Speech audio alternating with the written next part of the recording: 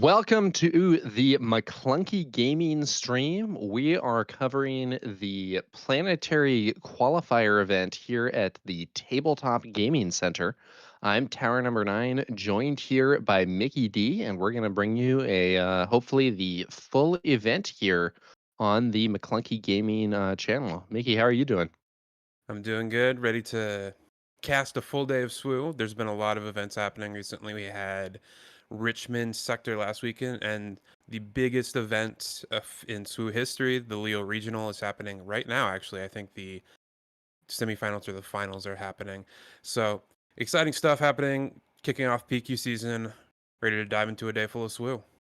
Yeah, should be a lot of fun, Mickey.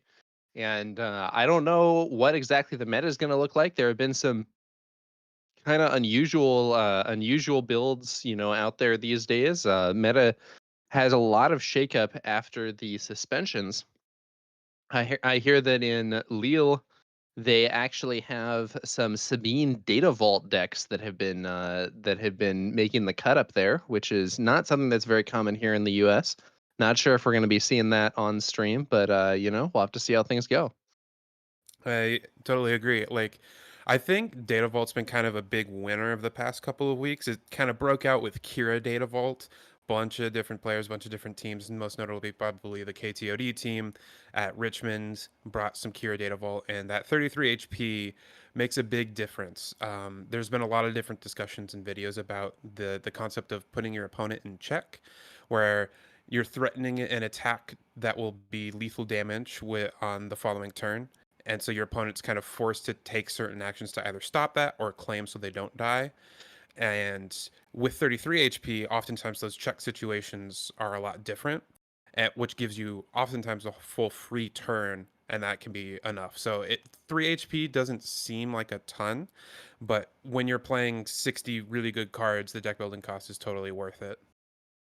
Yeah, it's interesting because I think that on preview, Data Vault was typically considered to be, probably disadvantageous with the deck building cost not necessarily considered worth it. And I remember people were saying that its counterpart, where you have a lower minimum deck size, but you have less HP, was going to be really good. Um, but it's Data Vault that's been the one that's been making a splash in the meta. So interesting situation there with respect to the benefits of consistency versus having that extra HP on the base and some more time to breathe. Yep. I think a lot of it comes down to the redundancy of the cards in your deck. So, for example, those Kira Data Vault decks, they aren't running this card, I don't think, but you can play Power of the Dark Side, and then you can also play Merciless Contest, which is a similar effect. And so, if you want that kind of effect, you can have 6 copies of it. And in blue in general, just having a bunch of removal.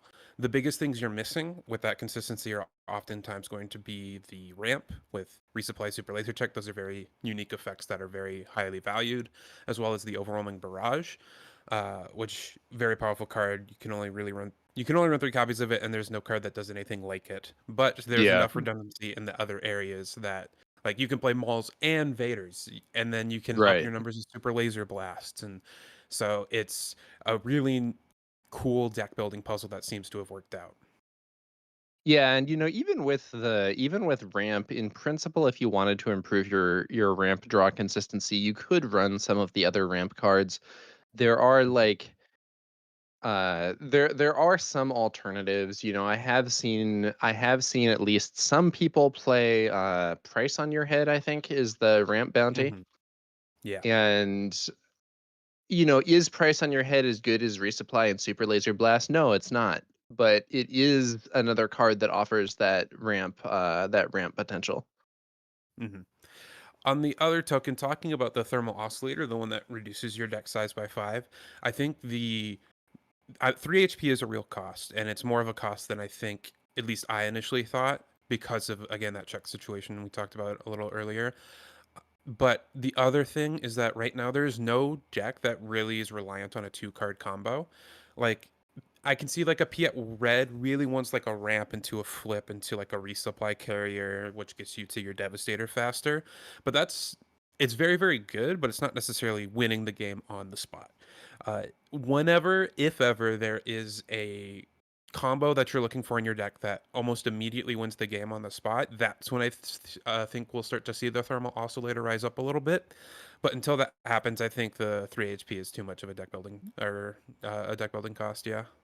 Yeah, I think if like the Captain Rex Unity of Purpose deck could play Thermal Yeah. Oscillator and have that work with its colors, it might well do it for the increased draw chance. But even that deck, actually gets a lot out of that droid manufactory to get the battle droid tokens. So, Hmm. I think it may be something that's kind of a puzzle for the future. And the other thing is that Tarkentown is super good right now. So I think Yeah. a lot of decks that might want to play Thermal Oscillator in principle aren't even really thinking about it because they're on Tarkentown. Yep. And like if you're not playing Target Town, it's oftentimes because you want that boost of HP, and Yep. 5 is way more than 2 additional HP. And the upside of having 5 less cards in your deck, honestly, sometimes isn't even all that much of an upside. Yeah, I think it's interesting really. I could see there being some builds where it's they really really really value that ramp and they want to improve their ramp draw Yeah. percentage or whatever. But you know it'll be interesting to see whether Thermal Oscillator ends up making a splash later. The I think it's a base people are going to come back to pretty much every set just to see if it's broken now. Yeah, I mean I could see there if we see some other deck that is a combo deck or is maybe it's not a combo deck but it's a deck where it really wants a certain specific card that there isn't much of. Thermal Yeah. Oscillator could end up being a big winner, but at least for now it hasn't been as successful as the Data Vault. Hmm. And I'm space for I'm seeing bases. Go ahead. Yeah, go. Space for bases is going to get a lot tighter as well with or Legends of the Force coming out, because we're going to have those new bases that when you attack you get the Force token, and I imagine that's going to be a pretty big mechanic in the upcoming set, and so we're going to have even more bases to choose from, and things are going to get even harder in deck building. Yeah, I think we're going to in the next set we're going to get all those like force bases which are themselves going to lose some HP. Hmm. And then we'll see whether or not the low HP bases become more prevalent with that set. For those who don't know what I'm necessarily talking about, I believe there is going to be a 28 HP base in every color that says when a friendly force unit attacks, the force is with you, create your force token. So the force token is one of the new mechanics of the set, and this set's common bases are going to be 28 HP with that mechanic to allow you to get those force tokens going. And is that going to be a successful mechanic in competitive play that people are willing to lose 2 HP on the base to play around? I think we're going to have to see. Um, Totally and agree. I believe, I'm not entirely confident, but I believe that they said maybe there were going to be some other ways to get the force token um, Yes. with some of those other bases that have not been previewed yet. I believe they have said there's going to be another set of rare bases that involve the Force token and don't necessarily involve, attacking with a Force unit. There will be other ways. And we've seen some cards that do it too. There's a blue black card that costs 2. Forget the name of it, but it's deal 2 damage to a unit. The Force is with you. Yeah, I And think so it's that's like a daring Drain raid for a unit. Essence. Drain Essence. Yeah. And it could be interesting to see how that new force token works and how much that plays into your base selection. I do think that if you have a deck that's going to be really built around that new mechanic, it would make a lot of sense to want to be playing a build where your base guarantees a consistent way to generate that token. But we'll have to see, maybe there are going to be enough cards that give you that forces with you effect themselves that you won't need the base to do it. Yep. I'm looking forward to the next step, especially with the world's meta being revolving around the new set. But with that said, We have a set 4 PQ ahead of us. What are you expecting to see most of here at this event? What kind of breakdown do you think we're going to get? That's a good question, Mickey. When I think about the most competitive decks right now, I'm thinking so I'm told that I am told that the finals over in Lille is Anakin Colossus versus Sabine Data Vault. So war of the high HP bases there. But I when I think of the decks that I would consider most competitive and successful going into this, with the caveat that we are in a relatively new meta, with those suspensions having gone in and things not really settled yet. So I'm thinking, Sabine ECL classic deck. I'm thinking of things such as Quinlan Tarkentown. I think we may see a lot of Hmm. Kira. Honestly, I've seen Kira played with ECL. I've seen Kira played with 30 HP, and I've seen Kira played with Data Vault. So some variation of Kira Green definitely in there. Um, Hmm. One note that I think is going to maybe be different from what we've seen at some of the larger events is that without those showcases being given out, I don't think it's as likely that we're going to see Set One Luke or Vader, who have been Yeah. making more of a splash in some of the big events, but I think largely because people are gunning for a very rare card. Yes. I do think Vader specifically might see a little bit more play. That's a interesting wrinkle on the meta. It's got some decent matchups into the top decks. Like I think it's pretty favored into Quinlan. I think you got some good game into Kira, and a lot of people just like playing Vader. So of the two, I'd expect to see Vader more than Luke. But I totally agree with you. You're not going to see nearly as much as it compared to a regional or a sector. Um, I mostly agree with the top decks that you mentioned. I do think we're going to see some Han 1, probably not as much as we should. Han 1's always been a leader that is very powerful, but not as played.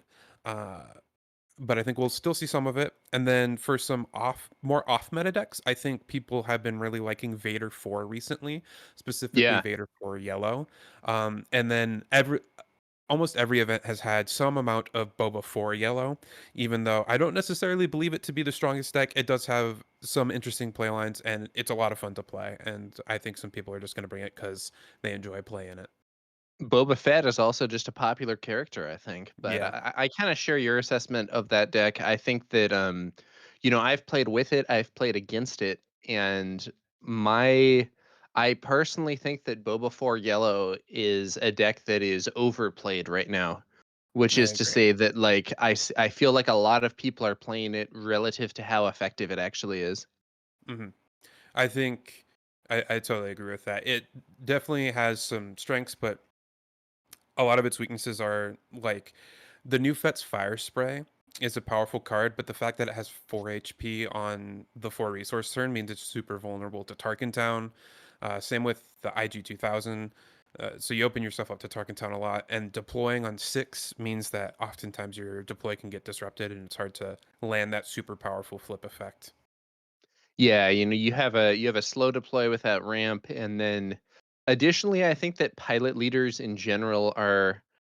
I think they can be fairly risky because of how vulnerable they are to upgrade removal. In particular, Hmm. bamboozle. Yeah.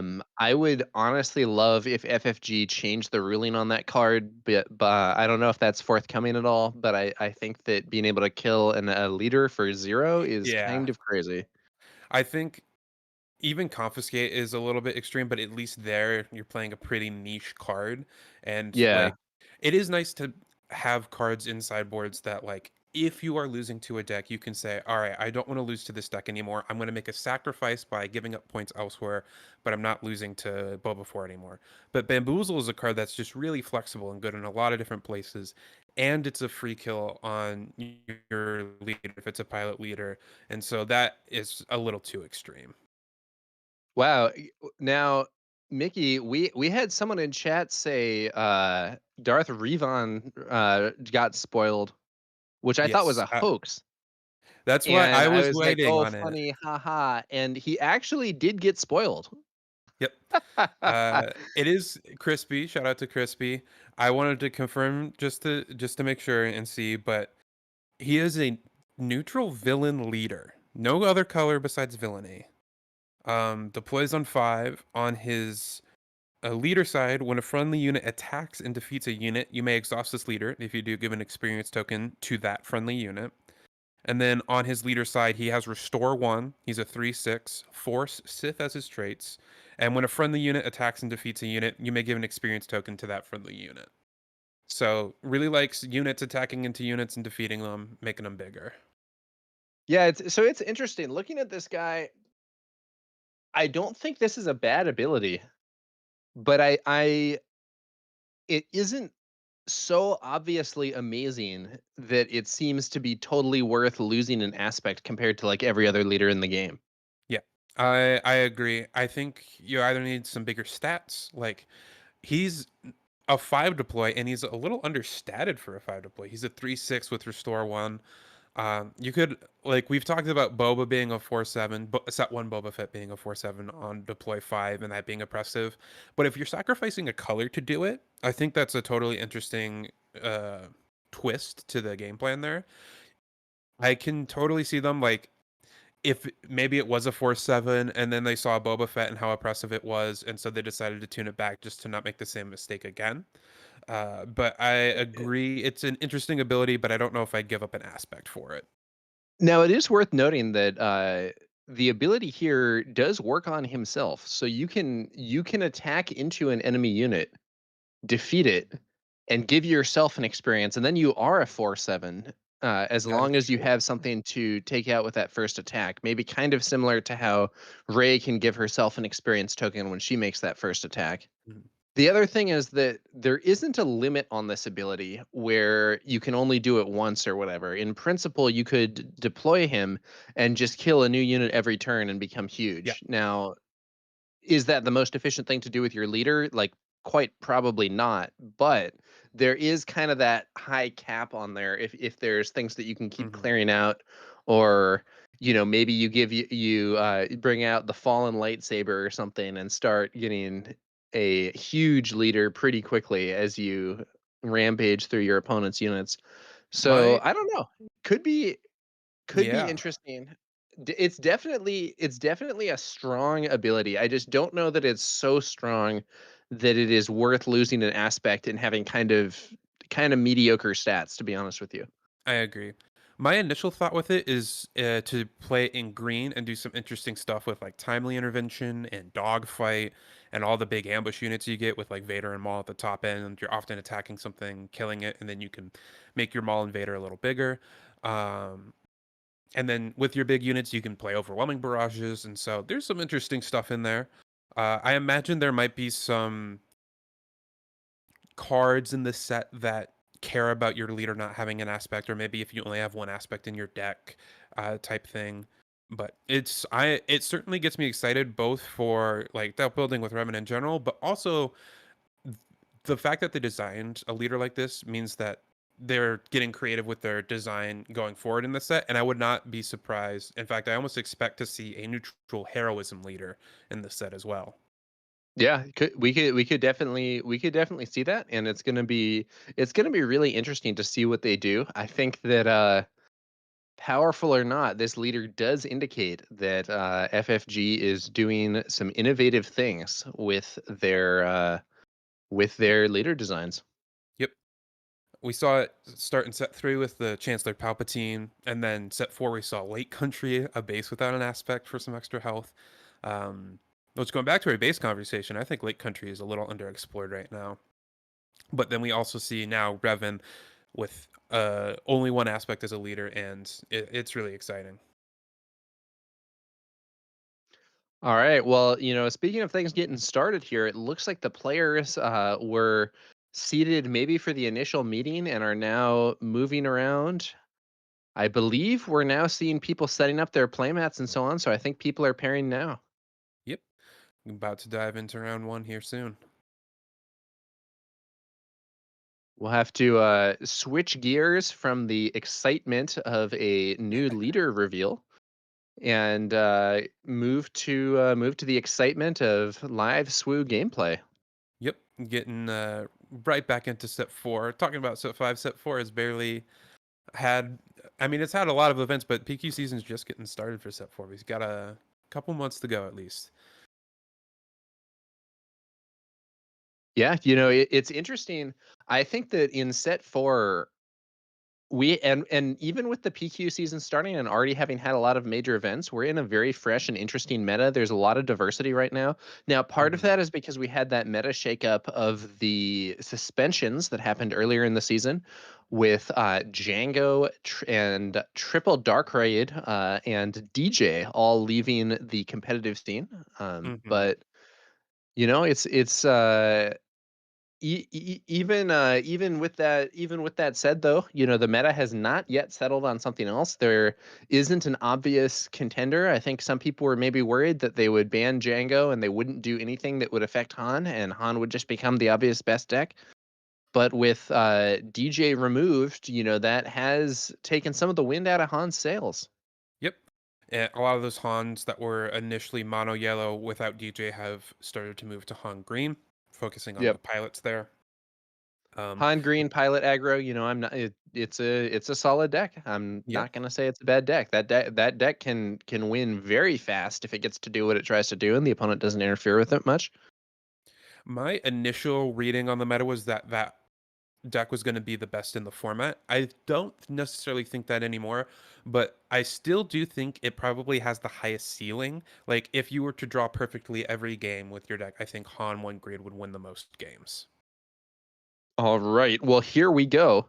It looks like we are going to have our first matchup is going to be Kira Data Vault versus Asajj Ventress Data Vault, and this is All going to right. be the Asajj Ventress that we saw earlier in the game.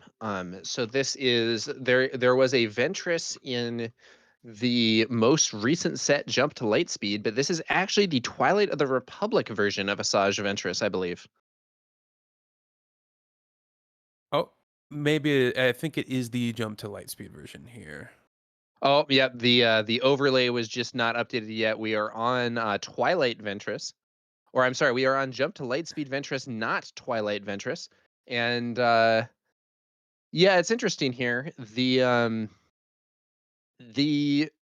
Asajj Ventress from Jump to Lightspeed isn't honestly my favorite leader, but she Yeah. can potentially be really good in the right situation. I mean, you get So a bunch of free pings with her, and though that math can add up. yeah, so I think that the ability also to give grit Hmm. grit is a really interesting keyword in my opinion. So if you if you have a unit with grit, sometimes grit doesn't actually even do anything, but sometimes it can be a very large stat increase.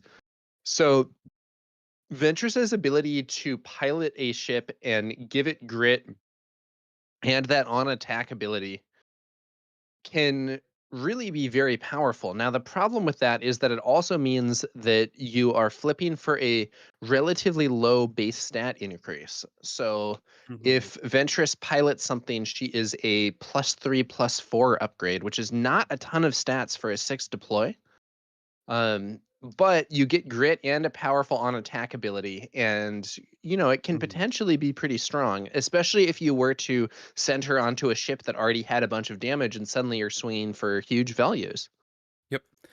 I do think I've had this thought with blue green villainy where there's a lot of really good vehicles you want to play. And you can play like a blue green villainy control, soft control shell with a lot of these vehicles and stuff like prepare for takeoff. And you have 6 2 3s in space. And you have Iden Versio and Corvus. And I think initially, Piet is kind of the place you want to go because you have all these big capital ships, you make them cheaper, but Piet doesn't do a whole lot as a deployed leader, and once you get into the late game, that resource cheating isn't going to matter as much. And the whole point of the deck is to get to the late game. And You so know, another way you can take it is this Asajj deck with a pilot ability and a more relevant ability into the late game. yeah, I think earlier we were talking about Boba 4 maybe being a deck that was overplayed relative to its strength. And Hmm. I think that Piet has turned out to maybe also be a deck that is more popular than it is strong. I Um, totally agree. Now, part of that also, to be fair to Piet, I think one of the things that was interesting and exciting about him was that he seemed well positioned against space aggro decks in particular. And in a meta where Django was still around, that was a pretty appealing trait, but I think it's become less the focus now. But Hmm. here we go. Essex, our Kira player, leads off with the Hylabon Enforcer and then is going to use Kira's ability to damage it, charging up that grit and give it a shield, while Jason brought out Dr. Pershing. Pershing, probably the best turn one play you can have in these kind of blue green villain control mirrors. Sometimes the game can be decided on turn one, not necessarily like fully decided, but if a Pershing gets to run away with things, it can be hard to come back from that. And it looks like Jason is going to use Ventress's ability here to ping the shield off of the Hylabon Enforcer and deal 1 damage to Dr. Pershing as well. So this set for Ventress, her action is exhaust to deal 1 damage to a friendly unit, and if you do, deal 1 damage to an enemy unit in the same arena. Essex fires off Power of the Dark Side to clear Dr. Pershing, and now we're going to see Cobb Vanth here from Jason. God Vanth is a really interesting, really powerful card that hasn't seen a ton of play. People got excited when Thrawn was released because you can double that when defeated trigger, but still has a lot of options even when you're not doubling it. Yeah, Cobb Vanth is extremely strong on paper. I think that he ended up being weaker than people thought on first preview because his timing is such that if the opponent defeats him after you have taken the initiative, you do not get to play the unit that you otherwise would from his when defeated effect, Hmm. which makes him much less strong in an aggro deck than a version of him where you just got the unit without having to take an action to play it would be. Yes. However, as you mentioned earlier, he has strong synergy with Neutron, and this trade is certainly going to be very advantageous for Jason in terms of card advantage because not only does Cobb Vanth defeat the Hylabon Enforcer, allowing Jason to draw a card from Bounty, but he's also going to get this when defeated effect, allowing him to potentially search up a unit. I am not sure. Yeah, so he's going to throw, it looks like a Bazine Natal there is going to be Yeah. able to be played for free. And then we also are going to see the draw from Bounty, but Yep. I think that is all correct. And that's an interesting deck building choice too. Playing some off aspect 2 cost or less, specifically Bazine, can be really nice in these control mirrors. Plus, if it's early game, you can smuggle it or resource it and then smuggle it later in the game. Really, really interesting deck building here from Jason. yeah, I think as you mentioned, Bazine Natal is sometimes used as a mirror breaker for hard control. As you have the ability to snipe your opponent's critical vigilance and restock out of their hand late in the game. In this case, though, Jason is going to be using it to remove a resupply. It looks like he saw a resupply Avenger and Overwhelming Barrage and Mhm. decided to remove his opponent's ramp option there. Those are all really good cards. Argument to take any of them. Yep. Uh, I might have leaned towards Barrage if I'm trying to build up a big piloted leader. Just nullify the Kira flip a little bit, but preventing your opponent from getting to the barrages and the Avengers in the late game, especially if you have some other plans, is totally reasonable. Yeah. Wow, very early Kira flip here from Essex. Um, Kira taking the field with almost nothing on Jason's side of the board. I think Essex is trying to just be the beatdown here and push damage as fast as possible. It's Hmm. interesting because we do often see Kira being used in a more reactive fashion where people will sometimes wait to deploy her until after the opponent has built up a board that her when deployed effect can do a bunch of damage to. Yeah. With an OB in hand, just having a unit set out already so you can OB in one action is totally reasonable. Obviously, you like to get the Kira damage as well, but having that one action OB is a very reasonable choice to make. Kira not going to get too much damage onto Jason's side of the board here because Jason has a Power of the Dark Side to clear her out. Essex can't be too happy about that. Looks like it's going to be, I think that is the organized play takedown being used to clear Bazine, and I wonder if that means that Essex has a Power of the Dark Side or similar. Normally, a takedown on Bazine would not seem to be very worthwhile. Yeah, I would agree. And maybe just had nothing else to do with resources that turn, so don't want to completely throw a turn away. Just use your resources doing something. Also totally understandable. Yep. Now we see a I think that's an Onyx Squadron Brute there for Jason. Hmm. And Essex brings out Darth Vader. Just Nothing getting to ambush, but still gonna potentially get another unit onto the board. getting some bodies on board. I mean, Vader is one of the best cards in these kind of mirrors as well. Not only can you clean up some of the early game and bridge to your late game, but it gives you some power insulation, and it can be a one card threat that your opponent has to like overwhelming barrage or super laser blast away, letting you kind of save your big stuff in hand for after they use a lot of their removal. Yeah, if Vader ends up drawing some fire that would otherwise be able to clear out your Avenger later on in the game, I think you're very happy about that. Hmm. Looks like a super laser tech being brought out with Vader's when played ability, which is also going to help Essex get to the very late game cards in his Hmm. deck. I know that we saw that Avenger earlier, and it's possible we'll see even other cards such as Devastator, Annihilator. Hmm. And this playline is very specifically good with an Avenger in hand because you're going to resource up to 8 next turn. You can attack Super Laser Tech into something to go to 9, and then you can play Avenger. Yeah, Jason is going to have Ventress pilot the Onyx Squadron Brute. Maybe a tactic being used here to try to get around that super laser tech and render the Onyx Squadron Brute immune to a potential Devastator, not in, or I'm sorry, Avenger rather. Because it'll become a leader unit. Yep. Ooh, and then an overwhelming barrage fired off from the Onyx Squadron Brute.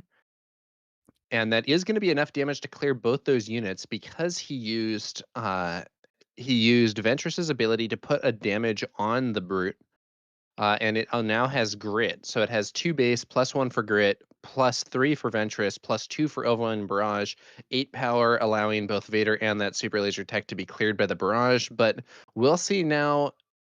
Jason's leader now vulnerable to a power of the dark side, but it doesn't look like Essex has it. Don't believe I see a power. I do see an Avenger. I think there's a Maul in there. Might have just resourced an overwhelming barrage. I think there's a takedown. So a lot of gas for Essex. This game is far from over. Jason certainly has the upper hand right now, has the only threat on board. But Essex does have, I believe, a 2 resource advantage. And so it's going to start slamming some Star Destroyers earlier than Jason. Yeah, it looks like another Vader here from Essex. One other thing that's interesting about this situation is that if Essex does have a takedown in hand, which I think I also saw, if Jason were to use that on attack ability on Ventress again, he would drop into takedown range. Right now, he's out of range by 1. I th- is I do not know. Is Asajj a May effect on attack? I believe it is. Yes, you may deal Okay. 1 damage to a friendly unit if you do deal You 1 do. damage to an Okay. enemy unit in the same arena. And it's Jason another appears. super laser tech. Yeah, I mean, just get even bigger. Jason throws out a Vader of his own, swinging into his opponent's Vader here. So Eh, this indicates to me he does the attack first. He's probably looking for a tie dagger vanguard. Deals 2 damage to a damaged enemy unit, and that's a reason to attack with your Vader first, because you get the damage on the unit, then you can deal damage to a damaged unit. Great point, Mickey. I think normally timing wise, oh, here's something spicy. It's Ooh. we have Madi here, a 1/1 where when defeated you can ready a friendly unit. We could potentially see Jason attack, use Ventress's ability to deal 1 damage to Madi and 1 damage to an opposing unit, and then ready up a unit and get another swing. Hmm. I mean, this And Asajj might attack for 10 here. yeah, and here's the other crazy thing. Because that first one is going to damage Vader, uh, Ventress can now potentially make another attack and ping both Vaders, clearing the opponent's one off the board. That That is a wow. very powerful play. This is some really interesting, really cool stuff from Jason's deck. I'm a big fan. Yeah, I've never seen this line before, but it seems like a really strong one. Those moddies are kind of making the Cobb Vanth shine a little bit more too, make it, Oh, wait, all these puzzle pieces coming together. he damaged it. I think he has maybe made I think he's maybe made an error here. I don't know for sure. But instead of using the ping to clear his opponent's Vader in the ground arena, he's pinged his own Ventress, which does let him hit the base harder with that grit, but it leaves the opponent on that Vader and it puts Ventress into range of a takedown. I think Yeah, it would have been better to I think it would have been better to ping both Vaders here, but we'll have to see. yeah, I agree.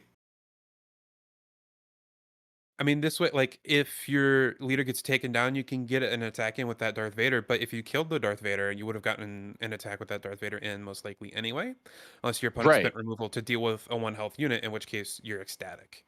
And with that Vader off the field, Essex wouldn't be able to play OB, and Hmm. Ventress would still be out of range of takedown with 6 HP left. If she had not pinged her own ship here, we'll have to see what happens here. That's a very interesting situation. Yeah, looks like a takedown. Yep. Going for the leader. Yep. Yeah, yeah. Takedown, clearing out Ventress, and Jason maybe regretting his choice there from last turn. Not sure. I think I maybe saw an overwhelming barrage in hand for Jason. Oh, maybe not though, or maybe he There's resourced it if he had it. there is an Avenger. There is, I believe, a Mm. Reinforcement Walker. So a lot of big threats still left over in Jason's hand. He still, Another I think, f- is ahead in this game. another 5 damage on Essex's base. 24 damage now there. But a Maul Ooh. ambush is going to clear out Jason's Vader and also deal 5 overwhelm. Now, Maul still on the board too. two 1 health units against an Asajj that can ping him down is a little scary, but does mean he has to stick a ground unit. And I believe with an Avenger in hand, Essex can pretty cleanly take care of this Reinforcement Walker and try and start to take back the board. Reinforcement Walker sees a Cobb Vanth and Jason opts to draw it instead of heal. But I think you're absolutely right, Mickey. I think Essex is going to bring in Avenger, wipe the board, and then be in a position to start a big comeback. Hmm. Now, I think the way this turn is going to play out, Jason might be able to deal with one of those big ground threats before Essex gets to attack with it. And then with an Avenger of his own in hand, can start to fight back a little bit, but he's letting this game slip away from him. Yeah, I do think using Ventress's ability on herself was a crucial turning point in this game. But, whether it totally changes the outcome or whether it's a stumble that Jason's going to be able to recover from, we'll have to see.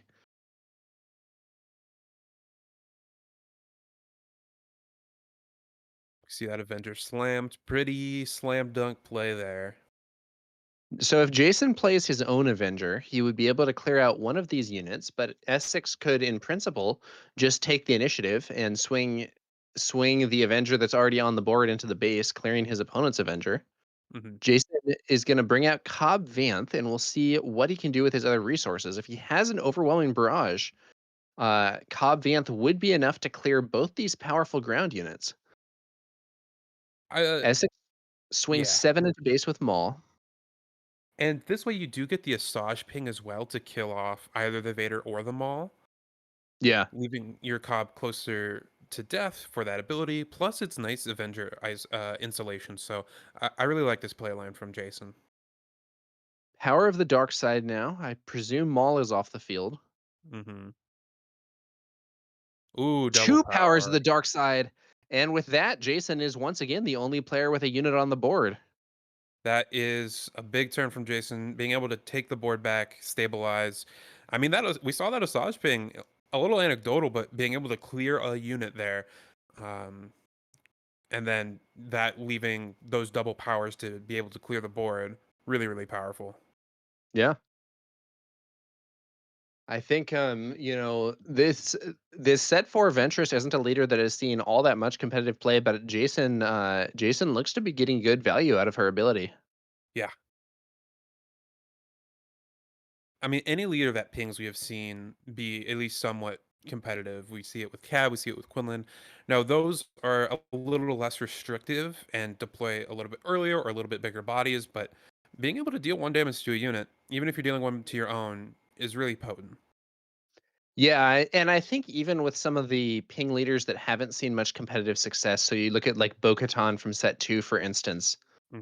Um, I don't think Bo-Katan is a terrible card. I just think the Mandalorian synergy didn't really end up being where it needed to be for that to be a competitive archetype.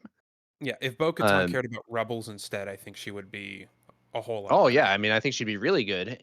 Or if some of those Mandalorian cards had been better, especially the early game ones, I think they Hmm. sort of fell into that trap where it's some of those cards are the sorts of things where it's like, well, if you get this synergy going, then you get to be efficient. But it's like, well, why don't you just play a card that's efficient without the synergy? Exactly. Um, Ideally, with those sorts of cards that have like conditional stats, achieving the condition needs to put you a bit above the curve.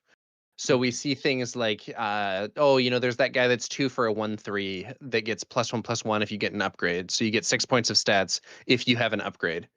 And it's like, I think probably that guy should have been a 2/3 or a 1/4 so that if you get that upgrade and you achieve the condition, you're above the curve. Yeah. Those are the kinds of cards that are often printed for a limited environment where Yeah. you make it build around type of deck. Um, but for constructed, it would be nice if those went a little bit above curve. Now, getting back to this game, we saw Maul ambush in there, another Maul, cleared out the Cobb Vanth.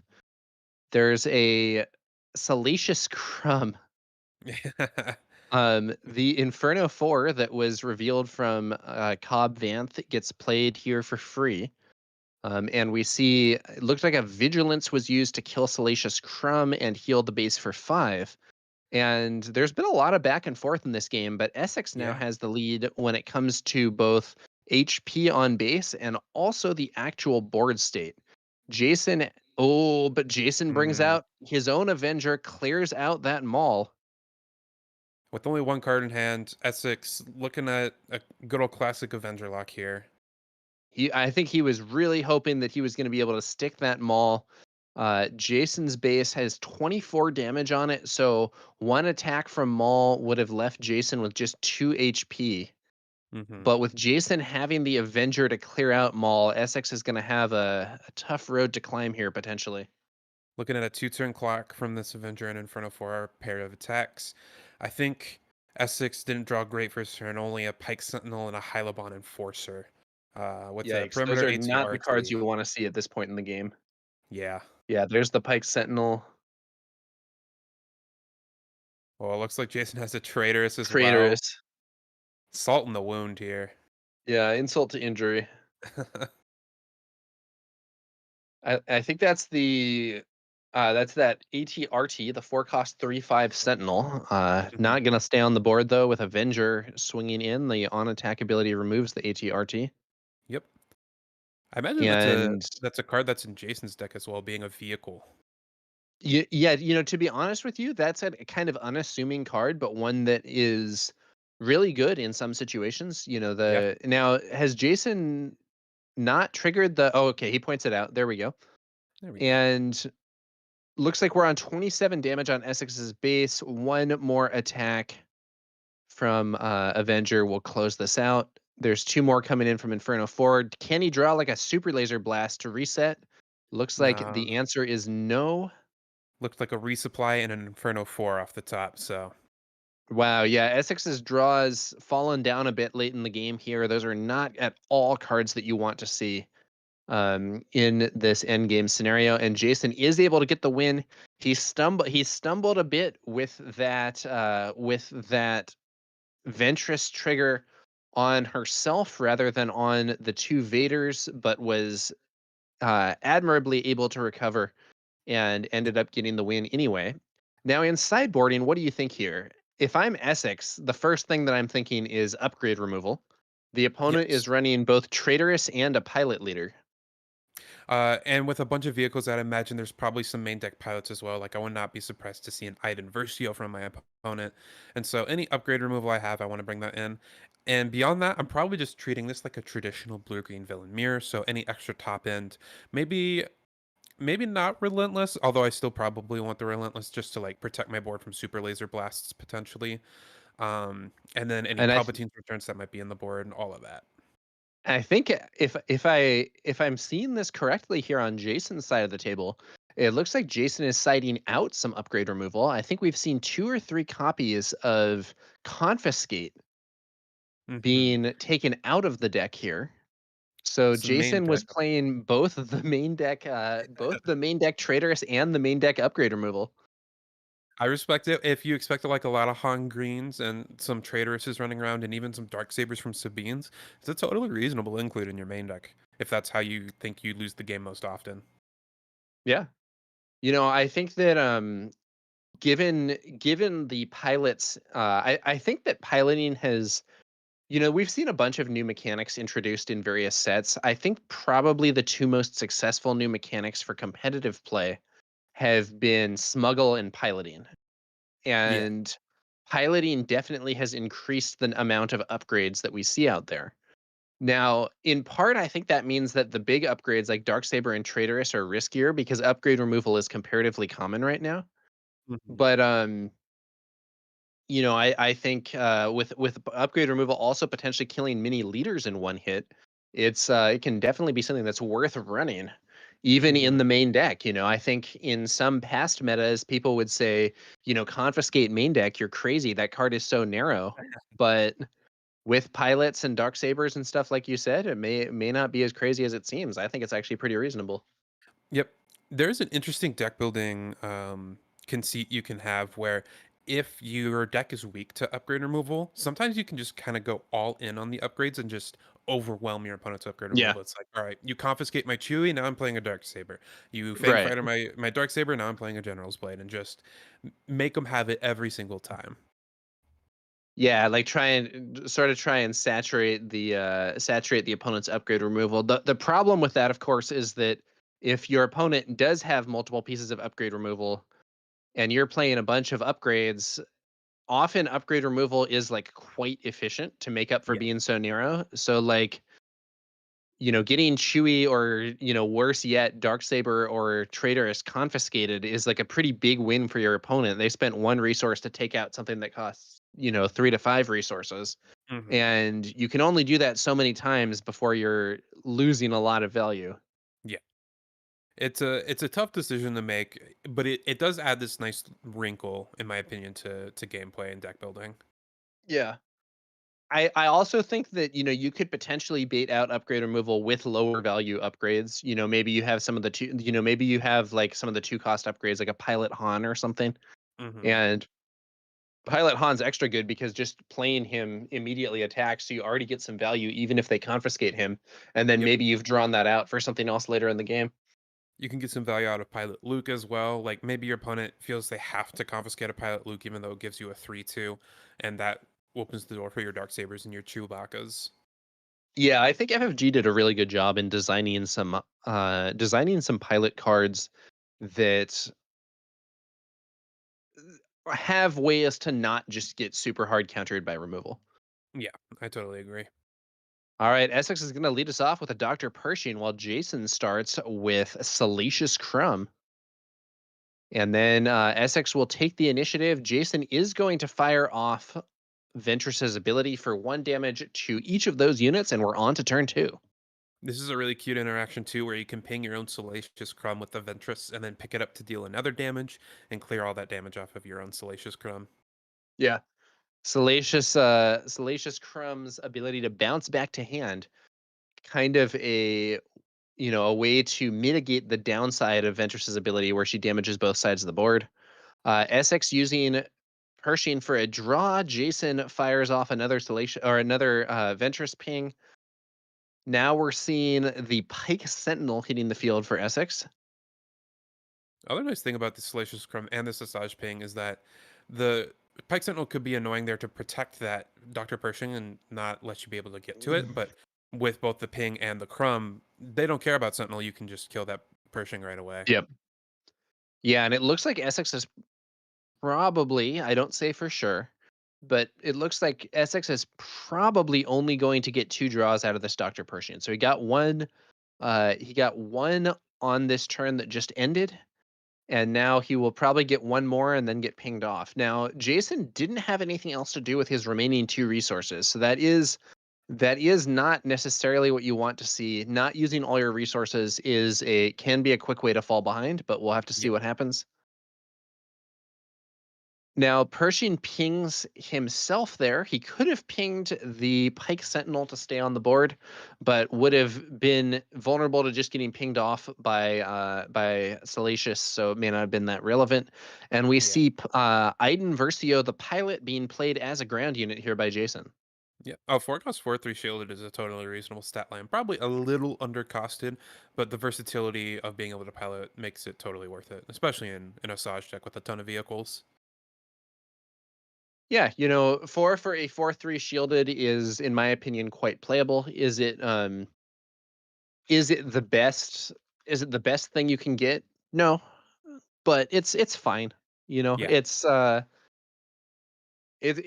totally playable card, and you do have that additional upside of being the 3 cost +3/+3 and shield pilot, which is really really good. And 4 for 4/3 shielded is pretty reasonable. There's a card that's 4 for 3/4 shielded Yeah. without that extra piloting upside, and so Iden feels miles ahead of that. Oh yeah. It's an annoying body to deal with, especially with a bunch of Tarkin Town decks running around in Cad Bane and Quinlan. That shield is really annoying. Oftentimes can hit them for 4, which puts a lot of pressure on their base. It's got some extra utility. I like that card. I've been trying to find a home for it, and this might be one of the better ones. Yeah, in this case, though, the quick takedown from Essex means that Iden isn't going to be doing that much with that stat line. But that's like not necessarily an inefficient trade. Both sides play a Yep. 4 cost, so it goes. I believe that is Corvus, the prestige art from Iden's ship itself. So Yeah. that takedown looking extra good, making sure that Corvus can't pick up that Iden. Yeah, I mean, I think if Jason could have swung with Iden to clear the Pike Sentinel and then bring out Corvus and send Iden over there, that would have been pretty ideal. But takedown blocking that, and now we see Chirrut taking the field.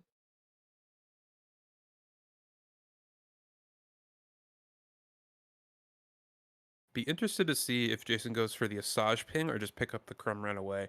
I'm inclined to just pick up the Crumb, not let that Kira attack into it get a little bit bigger, as well as protect it from a potential overwhelming barrage that might be coming here. Yeah, what do you think here? Pick up Crumb and deal the 1 damage to the Pike Sentinel? I think so. I think that would be my line. It's not like super efficient. It doesn't do a lot for you, but it sets up a potential Asajj ping on a following turn. Doesn't let the Kira get big. Yeah, I think the main other line would be to use Ventress and ping both Crumb and the Sentinel. Looks like he's gonna go for that one. A Hmm. little riskier here for sure, though, and it looks like we may have that barrage coming from Essex. That's Yeah. exactly right. So we're gonna get a board clear here. Now, losing the Crumb isn't huge. Like that card is annoying, but it's not like super high value. Um, but it would be better to have it in your hand here, I think, rather than obviously in the discard pile. Yeah, and Essex in a pretty strong position now. Hmm. But we'll see. Jason has yet to bring out Ventress, and I believe could deploy her this turn if he's willing to deploy her as a ground unit. She would then be in a position to potentially fire off a barrage of her own and clear Essex's board. Yep.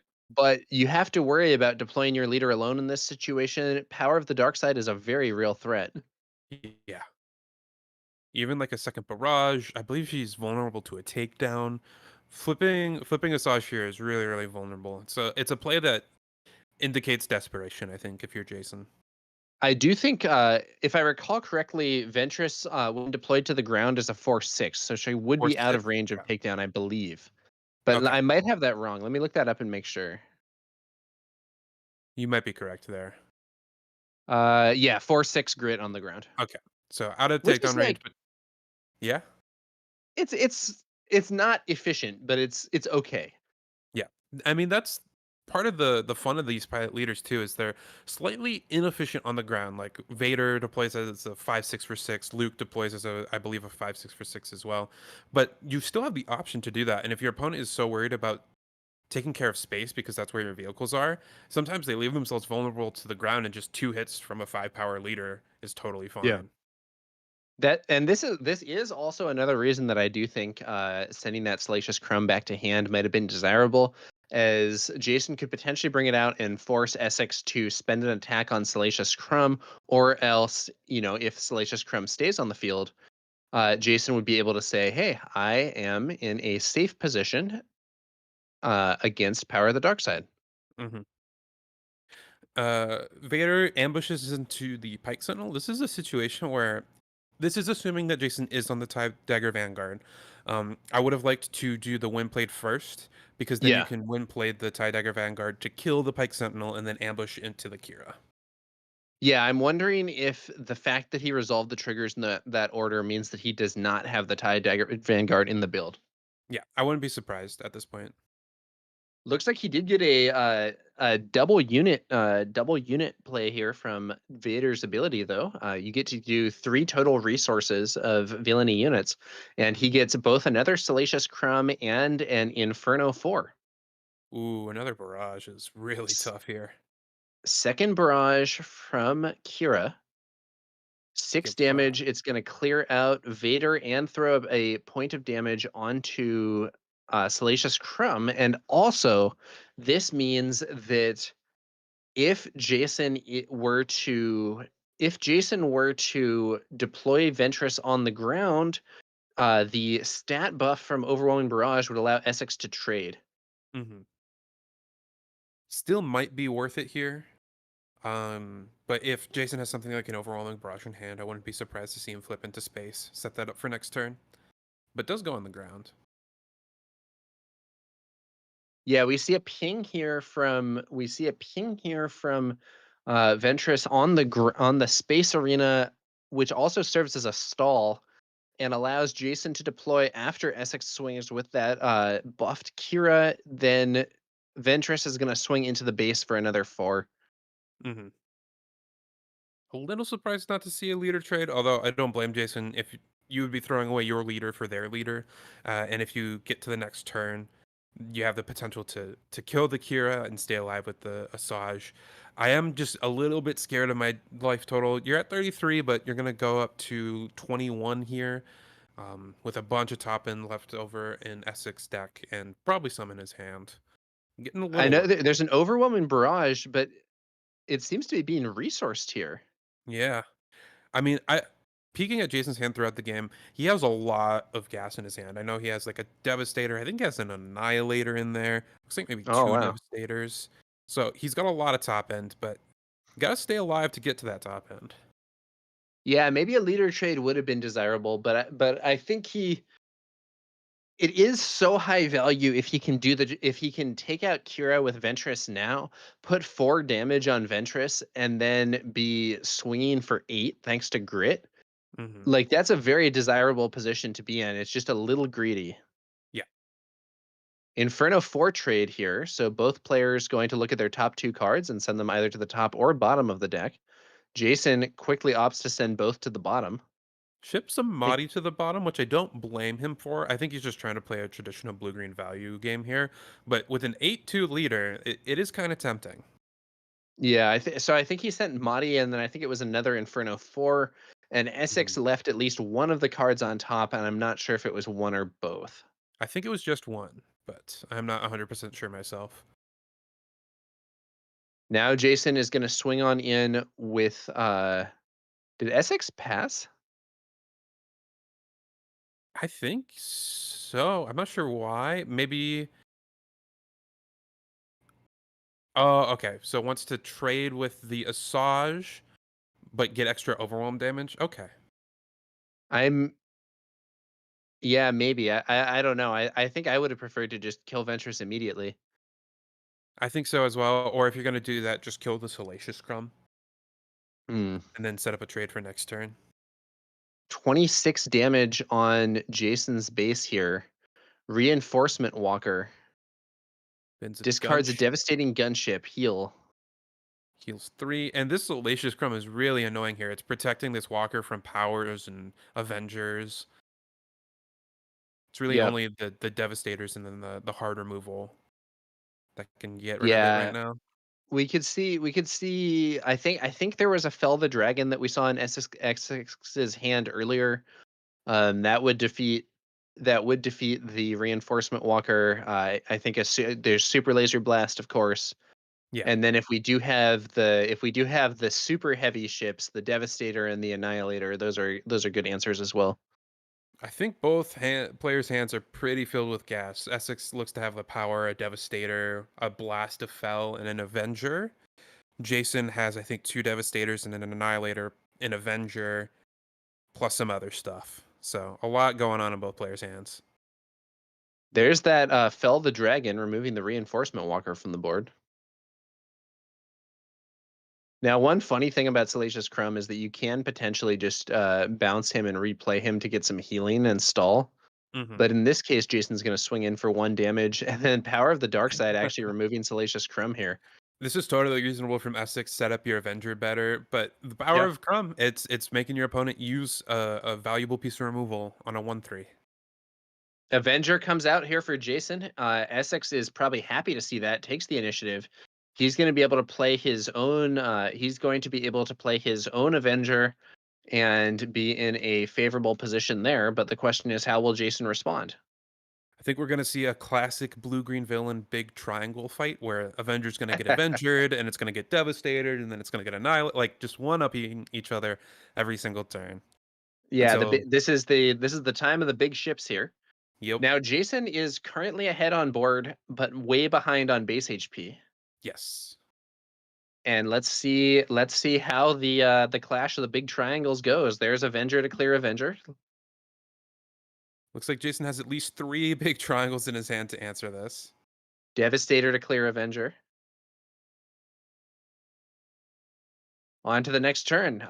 Neither player was able to attack, but they each destroyed their opponent's big ship. So Jason, of course, is the one who's left with his big ship on the field, which puts him in the driver's seat here. As it currently stands, I think Jason is winning this big triangle fight. He's got 2 extra in his hand, whereas I think Essex only has 1. Yeah.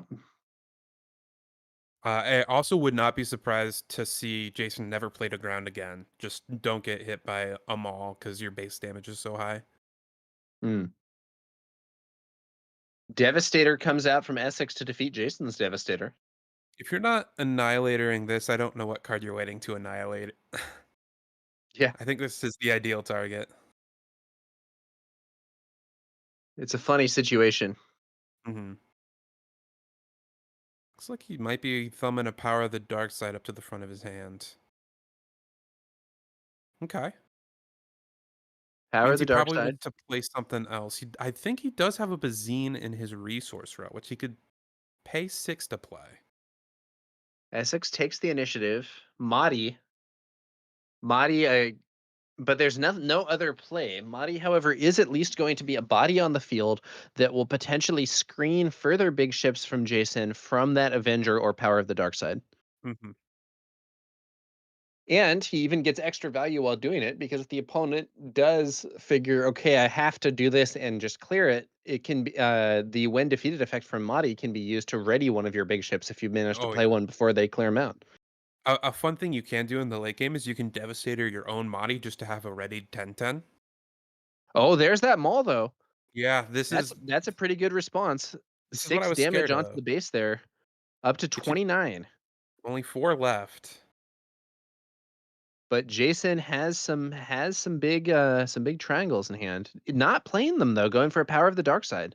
He's saving his big triangles. I think he's holding on to these a little too long. You do need to get the game over with eventually, or at least start pressuring your opponent's life total. Dr. Pershing. Honestly, Dr. Pershing is a pretty real threat, both in Oh terms yeah. of screening for the more powerful units and also because card advantage at this point starts really, really mattering. Hmm. There's that Bazine from Bazine. Smuggle. Shouldn't that cost 6? It should. I don't know how much Jason is I tapped think for it. yeah, it's hard to tell, it kinda looked like he only exhausted 4, but I do know I could Jason be also wrong. needs to resource the top card of his deck. He has missed that so far. Resource the top card of his deck? Yeah, I don't believe he replaced it with Smuggle. I'm not 100%. Oh. Yeah, you could be right, I'm not sure. We got to the Um, draw, so Power of the Dark Side clears out Bazine, then we see Cobb Vanth hit the field, and Jason uses the, ability there from Ventress to deal 1 damage to each of these units. Essex this has for had to sh play some low value Power of the Dark Side moves here. yeah, I mean, the Cobb, Bazine, Salacious Crumb package is really good at insulating yourself against power. Okay, so Dr. Pershing's ability used to draw a card, but that puts another damage on him, leaving Cobb Vanth in a position to clear Pershing. What did Essex find? I think we see one of those perimeter ATRTs in hand. Yeah. I mean, that's a very real threat with your opponent only at 4 life total remaining. Yeah, there's the ATRT. Like, you might just have to Now, Devastator this. yeah, Jason could also ping Cobb Vanth, ping the ATRT, kill his own Cobb Vanth, and then activate Cobb's ability. He is in this case going to be playing Devastator, which is going to clear out the perimeter ATRT. And Cobb Vanth is still screening from a potential Avenger, but there's a Fell the Dragon that will clear the Devastator without having to get rid of Cobb Vanth first. Ooh, it looks like Jason his takes Cobb. the initiative. Ooh, I might have powered there Resupply. if I was Essex because you had talked about earlier if you claim you can no longer play that unit off of Cobb Vanth, and given that Right. Jason had claimed, like this Cobb Vanth is going to be power insulation for pretty much the rest of the game, so you might as well just get rid of it while you still can. Yeah, I think I don't really understand a resupply there. I think playing the Power of the Dark Side to deny Cobb Vanth's when defeated ability would have put Essex in a better position. He doesn't really need the resupply. He can just resource it at the regroup phase. Hmm. Jason bringing out another reinforcement walker, drawing Iden, but quickly opting to discard her for the heal. Gets Cobb Merciless with the. Gunship kills Cobb Vanth, but he does get his ability here. I don't think this is going to go to deck out, but we are starting to get pretty thin on cards. And there's another Bazine Natal being sent to the discard pile. Now, one interesting thing about Bazine is because the opponent draws a card after Bazine's ability is used, she can accelerate a deck out. Hmm.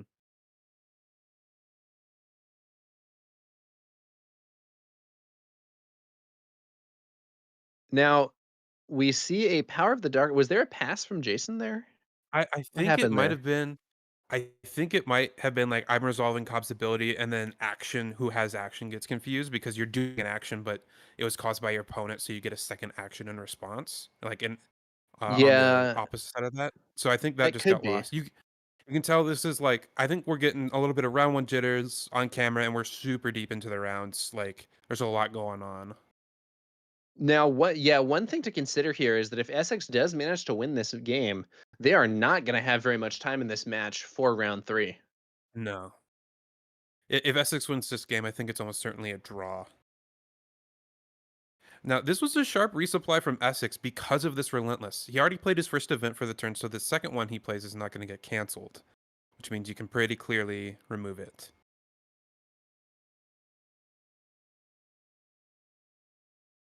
Yeah, Hmm. this no glory should work because he already played a Yeah. resupply.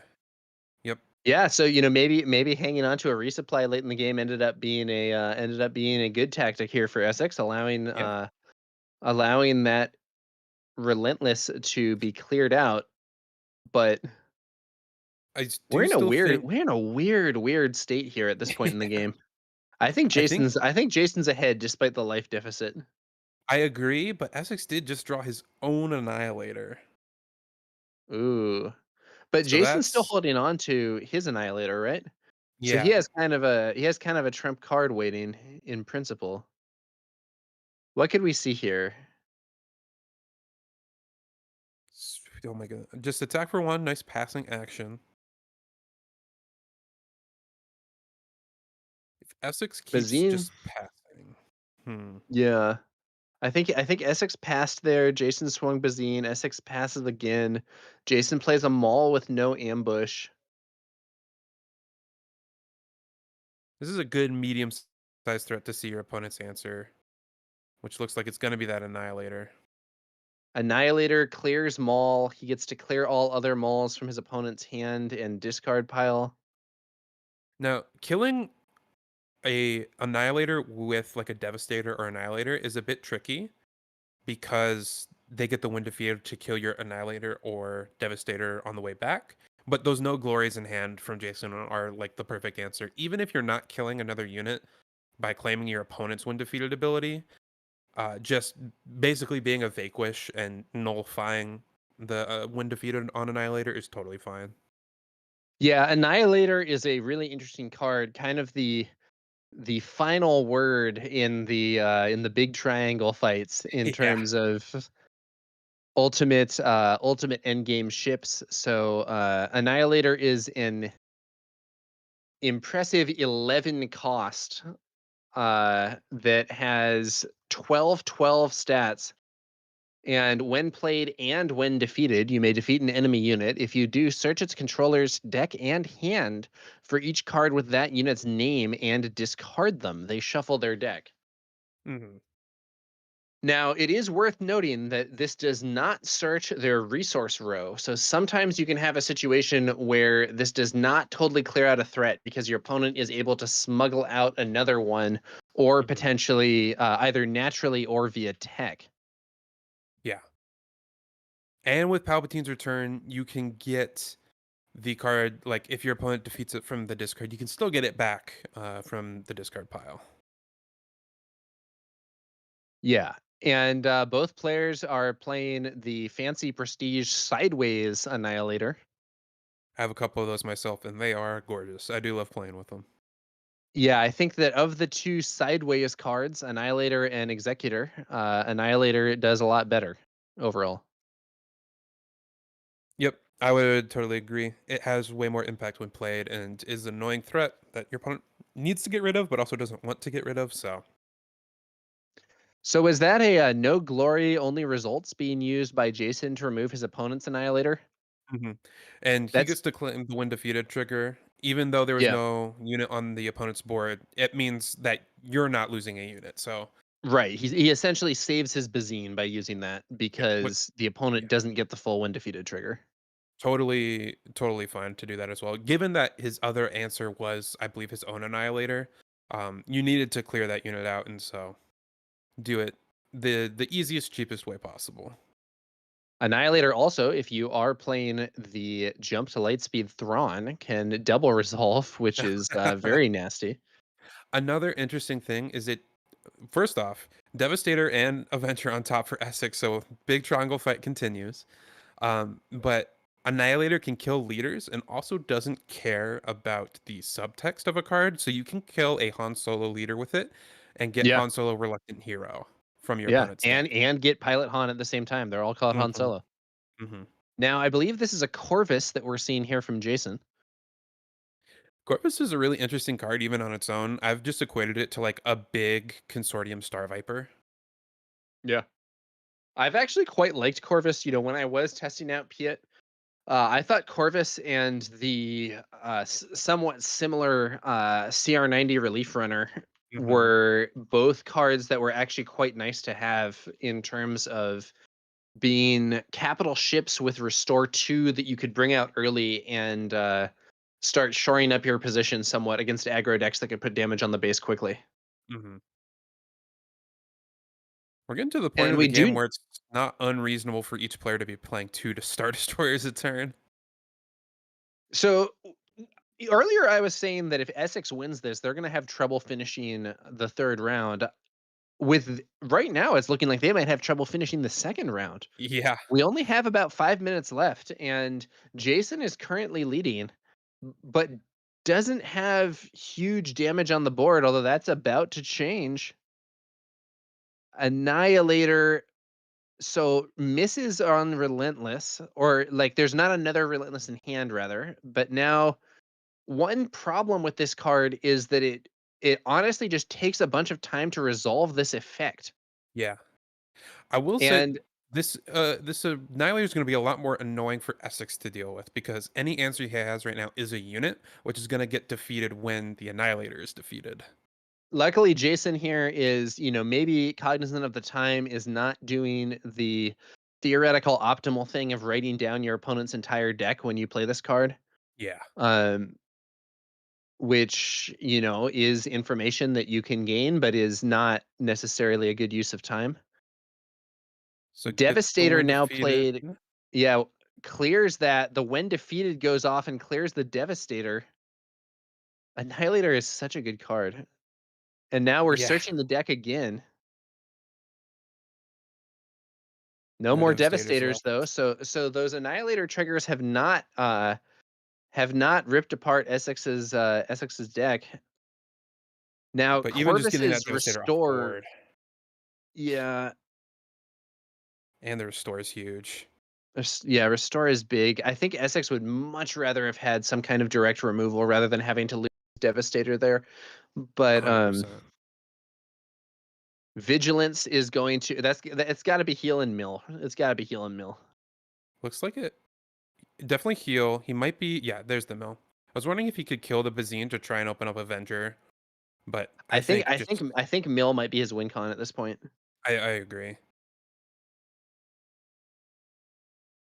Now, one funny thing about this scenario is that arguably resolving Cobb Vanth at this point is bad. If Jason is actually at risk of milling out. Yeah, Um, you can totally just like fail to find. yeah, it's a and the mill end game has been, I think, a historical downside of playing these hard control decks because it tends to be relatively unusual. Yes. And it'll be interesting to see what exactly happens. Typically, though, Kira is kind of a softer control deck and doesn't always get into that state, With 60 even against cards another now, control player. it happens a little more often, but normally yes, you're winning the game with damage. Wait, shouldn't 60 cards make it happen less that you're in mill Well, land? you don't get milled out, but if your opponent's a 50 card Oh deck, no, it's I, much I I more. see what you mean. In Yeah. this case, because they're both on Data Vault, it like evens out. Yes, yeah. But with But if you're only against with the only Tusk, 2 minutes left in the round, Jason might get the 1-0 here. yeah, it's looking like it's headed that way. We are certainly Essex has not seeing a game Essex 3. has gotta find the win. Essex has gotta find the win fast if he is gonna get it, but I'm not sure he's gonna be able to get there. Avenger from Essex. Jason opts to remove Bazine Natal here. I think we're gonna just see an Avenger on the way back. Maybe even a Palp's return on Annihilator. Just get out all those Oh, that would be Avengers. harsh. And that's, I think, exactly what we're seeing. Yep, Palp's return on Annihilator, and that does allow him to uh, search the hand and deck for Avenger. Hand does not have one. Should know the deck at this point if there's an Avenger or not. Looks like there's There not. is not. Now, the funny part about this is that this ability does not protect from Palpatine's return. No. But you can still get it back from the discard. But with an Annihilator, when defeated trigger left out, Right. unless Celtics finds a no glory, it's going to be tough. I think this game is. I think either Jason wins this game or it goes to time and Jason wins the match 1-0. I think that's what we're going to see, yeah. He's in a extremely favorable position here. SX has already spent a bunch of his removal. SX is low on the capital ships. Defeating Annihilator here would allow another one of those triggers. Hmm. And Jason also has Corvus, which is restoring his own base HP. It's really looking bad for Essex. Yeah. Even this Cobb Banth is getting in on the party. Yeah, I mean it's just more damage. I mean, this Annihilator might attack for 12 this turn. Yeah. Ping off your Mahdi. Yeah, pings off Mahdi and then Annihilator gets to swing again for 12. Gets him to 31. It's not quite lethal. Yeah, ping on Mahdi, Annihilator. There we go. Hit for 12. Swinging for 12 is usually a pretty desirable place to be Yeah. in, and I think Essex is going to scoop it up. Yeah. Those were some good games. You could tell the later they went, things got a little bit more tense and a little bit more stressful, which is totally understandable. But really cool matchup. That Asajj Ventress deck is really interesting. Yeah, I think that this is an unusual deck from Jason, but I think that he broadly played it well, and there are definitely some strong interactions in there. Yeah. Um, Ultimately, in that one, Essex was able to get a lot of damage on Jason's base, but couldn't quite get there. And we saw some of the healing that Jason had access to, recovering him from the brink. And he had what he needed to win the war of the big triangles. Mm-hmm. I'm not 100% sure, but it looks like that might have been, if not the last match in the round, one of the last matches in the round. Which not surprising given that it went right to the brink of time there. All right. Well, that was round one, and I thought it was an interesting matchup and an interesting build Yeah. for the Ventress player there. We will see whether that Ventress deck is gonna reappear on the stream later on in the event. But I think that was probably one of the later rounds to finish, so we Yes. probably won't have too much of a gap between that one and the next round. Yep. Looking at melee for the event right now, it looks like all of the rounds have been reported. All right. While we wait for those pairings, I do have an update. Apparently, I am seeing here that Sabine Data Vault may have won in Lille. Oh my goodness. That feels like the most European Savine deck to win an event. No, I feel like the most European deck has got to be Bosque Blue. Bosque Blue. Yeah. But if a Sabine was going to win a European event, of course it's going to be a 60 card Sabine and not Sabine ECL. Like, Yeah, I think a lot of US players have made fun of Europe for playing above minimum. And I remember jokes about like, "Oh, Data Vault, this is gonna be like the best base in Europe." But, Data Vault's been doing really well competitively, both there and in the US. So, maybe the yeah. Europeans were ahead of us. Plus 30 HP is definitely a reason to play above 50 cards. Yeah. Yeah, it is an interesting situation, and if you were running above 50 even when it didn't give an HP bonus, why not bring in the Data Vault and get some reward for your efforts? I do believe in the top 8 there was a Raid Data Vault player, but they were playing 62 cards, not just 60. That's about the most European deck I can imagine. Man, playing Data Vault and still going above that minute. Well, you know what? Hey, if you're getting a good performance about it, so be it. I think my understanding is that it is not optimal to go above minimum unless you're in some kind of crazy milling meta. But, Yes. you know, going above minimum in exchange for extra base HP is a different story. And as we've seen here, Mhm. definitely a choice that people can make, European or not, and do well in competitive play. Going above 50, probably not optimal, but if you're getting something on the backswing for going above 50, that's when it becomes like something to reasonably consider. And 3 HP, like we talked about at the beginning of the stream, is certainly worth that deck building cost. Looks like the players are now getting seated here for round two. So we're going to have our next round with you guys shortly. Not too much of a break here between matches after that first one went basically up to the edge of time. Hmm.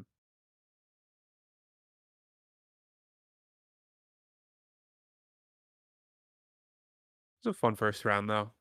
Oh yeah.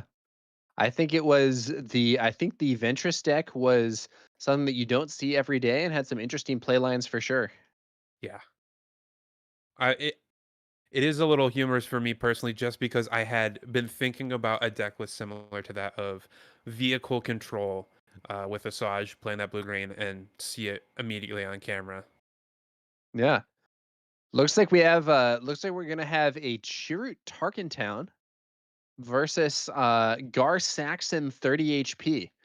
So Chirrut was actually pretty popular in the first set, not like necessarily a tier 1 deck, but you might call it tier 1.5 or something. Hmm. I think a lot of the a lot of the enthusiasm for Chirrut was dampened when Rivals Fall came out Yeah. in Shadows of the Galaxy, because it is an excellent counter to the kind of Chirrut Voltron tactics. But not everyone is necessarily playing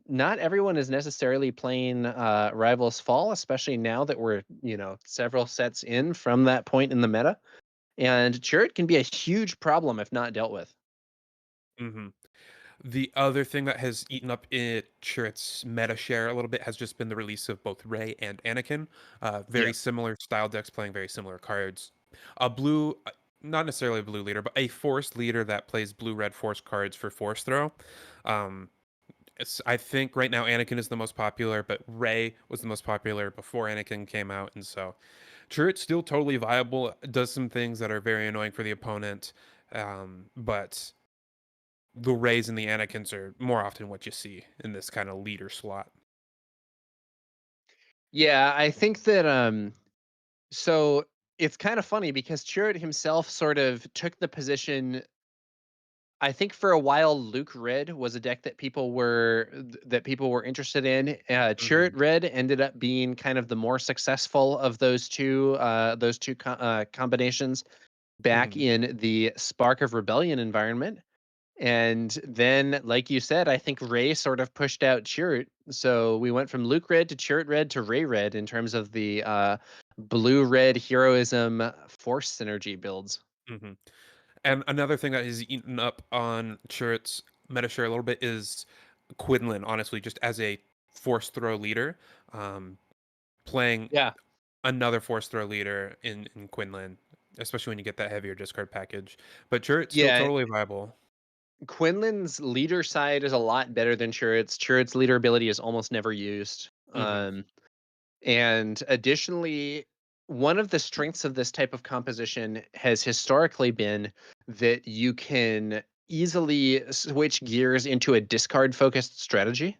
Hmm. And I think that Quinlan does that better than the blue red builds do, because Quinlan has access to cards like Spark of Rebellion, Spark Rebellion, Ahsoka, even a lot Ahsoka, more utility there. Jam Communications potentially if you're really going heavy on Hmm. that stuff. The Cunning Heroism has some nice discard options to offer. Hmm. Okay, turn one, we're going to see a restored Arc 170 from Cheesy Hondo, our Chirrut player, and the Menard, the Gar Saxon player, is going to play Greedo. So both sides playing pretty good early plays here. Hmm. Cheesy Hondo swings with Restored Arc for 2 damage. No damage on his own base yet, so that Restore isn't going to do anything just yet. But Greedo Maybe a in for bit 3. Maybe a bit of missequencing, might have played a unit first. There's an argument like I think he's going to play this Yoda here, maybe the Sabine's masterpiece, but letting the Greedo attack first so you can get that restore. It's a very minor thing though. Yeah. Now, Sabine's Masterpiece is a card that I think looked really weird when it was first previewed, but it's turned out to be Hmm. great. Yes, Um, the ability for it to deal with Falcons, especially with Energy Conversion Lab, is a big part of its reason. But even beyond that, it's still just a great card. yeah, so in this case, we're looking at Sabine's Masterpiece in a deck that has a Vigilance unit. So right now on attack, the Masterpiece can heal 2 damage from a base. And if we Hmm. see a aggression unit, it can also potentially ping a base. But Menard is going to bring out the 7th Fleet Defender here. That's a really annoying unit for TZ to Hano to deal with right now, just because it's probably going to end up eating both of those space units.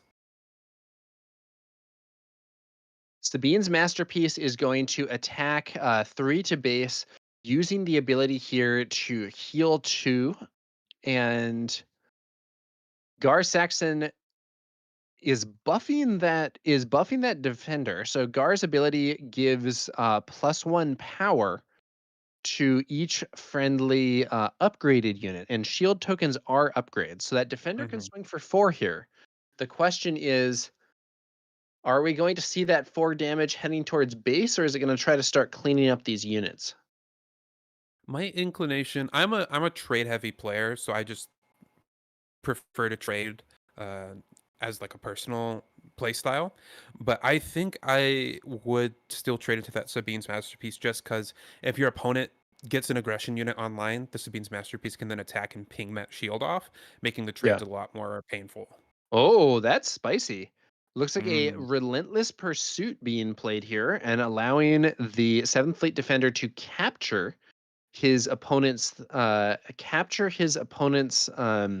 restored arc 170.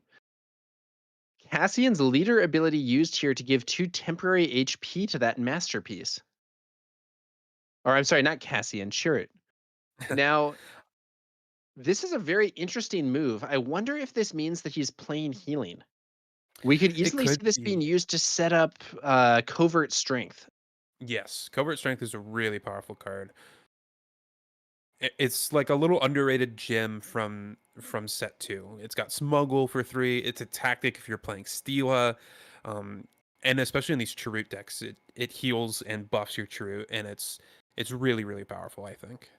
Menard either doesn't want to risk the covert strength or is just playing aggressively anyway, swinging to the base with the 7th Fleet Defender. And Cheesy Hondo is now going to fire off a forced throw, having played out a Yoda to allow this to deal damage to his opponent.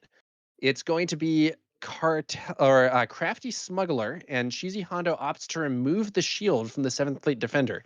He could have used that force throw to kill Greedo instead, but removing the shield has the added upside of debuffing that defender. So it is now only a 3-2 because Gar Saxon's ability no longer applies. Having a captured unit does not count as an upgrade.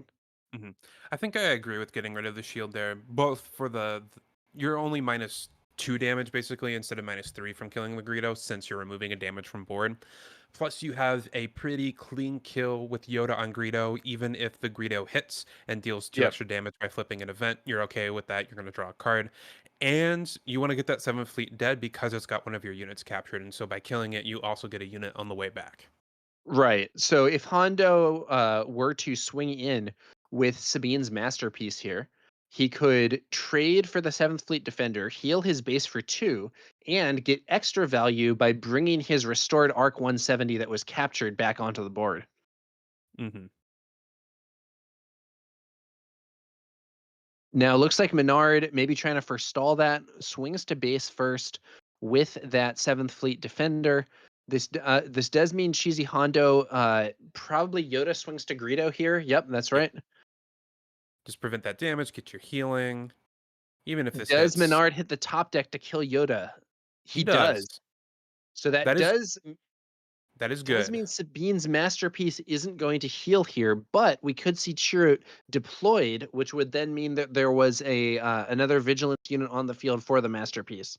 I believe Cheesy Hondo also drew another Yoda off of that Yoda, so just chanting them Yeah, together. Yoda is a very powerful card. Oh yeah.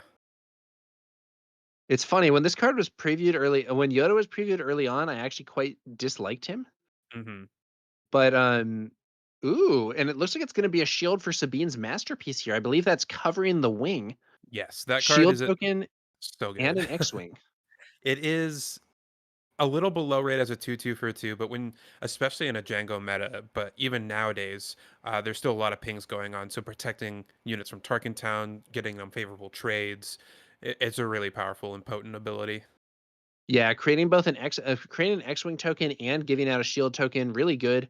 And it allows that Sabine's masterpiece to clear out the 7th Fleet Defender without dying itself. 2 damage healed from the attack because Chirrut's on the board.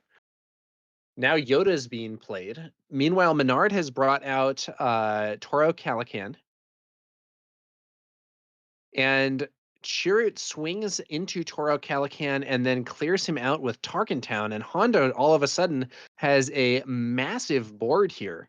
Yeah. We have Yoda, Chirrut, Restored Arc 170, the X-Wing token, and Sabine's Masterpiece, which is not only quite a large number of units, but also quite a large amount of restore on the board. We could see Hondo heal 5 this turn if all these units get a chance to attack and resolve restore, or in Sabine's Masterpiece case, is the on attack ability there. Mhm. Tarkentown is a lot less costly with the 25 HP if you're restoring 10 HP over the course of the game, which this Hondo deck or this Chirrut deck from Hondo can pretty easily do with all these Yodas, restored arcs, and the Sabine's Masterpiece. Like it's been shining. Every mode on that card is really powerful. Yeah, really good card. It is a little conditional. It is a little bit janky, but it's so good when it's good that it makes up for it. Hmm. And I think one more common usage that we've seen is in the Sabine ECL builds. Sabine's Masterpiece is just such a strong card, in particular against like early Falcons and stuff. Hmm. Because if you lead off with a command unit, you can ambush in on the second turn with that ECL, go up to 4/4 by giving yourself an experience token, and defeat a 3/4 ship while staying alive. Hmm. I on it like the mode we see the least on that card is the cunning one, and I thought just like from a baseline power level, it was the strongest. Just disrupting your opponent's resource and making them play differently is so powerful. But Yeah. with the decks that Sabine's Masterpieces fit into, it's been all the other modes basically. Yeah, I think the ideal would be like a Kazuda ECL deck or something like that, where you Hmm. have the potential to ambush in on the second turn and remove one of their resources. Here, though, we see Menard play. Menard deploys Gar Saxon, but Cheesy Hondo uses a force throw and targets himself, discarding a Luke Skywalker Jedi Knight to deal 7 damage to Gar Saxon. Menard is in trouble here. Yeah, I think Chiziano is going to be the aggressor here. I believe he has a Cassian in his resource row, which would turn on the ping ability from that Sabine's Masterpiece.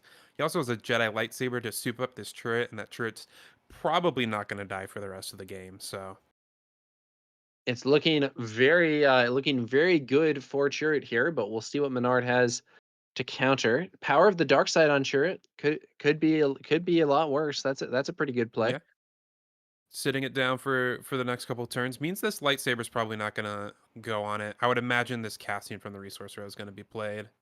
Another option would be to use the lightsaber on Yoda, but I think that Cassian is looking great, especially because, as you said earlier, Mickey, having this aggression unit on the field empowers Sabine's Masterpiece. Yes. I think that's the main reason I'd want to play Cassian, honestly. The 3 extra damage from it being ready, plus it's very resource efficient, but being able to start pinging off these shields or even dealing a little extra damage to base is really nice. Yeah, it looks like Sabine's Masterpiece swings in for 3, pings off the shield from that shuttle, and also heals Cheesy Hondo's base for 2. And then we're going to see an attack from Cassian as well, who comes into play ready because he was smuggled. Cassian instantly is one of the best cards in the game, just like crazily Yeah. strong. Like 3 for 3/5 is often good, even if your ability doesn't do anything. And he also has very, very good text. So Yeah. just excellent card. And the extremely relevant rebel trait as well. Hmm. Maybe, I mean, set two does have some powerhouse cards, but it might be one of, if not the best card from set two. And that's competing with like Poes and Wreckers and Dark Sabers. And it still might be Cassian just from how versatile it is and how many decks it sees play in. This is a spicy take, but I think Darksaber is a straight up bad card. Like, I'm not saying people should. Sometimes it's a bad card that you want in your deck, but I Hmm. consider Darksaber to be like actually below curve. Like, I would play a I card that was 4 for +4/+4 blank. I think that would be better than Darksaber in a lot of decks. I would totally agree. Yeah. I don't disagree. When Darksaber was first revealed, I thought very lowly of the card. My opinion has shifted by being beaten by it enough, but Oh yeah, yeah. yeah, yeah. I've been beaten by it too. I think that like while it's bad on paper, it's very good in the right situation. But I Hmm. think it's worth noting that it's not like actually good. It's just like the one upgrade that we have that fills that slot effectively. Hmm.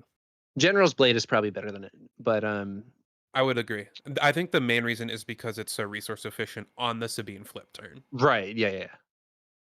All right, back to this game though. Instead of dissing Darksaber, that Sabine's masterpiece finally taken down with a snapshot reflexes on that shuttle, and then the Jedi lightsaber that we saw in Cheesy Hondo's hand earlier, indeed being played onto Yoda. So let's see what Menard does about this, but he's in pretty deep trouble here. Yeah, it looks like, I mean, if he has like a waylay here, he can maybe start to stabilize this board. Jetpack is also annoying. Give it 6, but that's still not quite enough to deal with the Yoda. And the Yoda can attack into the Crafty Smuggler here. And with the Jedi Lightsaber, give it -2/-2 to just defeat it right away. Yeah, that -2/-2 will kill the crafty smuggler through the shields here if Yoda does opt to do that. Or we could also see Hondo just put the pressure on with an attack to base. Yeah. But at that point, the crafty smuggler would be able to kill, maybe kill Cassian and lose your temporary shield or whatever. I don't know. hmm And we see attack with the Cassian first, which I think indicates he's planning on going to base with this Yoda. Yeah, it looks like And I, it may be a racing tactic here for Hondo, but he's so far ahead that seems pretty reasonable, quite frankly. yeah. It's crazy that like attacking the Yoda into the Crafty Smuggler is such a blowout with the Jedi lightsaber, but I still think it's correct to go to base instead. Yeah, I'm That's with how you. far ahead I'm with Cheesy you, Mega. Hondo.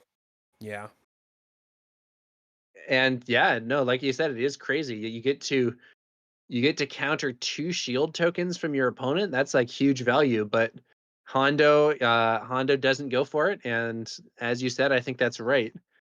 Yep. And there's And lethal. lethal this turn. Fleet Lieutenant buffing the restored arc 170 for an additional 4 damage would have left Menard at 1 HP, and then the X-Wing token closes things out. That was a very convincing win from Cheesy Hondo. He hmm really felt like he was in control of that game Yeah. after that defender was sort of outmaneuvered. I do hmm wonder.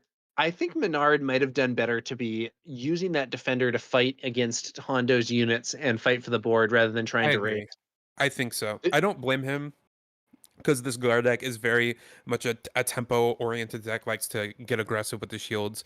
And with that relentless pursuit, like you can start to clear up the board a little bit while still pressuring. But I think clearing, I mean, that game was a masterclass from the Sabine's masterpiece. Just I think it healed him 6 or 8 damage over the course of the game, plus it pinged a shield off. So that was a great Sabine's masterpiece game. Yeah, I think just as a rule of thumb, if you're playing against restore units or units with restore like abilities, as Sabine's masterpiece is, um, I think a good quick calculation is, how many times do I think this unit is going to get to restore? Uh, Mhm. Multiply that by the restore value, and then if the number of times you think it will restore times the restore value is higher than the unit's HP, it is probably good to kill it even if you're aggro. Yep. And I think it was pretty safe to assume that Sabine's masterpiece was going to restore for 4 damage, probably, if you didn't trade into it. And so Yeah. And I think it that, actually ended up restoring for more than 4 as things yep. developed with that shield token and stuff. hmm This Chirrut A deck good is really, really example interesting. Yeah. a good example of what that calculation looks like in practice is back in the day, set one meta. I remember that playing Sabine in the set one meta, you would usually want to kill Yoda hmm because the opponent would play Yoda relatively early in the game, and probably he would swing 2 or 3 times, which means he would restore 4 to 6, which means that if you cleared him out, that would prevent healing that was equal to or more than his actual HP. Plus, you would be preserving some of your own stuff defensively. Yep. But it was often not correct to clear Director Krennic, hmm because by the time that Krennic deployed, ideally you already had a bunch of damage on the base, and hopefully the game is going to be over in 4 turns, which is the point at which Krennic would have healed for 8, which would be more than his HP. Yeah. So hopefully you just push the base and don't kill Krennic, but you do kill Yoda. If the game is going on long enough and Krennic is still alive, you would still probably be in a losing position if you had spent the damage to clear that Krennic. Yeah, and Almost and there always. are there are some exceptions and unusual situations, and Oh, yeah. if you have ambush, that's a Yeah. That's a different scenario, but Like yeah. back into the set one meta, an ECL steadfast battalion to kill the Krennic was very clean and developed a unit, and so that you would take. Yeah. The old Steadfast Battalion, not a card that we've seen a lot of at this point, but it was very powerful early on. Until Wrecker outshone it, it was probably one of the best ECL targets. There's been Yep. some whispers and some talks about bringing it back, like being able to ambush for 7 that early and kill most leaders is powerful. It's just really finicky to set up sometimes. Yeah, I think that so Steadfast Battalion, I think there are some decks where it might be reasonable to play it, depending on like the aspects and leader deployment timing and so on. But Mhm. I do think that like there are some cards that can be strong in their environment, whether that be in limited or whether that just be in a constructed environment that doesn't have some other stuff yet. But Mhm. at the same time, they can be kind of outclassed. Like, it's been a long time since I've seen anyone play ATST in competitive play. But in Yeah. set one, it was like a card that could be quite competitive. Mhm. Um, On to this game, though, and we're seeing a fairly similar start to what we saw previously. It's going to be Crafty Smuggler into Restored Arc 170. I believe Menard led off with Greedo in the previous game rather than Crafty Smuggler, but still both sides playing relatively efficient early units.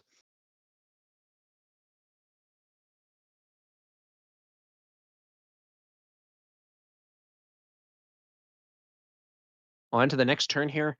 Menard with the initiative. That does mean that if both sides just attack in, unlike in the previous game, the restore on that restored arc is going to get some value this turn. Mhm. It's going to be a snapshot reflexes for +1/+1, and there is also the +1 power from Gar Saxon's abilities. So that's a swing for 4 from that Crafty Smuggler. Hondo is going to fire off a Fleet Lieutenant, buffing his Restored Arc's attack. The Restored Arc swings in for 4 damage and heals 1, and then Menard brings out another Crafty Smuggler. Initiative taken for Hondo. He's probably going to want to swing with this Fleet Lieutenant here before it potentially gets removed. Yeah, and we are seeing the power of Gar in this game in particular, just changing a lot of breakpoints with that +1 attack. That 3/2 crafty can attack and kill that Fleet Lieutenant and survive. That Yeah. 4/3 crafty looks like it can attack and kill the K2 and survive. And so it does cause these annoying breakpoints to change. Yeah, absolutely. I suspect that Hondo's play here, well, we'll see what happens. Hmm. I think we saw a Kanan Jarrus in hand earlier, but I think he may have resourced it. Not sure. I believe he resourced it in favor of the K2. I'm not sure how I feel about that facing down a 4/3 shielded unit. Yeah, But I he personally would rather have the Kanan than K2 here for sure. Yeah, I think he's valuing like a race situation, but Kanan also helps you in a race. Not by necessarily, it doesn't deal damage, or at least not additional damage to the opponent's base, but it does heal you, which is just as good when you're racing. And it looks like we are racing. We see Hondo led off with the restored arc rather than the fleet lieutenant, maybe trying to bait his opponent to attacking the fleet lieutenant. But Menard does not go for it, swinging into the base instead. And Hondo, wow, Hondo trades his fleet lieutenant for the shield token on that crafty smuggler. I'm not sure I would have done that. I agree. My instinct is that Maynard might have done that for you. Oh, and then it's covering the wing, so the shield Oh, token goes back on, and an X-wing token hits the field. we're also seeing the power of these shields against a Tarkin Town because this Tarkin Town looks miserable right now. Would not be surprised if Cheesy Hondo doesn't get to use it this game. Yeah. Well, okay, so he could bring out K2. The crafty smuggler that can swing for 4 has already swung.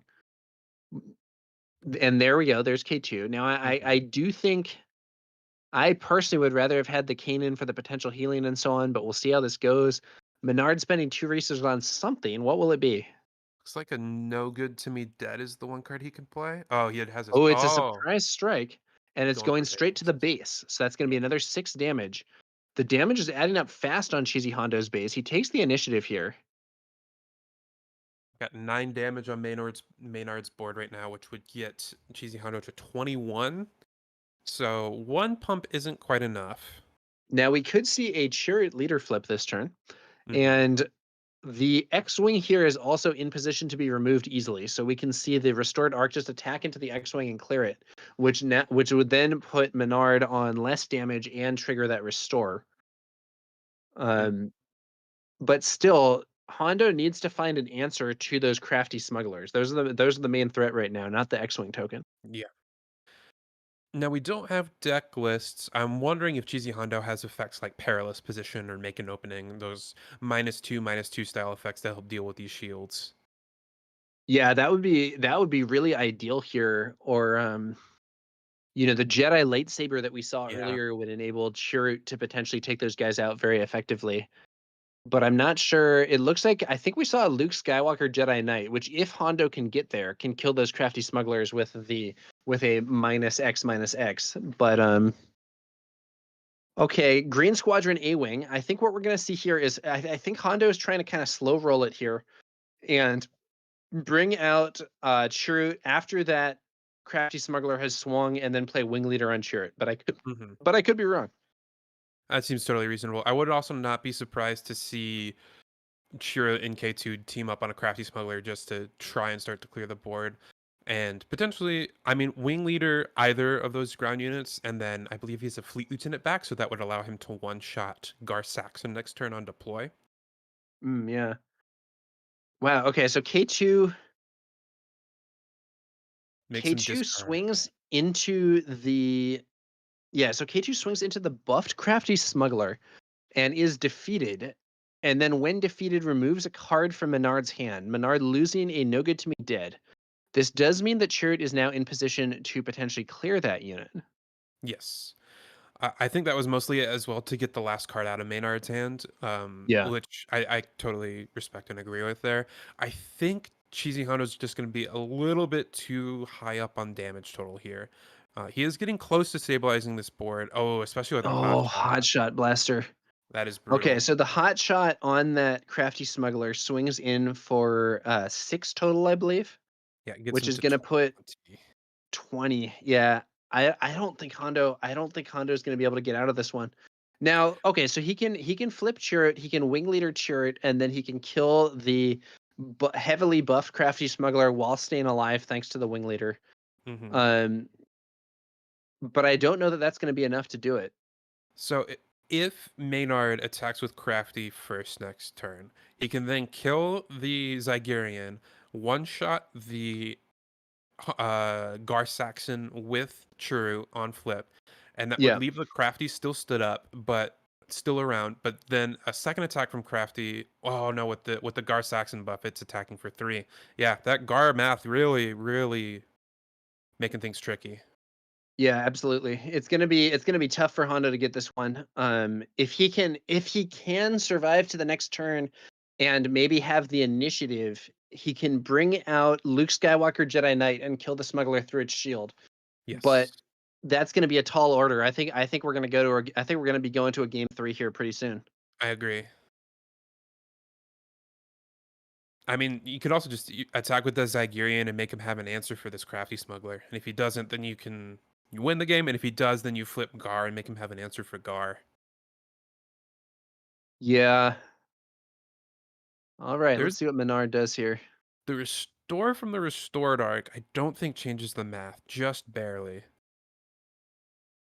Because you could restore it down to 19, but still 2 attacks from Crafty is lethal.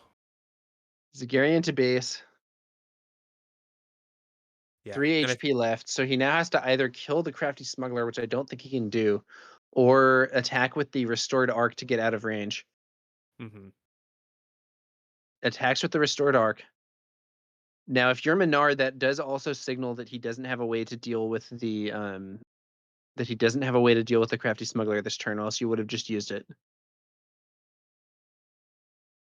So this is going 3 to base, go up to 24 here. 24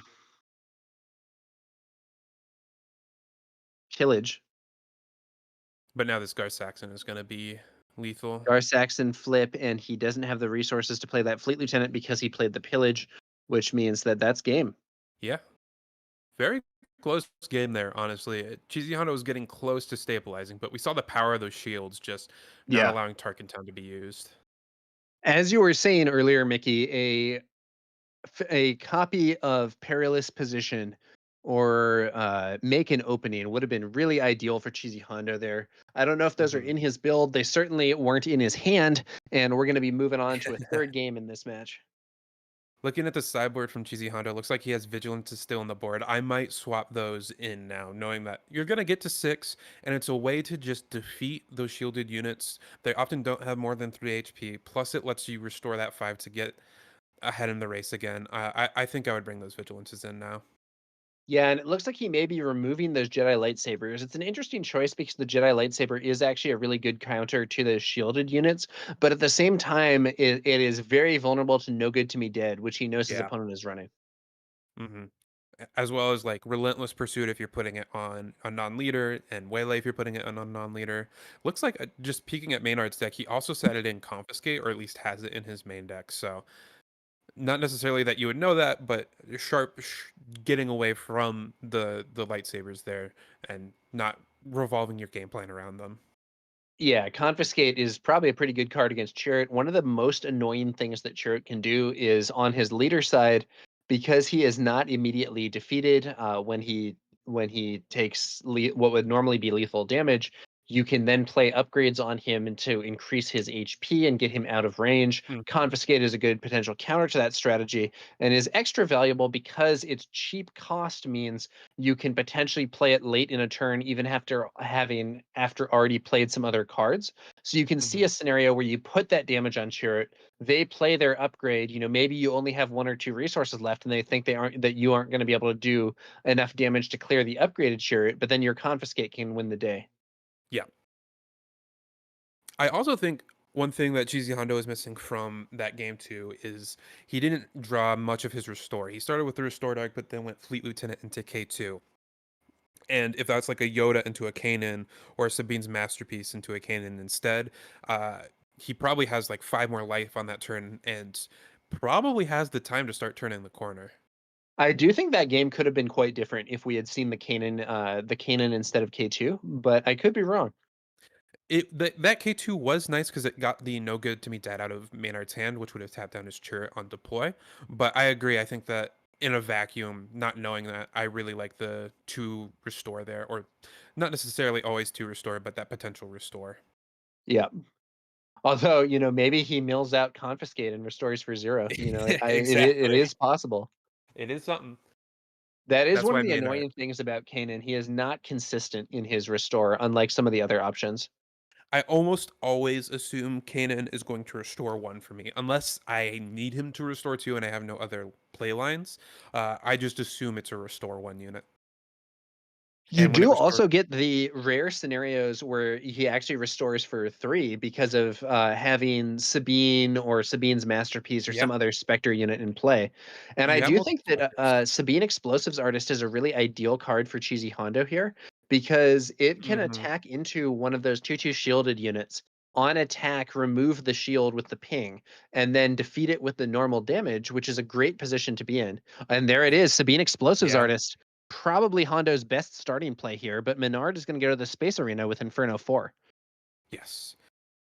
Got a nice follow up in Cheesy Hondo's hand, though. Either the Wing Leader or the Yoda. I would be inclined to lean Yoda because that Wing Leader is vulnerable to the Inferno 4, and you want to Yep. get that restore on as early as possible. But either way, both are great follow ups.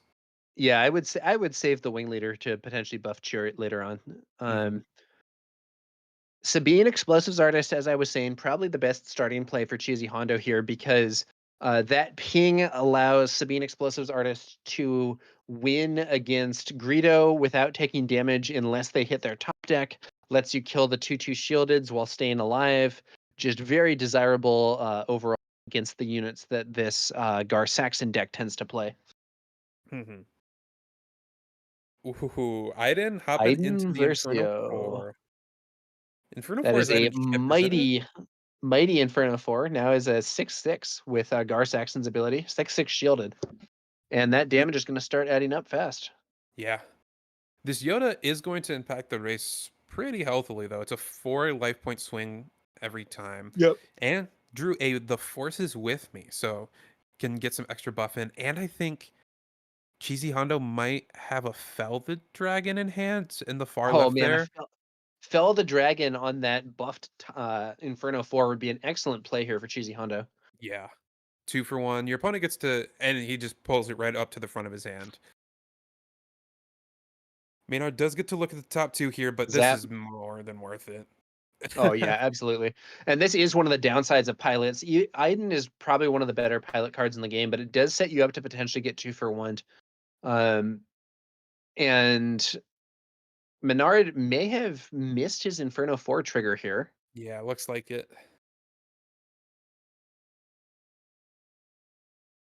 We'll see. There's really no reason not to do it. Yeah. Yeah, and But in fact, you have to. So that is something that we would ideally see happening here. But yeah, as it looks like we're going to stands, see that shuttle on the field. Yoda swings in, 2 damage to Menard's base, 2 heal for Hondo's base, and now we're going to see Sabine throwing another 3 onto the base, and Hondo's ahead in this race. yeah.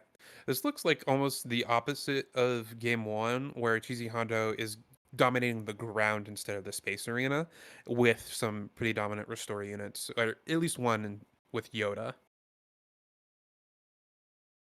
So here's a question. We saw a relentless pursuit from Menard earlier. Do you think that means Menard is running a bunch of bounty hunters? I know we've seen Greedo. I think we saw a Toro Calican as well.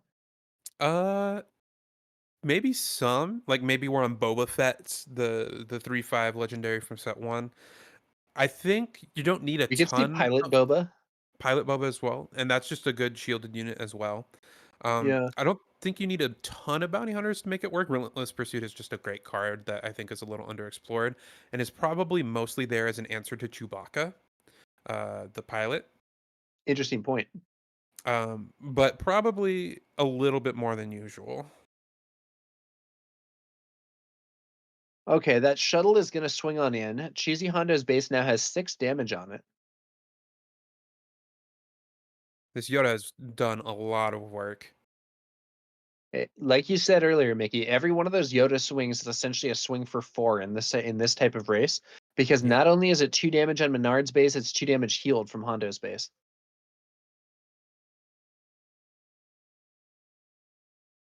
It is worth noting that those restore cards are only getting like 4 points of value or whatever in a scenario where both base HP totals matter.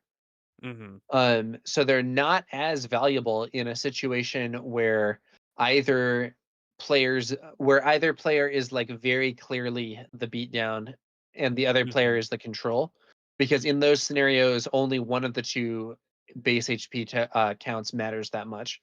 Hmm. That is where Yoda is nice because in these kind of racing situations, the restore is valuable, but in the more controlling situations, the win defeated card draw is valuable. So it's good in both matchups. Menard plays Greedo. Hondo stalls by using the Chirrut ability on Sabine. And then we see Lom Pike. This looks like a force throw. Yeah. And there is still at least one of those lightsabers in the deck, because I think I saw one in Cheesy Hondo's hand. So maybe he Hmm. just sideboarded out 1 or 2. I don't hate trimming on them in this matchup while still Yeah. having them as a blowout potential. Force throw. I believe that is a, what is that? Is that Director Krennic, I believe the direct? 2/2 Yeah, scaled Director it. Krennic organized play promo.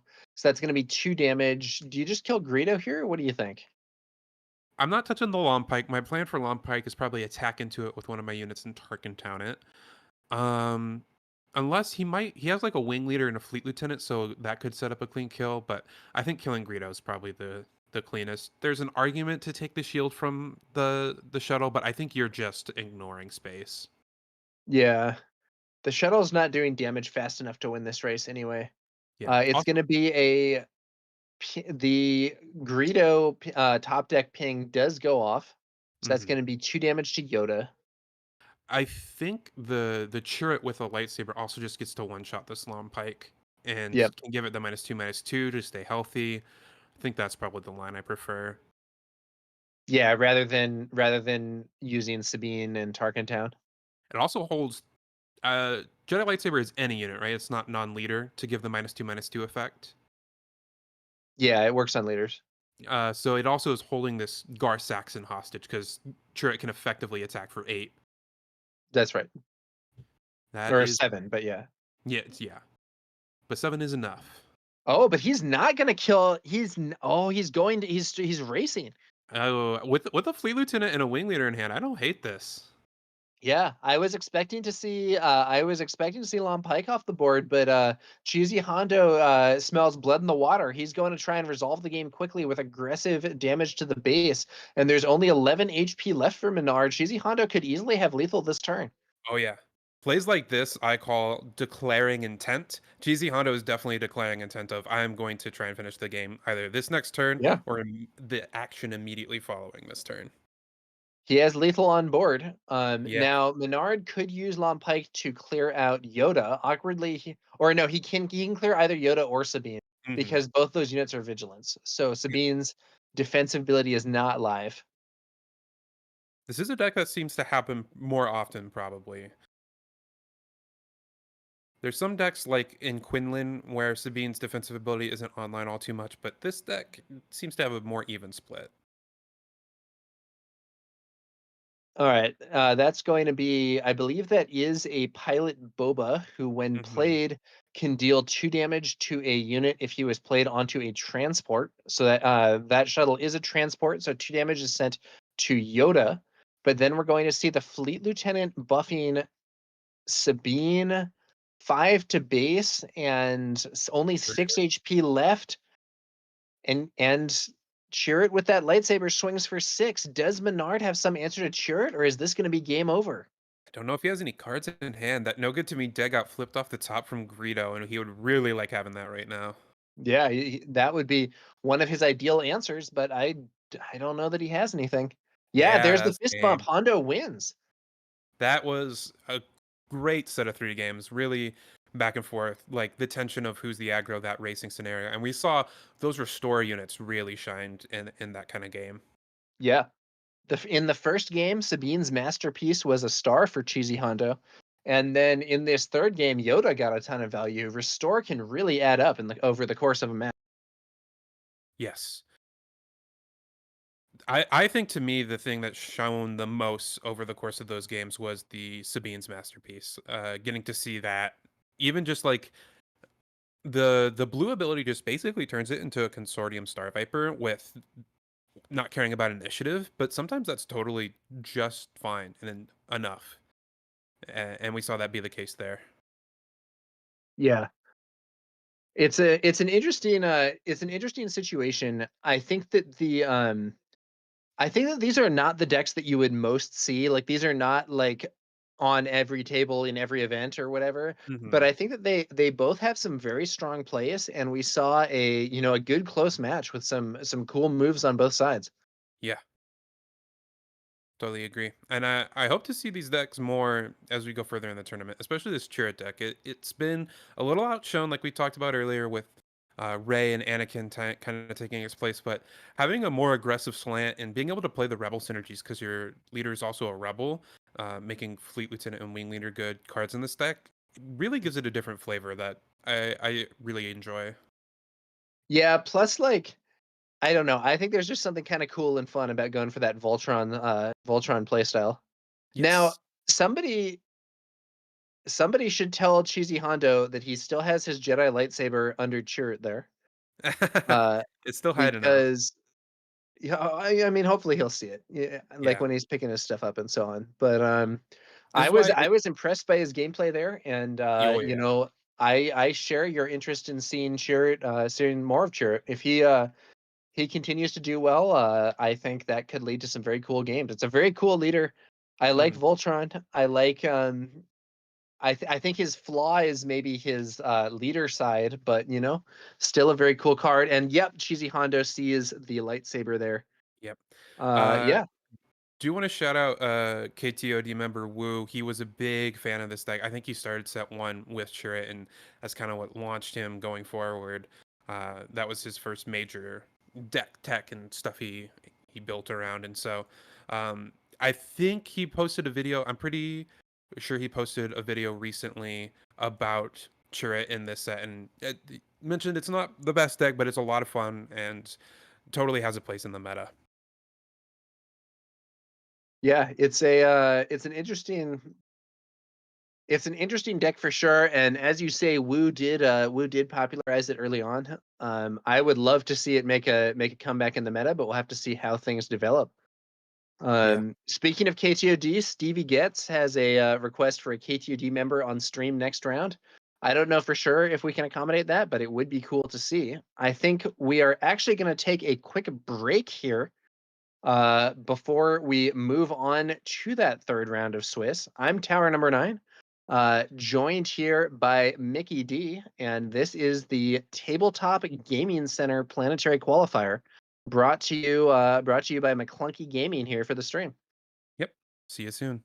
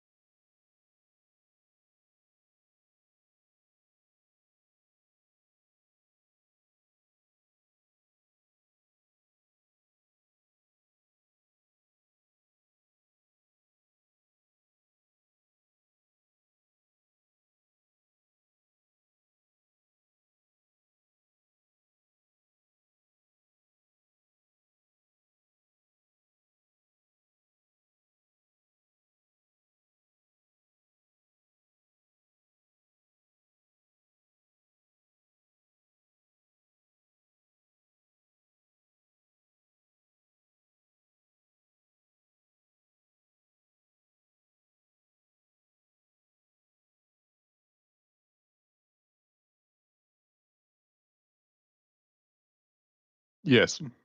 Alrighty. Welcome back to the Tabletop Gaming Center Planetary Qualifier in Newington, Connecticut. My name is Mickey D, and may the 4th be with you. What a good day to be playing some Star Wars Unlimited. I am joined here by Tower number 9. How you doing, Tower, as we get ready for round 3? I'm doing well, Mickey. We just had a great match between Chirrut and Gar Saxon, and I'm hoping our round 3 can be just as cool. Yeah. Been an interesting day so far.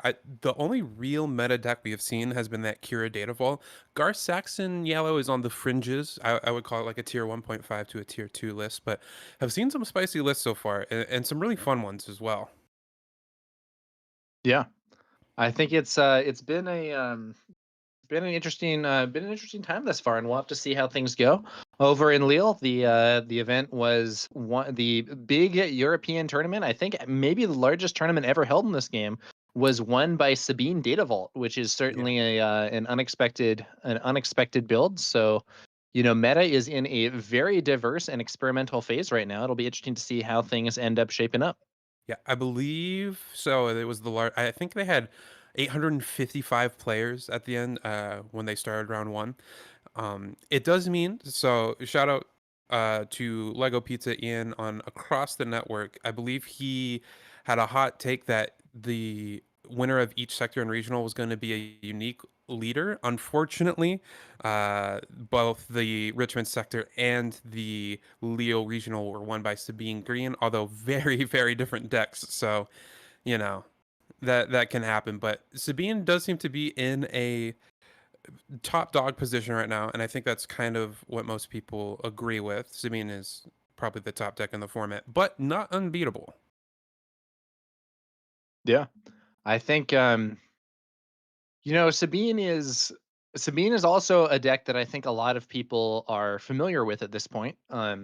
She's kind of defined what aggro decks look like in Star Wars Unlimited TCG since the game Mhm. first came out, and I think at this point people should be well aware that she is a threat and should have a plan to deal with her.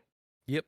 I think she's a deck with a high ceiling, but also with a pretty high floor. And I think that's a big draw for competitive players and a good trait to have in the best deck. Because I think Han Green, we had talked about at the beginning of the stream, I think is the deck with the highest ceiling, but it does have a potentially pretty low floor. Yeah. I think that Han has a lot of kind of complicated decision making at times, especially with respect to when to use that ability to create an additional resource and Mhm. what cards to use there. And definitely a harder deck to pick up than some of the others that we've seen in this game. Mhm. I've always been of the opinion that if Sabine is the best deck in the format, it's probably a pretty healthy meta as long as it's not being too oppressive, because there's some gameplay patterns and some cards you can select to counter Sabine pretty hard, and so you can choose to beat it if you want to. It just might make you weaker to other parts of the meta, but it Sabine being the top, I think, is pretty healthy for the game. Yeah, I think it's interesting. The counters to Sabine are, they're like you said, there are a lot of cards that are effective in those sorts of situations. So one example is, decks can play more healing.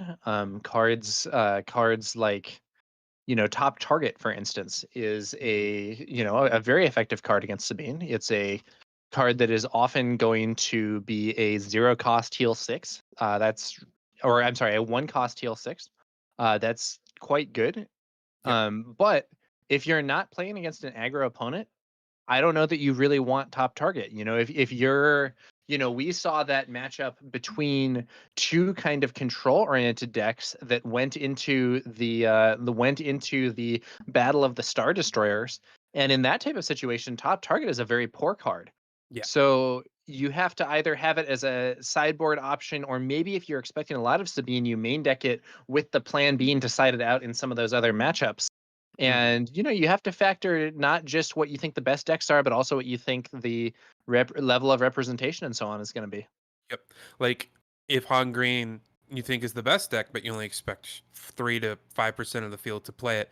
Maybe you pack in a lot of sideboard cards for it, like you put in some disabling Fang Fighters and Confiscates in your sideboard for those pilots, but maybe you don't worry about it main deck, thinking I might not even run to this deck, and if I do, I can concede game one effectively and not be ready for it, but games two and three have a good sideboard plan for it. Yeah, another thing to consider is that a lot of these PQ level events have kind of a local meta to them, in Hmm. terms of, they're run by stores. They're certainly much bigger than normal store tournaments, but you might know, oh, the scene around this store tends to be more control oriented, or oh, I happen to know that Kira is really popular here, or Han is really popular here, or Hmm. oh, this store is so aggro, everybody plays Sabine in races. And that sort of information can be really helpful in terms of designing your own build and considering what's going to be main deck, what's going to be sideboard. Maybe you do main deck those top targets if you're in a store where everybody plays Sabine. Hmm. For example, from what I've heard of the Northeast area where this tabletop gaming center PQ is, they're pretty big fans of Sabine, and so I would expect, at least from what I understand, I would expect some main deck tech for the Sabine matchup. Yeah. Yeah, I think there's an interesting element to these sorts of games where they are played in person, where there is the potential for those local or regional metas to develop. I mean, earlier we were discussing how the European meta favors larger decks to some degree, people playing over the minimum, which is not as popular in the United States. Hmm. And there's been other stuff, in the past. I was covering and playing Flesh and Blood TCG, and in that game, I remember for some time New Zealand was considered one of the strongest regions. The Hmm. game originated in that area, and the playstyle in New Zealand was extremely different to how people would play in other areas of the world. It was a much more defensive game, whereas in the US, people were more aggro and race oriented. So it Yep. was, kind of interesting to see how the things developed. We have a quick update from Claire. We have unfortunately had a few tables decline to be streamed, which is, of course, absolutely your right to do. If you're at one of these events and someone asks to stream you and you don't want to be streamed, you can totally decline. Maybe at some big events they would say the finals have to be streamed or whatever it is, but we are hopefully going to have a table that is willing to be streamed shortly. Um, I think as we can see, some things are getting underway now. Yep. Looks. Stevie gets wanting to know who declined, maybe so he can roast his teammates. Um, I believe we're getting table one, but post a deck check. So we got table three. okay, so we will hopefully have that with you guys shortly. Stevie, I don't actually know for sure if it was a KTOD member. I just know in theory we saw your message earlier and it would be cool to bring one in. But let's see, table three. I'm gonna see if I can find it on Melee here and see what the matchup's gonna be.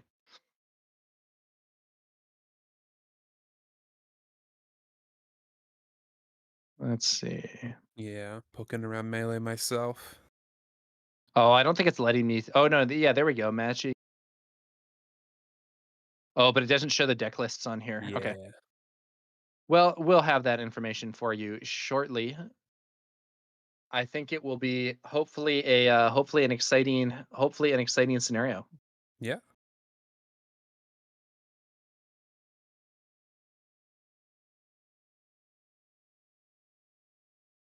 Well, Mickey, what would you be playing if you were in this event? Um, I think I might be playing Palpatine, honestly. I think Quinlan is the deck I plan on taking to like regionals and bigger events, but at a planetary qualifier, especially with my local meta, it's a lot more control heavy. We had talked about that. Palpatine might be in my back pocket for that type of event. Very cool. Looks like we're going to have it is a, I believe, double blue Ray playing against Sabine ECL here. And we had talked about like the Northeast being more Sabine heavy, and this blue Ray deck is the type of deck that you can tech very hard to beat up on this matchup. Yeah, not knowing too much about these players or their specific builds, I think this is probably a highly Ray favored matchup. Having played a bunch of Sabine, one of the things that she does not like to see is Vigilance, Heroism, and all its healing. Hmm. And double blue is going to be even worse. You know, we can see things like Vigilance for 4. Um, and Ray herself is one of the most restore oriented leaders in the game, Hmm. both in terms of the cards that she tends to play, like the Moisture Farmer that we're seeing in play here, but also things like Yoda, Kanan, and then Ray herself with uh, the extremely powerful Restore 3. Not something that Yeah. you see very commonly in this game, but very relevant on the leader against these aggro decks for sure. Hmm. And even this Moisture Farmer, it never got an attack off, but soaking up 5 damage from the Sabine attack basically healed 5 damage from the base. And if your 1-drop is doing that, you feel pretty good about it. Yeah, so we saw and you know, this gets back to what we were discussing earlier about that math with whether it's better to defeat the restore unit or just push damage to the base. So for that for that Moisture Farmer, you're looking at, oh, it's got 5 HP, and you're like, well, it heals 2. It's probably going to attack 3 or more times because this is a 30 HP base and the game is going to go long. So it is going to be worth it to do that 5 damage to the unit directly. Hmm. So Do, yeah, we saw the wing leader buffing Sabine Explosives Artist, allowing her to defeat the Moisture Farmer. Matt then played Yoda, and now we're going to be to this next turn. No damage on either base, which is not really what Sabine wants to see yeah. here, but let's see how things develop. Yeah. Looks like we might be going for a Yoda activation. I think it may be Sabine buffing, or I'm sorry, I think it may be Ray Or buffing Yoda, Ray activation, but not a Yoda activation. My bad. 2 damage to base from Yoda, no restore, which is not where Matt most wants to be necessarily. Sabine flipped only to be immediately defeated by a Yeah. takedown. So there's an argument there to take down the unit Sabine. I don't hate this play from Matt because I think one of the main ways you can lose from this spot is Darksaber.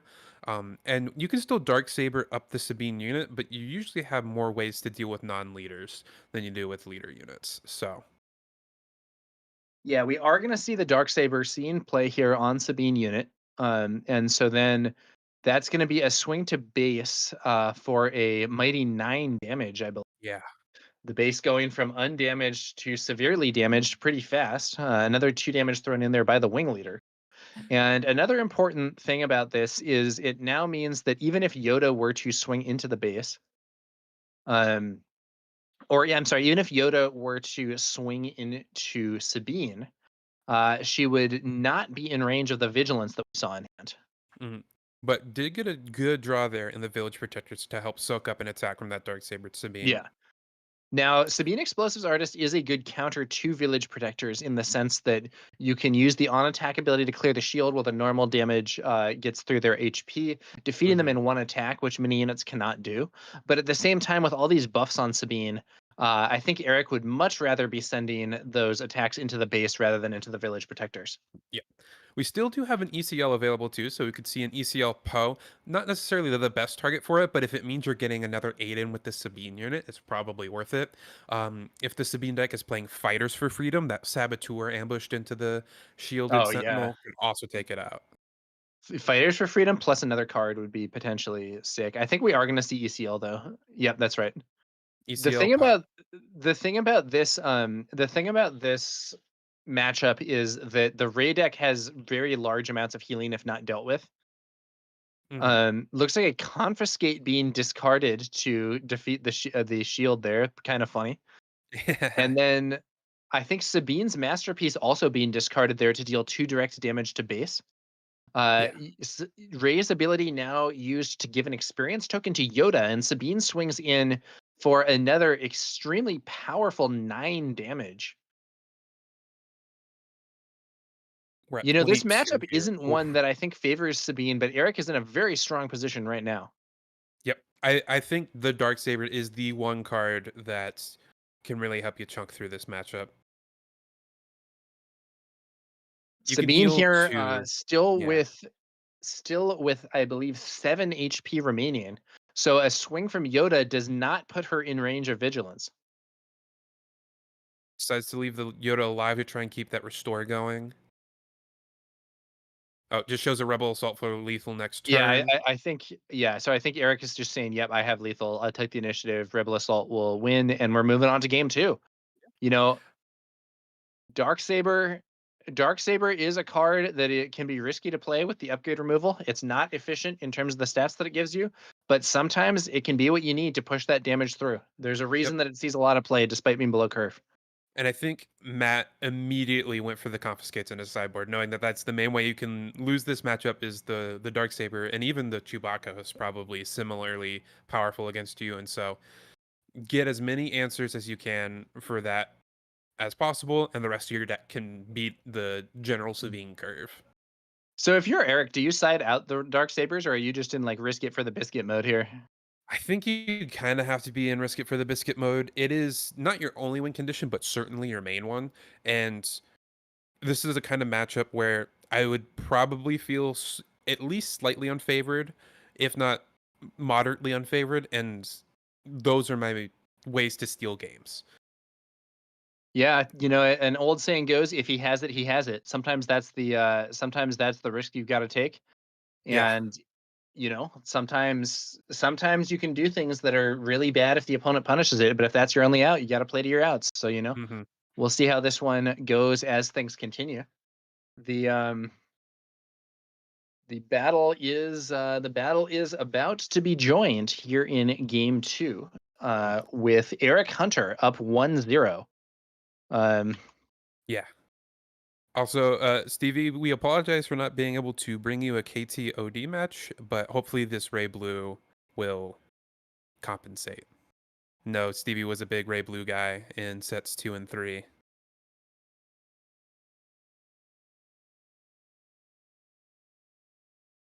all right, I, we're going to have that second game beginning shortly. yeah, I do think Ray is the leader that's going to get a lot more interesting next set as well. We've seen a lot of low-powered units spoiled from Legends of the Force, which makes me think there's going to be another leader that cares about low-powered units. But stuff like Owen Lars and potentially even Watto could be quite interesting for a Ray deck. And You could play Ray Yellow, you could play that new the hidden Anakin and yeah, then buff him on the first turn. like a 2/2 shielded Yeah, that's also a hidden 2/2 for. shielded force on the first turn seems pretty good. That It's seems like pretty. It seems pretty gross. I think Owen Lars will be a great option to kind of an upgraded version of the Moisture Farmer, or maybe you even Mhm. just run both or have some in the sideboard to really threaten those aggro builds. But Yeah. in this second game, we see the Moisture Farmer start for Matt. Eric Hunter brings out a Battlefield Marine, 2 for a 3/3. And Matt is going to go ahead and buff the Moisture Farmer, and it really is looking a lot like the previous game here, with a Wing Leader coming out to buff the Battlefield Marine. But unlike in the previous game, this time Matt is going to answer that Wing Leader play with a Perilous Position, exhausting the Battlefield Marine, giving it -2/-2, and keeping that Moisture Farmer alive. Yeah. I think I saw the dark saber in Eric's hand again, and so this might be similar to game, like almost the exact curve that Eric had in game one. And I don't see an answer. I mean, we have a Fell the Dragon, so if you can land, make sure that the dark saber lands on not the Sabine leader, you'd have an answer. But here, I think not having an answer for the Sabine leader this turn, gonna be in a tough position. Yeah, so there's an argument here. Fell the Dragon could be very relevant if Eric opts to deploy the Darksaber onto the Battlefield Marine rather than onto Sabine. Sometimes this is a play that you see people doing because it allows you to give experience to Sabine, who's a Mandalorian. Hmm. But it's very risky against certain removal. Now, Yes. there's an argument that Fell the Dragon shouldn't be in the deck after sideboarding against Sabine, but I think that like it's relevant enough against Poe and Wrecker and the like that I think it can. I think it can stay in at least against Sabine UCL. Yes, I would agree. Vigilance is going to clear the battlefield Marine while giving a shield to that moisture farmer. And then we do see the Darksaber on the board here. Yeah. See Matt do a little bit of like a handshake, hand pump, like, oh, you got it again. All right, playing this kind of This game. is probably a minor misplay or sequencing error from Matt. He opts to swing with the Moisture Farmer even while he doesn't have any damage on his base. I think it would have been desirable to pass there. Eric will almost certainly attack with at least one of his units, and you can then heal two. Ooh, Arguably, there is an argument for not passing on, with the justification being that Eric would be able to swing with Sabine, and then if you swing, take the initiative to guarantee another Darksaber swing. yeah, But even then, I think it would be desirable to pass, and then maybe you just claim, which I yeah. think is going to be more relevant than putting the one damage on. I don't know. I could be wrong. It's very close. We do see. I think Matt did top deck the confiscate. So how's the out?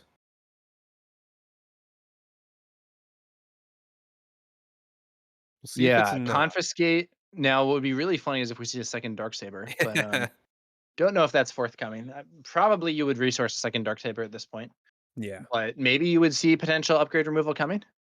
So if you play Darksaber and the opponent immediately confiscates it, it is incredibly negative. Like it's not you immediately lose, but it's really, really bad. Hmm. In this case, it was confiscated after already getting one attack pump in, though. So the situation isn't quite as dire as it would have been if Matt had had access to that on the previous turn. Yeah. So we see Pilot Luke buffing the wing leader only for Matt to hit it with Fell the Dragon, but that does leave Pilot Luke able to eject onto the ground arena with his card text there. Yeah. So it could be a lot worse for Eric. And Sabine Explosives Artist now hitting the field as well. So we have the buffed Moisture Farmer for Matt and three small units here for Eric. Small units are going to be a little bit annoying. Looks like we're going to go with a cargo juggernaut. I was wondering either this, because it's just a big burst of healing, or potentially buffing that moisture farmer so it could start to impact the board a little bit more by clearing some of these units, especially with the ray flip starting to like clear 2 units a turn while healing 5 is really Yeah. potent. But it's hard to pass up a cargo juggernaut on curve. Yeah, Cargo Juggernaut is going to be a nice chunk of healing there. I think Cargo Juggernaut has actually been reprinted, maybe even in multiple sets. I'm not sure, I but think a so. classic. Yeah, so or it's only been reprinted in Shadows actually, according to Mm, this. mhm. But a classic card and one that sometimes a little awkward for constructed play, but at least in the double blue decks that have a lot of other vigilance units to enable its ability. We've seen it see play, here in double blue Ray, but we've also seen like Iden double blue decks run it, for instance. Yeah. It was definitely a set one staple as well when we just didn't have as many options, especially for healing. But it's floating around, and with pilots, you throw a pilot on that thing. It's a 4/6 shielded. It's pretty sturdy. That's a good point. I hadn't really considered the prospect for a shielded cargo juggernaut, and I Hmm. wonder, I wonder if it would be interesting to run in like a Gar Saxon deck. Yeah, Um, Looks I'm like certain. Eric is going to bring out K2SO here. So K2, very good card. I think if I was Eric here, I would want, depending on what's in his hand, I would want to Oh, hold up. illegal attack here, unfortunately. Oh, You are not allowed to attack Sabine Explosives Artist under these circumstances because that Luke Skywalker Jedi Knight is a command unit. yeah, So that the attack there with Moisture Farmer isn't allowed.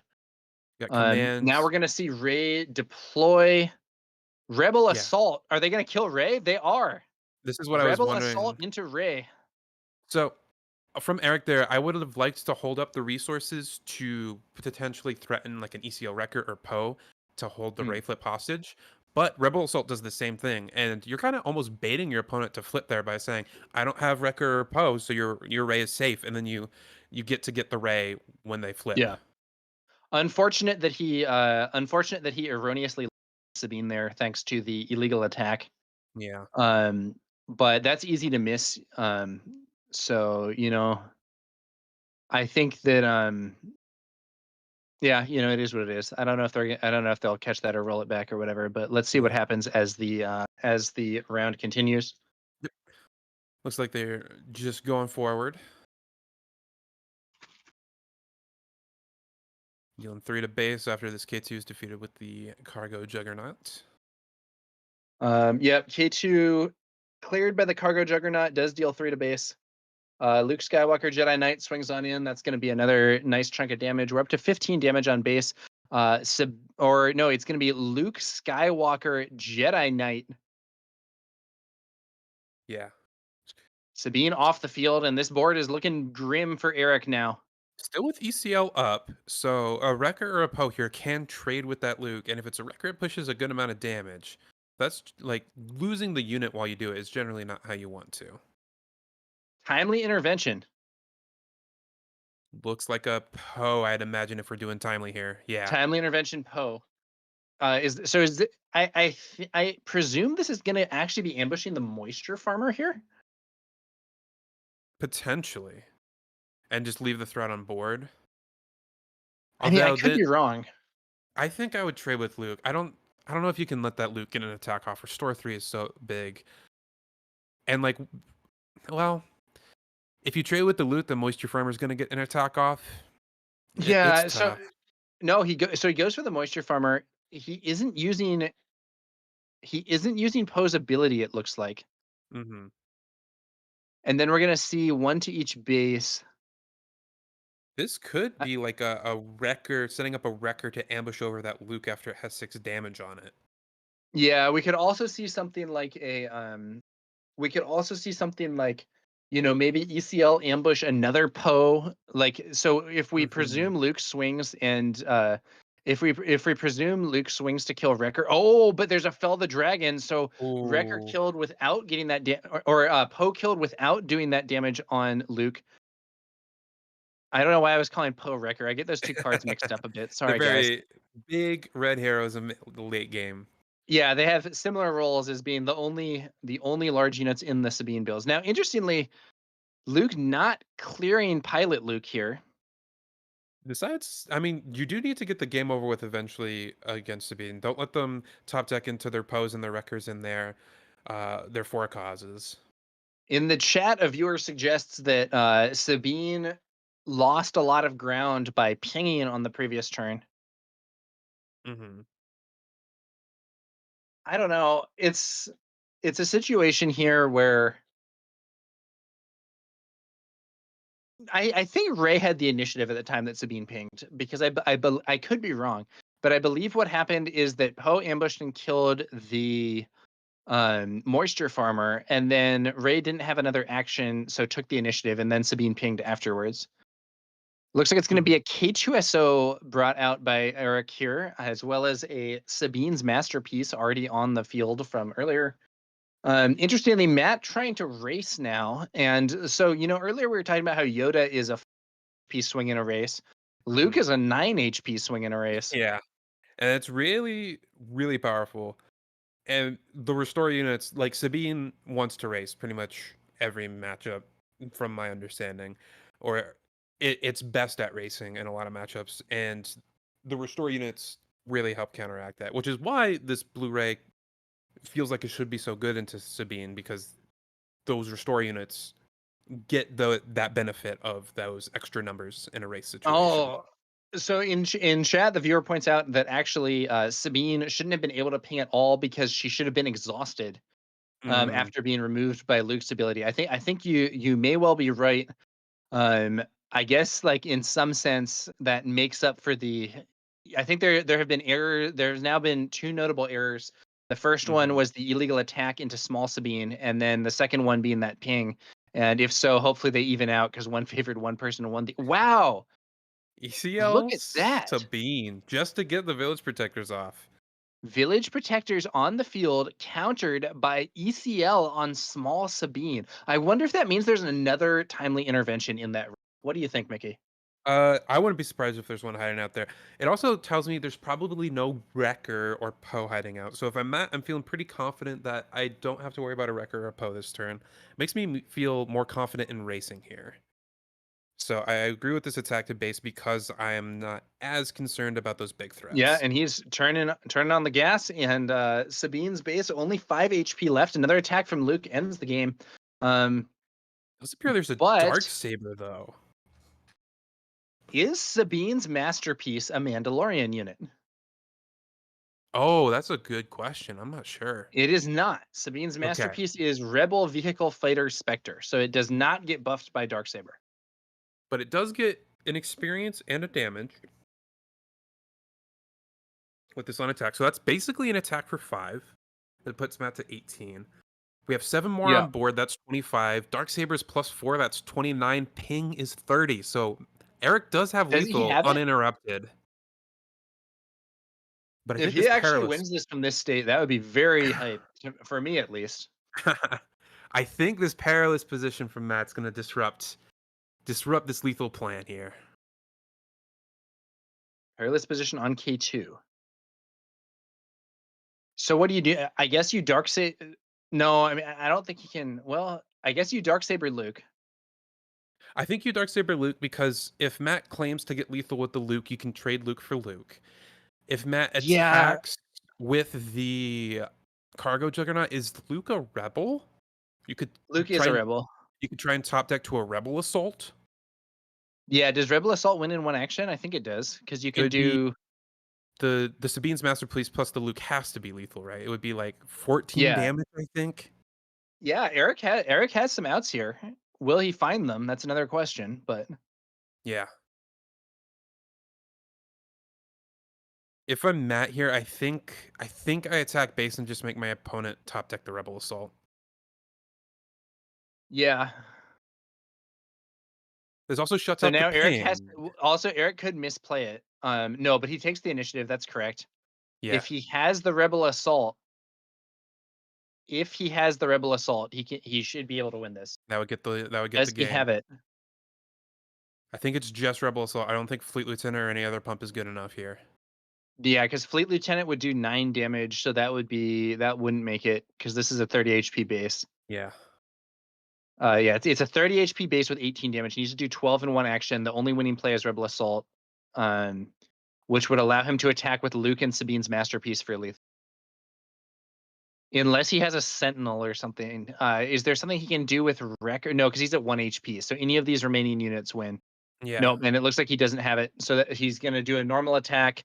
Whatever the target is, it doesn't matter. Matt can win this one, and we're on to game 3. That was Close a very, match. very close game too, yeah. All of that restore, all of that removal, timely confiscate off the top from that, and it all came down to can Eric top deck the Rebel Assault. Yeah, and he could not. So we're going to be moving on to the third and final game of this match. Technically, we could have more than 3 games, but it is extremely uncommon. I'm not sure I have ever streamed a match that has an actual draw in it. An Yeah. actual drawn game, not a drawn match. hmm I've encountered it very rarely, and it's almost always with Sabine. Like Yeah. there are situations where like you can surprise strike a unit, get your opponent to 24 while you're at 24, and so their best bet is to Sabine ping to draw it so you don't win the game the following turn. But it's very, very rare for that to happen. Yeah, the 2 cards that most commonly produce a draw, as I understand it, are Sabine's ping ability on her leader side, and the Chaos of War, which is not a commonly played card because it's double red. hmm Um, I have had a drawn game before in a tournament. I believe it was set 1 I was on, I think double red Sabine against a Boba Green. hmm First game, he beat me. Second game, it ended up in a situation where I was able to get it, so it was 24-24. I think what ended up happening was I had played like a Saw Gerrera or something, so he took damage and went to 1 HP when he used a surprise strike on me, but I didn't have any units, so the only way that I could, or no ready unit base, so the only way that I could actually win was, or that I could not lose rather, wasn't a win, was to use Sabine's ability, which drew the game.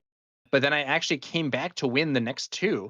So I ultimately won that round 2-1-1. Playing 4 games in a tournament round. Probably still Yeah. finished with 20 minutes left. Sabine privileges. I don't know if we had 20 minutes left, but we definitely had some time left after that one. So it Yeah, was interesting stuff. it's a real upside to play Sabine is the time you get between rounds to rest and like eat, use the restroom. Oh yeah. It's a real upside. If you show up to an event with like double blue Iden or something like that that tends to have games go really long, you are not going to get as much time to recover in between your in matches as if you're playing a fast deck. Mhm. You've got to be super comfortable with the deck, super ready, know your lines, play as fast as you Yeah. can. And I'm not saying double blue Iden can't win. Double blue Iden has won No. events, but there is a real downside to having your rounds go longer. At least for Mhm. some people. Some might say that if they have too much downtime between games, it throws them off, and it's better to just do game and then game and then game with relatively short breaks so you don't get out of the groove. I don't know. Yeah. That is very real as well. All right, so now we're going to see in this round we had a Battlefield Marine versus Restored Arc start. Eric bringing out Fighters for Freedom, which is a very nice card to have into a Vigilance Heroism opponent because it's such a good counter to Village Protectors. And Matt does play the Village Protectors, so Eric probably very happy to have the Fighters for Freedom here. Not a card that is always seen.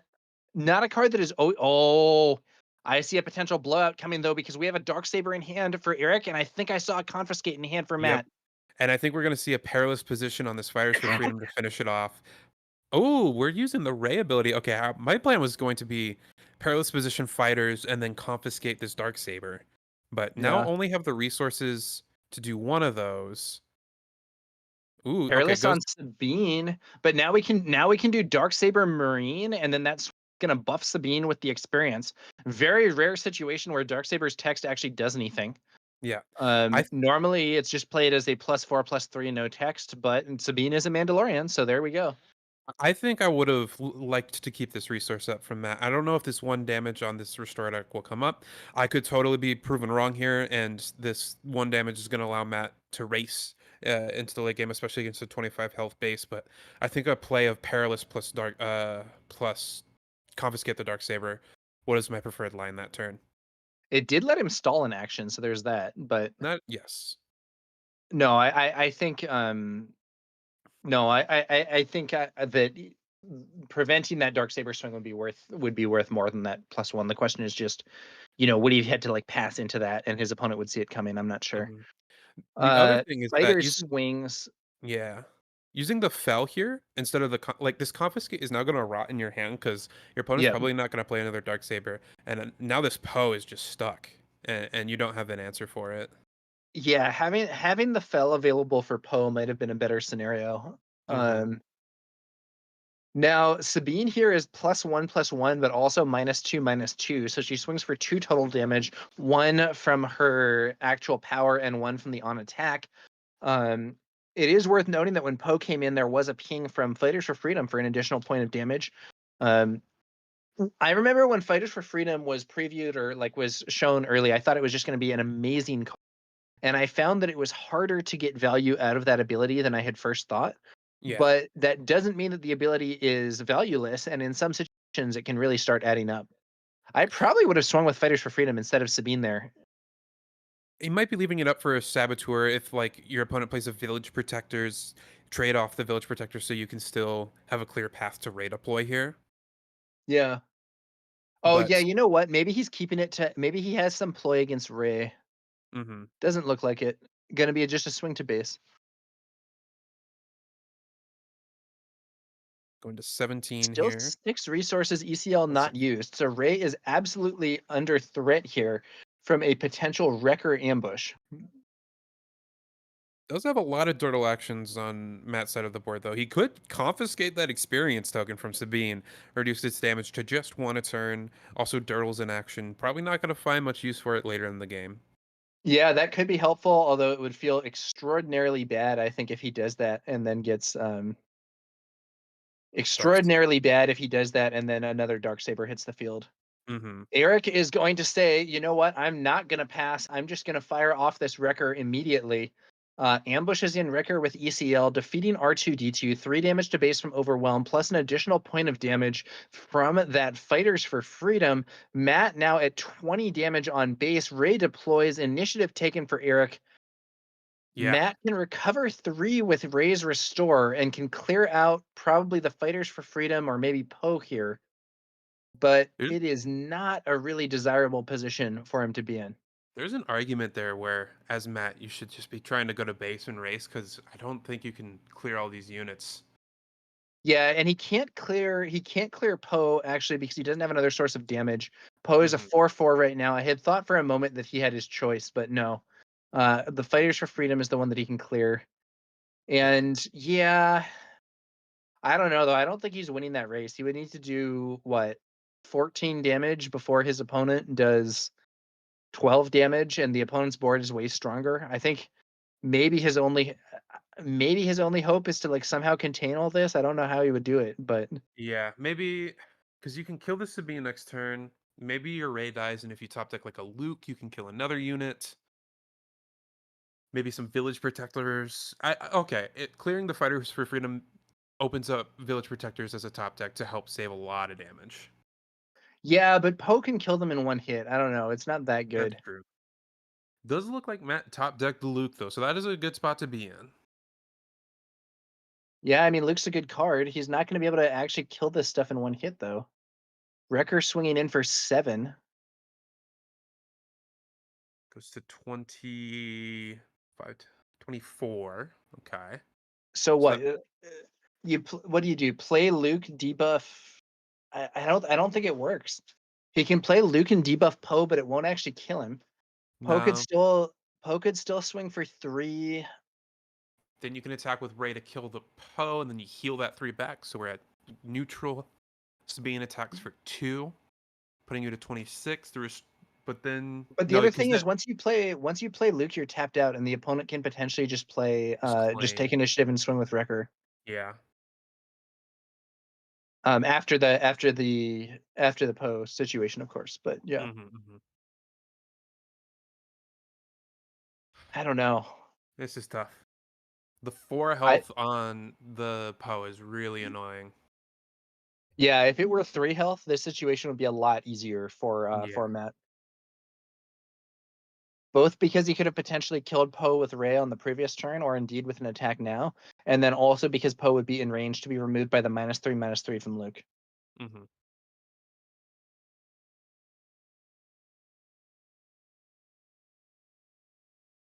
Think Eric's gonna squeak this one out. That record just ECLing into an R2, totally fine.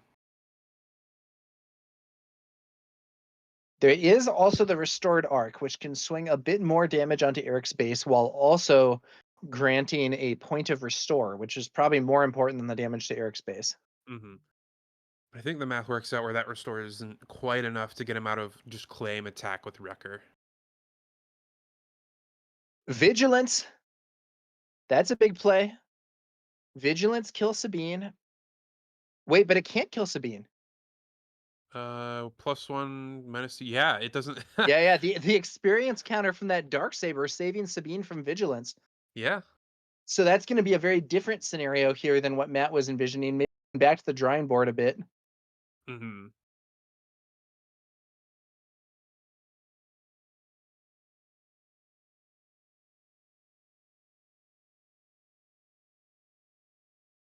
Okay.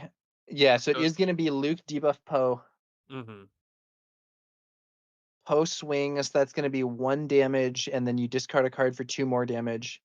Oh, but he actually discarded 2. Oh, Oh, he yep. discarded another card. He cleared. I didn't even see this, but he clears the perilous Yeah. position, and I think that's lethal. That is oft forgotten mode. I forgot about it myself, but those perilous positions aren't permanent and get Is against that a is Poe. that not lethal? The That Ray should can have been 8 attack. to base, right? No, because it's still -3/-3 from the Luke. So it's Oh, you're right. You're right. 5. Yeah, yeah, yeah. -3/-3 from Luke. Okay. But I think Absolutely right. So he did, I think, 5 to base. you have to attack with Ray here so that Sabine isn't lethal, but then Eric can just claim and attack you with Wrecker.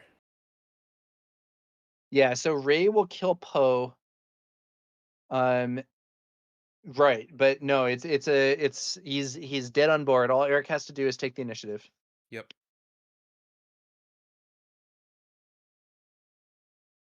He also has cards in hand, all of his resources up. Now Eric could misplay it He and could. do some other stuff that doesn't win and give his opponent an opening. But I I believe that if he just claims, that's a game. Timely, if this is a K2 or just another Timely Poe, Poe deal 2 discards to. a K2, 2 to base, and defeats Ray. This is leaving an opening. Oh, so I guess this forces the Restored Arc attack because the Sabine is lethal again. Yeah. So this is fine. I think it's a bit extra. I don't think you need to be doing this, but this also totally works. Yeah, I mean, so he's still in a winning position, but he could have just won the game immediately by taking the initiative. Hmm. Honestly, you could have also done like the same trick: Poe discard, get rid of that perilous position off of the Sabine too. But either way, Oh, looks good like point. Yeah. Eric's gonna take the game 2-1 there, game and match. Okay. Match win for Eric Hunter in what I would normally consider an unfavorable matchup for Sabine, but he was able to navigate it well. And honestly, even the close came down to him at not being able to find that rebel assault he needed. Mm-hmm. But well played to Eric Hunter here for winning in what I would consider a pretty undesirable matchup as a Sabine player. I think had the Darksaber all 3 games, and even after Matt had the answer for it in games 2 and 3, it put Matt in such an awkward position. It like strained the resources, it strained play patterns, just made it really tough for Matt to stabilize in the mid game there. And Eric also making good use of his ECL, often saving it to threaten the Ray deploy, making it really awkward to get that 3 restore off. Yeah, I wonder if we had had a scenario where that confiscate came out directly to answer the Darksaber on that same turn, would things have gone differently? I think it's very possible. Because I not think only did so. we get the Darksaber swing itself, we also got the experience on Sabine, which stuck around for quite some time. So I can understand wanting to buff the restore like in that situation. It gets it out of ECL range of some stuff, like an ECL red or green squadron A wing. But if your opponent is using ECL for that, it means they can't ECL your leader. So I'm totally okay losing my restored arc. Plus, I want to be able to kill that fighters for freedom and still have the answer for the potential dark saber. So I think that was kind of the turning point in that game. Yeah, it's interesting to consider different ways that games can go, and hard to say exactly what would have happened if we had gone with those play lines. But Hmm. that was still a interesting close match, and Yeah. yeah, confiscate was definitely a good card for Ray to have. But in both the games where it was used, it ended up landing a turn after the Darksaber was first played. Yeah. I think that was the other thing. If you leave a confiscate for that turn, you're not taking the 7 damage from the dark saber attack on that turn, so you're saving 4 damage as well as getting rid of the dark saber on curve. Interesting point. I think yeah, it's an interesting game.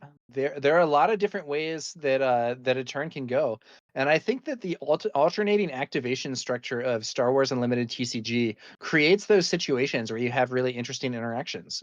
And we don't have the complicated timing structures that you see in other games, but the game is still extremely interactive with that back and forth. Hmm. And with the back and forth action system as well, you can kind of start to read opponents' play lines as they go for them. So with Sabine, there, I believe, very early deployed all 3 games, and that's usually very telling of something like Dark Saber. They not want to use their resources before they flip because they want to use all of them to Dark Saber their Sabine, and that leads to this like back and forth of, oh, I can flip my Sabine early to bluff this Dark Saber even though I want my opponent to think I have it so that they like constrain themselves saving answers for it, and that lets me take advantage in other places. Yeah, classic play is to like bluff Darksaber and then play K2. Yes, yeah, that is since set to the classic bluff on the Sabine turn. You can do K2SO, Very Yeah. strong card. Cool character. Liked him a lot in Rogue One, and very, very relevant in the game as well. Oh yeah. Probably will be relevant until he rotates out. He's fallen a little bit by the wayside recently because of no glory only results. Yeah. In matchups where he used to shine those blue villain decks, now they have a very clean answer to him, and you're kind of hurting yourself. So not as good as he used to be, but still I think too good to be cut, at least from these Sabine decks. Yeah, and I'll say, like, having played into those blue villain decks, yes, they have a card that's a nice clean answer, but do they always have it? No. Yeah. And it's also, it's not super resource efficient. Like, often that's their only play for the turn. So did he lose some standing from that card coming out? Absolutely. I think it can be quite annoying to have K2s when defeated backfire on you instead of hitting the opponent. But it's not Mhm. enough, at least in my estimation, to take K2 out of decks. No. I mean, if they, like you said, if they don't always have it, and it can lock out games if your opponent's at 27 hit points and you play a K2, they don't have the no glory for it. If they defeat it, they lose. If they don't defeat it, it means it's getting an attack off and they lose. And so it's got such a lockout potential that most other cards don't have in those kinds of matchups. It's just too strong. Yeah. It's an interesting situation to see how different cards and changes in the environment and so on adjust the evaluation of existing cards. I think Mhm. one example is that my opinion is that Force Lightning is going to be much stronger as we see this new set come out, because I think Force Lightning is already a good card, and it's held back by the fact that there aren't good early game Force enablers in Villainy right now, and I think that's a change. Mhm. And I think villainy force payoffs in general, like even just force payoffs in general, it's really only force though. Like we saw some Jedi lightsabers and some the forces with me from Chirrut earlier in the day, but it's those aren't nearly the level of force throw. But with more force units coming out, and I imagine some more force payoffs coming out, we're gonna see those force decks shine. And I'm excited for villainy decks to finally be able to play that force package. With that being said, we're going to throw it to a break here real quick at the end of round 3 here at the Tabletop Gaming Center. We will be back here soon for round 4. I'm Mickey D, joined by Tower number 9. Yep. See you guys soon.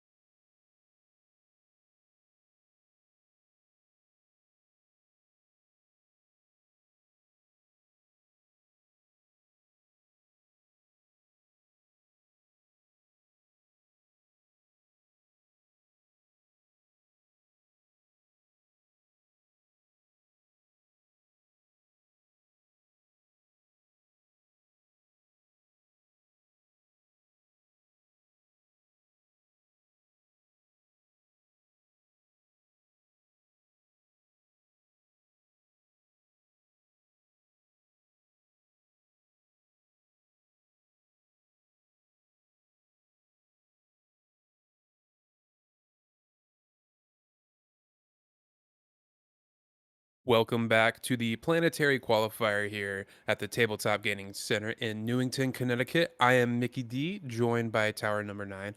Tower has stepped away for a bit, so he will join us shortly as we get into the next round. But for the time being, I figured I would riff here, just a little bit of solo commentary, take it back to my radio day roots. Got some people in the chat, so if you have any questions or anything that you want to throw at me, just throw it in the chat. But for the time being, we've seen 3 interesting rounds so far. We've seen Chirrut versus, I believe, a Garth Saxon Yell. That was round 2. We saw a Asajj Data Vault, which is a very cool deck. Kind of a vehicle-focused green blue villainy soft control deck versus a Kira Data Vault. And I believe the Asajj took that one down in two games that went down to the wire, both in terms of the damage rates and time on the clock. And then just now we saw a Sabine ECL take down a Ray Blue 30, in which Darksaber did a lot of work. Looks like the players are getting seated for round 4 here. Shoutouts to Tada in the chat. Free, watching some Star Wars. Nothing better to be doing on May the 4th. But yeah, some fun matches so far. Hope they keep up. Seems to be a pretty good meta, pretty healthy there. I don't think we've seen the same deck twice at all throughout the day so far. I know personally, once I have time, either late tonight or sometime tomorrow, maybe while I'm at work, don't tell my boss, I plan on trying out some of these decks on Carabats. Specifically, that Asajj deck looked really interesting. And I played a little bit of Chirrut Tarkentown in set 1, and I have a soft spot in my heart for Blue-Red Hero in general. 4 stars a busted card, and I also like to live, and so those restore units are really helpful. So might try out some Chirrut Tarkentown as well in my free time. Got about a month before regionals, I think 3 weeks. It's on Labor Day weekend for those going. Still trying to find a deck. Pretty locked in on Quinlan Tarkentown. Stevie, the Sabine 1-2-1. Darksaber did a lot of work all those games, and I think the Ray misused their resources a little bit, making it so that their answers weren't prepared. Like, they had a turn where they could have Perilous Position plus Confiscate, being ready for the Darksaber, but instead they used a resource to Ray ability, meaning that they couldn't confiscate the Darksaber the turn it came down. Yeah, the Ray Blue, I think, could have gotten there. That Darksaber just put in a lot of work. I've never played, I think I've played like 3 games total of Ray Blue in my life, but from what I understand, Darksaber seems like the one way that you lose that matchup. That and like a really timely ECL on your leader.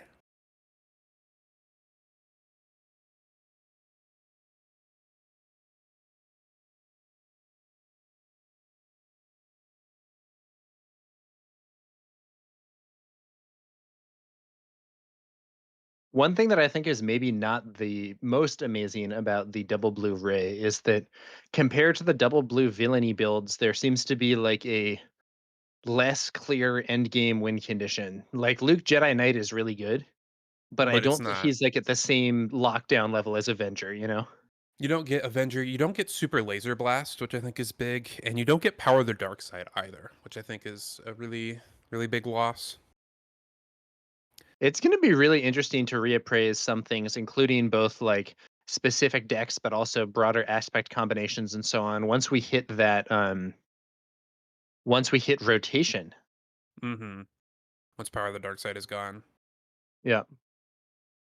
Yeah, Stevie, you mentioned I believe it's Nebula Ignition. 9 is like weirdly, you would think 9 isn't that much more than 8, but in that late game scenario, oftentimes you're dead the turn you Super Laser Blast if you don't have it, and so the 1 cost does come up. But I agree, it's pretty good in Ray when you're buffing all of your units, and so it's a Plague Wind, a one-sided board wipe. We have an interesting match on screen. Ray Data Vault, which did top 8 the regional in Lille. I wonder if this was inspired by that list. This is Pasquale, who I believe has done coverage for McClunky before. It did help with the Beatle coverage. Yeah. And then we have a Thrawn red list, which is a list I've been tinkering with a little bit. It might be a deck I take to showdowns, like not super high competitive level events, but it's very fun. If you've never doubled something like a droid missile platform or an series officer just to nuke your opponent for 6 or 4, there's something about that is appealing. Yeah, for sure.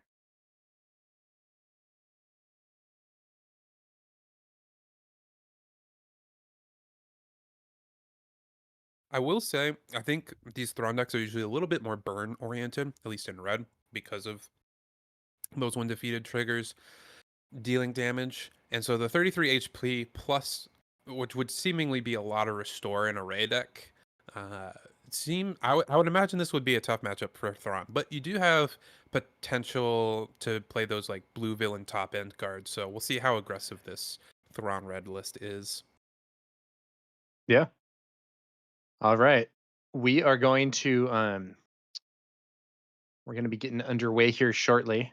So in terms of the what do you think the key when defeated plays here are for this Thrawn build? So you had mentioned the droid missile platform, the series droid, Ruthless Raider, really big one, of course. Yeah.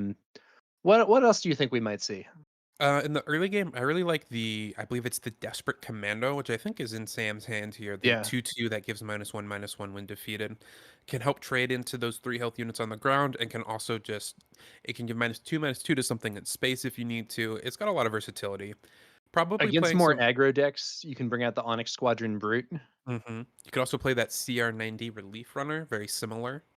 Val is a really interesting choice. Mm-hmm. I think those are all the big ones. Chimera to trigger your when defeated as well. I've So. played a version of Thrawn before that makes a bunch of battle droid tokens with the units that do tokens when defeated and then uses exploit. I don't think it's like the most competitive deck, but it's fun. It is. Well, as you predicted, Pasquale, it's going to be that Desperate Commando. Or I'm sorry, as you predicted, Mickey, it's going to be the Desperate Commando. While Pasquale brings out the R2D2 and then buffs it with a experience token from Ray. It's an annoying unit for Sam to deal with here. Even with -2/-2 from the Desperate Commando, that R2 would live with 1 HP. That's right. The buff from Ray means that is not in range. So pretty convenient there. Going to take that out, and will Thrawn's ability be used? He might want to retain it if he has something else that's going to be defeated that will maybe be more impactful. Yeah, so he brings out the droid missile platform, and then I think it was a resupply there from Pasquale, and a quick end to the turn. Yes. Finding the resupply in your 60 card deck always feels great. It is never punished for playing with 3 extra HP. This is one of the scenarios. So because Heroism decks do not have access to Super Laser Technician as an efficient ramp card, many of the like blue-green Heroism decks have resupply as their only ramp. Sometimes you might see Spark of Hope or whatever. Yeah. But going up to a larger deck size when resupply is your only ramp does degrade your consistency on that by a significant amount. There is a deck building cost for playing ramp where oftentimes you have to plan on skipping a point on the curve, which means if you're playing only 3 ramp cards in a 60 card deck, that can be awkward. However, with Ray, you can oftentimes fill in that curve pretty easily, so it's less of a cost for her to play it. Good point. I think a good example of the pattern you were describing earlier would be things like the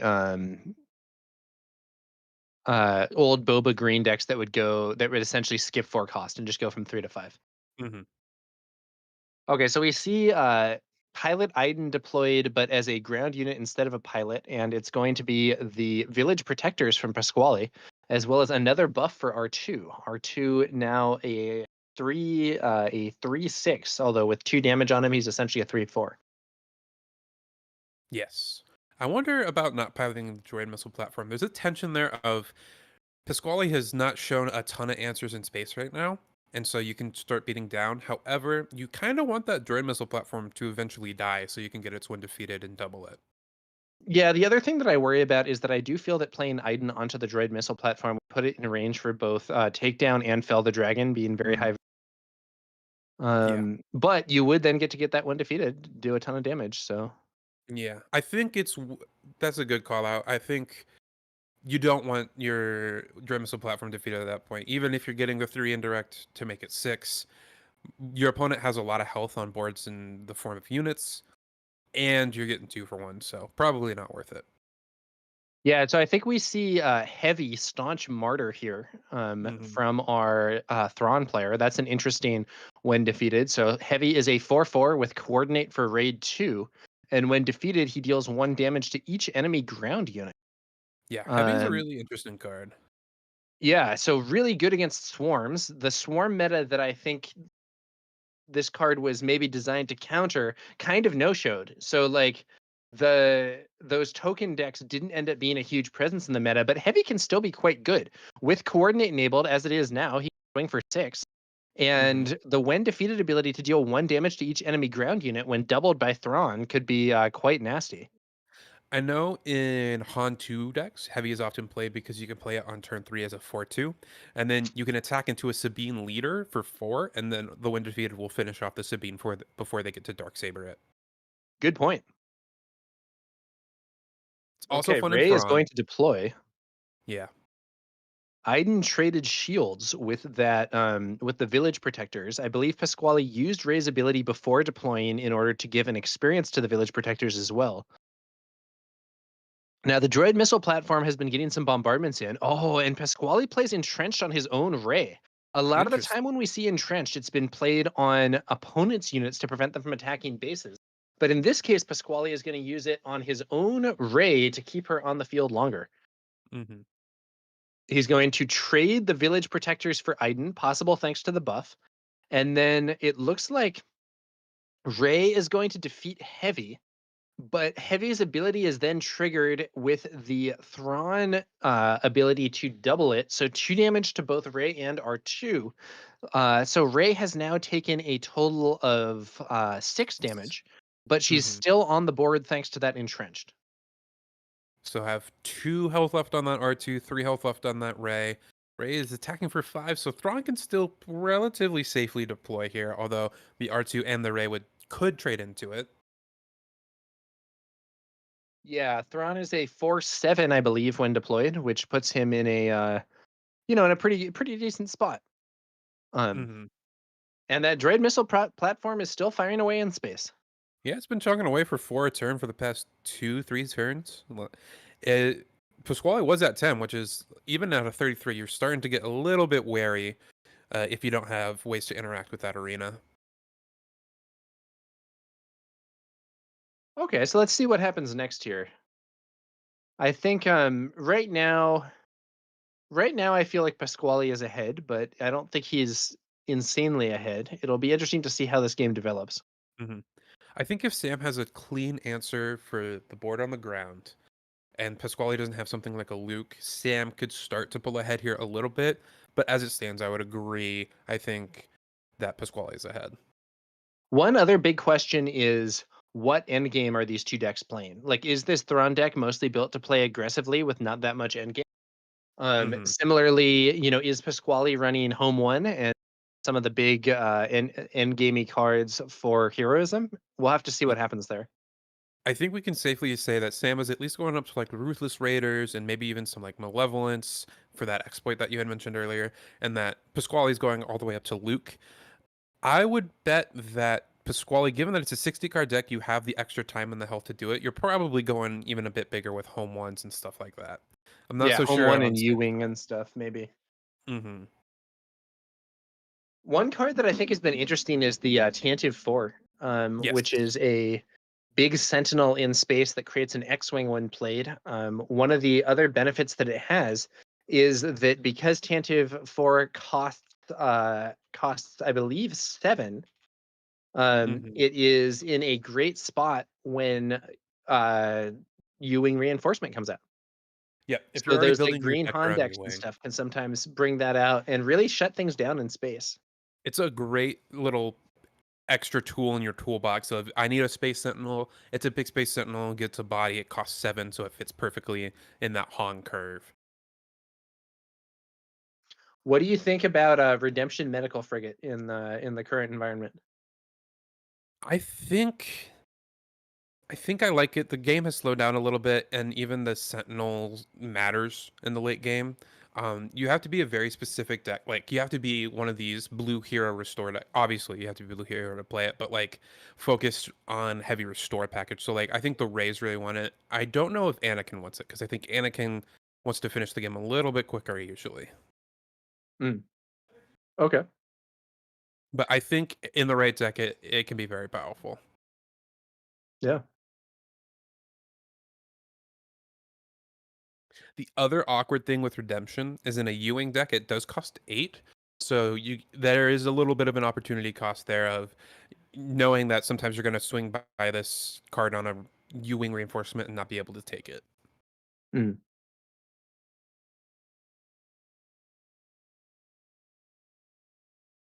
Well, we have the classic Bright Hope. That we were talking about some of the big space sentinels. Bright Hope is the like maybe the OG good space sentinel. Yeah. That and I mean Bright Hope is the original one that's actually good. I think for a while we had people playing what was that System card called? Yeah, System System Patrol Patrol Craft. Craft. Yeah. System Patrol Craft. That one has really fallen by the wayside. I haven't seen that in quite some time. No, there's just better options nowadays. But Bright Hope, really solid. The 2/6 stat line is pretty annoying for a lot of space units, and the when played effect can be quite effective too. Potentially giving you a draw, and there are some scenarios where it can even be better than that. So one example would be if you are playing against Bosk and the opponent has put a bounty on one of your units, playing Bright Hope to bounce your unit to counter their bounty and draw you a card at the same time can be quite good. Hmm. A lot of utility with that card. Ooh, so we see one of those fighters defeating Bright Hope, but that opens the door for Luke Skywalker Jedi Knight to give the full -6/-6 and get Thrawn off the field. Yeah, that was a good sequence for Pasquale there, almost enticing Sam to attack into that Bright Hope, leaving it at 2 HP. Too juicy of a target, but this Luke really punishing that attack. Now, what card is that? I believe we have a prestige card on the field, but I I can't believe quite recognize it. I think it's a Prestige Chimera. So copying Hmm. that Inferno 4 death trigger, looking at the top two.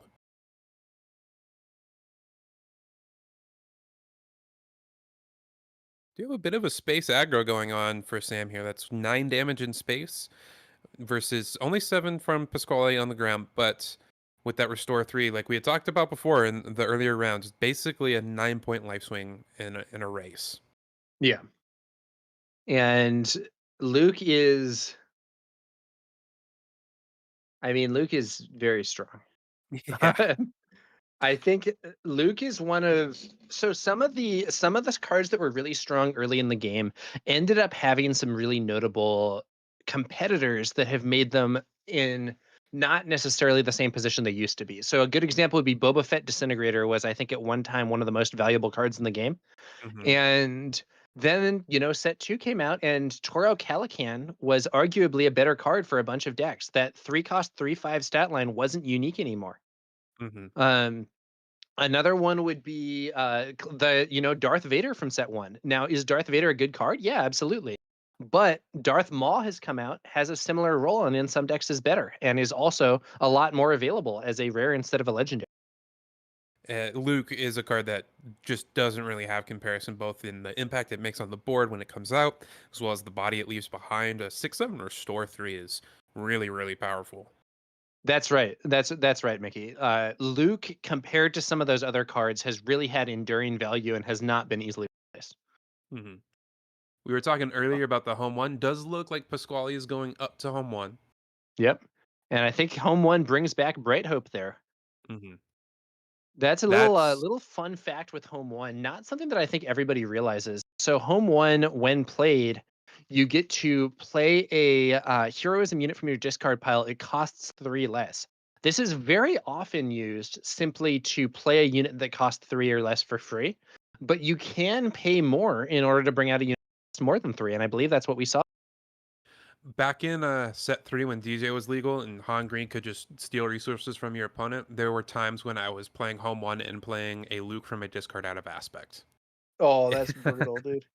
Yeah. That Pay is 17 nasty. resources for that. That's fine. 5 of these are my opponents anyway. Ugh. Ugh. Good riddance to DJ. Good riddance to DJ. Count Dooku. This card is one that I've been trying out in my Thrawn red list as well. It's like we had talked about those exploit effects. You kind of want your units to die to get those when defeated triggers, and Dooku makes good use of the units you're sacrificing.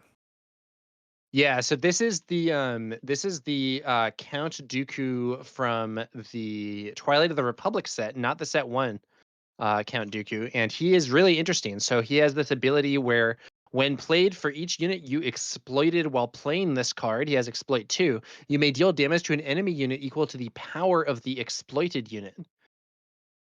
I thought Um this card was going to be a lot better than it had, and it's still very good, but I thought I was going to see more play because in my dream scenario, I'm curving Poggle into Super Laser Tech Mecha Droid into exploit my Super Laser Tech and my droid for Count Dooku on turn 3. oh yeah, that's pretty tight. Yeah. Ooh, but it's going to be another Luke here. Looks like the Or Luke wait, attack. no, sorry, it's just a Luke swing. I had my mistake. I lost the plot on that one. All good, all good. I thought the first Luke had been cleared and he was playing another one to remove Dooku, but no, it's just classic unit combat. And then looks like our Thrawn player is going to crash that fighter into the Bright Hope, use Thrawn's ability, and he's got some healing from the Onyx Squadron Brute, but he's in a bad spot. Yeah. Does look like he has a Ruthless Raider in hand, so can take care of that Luke on the ground, have a good body left over. Yeah, it could But be worse. So Ruthless Raider ping off Luke. Yeah. then you have 4 1/1s that can contest this Bright Hope, and then there's just an R2, but your opponent hasn't spent any of Pasquale their hasn't. resources.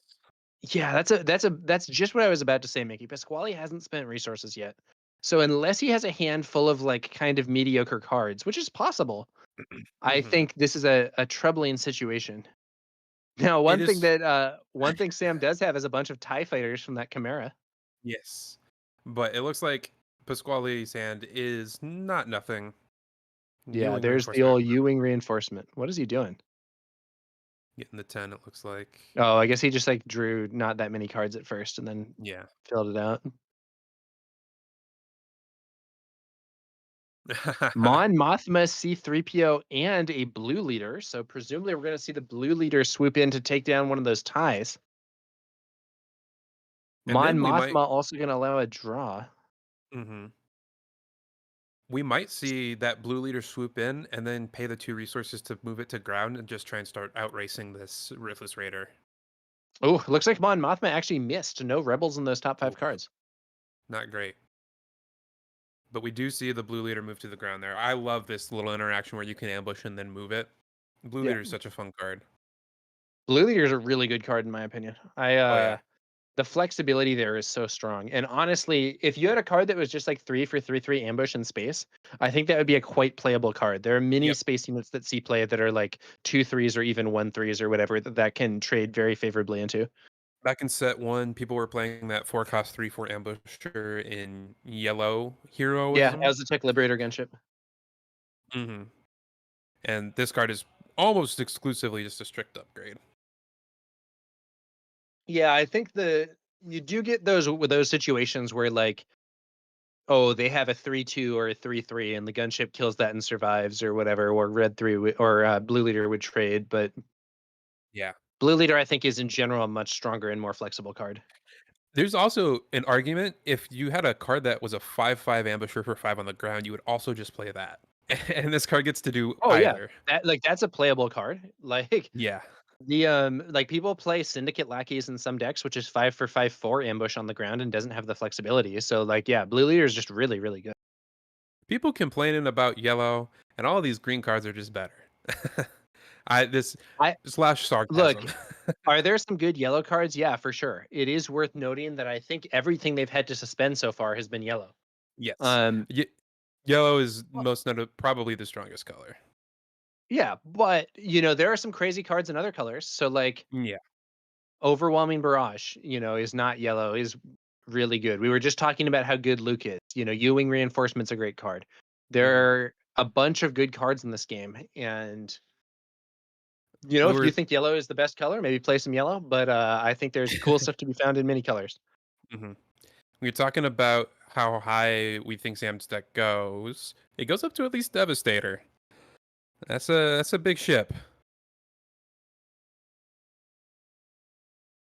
That being said, I don't know if we'll have the time to make use of that big body. Yeah, do you think he's playing the big bombardment? At this point, I would think so, given that he is playing the Devastator. It's been in and out of my list. In a board state like this with the Devastator, it's obviously very good, but when you don't have it, that card can feel pretty weak. Yeah. So Planetary Bombardment, the card that we're discussing here, deals 8 damage to a player, but if you have a capital ship, it does 12 instead, but it's indirect damage. So the problem is in a situation where you don't have Devastator and the opponent has a board, they have a lot of options in terms of where to send that damage. Looks like it's going to be a Fleet Lieutenant for Pasquale, sending C-3PO into the base here for 4. Does Pasquale have lethal this turn? I don't believe so. I think he's too short. However, he'll have lethal in one action on the way back. Okay, has the fell for the Devastator. If he didn't, Ooh. Planetary Bombardment was lethal. Yeah, that's true. It would have been 12 damage, and with the Devastator on board to control where indirect damage gets assigned, Sam could have put all of it on base, but it wasn't to be, and I think that's going to be a concession from Sam. Yes, looks like Pasquale took game one, and he was relatively in control throughout that game, I'd say. But Sam did present annoying threats throughout the game. It was never Sam, like comfortable. yeah, and Sam managed to get a decent chunk of damage onto that base. Like Yeah. ultimately, Pasquale was able to hold the line, but it was not like it wasn't one of those games where at the end you have 0 damage on your base. You know what I mean? And that Hmm. can happen with some of these restore heavy builds. Yeah. I mean, to the end there, Sam was playing to an out. He had, if that Devastator lived, he was playing to Planetary Bombardment. So, uh, closer than it may appear at first, but I would say Pasquale did lead throughout the entirety of that game. Just Sam never refused to go down easy. Yeah. Well, we're going to be moving on to the second game, and we'll see whether or not Pasquale can pick up another win and close down this match, or whether Sam will be able to send us to game 3. I will say that first game took a fair amount of time, so we have a bit more than half an hour left in the round, and we will see what that is going to look like Hmm. after the second game. They might, if we do go to a game 3, they might struggle to get it complete in time. Yes. I think Sam's deck has the more potential to punk someone out in the early game aggressively, more so than Pasquale's, with those burn cards, the series officers and the droid missile platforms. But I mean, Pasquale's playing fleet lieutenants. I wouldn't be surprised if he's on wing leaders. You can certainly out aggro someone with just that rebel package. Yeah, Rey is not an especially aggro leader, but she can still buff early units and create some annoying threats and so on. We see often those cheap units with Rey, cards like R2D2 or the Moisture Farmer that we saw in the earlier match, Hmm. can really become pretty annoying for opponents to deal with once they have some experience tokens on them.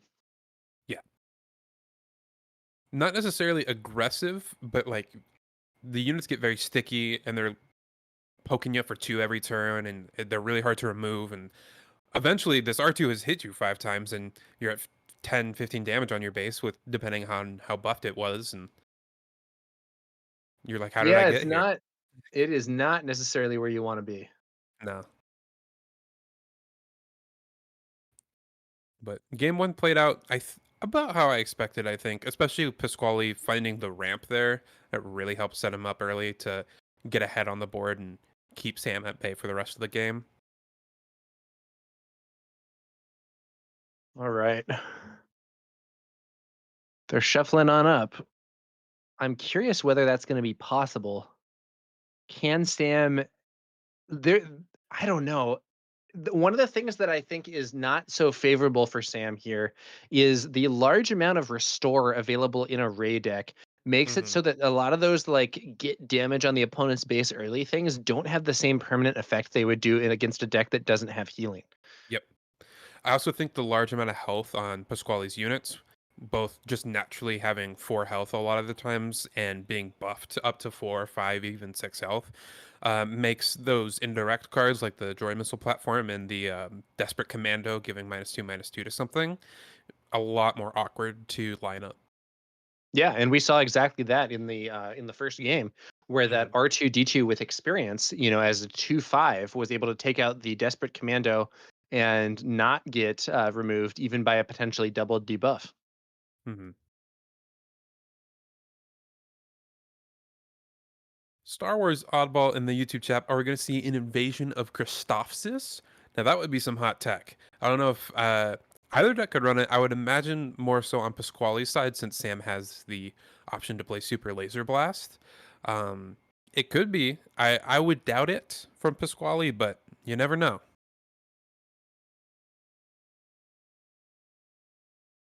Yeah, we'll see what happens here.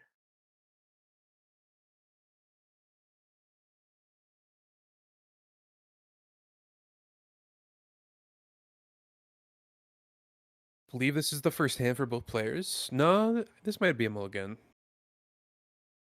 Either way, looks like both players are keeping their hands. Yep.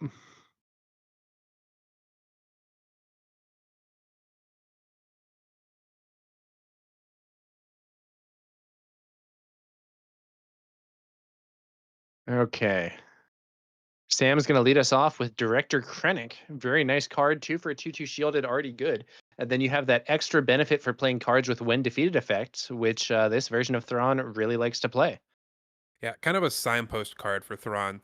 You want when defeateds because Thrawn's ability, and this card makes your when defeateds a lot cheaper, or not a lot cheaper, but one cheaper, which can be significant. So Pasquale is going to bring out that same R2D2 and then buffed by Rey's ability that we saw in the previous round.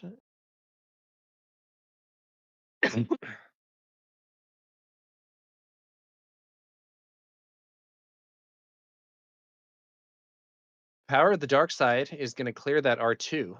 Not necessarily. Normally, Power of the Dark Side on R2 would be quite bad, but against a buffed R2, that might be something different. Ooh, Pasquale plays Mon Mothma and finds a Luke Skywalker Jedi Knight. yeah, Not an Mon immediate Mothma threat, but being dangerous able later. being able to dig for a Luke, which is in a 60 card deck, you're going to see it less often, and it's like we were talking about earlier. It's a card that's not really replaceable. There's no card that quite does what it does.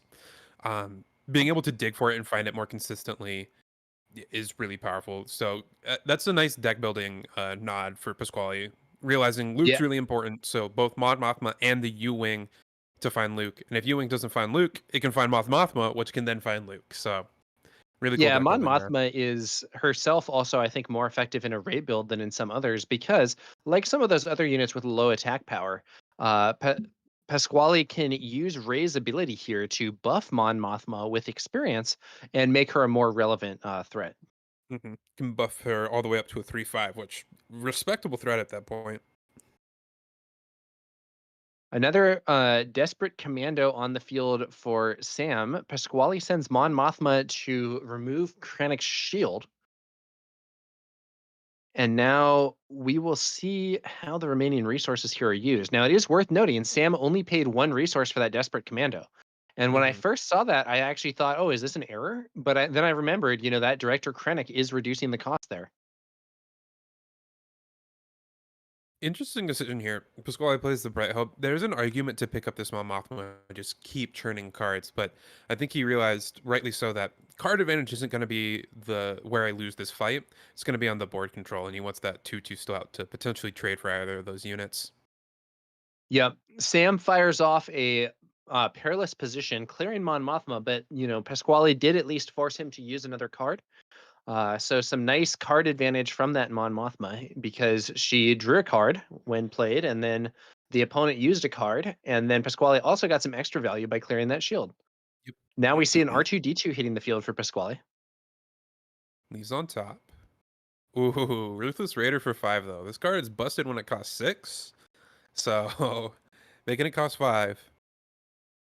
Pretty Good. strong. That Director Krennic has been generating a lot of value for Sam. Yeah.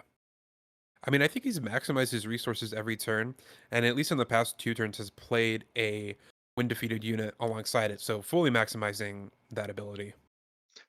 Yeah, so I think we've seen in the previous turn, Sam was able to play Desperate Commando as well as that Perilous Position, thanks to Krennic making the commando cost 1, and now we see that Raider coming out a turn early. Another Mon Mothma for Pasquale, though. And that would make sense as well as to why he might not pick the Mon Mothma up with the Bright Hope if he has a second one already in his hand. He almost actively wants the first one to die since it's a unique unit. Yeah, Pasquale is going to. Looks like this time the buff is going to be sent to Bright Hope rather than one of the ground units. The one upside to doing that is that Bright Hope gets to swing this turn, but a second upside is that this now means that the Ruthless Raider is not in position to clear the Bright Hope with one attack. Mm-hmm. Looking at Sam's hand here, looks like a series officer and a Val. Not great in this late game scenario. Hoping to top deck maybe like a Chimera or a Count Dooku or something a little bit bigger. He's got okay board right now, but going into Ooh. the flip turn, yeah. Looks like Pasquale played, I think that's an Entrenched on his own Mon Mothma there. Mm-hmm. So that's going to buff her up to a 4/6, making her much more relevant against those ground units. Yep. Makes it so it survives an attack from that Desperate Commando. Can clear either one of those ground units, which it could before, but keeping the body on board is valuable here.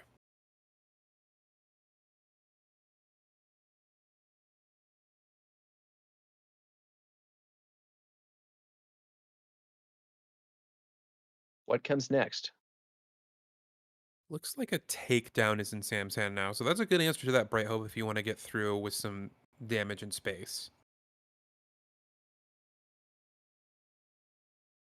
That's exactly what we see there. Yeah, takedown, removing that Bright Hope. Like you said, Mickey's opened the road in space. Mon Mothma, though, is going to remove the Desperate Commando, and thanks to that Entrenched, will not be removed even if that ability is doubled. Mm-hmm. Interesting choice not going for the Krennic there. I think wants to protect anything else from getting -1/-1, which I agree. And the only way that you get punished is this exact playline of Sam playing the Droid Missile platform, because that's the only way you can maximize resources while still using the Krennic discount. Krennic has now enabled 3 different scenarios where a card could be played that would otherwise not be able to be played thanks to that resource discount. Mm-hmm. Now Rey deploys and finally defeats Krennic, giving herself a buff. And we actually see, I think that's the third. Is that the third Mon Mothma? He already has Mm-hmm. one, right? Yeah, I think it might be. It is a unique unit, so we got to get that one off the board. But I think he sees it. Just playing it as a 2 cost. Look at the top 5, get a rebel. Yeah. Just, I guess, trying to find better cards. Yeah. And then he smuggles out a tech. We do know of the Luke that is most presumably still in Pasquale's hand from that first Mon Mothma. So he can trade some of his board away into that Thrawn and then Luke that Ruthless Raider. So that's a good answer, but he's going to take a good amount of damage, most likely 4 damage, unless he kills the Thrawn first from the when defeated on the Ruthless Raider.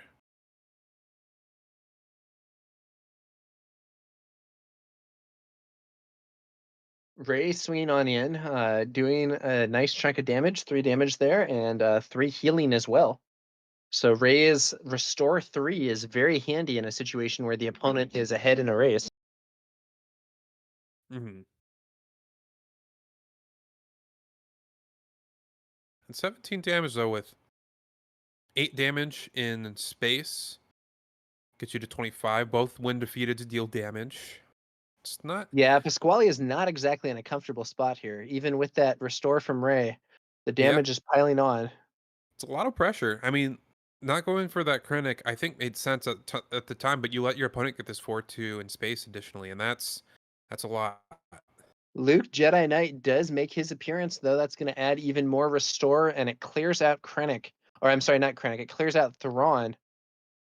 Decides to go And for the Thrawn, which is interesting over the Ruthless Raider. I think he's committing to just kind of ignoring this Ruthless Raider and trying to out-restore his opponent here.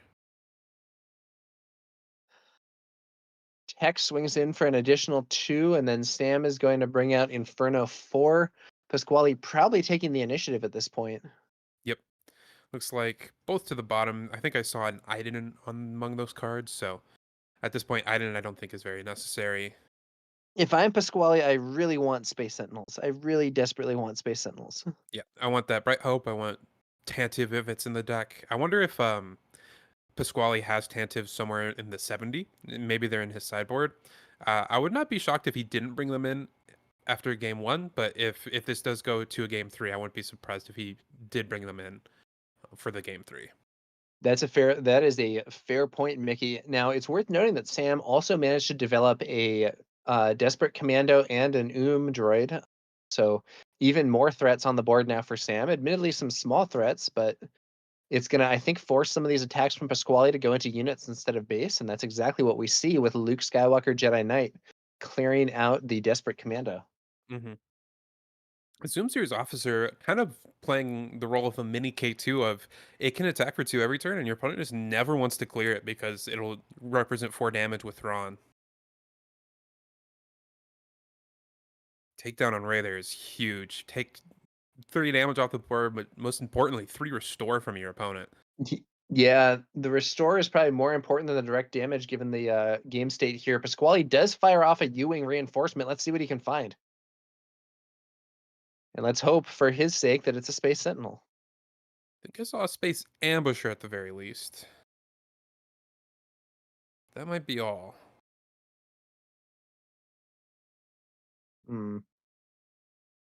This is really where you want to be grabbing that Tantive. Yeah, Tantive or even a Bright Hope would be great here, but okay, so he finds Village Protectors for the ground arena, joined by a blue leader for the space arena, and the blue leader trades with the droid missile platform, and then Pasquale has some high HP units to throw that indirect damage on. Now, interestingly, oh yeah, so Sam didn't use Tarkin's ability there so that he could save it for the droid for the guaranteed base damage, I believe. Mm-hmm.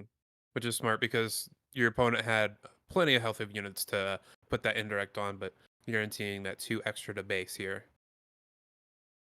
Look at those base HP totals. It's 26 on Pasquale's base with a 33 HP base. Sam right now looks like he could take Pasquale to 1 HP, but could not get the win just yet. Mm-hmm. From there, a Space Sentinel keeps you alive. Especially, I think both Space Sentinels, Tantive and Bright Hope, would take a hit from the Ruthless Raider and not kill it, which is important. Being at 1 HP, you don't want that Ruthless Raider to die. Yeah. Man, that Ruthless Raider is an awkward thing to have on the board, especially with Thrawn's ability to double that. I think. Oh, there's home 1. So it's got to be home 1 into Bright Hope. Yep. Yeah. And one really important factor about home 1 is that it gives restore 1 to every other unit that Pasquale has on the board. And restore is additive so that Luke can now heal for 4, as well as those smaller units healing for 1. We got 6 restore on the board now, but I think Sam's hand is 2 Ruthless Raiders. If that's so, then just playing the Ruthless Raider will finish this game off. Yeah, he doesn't need 2. He only needs 1. Oh no, but he doesn't I don't see it. Got it. Or he's got something else. I think it's Ruthless Raider. I think he might just be caught up in he was planning on attacking, and you can kind of get tunnel vision at that point. Yeah, I do think he has Ruthless Raider in hand. He could have won this game. Is Pasquale going to be able to heal out of this spot? Yeah, there's the Ruthless Raider. It arrives late. That could have been the game-winning play, but it's not quite. He gets to... So if he... It's 30 HP on Pasquale's base. He's still alive.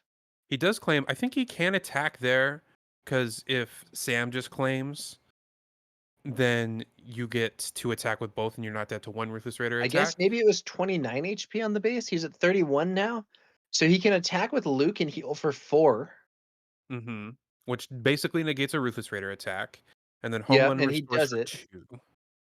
So that's going to be 6. Sam is now getting close to being out of this game. If there's a fleet lieutenant, home one wins in one move. I think we've seen the Fleet Lieutenant off of Mon Mothma too. Is there a way? Okay, so Ruthless Raider could attack into the home one, double the death trigger, kill the home one, deal 4 to Yeah, base as well. that's probably his best move right now. But does he see it? He missed lethal earlier. He could also, it looks like a Chimera's in hand, so he could Chimera, target a Ruthless Raider. Well, no, because you need the damage from the attack as well in order to Yeah, clear off that home one. that's right. You need both an attack and a doubled Ruthless Raider trigger to clear home one here. He doesn't Mhm. see it. Oh no, if there's a Fleet Lieutenant, that's going to be game. I think we've seen one off of Mon Mothma. There it There it is. is. Oh Oh, my goodness. what a Great game, game.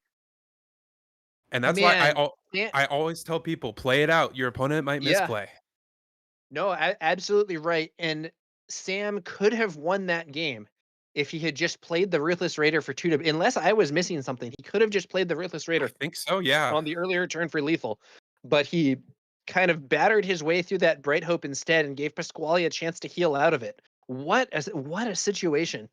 And really sharp with Pasquale, like very quickly turning the corner, realizing, all right, I'm healing with this Luke, but also I get to pressure my opponent's base super quick and get the game over in 2 actions. That was, I mean, this is, I always play it out. I always make my opponent finish me off because you never know when they're going to make a mistake like that. And unfortunately, I think Sam just missed lethal there, and Pasquale took advantage of that. Really sharp play for him to take advantage of a situation and steal a victory where he probably should have lost.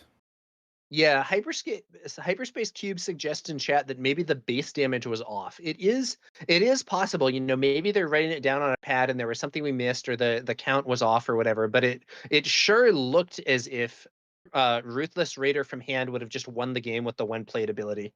Hmm. But that as you were saying, Mickey, that's just evidence to keep on fighting even when it looks like the situation's hopeless. Your opponent might end up kind of making an error that allows you to come back. Yep. Someone in chat asked the status of the Ray. That win takes the Ray to 4-0, so undefeated. Yeah, undefeated Ray Green from Pasquale. Hmm. Ray Green Data Vault for the 33 HP.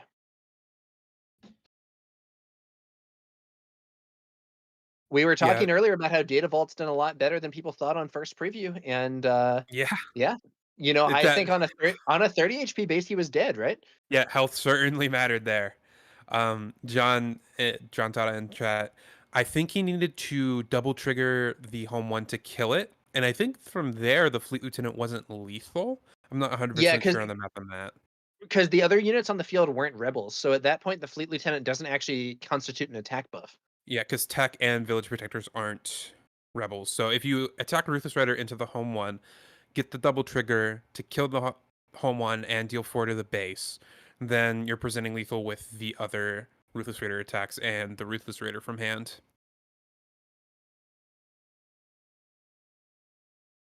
So, very, very sharp play from Pasquale, taking advantage of a timely situation for him and just missed a couple of missed opportunities from the Thrawn player there.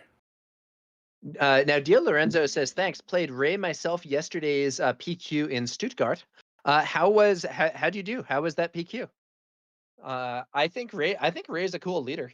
She's an interesting example also of a leader whose stats are actually quite bad for her cost, but her abilities are strong enough to make up for it. Like, I think that, you know, if we think of like a 4/7 at 6 as being like good or like as being default, not even really that good, but like default, Ray is a 2/6 at 6. And even if you give herself an experience with her attack, that still leaves her at a 3/7, which is below that 4/7 baseline. But the restore 3 is so, so, so good. Hmm. And her ability to give out experience is very handy as well. Gotta in chat. Gotta double trigger Raider regardless. 4 damage to base. I agree. I mean, attacking into the home one is basically like attacking into the base there because you're doing 4 damage either way, and you're making sure you get use out of the Ruthless Raider. I think I don't blame the Thrawn player there for not remembering the Fleet Lieutenant necessarily, because I believe it happened a while ago off of him on Mothma. But that's why, like, writing down notes at a bigger tournament, at a higher end, more competitive tournament, can be really valuable because you can always refer to those notes and say, all right, I saw my opponent grab a Fleet Lieutenant from Mon Mothma. They might have resourced it, but it's something worth playing around now because I've seen it, so I know it's somewhere in my opponent's hand or resource row. Uh, you can't just ignore it and say, maybe they didn't draw it. You knew they draw it. Yeah, and for that matter, it can be very helpful to take notes even at a smaller tournament and get into the right habits. You know what I mean? Hmm. One thing Now, I plan on doing going forward is at smaller events and locals and stuff. I've been notoriously bad of not writing down life totals on paper, but yeah, I really want to do that going forward at bigger events, just because yeah, it's very valuable to do so. So, yeah, absolutely, Mickey. I was actually about to say a similar thing. I think it can be hmm very worth it to, be practicing the way that you want to play when it comes to the big tournament. And if that means writing down things at a small tournament, like yeah. go for it. And some people would be like, "Oh, it's try hard. Oh, you're wasting people's time." It's like, well, is it wasting people's time if it's helping you prepare better for the big event? I don't Yeah. think so. Nah, and you're maintaining a proper game state better. Writing down notes of cards in your opponent hand isn't necessarily like necessary to keep a proper game state, but like life totals, just to be absolutely clear, make sure nothing's missing.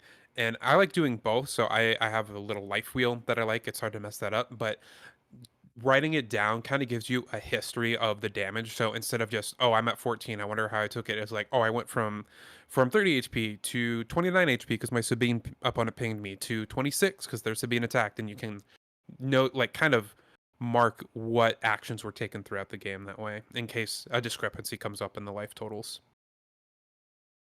Yeah, it can really help. One thing that's important though is trying to practice and get synced up with being sure to both write something down and put the tokens on the base. Yes.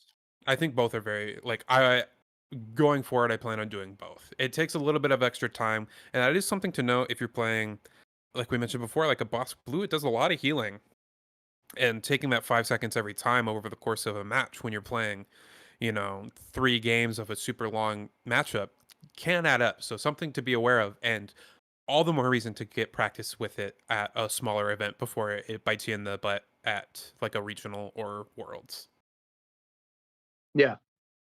I think yeah, so writing down base HP is good. Writing down cards that you see from your opponent's hand. Hmm. Like if you play Spark of Rebellion, write down every card you see on your opponent's hand and make a note when those cards have been played or discarded or whatever. Hmm. That's another thing. As a Quinlan player, I haven't been writing it down, but I always, after I play it and my opponent picks up their hand, I just verify with them. All right, it was X card, Y card, Z card, right? And then Yeah. just make sure you get that mental note. But it is Yeah, always best to have it in writing. just play systematically, get that information. You want to be in a situation where you have to guess as little as possible. Hmm. All right, I think we are going to go to a break here before we bring you the next round of Swiss here at the Tabletop Gaming Center in Connecticut. I'm Tower Number 9, joined here by Mickey D. This is McClunky Gaming's coverage of this Planetary Qualifier, and we will be back with you shortly. See you back for round 5.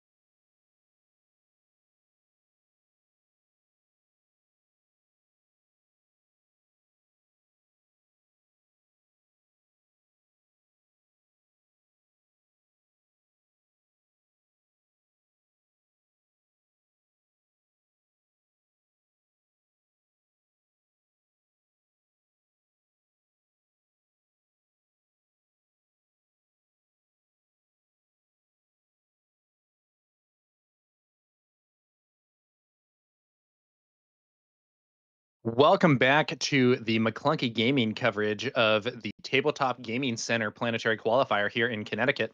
I'm Tower number 9, joined here by Mickey D, and we are in between rounds 4 and 5. Our fourth round has just ended, and the fifth round should be getting underway shortly.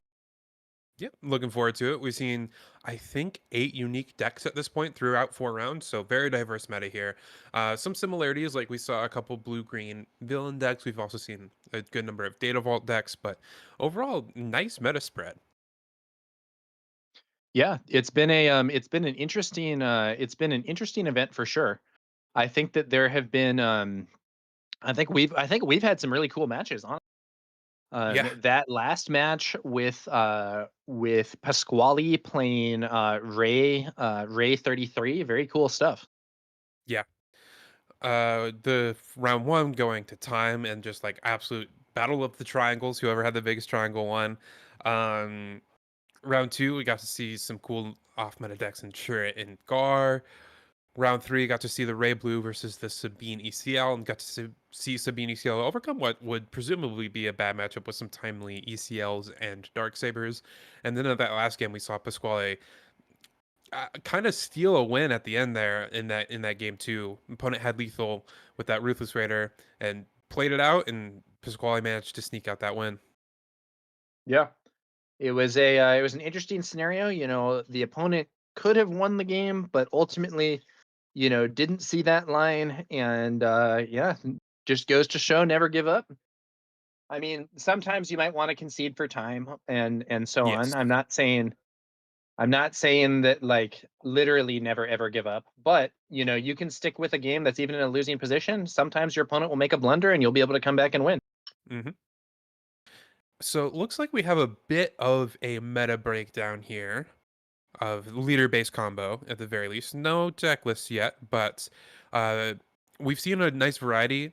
But looking at the stats here, it looks like Sabine ECL is the most represented deck pretty comfortably, almost double the next leader. So Sabine ECL has 17 copies in the tournament.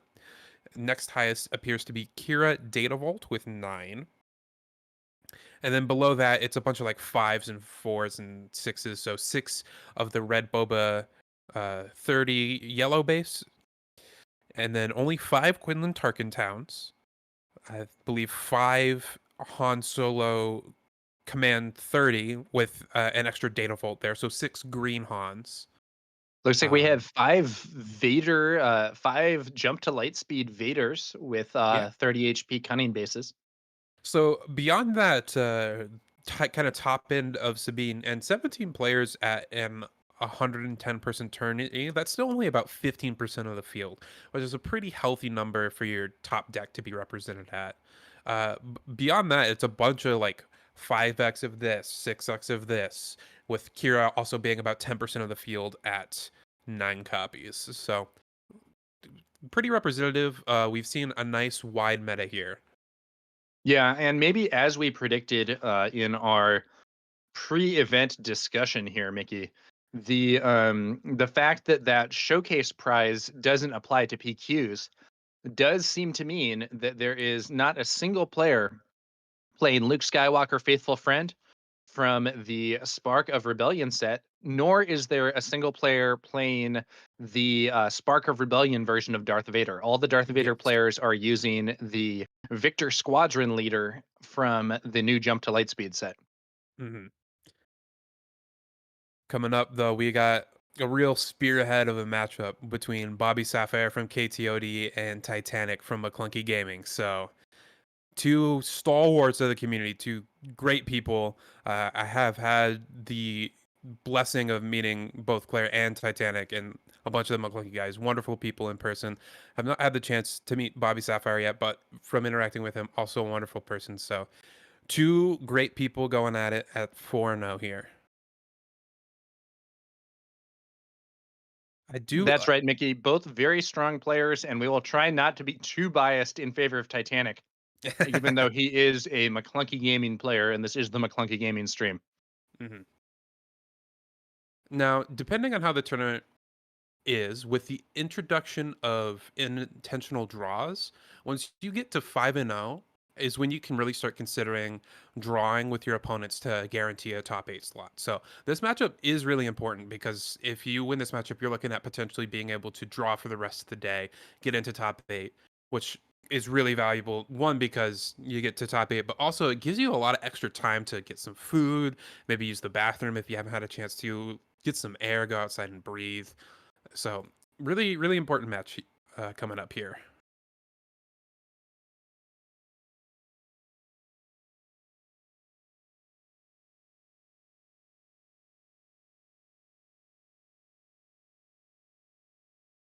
Sea Raptor no data vault is a bit of a crime. I mean, ECL and data vault have shown themselves to be very good, but for Han specifically, you're looking for a lot of 2-card combos with a turn 1 space unit plus a pilot, which data vault kind of lowers your percentages on. And also, you don't really need the ECL or want it because you want health units. You don't have great ECL targets. Oftentimes, you're skipping 5 and 6. So Yeah. It's one of those situations, I think, also where, we were talking earlier about like only, those resupplies. Only you can only play 3 resupplies. And, if you want to hit turn 1 resupply, there you go. If you want to hit turn 1 Falcon, technically there's 2 Falcons you can play on turn 1, but one of them's but better. yeah. They're actually both really good in this deck, though. I'm not gonna lie. Yes. So Both should are be quite interesting to powerful. see. Should be interesting to see who wins in this battle of the Han players. I'm not gonna lie, I'm not incredibly experienced with the Han Green Mirror, so I'm gonna be as much of a viewer as most, I think. I'm gonna do my best, but not a matchup I am incredibly familiar with. I will be upright and honest. Yeah, I think it should be interesting. One thing that can be extremely relevant if there's a fight in space is Hmm. that the Han Solo pilot, if you play him on a Falcon, gives it a shoot first. Yes. Um, A- And thinking yeah, about it's that, pretty it's cool. why I think initiative really matters in this matchup because of the Han Solo pilot. Like, if you play a Falcon turn 1 and your opponent also plays like an exhausted unit, you might not even attack with your Falcon just to guarantee initiative going into turn 2 so you can land that the Han Solo pilot. Yeah, let's see how we do here. It's about to be the showdown of the sort of team leaders. I don't know how formally these guys are the team leaders, but they're kind of public faces of the teams. Hmm. And you know, showdown of the team leaders, showdown of the Han Greens. Titanic with the fancy Han and the fancy Echo base. Hmm. Showing up with the showcase advantage, as we say, but Bobby Sapphire, Mike here with the initiative advantage, so it evens out in the Both end. players leading us off by using Han's ability to create a temporary resource. Now, Bobby does have that blue leader, which is probably the turn 1 play you want to see the least. At least it is something, but if If Titanic. Titanic has the Falcon, Bobby Sapphire could be quite behind, and he does. It's the Oh, Falcon. that is Unless Bobby rough. Sapphire has no, he doesn't have it. I was gonna say if he has Pilot R2, that could be different, but he doesn't have it. And Titanic in a pretty strong start after that first turn, but the Yeah, game is by no means over. no. That being said, that is not where you want to be as Bobby Sapphire. That is a rough start. Even if there was Pilot R2 there, I believe Titanic has the Han pilot in his hand. So from there, could just claim, do the Han pilot this turn and kill that red leader for free, or blue leader, excuse me. All But rough right, start. let's see how we go. Moving into this next turn. Now, Titanic could bounce his Falcon here, or could leave it in play. If he has a pilot to put on the Falcon, you probably would want to leave it in play here. And honestly, I think I'd probably leave it in play either way, especially because you don't actually have to pay for the upkeep cost, given that he has that temporary resource to pay for it. Oh, and there is Pilot Han. Hmm. It looks like Bobby passed through the first action, kind of anticipating this. I think he has a Yeah, he pilot, could or now potentially have his own Falcon and trade with this Falcon, I believe. So that I would be a way to recoup some of the loss there. think it's one Uh, damage short. I or think no, yeah, the that's right. He's off by 1 unless he has Pilot R2 again, which I don't think he has. no. I don't think these Han decks usually play it because oftentimes they're just one big pilot and that's all they care about. There we But go. So Pilot R2 is an interesting one. It helps a lot against Sabine ECL, Sabine's Masterpiece line. mhm, And it can also be very useful with the other Falcon because it allows you to essentially stack up more of that piloting buff. yeah. But I don't know that people are actually playing the other Falcon right now. Oh, and look at that. Bobby Sapphire has drawn Han Solo Pilot. So If we'll see if Titanic attacks the base, Bobby Sapphire can play his Han Pilot and kill the opposing Falcon without taking any damage. But Titanic could also clear his opponent's Falcon here. Let's see what happens. yeah, we'll see what he goes for. I think in general the mindset should be to trade into these space units. Just obviously Han is the biggest blowout, but even like a Chewie or a Luke is hard to deal with. So I think my instinct is to always go for the space units unless you're like almost pressuring lethal. Ooh, and Bobby bounces the Falcon, not even giving Titanic the chance to attack it. Okay. Surprise strike into the base. Now, Bobby, oh, you know what he can do now? He can bring out his Falcon, make a temporary resource, and then use the pilot. Mm-hmm. Mm-hmm. He does take a big chunk of damage from that surprise strike. That's going to be another 8 damage onto the base, up to 13. But Titanic only has 1 resource now. So unless he has like a bamboozle or something, I think Bobby Sapphire is going to be able to clear this Falcon.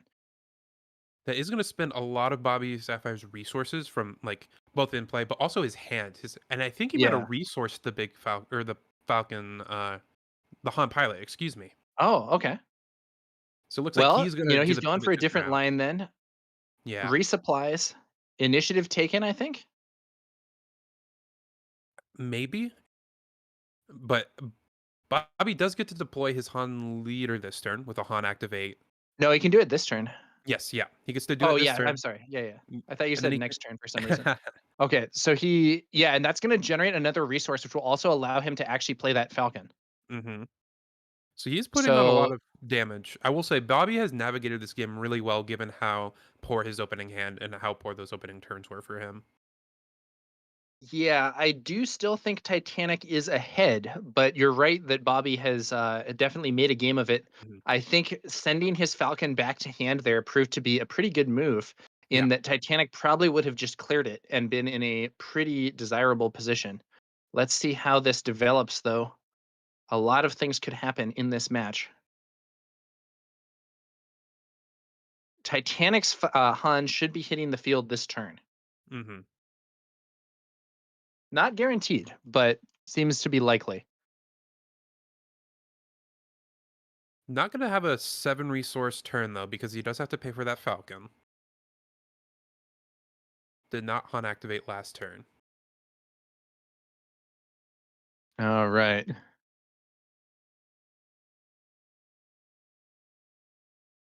13 damage on base for Bobby. With 10 5% damage in. on base for Titanic. Another surprise strike from Yeah, Titanic. He's not going to have his Falcon kill the opposing Falcon. He's just pushing this damage to base. that's 8 more to base, so Another 21. 8, 21. Bobby Sapphire does not have a lot of HP left on that base. If we have like a hotshot blaster, we could do another 6 here on off of Titanic's leader flip with the Han ability, and that would be putting Bobby Sapphire in a dangerously low level. hmm But I However, think Bobby Sapphire has a Han Solo in hand, Han Solo Reluctant Hero, and that could kill Titanic's Han leader here. yes, that's the fear here. He's gonna That's flip into exactly it, what we see. Titanic flips his Han only to have it taken out by Han Reluctant Hero. Titanic then takes the initiative, but which Bobby's 13. board is starting to become substantially more powerful than that of Titanic. There is exactly lethal on board for Bobby here, actually. With 17 damage on his base, there's 13 damage presenting just on board with no pumps, and that's like assuming no hot shots or no Yeah, and surprise Titanic strikes. here does not have lethal. Yeah, the past couple That turns of being just surprise strike have been rough for Titanic. Yeah, they have not let him establish more of a board, and especially this last one where he was unable to make any use of like 3 resources or 4 resources there. hmm Um, he is actually falling behind here. If Titanic doesn't have some way to disrupt Bobby Sapphire, he could lose the game this turn. Now, I think I've spotted a big Han in his hand over the past couple of turns. I don't know if it's going to be enough because Bobby might get the board to a spot where Titanic has to answer multiple threats and get initiative, or else he'll die out first action the following turn. Hmm. But he does have Yeah, an we'll answer. see. Bobby in the chat, Bobby did pay for the Falcon. It was with the defeated resource from Han. Okay. Hotshot Blaster on unit Han. Titanic now at only 5 HP, but he brings out his own Han unit. But wait, he kills unit Han here.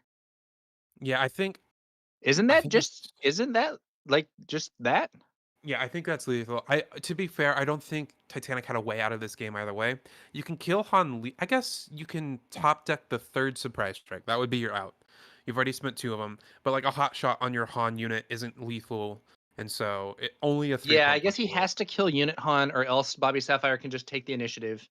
Yeah. But that leaves Titanic unable to stop leader Han, and ultimately it is going to be a win for Bobby Sapphire. Very interesting game. Titanic started out really strong in that game, but he, like you were saying earlier, Mickey, he had those turns where all he could do was surprise strike, and he really started to fall behind. hmm He dominated the space arena early, and like I was saying in the middle of the game there, Bobby found the winning line, and I think most of the times you're unfavored from that position, but he found the line that gave him the best chance to win, and Titanic didn't have the answers he needed, and Bobby got Yeah, the win. Bobby Sapphire maneuvered around it well. Great play, great games.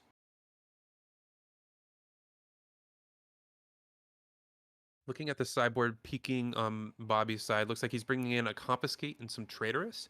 I think I peeked a couple of Confiscates in his main deck, so he might be going up to a full 3 copies of that, 3 copies of Traitorous.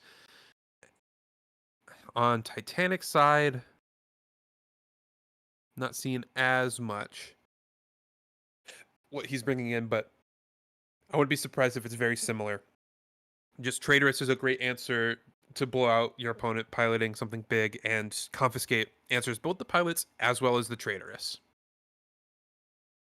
So, some pretty clean cards that you want in.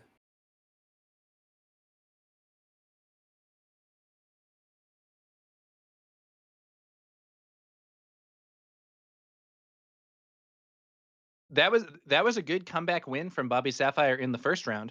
And it looks like the players are maybe finishing up those sideboard choices before we move into round 2.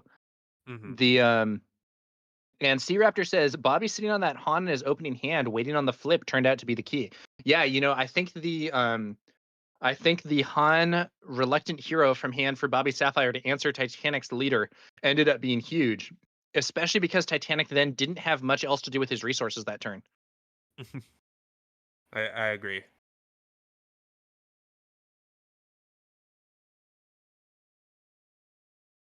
All right. The Go other ahead. thing that was really good for Bobby that game was he, with the resupply, got an extra attack in with his on leader, got it out early, and he got to dominate the ground game. Both Yeah. because Titanic was dominating space, so he got the damage in where he could, but also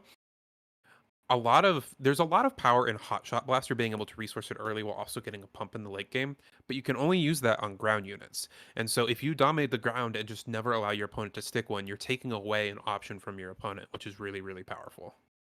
Yeah, and Hotshot Blaster, like you said, Mickey, is such a strong card. The ability to get not only so first off, you get to buff your unit and attack immediately, similar to a card like Surprise Strike.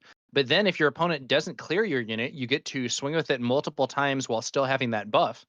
And then on top of that, it gets to be a card that you play from the resource row, so you can resource it early in the game and play it later. Just a very desirable overall pattern, really strong card, and one that's seen a lot of competitive play.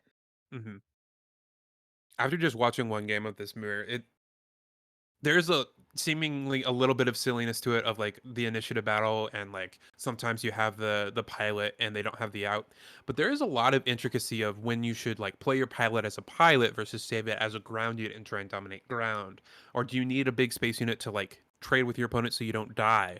When should you ramp? There's a lot of little intricacies, and I mean, Han has always been this way because of his ability to resource cheat. He can play on curve or ahead of curve, and you always have to be debating which is better and like the cost benefit analysis of that. But even with some, pilot shenanigans happening sometimes, it still seems like a very intricate matchup. Yeah, a lot of flexibility to how you play Han. Hmm.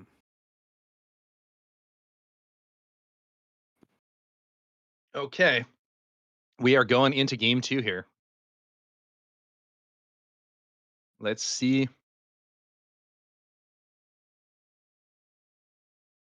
Titanic will start with initiative this time, which seems good in this matchup. Yeah, I mean I don't know that it's one of the matchups where initiative is most important, but it is relevant.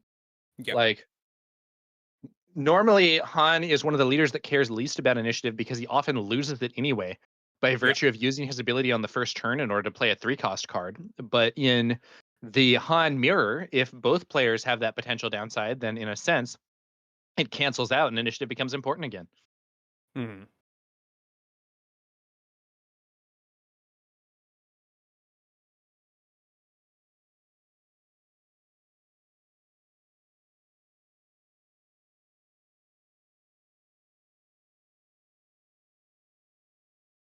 Now this is interesting. Okay, so Bobby Sapphire decides to resource the resupply with Han's ability. I was curious if he was gonna play the Falcon or the resupply. I think just getting to contest in space is really valuable, but I wonder if there's some lines where like if you have a traitorous in your hand, you can play a traitorous turn 2 with the Han ability if you ever go for that. Yeah, that's an interesting question. So both players have played the new Millennium Falcon Get Out and Push here, I believe. And if Titanic with the initiative has a Han Solo pilot, he could be in a very good spot here. Hmm. And this is where like that initiative seems really important, specifically because of that kind of interaction. But he But doesn't have it. does He not doesn't have seemingly any have it. pilot, or if he does, he chooses not to play it. 3 to base.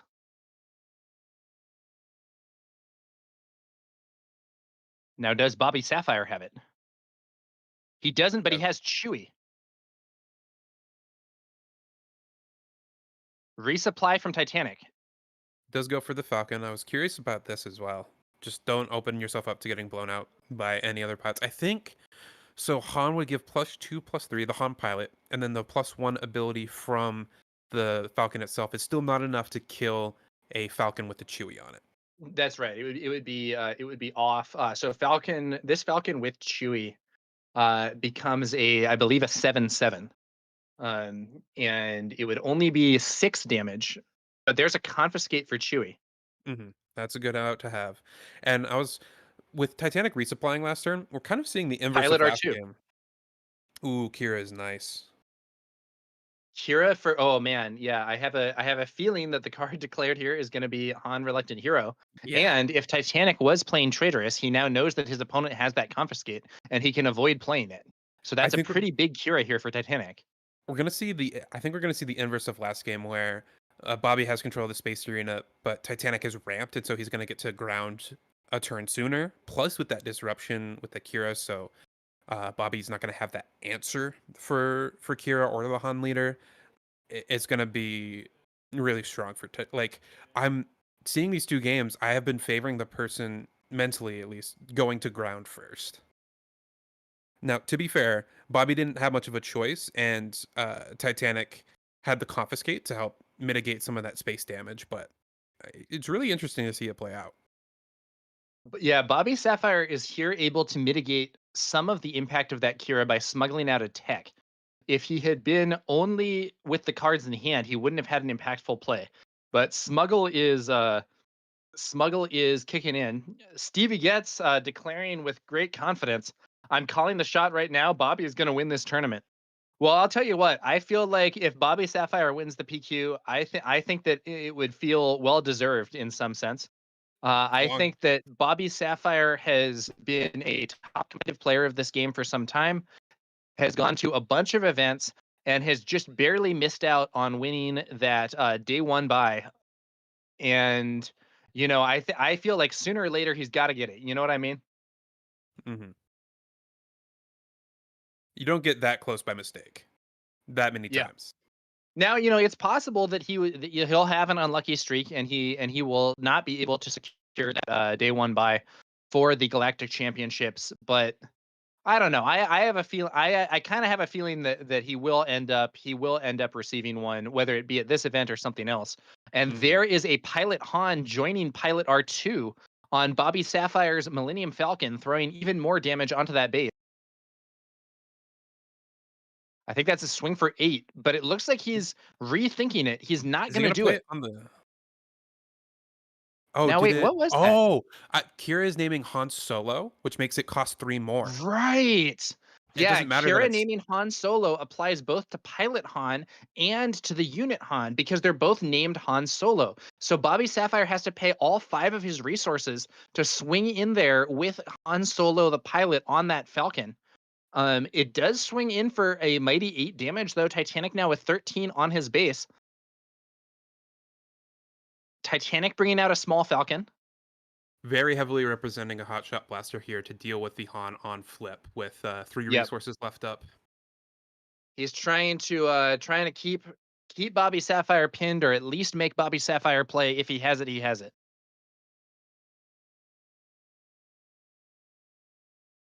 Titanic's Falcon swings in. Bobby Sapphire goes for it. Is the hot shot there for Titanic? Goes immediately for the resource. It is. He pulls out the hotshot blaster, and his Han defeats Bobby Sapphire's Han. This is, it's really like you said, Mickey. This really does feel like the inverse of the previous game. Yeah, but this Falcon on Bobby's side is dealing 3, 4, 5, 6, 7, 8 damage. Yeah, so, 8 damage a swing, pretty good. And it has room for 1 more pilot because of the R2, I believe. Unless there's absolutely right. Absolutely right. There are some weird rules interactions with the R2 pilot, I think specifically with the Poe leader, because Poe cares about your unit not having a pilot on it. The R2 doesn't matter for that. But I believe room for 1 more pilot and can get that Falcon really big. C-Raptor says Ambush Han is about to come out and clean up the ground a little bit, though. It's actually not... Well, it could. The problem, C-Raptor, is that Titanic has Kira on the field naming Han Solo. So the Han Solo reluctant hero that Bobby Sapphire had can't actually be played until he either clears Kira or gets to, 10 resources? Yes, 10 resources. So a lot of resources to go for that. I think this game's going to be over before that happens. Yeah. All right. Titanic. So Bobby Sapphire trades tech for Titanic's Han Solo leader, which seems like a very good trade to me. Titanic swings into base with his Falcon. That's going to be another 3 damage. Bobby Sapphire now has 16 damage on base, whereas Titanic has 13. Bobby Sapphire plays a Kira, it looks like. Kira gets to see Titanic's hand. It is a Han reluctant hero, and that's the only card in hand. Probably naming that. So both players have Han reluctant hero, and both players have their Han reluctant hero blocked. What a crazy situation. Yeah. That's going to be another big chunk of damage onto Titanic's base, though. That Falcon swings for 8, and I believe is now off lethal by 1, but with an attack pump would be able to close the game. Initiative taken by Titanic. Can he find some answer to that Falcon? The Han Solo pilot, you could still play it through the Kira, but it would be expensive and would answer, I believe, 4, 5, 6, 7, 8. So there's 8 health, would give +2, which would be 5 attack. Yeah. So a Han Solo pilot from Titanic, he would have to pay 5 to get it through Kira, but it would allow his Falcon to clear the opposing Falcon while not even... It would be a very good play, I think, at this point, if he has it. He could even bring it out from tech for 7 in theory. That might be what's happening here. Wait, he's looking through the resource row. Oh, it's Traitorous! Traitorous from tech! Did Bobby Sapphire resource his confiscate? If Bobby Sapphire resourced that confiscate, he is in big trouble now. But if he still has it, it could be a huge blowout. Oh man, this is crazy. All right, these games are insane. These are... Oh my goodness. Traitorous from the resource row with tech to take an 8-power Millennium Falcon. I believe Titanic now may have lethal. Yes. Oh, that would be 24, from Yeah, just the Falcon I attack. just counted it. Titanic now has lethal on board. However, if this Chirrut attacks the other Chirrut, that would leave 29 damage on board. It's true. If Bobby Sapphire kills Titanic's Kira, then Titanic would no longer have lethal as he has no Yeah. But but Titanic he can could leave start, Bobby Sapphire at 1 HP. he could also start to pin Bobby Sapphire in that check situation where you attack with the Falcon, the big one, and then Yeah. one attack from that is lethal, so Bobby's kind of forced to claim. Is Also that looks right? like Let me think. Yeah, it's looking really bad for Bobby Sapphire here. Bobby Sapphire does Unless have Big Falcon in his hand, which can ambush into his own Falcon to kill it and keep himself alive. Lando's Falcon. Okay. Yeah. Yes. But that would. Oh, that's so interesting. He may have to do that. I think without any better options, I think it's one that keeps you alive and keeps this game pretty even. I would still favor Titanic. It's slightly higher base damage, but bigger board, especially because you're spending all 6 of your resources to answer this Big Falcon. I think he's And doing it. I think it's going to be Lando's Falcon ambushed from hand to make the trade. And then, man, what a game. So if that's the play from Bobby Sapphire, what do you do as Titanic then, Mickey? Do you just swing base with Kira? I swing base with Falcon first to see what Bobby's wants to do with his Kira.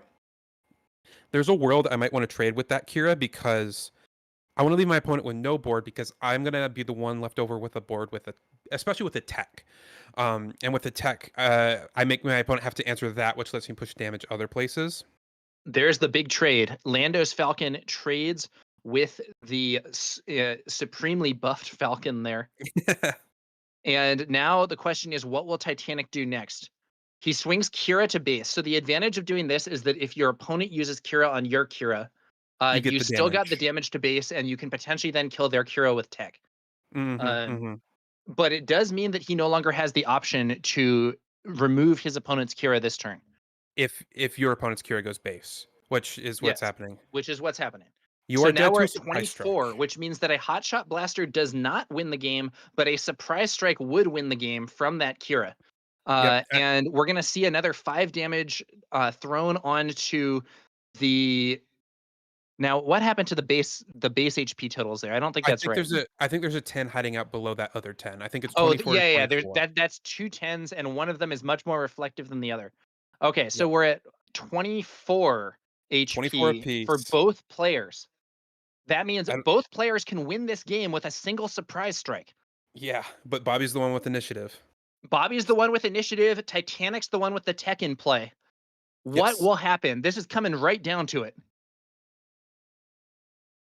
I think Bobby Sapphire, I don't think I saw the Surprise Strike. I did see a U-Wing reinforcement. I don't know what that can pull. I don't know what that can do to help in this situation. I'm just going to watch and see what happens, but I don't think he got the Surprise Strike.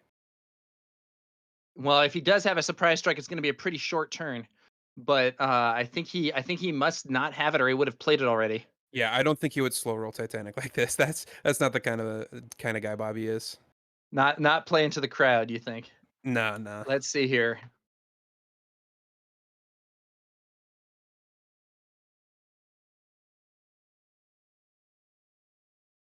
All right. This game has Bobby Sapphire thinking over his options in an extremely close game 2. Yeah. Of note, I would say Titanic is currently slightly ahead. Even with being dead to Surprise Strike. The player who has resupplied and gone to ground has either won the game or has been favored throughout the game. That's an interesting point. Although, the Traitorous was a huge play. You do need an answer for your opponent's pilot, but the confiscate earlier from Titanic as well really helped. You also get into a psychological warfare thing where it's okay, so Titanic plays his Kira and he sees that the opponent has confiscate. So now it's because I've seen that my opponent plays confiscate, I'm not going to play Traitorous. But then it's now, wait a minute. Because I've seen my opponent has confiscate, they know that I know that they have confiscate. And now maybe they resource their confiscate. And I think that's exactly what happened. Although They who's to know. say what level of bluffing or whatever they were on. Bobby Mhm. Sapphire, I think, is gonna be going for the U-wing reinforcement here. Gotta see what you hit. I don't know what your outs are in this There situation, it but I is. think it's your best bet. 2, 3, 4, 5, 6, 7, 8, 9, 10. Let's see what he can find. So if he, yeah, I don't know that he has an easy out. Like even if he has like a Tantive in there to lock down the space arena, we could still see a surprise strike on Kira. Even if Oh, we does he have see a pilot Han, well, or I'm sorry, Oh, not a no, pilot no. Han. This was super close. He doesn't have the resources for it, but I think he Falcon plus Blue Leader.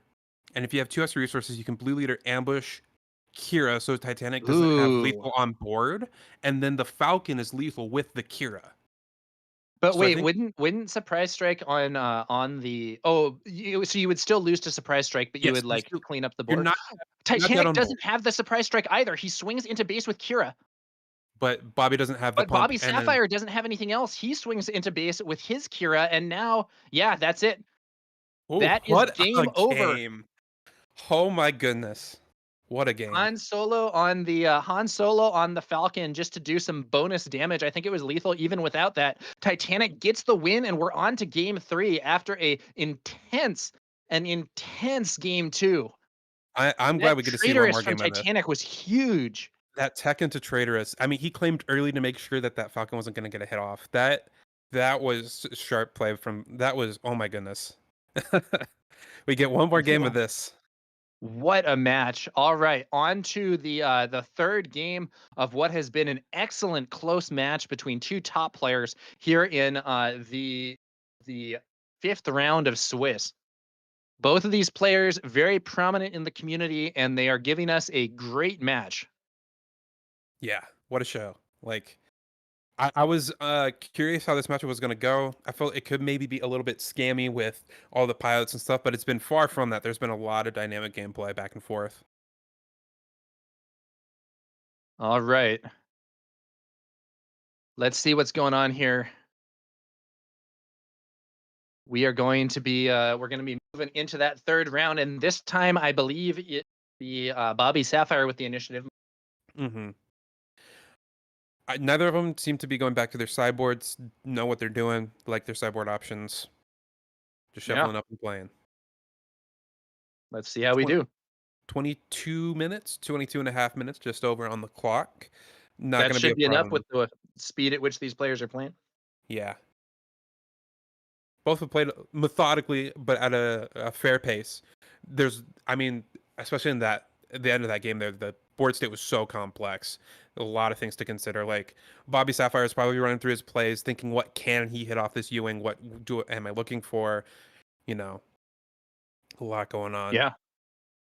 Ultimately, he was not able to find a way to escape. Neither player had the surprise strike, but Titanic's better board was able to get the win. And now we're going to see what happens in the final game of this match, round 5 of Swiss here at Tabletop Gaming Center's Planetary Qualifier event in Connecticut. Looks like Bobby has a Falcon and 3 pilots. I believe new Falcon, Chewie, Han pilot, Han pilot. So not a bad start, especially with initiative. But yeah, for those who may just be tuning in, both these players are undefeated, both very prominent players in the community. Titanic with McClunky Gaming has been instrumental in setting up all these streams we've been bringing you, and is also, a player with the McClunky Gaming competitive team. And Bobby Sapphire, very prominent player and content creator with the KTOD group. These players are facing off. They're both undefeated going into this. They're both undefeated going into this round. They're now 1-1 after some very close games, and we're going to see who's going to win the match to stay undefeated going into the 6th round of Swiss. Got Han Bobby activate. Sapphire leads us off with Han Solo's ability generating a temporary resource. Titanic follows up with the same play. These are very standard plays for these builds. Very standard plays. It's going to be the new Falcon for Bobby Sapphire, and Titanic, however, is going to bring out Tech. Interesting. I wonder if he had another 3 cost to play, if that's his only 3 cost. If he had like a Falcon intentionally dodging the space arena to not get blown out by Han pilot there, It's kind of a sharp play, and I mean he's avoiding it here from Bobby, who does have the Han pilot ready to go in Yeah, I hand. just saw the Han pilot in Bobby's hand. So if Titanic chose to do that instead of playing out a Falcon of his own, it may have proven to be a quite prudent choice. Hmm. Now, one exception might be in a scenario where if he had a pilot R2 and a old Falcon, he could have killed that Falcon on the first Hmm. turn. But I think he probably would have gone for it if he had that. Yes. The only thing that counters you at that point is R2 pilot from Bobby's side, but then you get initiative at that point, and you get the first 3-drop pilot. Yeah, that or Bamboozle from hand. But again, you would end Hmm. up with initiative. Hmm. Um, okay, so then we see so that pilot Han does come out and sends 6 damage to Titanic space. And there's a confiscate from Titanic, clearing that pilot off the Falcon. But nothing else But to Titanic do. doesn't have another play, and that does hurt him. Yes. It's behind on board a little bit now. I mean, to be fair, it kind of traded resources efficiently because Bobby only spent 2, you spend 1 to defeat the 2 resource play there. But Yeah, but with neither player spending any of their other resources, it doesn't really matter. They both spent their full no, turn on those plays. but Bobby comes out of it ahead on damage at this point. So Yeah, exactly. All right, so then damage continuing to go across here. We have now 4 damage on Bobby's base, but 9 damage on Titanic's base. So Bobby has opened up a bit of a lead. looks like he might be going for a tech of his own. Oh, L3. Smuggled L337. So also not the most resource efficient play ever, but is efficient on cards. That's going to be a resupply from Titanic. So I think we're deploying this turn. See if he has another 3-drop to play alongside this once he resources Han, attacks, gets another resource from the top of the deck. Now that's very interesting. He's going to use his attack to clear L3's shield. That surprises me a bit. I don't know. Well, Titanic plays Han more than me, so It I might would have thought that you would go for base because at that point you're like in a position to potentially outrace your opponent. But it I may would think depend on so what else he too. has. It could just be a concession to the fact that he's behind on the damage race Yeah, already and wants to stabilize a little bit. But he an doesn't have early another card though. that is unfortunate. I mean, getting the Han out early is important because most likely, I mean, a hot shot will kill this Han, but that means you take your opponent off of a 7-drop play. They have to spend their resources, and your tech is going to be relatively safe at that point. Yeah, no, that's true. I think, yeah, we'll see how it goes for him. My instinct would have been to have Han go into the base at this point, but I am not an expert Han player, and it may be like you said, Mickey, that seeing that he is behind on the base HP. Okay. Well, it's Surprise. gonna be a surprise strike trading there. Oh, I think Bobby wants to have 5 resources at the end of all this because he has a traitorous in hand to take the Ooh, tap. spicy. So the thing about the thing about attacking into L3 is that it does also open your Han to get killed just like this, Hmm. with either a surprise strike or a hotshot blaster, because with the full 6 HP that would not kill Han, but with him having taken the damage from hitting L3, he was in range. Now he does still have a tech and a lot of resources. So let's see what happens here. Yeah. With your Han dying this turn too, it means you don't get to 7 resources this turn. Right. Which means you can't play any of your big 7s like Infies and Han. You also, I think Titanic has another traitorous down there and he could smuggle that out, but cannot do so in the current It's situation. it's going to be a Kira. I believe it was a smuggled Kira for 6. Traitorous and 2 U-wing reinforcements. That's a tough call. So okay, so yeah, the question here is, so traitorous, your opponent gets to play this turn and steal your tech. U-wing Mhm. reinforcement is not playable this turn because Bobby Sapphire already spent 2 resources on the surprise strike. But it's also a substantially more powerful card than traitorous. My leaning is to name the traitorous just because your Kira is a little vulnerable because Han's deploying this turn. Yeah. So a hot shot blaster will kill her, the Kira, and it's going to unlock the U-wing next turn anyway. And if Bobby really needs to, he can attack Han into Kira and then attack Han into Kira again if he really wants to unlock U-wing. Well, here's another argument. Do you name Hotshot Blast? That is interesting, but I think I would rather have my opponent hotshot than traitorous my tech. Okay. And all right, so now we're going to see probably we'll see some basic attacks. So it's going to be 3 damage to Titanic's base from Bobby Sapphire's Falcon, probably 2 damage to Bobby Sapphire's base from Titanic's Tech. Mm-hmm. And then we'll see Han deploy, Tech will take the initiative, or Titanic will take the initiative rather. And we'll see where things go from there.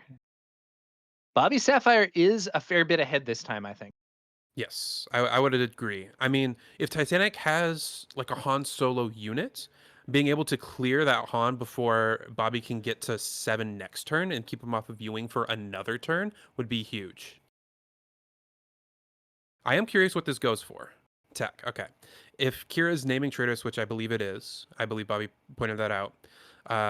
I believe Bobby put the Traitorous down below with the Han activation, and so now that Kira isn't doing a ton. Okay, so then it is going to be the Hot Shot Blaster from Han clearing out Tech instead of Kira. And now the question is, how will Titanic respond? Mm-hmm. And Sea Raptor pointed out that Bobby Sapphire resourced the Traitorous. Okay, Yep. I mean that can be a good response to something that's blocked by Kira. So if I'm Titanic, what I really want here is probably Han Reluctant Hero. The Yep. only problem is you're then kind of relying on your opponent to not find their own Han Reluctant Hero with one of the 2 U-wing reinforcements that isn't. Well, you get to keep them Or off of no, 7 wait. for a turn. Yeah, that's right. I forgot that Titanic has ramped and Bobby Sapphire hasn't.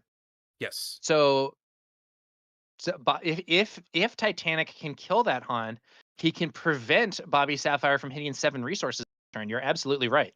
Mm-hmm. And it looks like there's a little bit of a snafu there of Bobby forgot to smuggle all the top card of his deck into his resource row, but pretty clean. Just Yeah, just do it they're now. resolving it, and we're going to Yeah. be moving on to the next turn here. Does Titanic have an answer that will either kill that Han or at least prevent him from attacking and delay that U-wing reinforcement, which could be huge? Oh, he's tapping 7. He's tapping 7. There it is. Han Reluctant Hero. Han Reluctant Hero takes out Bobby Sapphire's Han and leaves Bobby stranded at 6 with the 2 U-wing reinforcements in hand and not playable. That is huge. How Man. with 2 U wings in hand, Bobby's still looking all right because he was so far ahead already. Going down a turn just kind of brings you back to even. And if this U wing finds a Han of his own, he could just jump right back in front again.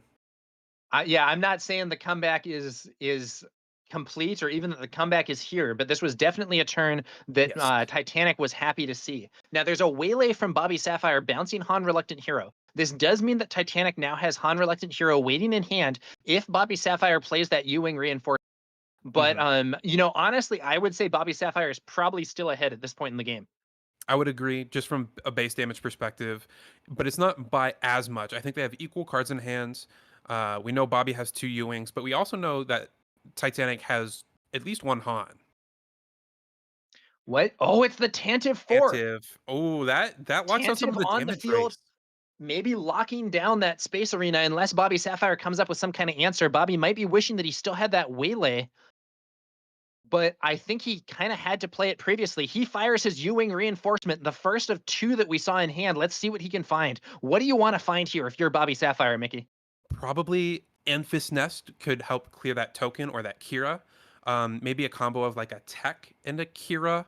I'm definitely not looking for Han because I know my opponent has a Han in hand, which will cleanly kill Yeah. my own. So So naively, Han kill Kira. But the yeah, problem is, like you said, then that just sets up Titanic to play his own Han, kill your Han, and be in a really good position in both ground and space. Now, maybe you're willing to take that, and then you fire off your second U-wing reinforcement and hope to find another Han. But we'll have to see what he finds. this Kira is a nice grab because it can name Han to stop your Han from getting ambushed. So Kira plus Tech is a nice lockout. This Ewing was a little stressed though because if it's not Enfys Nest or Kira, whatever you put on ground, the Han can answer, and whatever you put in space isn't going to be as effective because of that Tantive 4. So that Tantive 4 was It, a really good draw. it is going to be Kira. It is going to be Kira and Kira Tech. Tech. I think Yeah. we saw a Poe Dameron, a surprise strike, and I'm not sure what the third card was in hand. I think the Han that we knew about. Oh yeah, of course. So I assume this Kira is naming Han.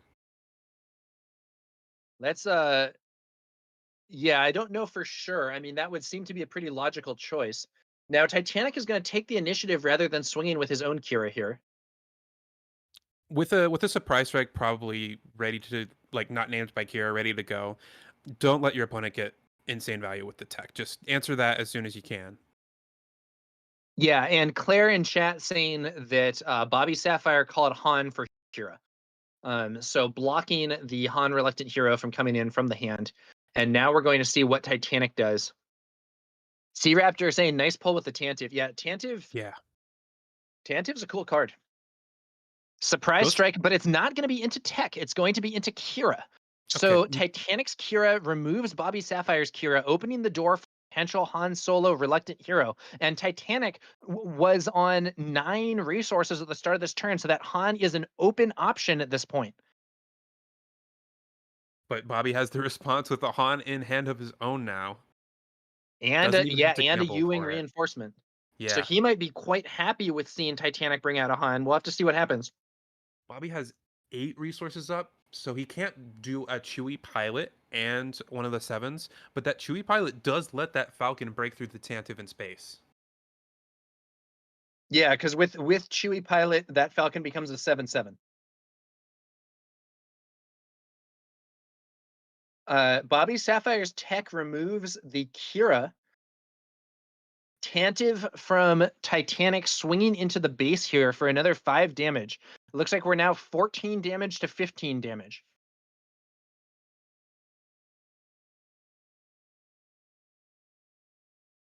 Don't want to really just throw out a Ewing. I mean, it's okay if you get 2 options, like another Kira would be great. It's going to be the second Ewing reinforcement, though, from Bobby Sapphire. Let's see what he can find. This feels like a long-term game plan where you get something just enticing enough for your opponent to play Han, and then you Han them back. Yeah, like he's setting up for the Han next turn, conceivably. He sees a Han of his own, but he would be forced to play it with no ambush. And the opposing Han would just remove it, which isn't the hypest thing in the world. We see a Poe Dameron pilot in hand. Oh, does that so Poe as the pilot gives +2/+3, correct?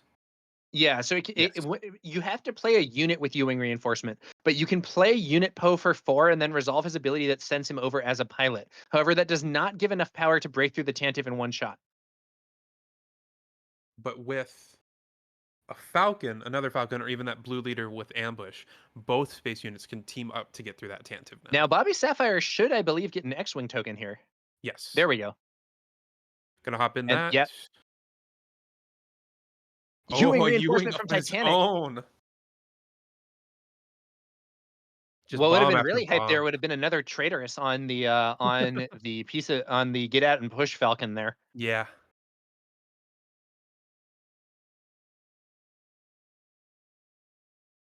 Stevie Getz says this game is so toxic. But in all the best It's been a ways. crazy match. It's been a crazy match.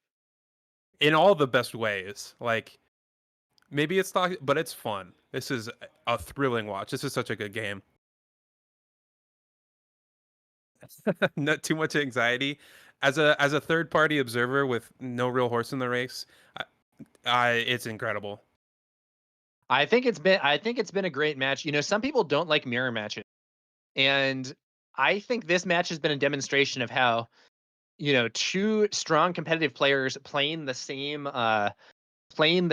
deck can still have wow, that look at that. Poe Dameron and the Falcon. It's the exact same unit combination that Bobby Sapphire just brought out, but Titanic throws Pilot Poe onto his Tantive. And now that Falcon attack doesn't kill it and stay alive, it dies when attacking into that Tantive.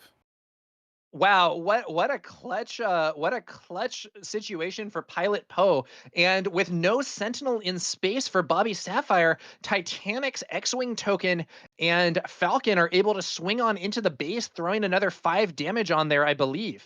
Yeah. Now, did they note that down? I'm not sure I see it on the base there, but they may have another token piled on top of those. I believe there should be 5 more damage on Bobby Sapphire's base here. Oh man. I know Bobby does write down as well as put the tokens on, so I trust that the players have it like communicated correctly. There we go. There we go. It Yeah, it's flips the just not the token. tokens. Yeah.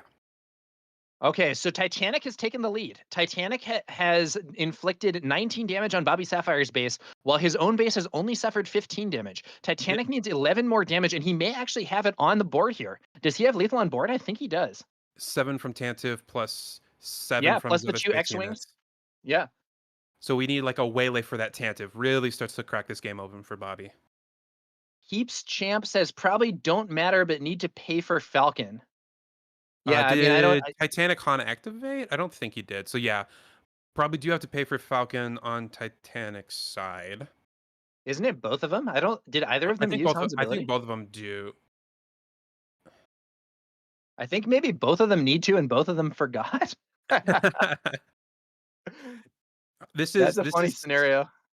I do not But blame either at player. least There's a if it's lot missed, going it's on. evenly missed, I suppose. Yeah. I guess it like very slightly favors Bobby Sapphire because he has one few total resource. So wait, it's a handshake. It's a handshake. I think He Bobby must Sapphire not have it. did. Yeah. Bobby Sapphire, I think, has scooped the game. He doesn't have a way to get through Titanic's Tantive 4 buffed by that Poe Dameron. What a match! What a hell of a match. And I do want to point out Titanic, really sharp kind of macro game plan there of Bobby Sapphire saw the Han Solo in Titanic's hand with the Kira. And from that point on, Titanic just went all space. He said, I'm going to make you worry about this Han Solo without it ever mattering. What a hell of a match. That was one of the best matches I've ever seen in any of these Star Wars Unlimited tournaments I've cast. It was fantastic. Yes. Great back and forth gameplay. 3 rounds in a row. That first one, Titanic's start was so strong. Bobby Sapphire navigated it really well, got the comeback, got the win, but Titanic was able to make a comeback of his own and win both of the remaining games. What a match. Goodness. That was great. I was skeptical of the Han Green mirror at first because, you know, the pilots can be very scary. And if you have it and your opponent doesn't, it can feel like a blowout. But with both players having such a consistent way to get they have 9 ships that they want to play on turn 1 and they have 9 pilots they want to play on them. So they're both probably going to have it. Plus, they're both packing 6 answers in the Confiscates and the Traitorous. You get to this kind of slugfest where you've answered each other's big first play and now you're just throwing bomb after bomb and whoever sticks the most wins. And that was what an incredible game. Yeah, absolutely great match between Titanic and Bobby Sapphire. Like we were saying earlier, 2 prominent players involved in these competitive teams, involved in bringing content to the community, and they had an awesome match there. Well done to Titanic for getting the win. That was fantastic. Yep. Now, Bobby Sapphire's still alive. He lost that round, but is still at 4-1. Very much alive for top 8. Just win the last 2 and you're in. For Titanic, he might be in position now at 5-0 where he can draw the last 2 rounds and still be cleared for top 8. So I don't want to guarantee it or anything. I'm not a breakers math expert by any means, but Titanic very, very likely is looking good for the top 8. Yeah, I think we'll have to see exactly what happens. But it looks to me like Titanic is in a great spot for the top 8, and Bobby Sapphire very much still in contention himself. If he wins out, I think he'll be up there. Absolutely. Man, gotta unwind a little bit after a round like that. That was insane. That was intense.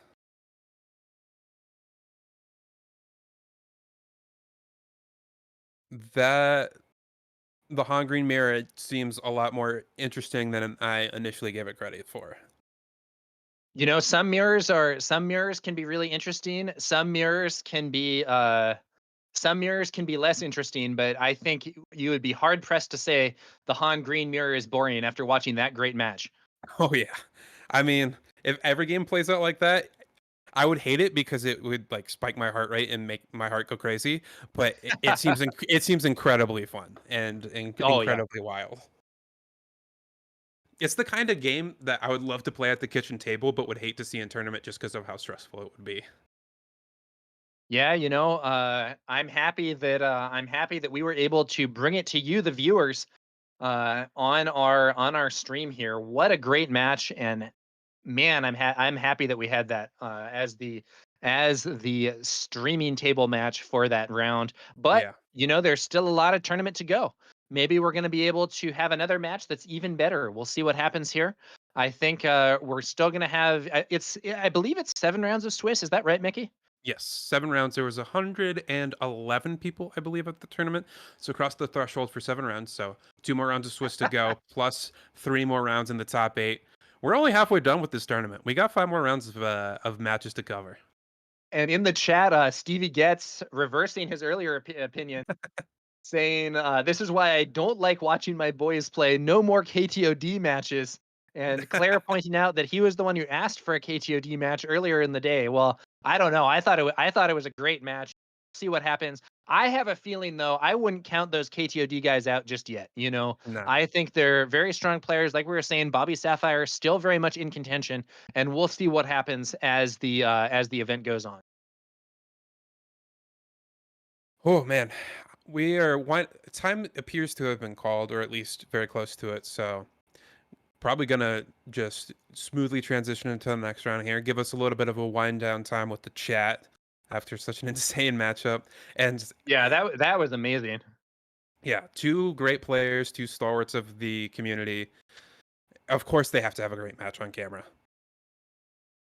I'm not 100% sure about this, but I've maybe heard whispers of both players have said that they kind of have an on-camera curse. And so for both of them to be on camera, of course it was going to be a wild match. Yeah. Yeah, I know there was back in the Flesh and Blood days, I remember there was a player who was like a very prominent player. He was involved in competitive play. He had like a prominent podcast and stuff. Big figure in the community, but he had that reputation of being cursed on stream. Mm-hmm. And I remember seeing him getting paired in the early rounds of an event. And I was watching it. I was watching the stream with some friends in chat, and I was like, this guy has the worst stream luck in the game of Fab. Watch his opponent be playing Boost Dash, and he loses. So Boost Dash was like this not that good version of the deck that the opponent was playing, but it was better against this guy's deck in particular. And his opponent was indeed playing Boost Dash, and he lost to it on stream. Oh And I was like, no. man, amazing. It was Uh, a very called shot. Sunny D in chat. No, no one should sleep on or hate on the Hein Green Mirror. I won't anymore. I have my doubts because coming from Quinlan, the Quinlan Mirror is the opposite of that. It's kind of miserable to be honest. But man, what a fun matchup. Oh. Yeah, man, that was really something. Okay. Gotta cool down a bit. Gotta cool down a bit. We'll see what Everyone, happens for round 6. I cannot promise you that we're gonna have another match of that quality. I'm not saying it's yeah, gonna be bad. I'm just saying you gotta temper your expectations. yep. Everyone, take a sip of water, cool down a little bit. I'm sure the players are. I just did. Golden Dice All right, Podcast. chat. Love to see you in the chat. Do you guys have anything in particular that you want to see win, whether that be a specific leader or maybe a specific player that you guys are cheering on who happens to be at the event? Let us know. I'm curious to see what the viewers think. These Northeast PQs are always pretty stacked. Yeah, the Northeast is a strong region in this game. Mm-hmm.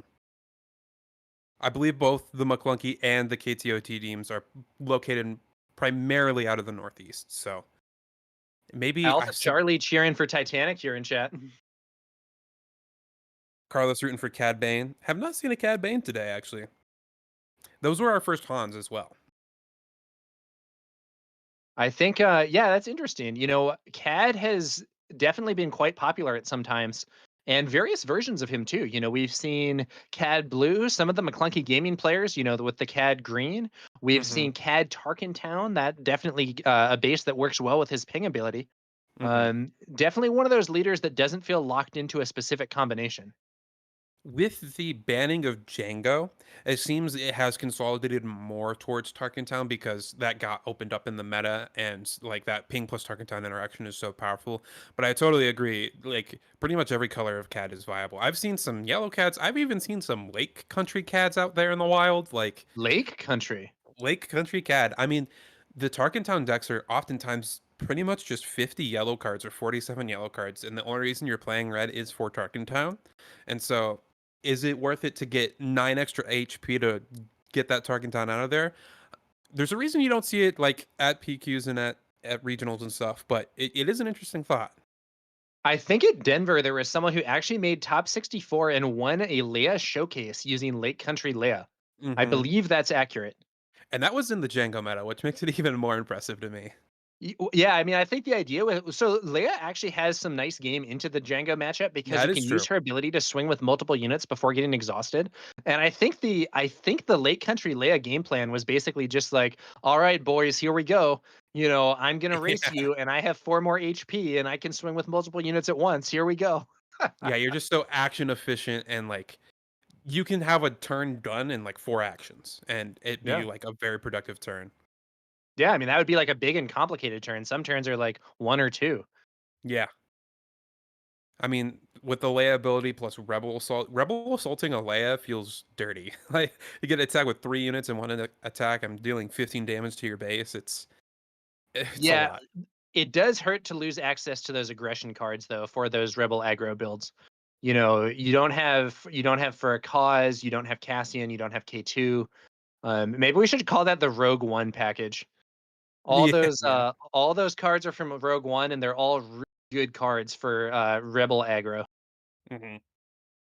Stevie turning back around, asking for a KTOD member once again on the stream. I don't know. I don't know what we're gonna have, Stevie, but we'll see. We'll see how it progresses. I could easily see the KTOD guys making an appearance. They are strong players, and I would not at all be surprised if they're on there again. Hmm. Looking at the top of the standings, there are 3 undefeated players.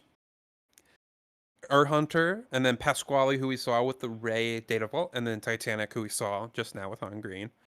A lot of 4-1s. It looks like all 3 of the KTOD boys are 4-1. Bobby Sapphire, Justin, and Maddie. Some other notable players: Cluis or Tetra Rain from the Bothan Network is at 4-1. Padawan Unlimited, who I have seen in Discord and I believe does content, is also 4-1. And there's so many people, too many to shout out. There's 111 players at this event, but going through, those are the names I recognize at the top of the standings. Like we were saying earlier, Northeast is a strong region in Star Wars Hmm. Unlimited. A lot of good players. All right, the players are getting seated, and we're gonna see what happens as we move to the. We're gonna see what happens as we um, move to the next round of Swiss. That is going to be, I believe, the 6th round of Swiss play.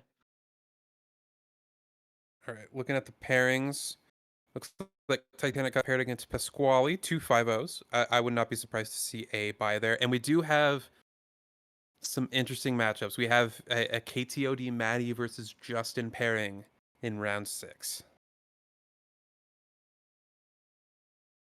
All right. See what we get on camera here. CLC Fasan says 4-2 can make it. There is actually going to be a 7th round of Swiss. Mm-hmm. I believe a 5-2 can make it, but I don't think all 5-2s make it. I would have to No. do the Swiss triangle thing or whatever. Yeah. How many players did we say there were? Was it 118? 114. 114.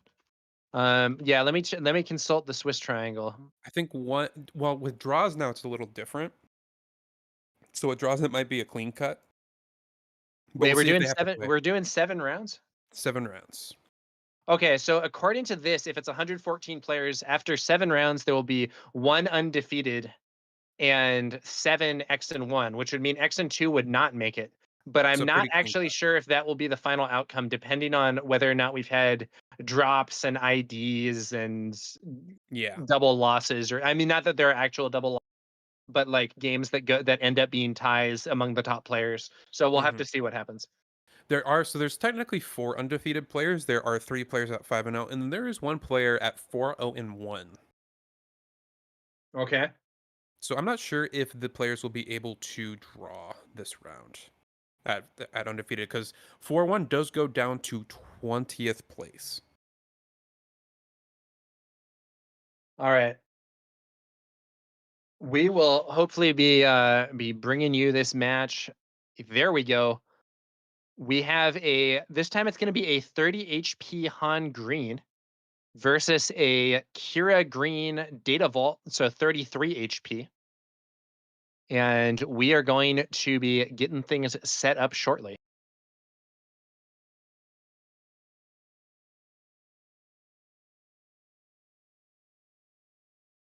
Players are getting started here. Apologies for graphics and stuff, but we got the gameplay.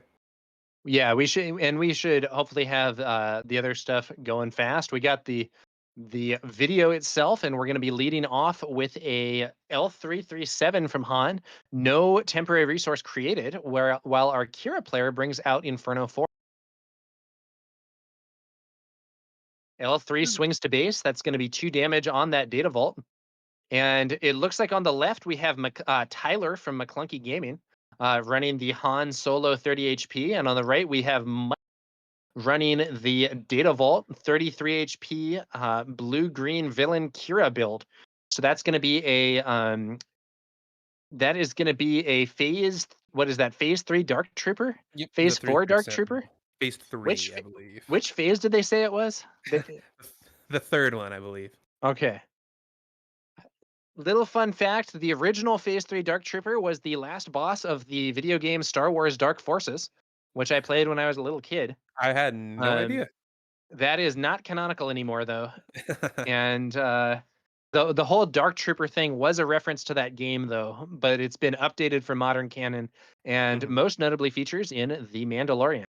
Now we're going to see, so there was a Millennium Falcon, and it did get a swing in, but was then countered by a takedown from Michael on the next turn. Steel C Fazan says, for each XP the Dark Trooper gets, it goes up 1 phase. Well, if that's the case, we have a phase 0 Dark Trooper. And Alpha Charlie saying Legends is fair game now with Darth Revan spoiled. Look, I'll tell you what, there is a Legends card already in the game in set 4, I believe. Is it the But K-Wing? it's very obscure.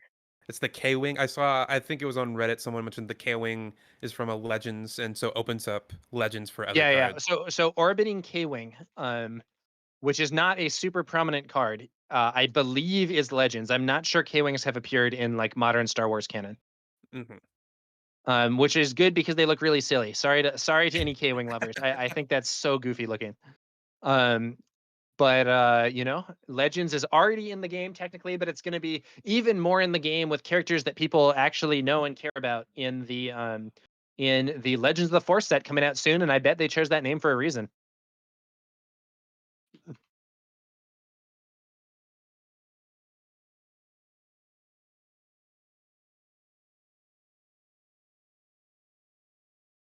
All right. Stevie, over under on number of matches with the KTOD coin is probably at 5.5. And I wouldn't fault you for taking the over. It looks like L3 did swing into that Dark Trooper, giving it an experience. We have a tech on the field, and the Dark Trooper is now able to swing for 4 and decides to just swing base. I think tech is maybe going to attack into the Dark Trooper now. That's right. So Tyler's tech clears Dark Trooper. It's interesting to note that tech has remained a prominent part of these decks, even though the tech DJ combo, once so strong, is now out of competitive play with DJ's suspension. With the Han ability, it just interacts so well with tech because you're putting cards from your hand into the resource row, which makes you want smuggle, and especially with the on attack, putting a card from the top of your deck into a resource row. If that card is ever a smuggle card, it's great. And if it's something you want later, well, tech lets you get that later. So Han oftentimes treats its resource row like a second hand anyway, and so being able to fully maximize that with tech is really powerful. Yeah, I will also point out Vandoza saying cards having a gold border to represent non-canon should open the door for a lot of cards. It's not a full gold border. It's still a black bordered card, but it has a gold stripe at the bottom of the text box, and I think maybe a like gold underline on the nameplate thing as well. But we'll have to see what that ends up looking like as they bring out more units of this type. In the meantime, though, let's discuss this game. Kira's kind of taking an aggressive role in this match, which sneakily Kira can do. with those phase 3s and the Kira flip, like giving grit to her is really powerful. Can hit for 7 Han sometimes. trading with Kira here. Now, sending Han to attack into Kira not only clears Kira, but it also generates that extra resource, and that's going to fuel a U-wing reinforcement here for Tyler. Yeah, going from 5 to 7, classic Han Green strategy. Classic Han Yeah, strategy. the old 5-6-7 from Han. One of his that's been a core part of his game plan since set 1, and it remains very strong here in set 4. This U-Wing looks a little clunky. A lot of Hans, which aren't great right now, but getting that Chewie is huge, and having a 2-drop to go with it just fill the curve. Chewie on the board is great here because it means that some of Michael's removal is now dead. So if the opponent were to play a Power of the Dark Side, Tyler can designate Chewie, who then doesn't care about it. If Michael were to play Avenger, Tyler can designate Chewie, who doesn't care about it. So Michael needs to find some way to clear Chewie, maybe with a no glory only result, before he uses one of those ones that makes your opponent choose. That's going to be the most notable answer for sure. I think there's that Avenger we see over there. There's a Vigilance hiding out as well, which I wouldn't hate this turn. Kill that Tech. Like, Tech might be a little bit bigger of a threat right now with your life total only being at 5 damage on base. Yeah, and you're absolutely right, Mickey. It's going to be Vigilance on that Tech, clears Tech off the board, and the second mode chosen heals the base to full. So one other option that Michael might have for dealing with this Chewie would be to fire off an overwhelming barrage. Now, what pilot is that we're seeing? That is the Luke Skywalker pilot, I believe. Pilot Luke on the Phoenix Squadron A-Wing, and that's going to be a swing for 6 damage from Michael. And then Chewie is going to be able to potentially swing in there for another big chunk of damage. There's 5 more. So now, and that is I believe that is the organized play version of the Millennium Falcon Get Out and Push. So we are now in a state where, despite Tyler being very behind on the base HP race earlier in this turn, he is now going far faster than Michael, and Michael really needs to find an answer. There's a traitorous on that Phoenix Squadron A-Wing. That is huge. That is a great answer. That is a really strong answer here to the Phoenix Squadron A-Wing buffed with Luke Skywalker. Now, it is worth noting if this A-Wing dies, the Luke does interplay on Tyler's side of the board because the upgrade does not change owners, only the unit itself, not the upgrade. Yep. And it looks like I think Tyler has a waylay in hand, so waylaying that Phoenix Squadron A-Wing would bring it back to your own hand and also drop that Luke to your ground arena. So that's pretty good. That would be a great answer. Yeah. Still hurts because you take 6, or you lose 6 damage from your board. So, and I think Tyler is clarifying that now where the Luke goes if the upgrade is defeated. Yeah, and the Luke Skywalker is still under Tyler's control, and if that A-Wing is removed, the Luke Skywalker will interplay on Tyler's side of the board, not Michael's, because it is an ability of the upgrade. And so there we go. And that's exactly what happens. That waylay being used, traitorous discarded, Phoenix Squadron A-Wing back to the hand. I think there's a good chance we could see it replayed sometime, but this turn it's likely that we're going to see that Kira instead, I think. I agree. And it looks like Michael has the No Glory in his hand to answer the Chewie. I totally understand trying to get that A-Wing off first. That was the most damage, and it can, if it sticks around, you can clear the Falcon as well. But this is going to hurt that waylay into the Kira. Kira's probably going to name No Glory, make it as awkward as possible. Yeah, Kira naming No Glory only results. Now, or I think that's a very likely play. I don't know for sure if that's what he's naming. Now, I will say, he's on 7 resources. He's going to go up to 8, at which point he can play it even with the Kira penalty. So there is an argument that Tyler should name something else. No Glory only results, Fell the Dragon and Rivals Fall. Lots of removal there. Let's see which card Tyler picks. If it's me, it would be No Glory. I think it's either No Glory or there is an argument to just name Super Laser Blast. If your opponent top decks that and plays it this turn, you have no cards in hand. You're only left with a Chewie, and then they have the answer following up. Like, I think Super Laser Blast is also a totally reasonable name. You have a point there. You do have a point there, Mickey. Especially now that Luke Skywalker is on the field. If Luke is out there as an upgrade, it can be kind of a mitigating factor against a Super Laser Blast, similar to if your opponent has a unit that's captured some of your things, because after the blast, your unit will go free. But now that it's on the field, Super Laser Blast is a weakness. Let's see what happens here. I think we're going to see that no glory one way or the other because I don't think Michael drew the super laser blast. So we're going to see if it was naming that, and it looks like it wasn't. So might have gone after the super laser blast.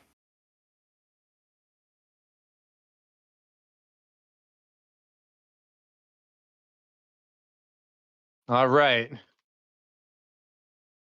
This is the weakness of that play, though. You allow your opponent to weave in an additional play like Inferno 4, which can get a lot of value digging for the super laser blast now. Although, Yeah, and if Claire confirms in chat it was Super Laser Blast. okay, So Super Laser Blast named there, and No Glory only results used on that Chewie. That does now mean that an Avenger or a Power of the Dark Side or whatever is live. hmm But Michael is suffering a lot of damage. He's taken 25 damage, only 8 HP left, and that Falcon has yet to swing here. I So he could easily be in range of a surprise strike at the start of this next turn. I think this board is just going to get too wide for Michael to deal with, especially with super laser blast being offline with that Kira still. And OB 28 does damage on Michael's base. And Obi does clear the Millennium Falcon and the Luke pilot, but with Akira still around and Tyler still with plenty of units from hand or resource to play, I think this is going to be a little bit too much. Yeah, I believe actually at this point we're looking at a hotshot blaster being enough to close the game. And now Tyler Mhm. brings out a tech as well. This is a really problematic board for Michael. Oh wow, and a stolen AT hauler and super laser blast still interdicted there by Kira. Mhm. It's looking grim for Michael, and it looks like he's started to pick up his cards. I think this first game is going to be a win for Tyler. Yep. Having that waylay for that traitorous Phoenix Squadron A-Ring really took the sting out of that play. If he Yeah. doesn't have that, having that 6-4 still around, being able to clear up that Falcon, and then being able to devote all your time into clearing the ground would have been really, really helpful. But not only does he get the A-Wing back, but he gets the Luke developed, which it probably pushed 6 damage over the course of those last couple of turns. That was kind of the shifting point in the match. Yeah, well played to Tyler. Another win for the McClunky Gaming competitive team here on the McClunky Gaming stream. You love to see it. But this match is not yet over. Michael could make a comeback. Let's see what Tyler does going into round 2. hmm And we really saw the shine of Chewie in that match. But I also, you mentioned it earlier, the Luke Skywalker pilot being good into Super Laser Blast. It reminds me a lot if anyone was playing Magic around the time of Theros block of the bestow mechanic, where you could put a unit on another unit, and when that original unit died, it would fall off. And it was really good against those sweeper style effects of, all right, I'm going to make a big unit and kind of have one in reserves. It's not as good as Chewie is in this matchup, but I think it attacks the Kira deck on a similar front of like making those mass board wipes really painful for them.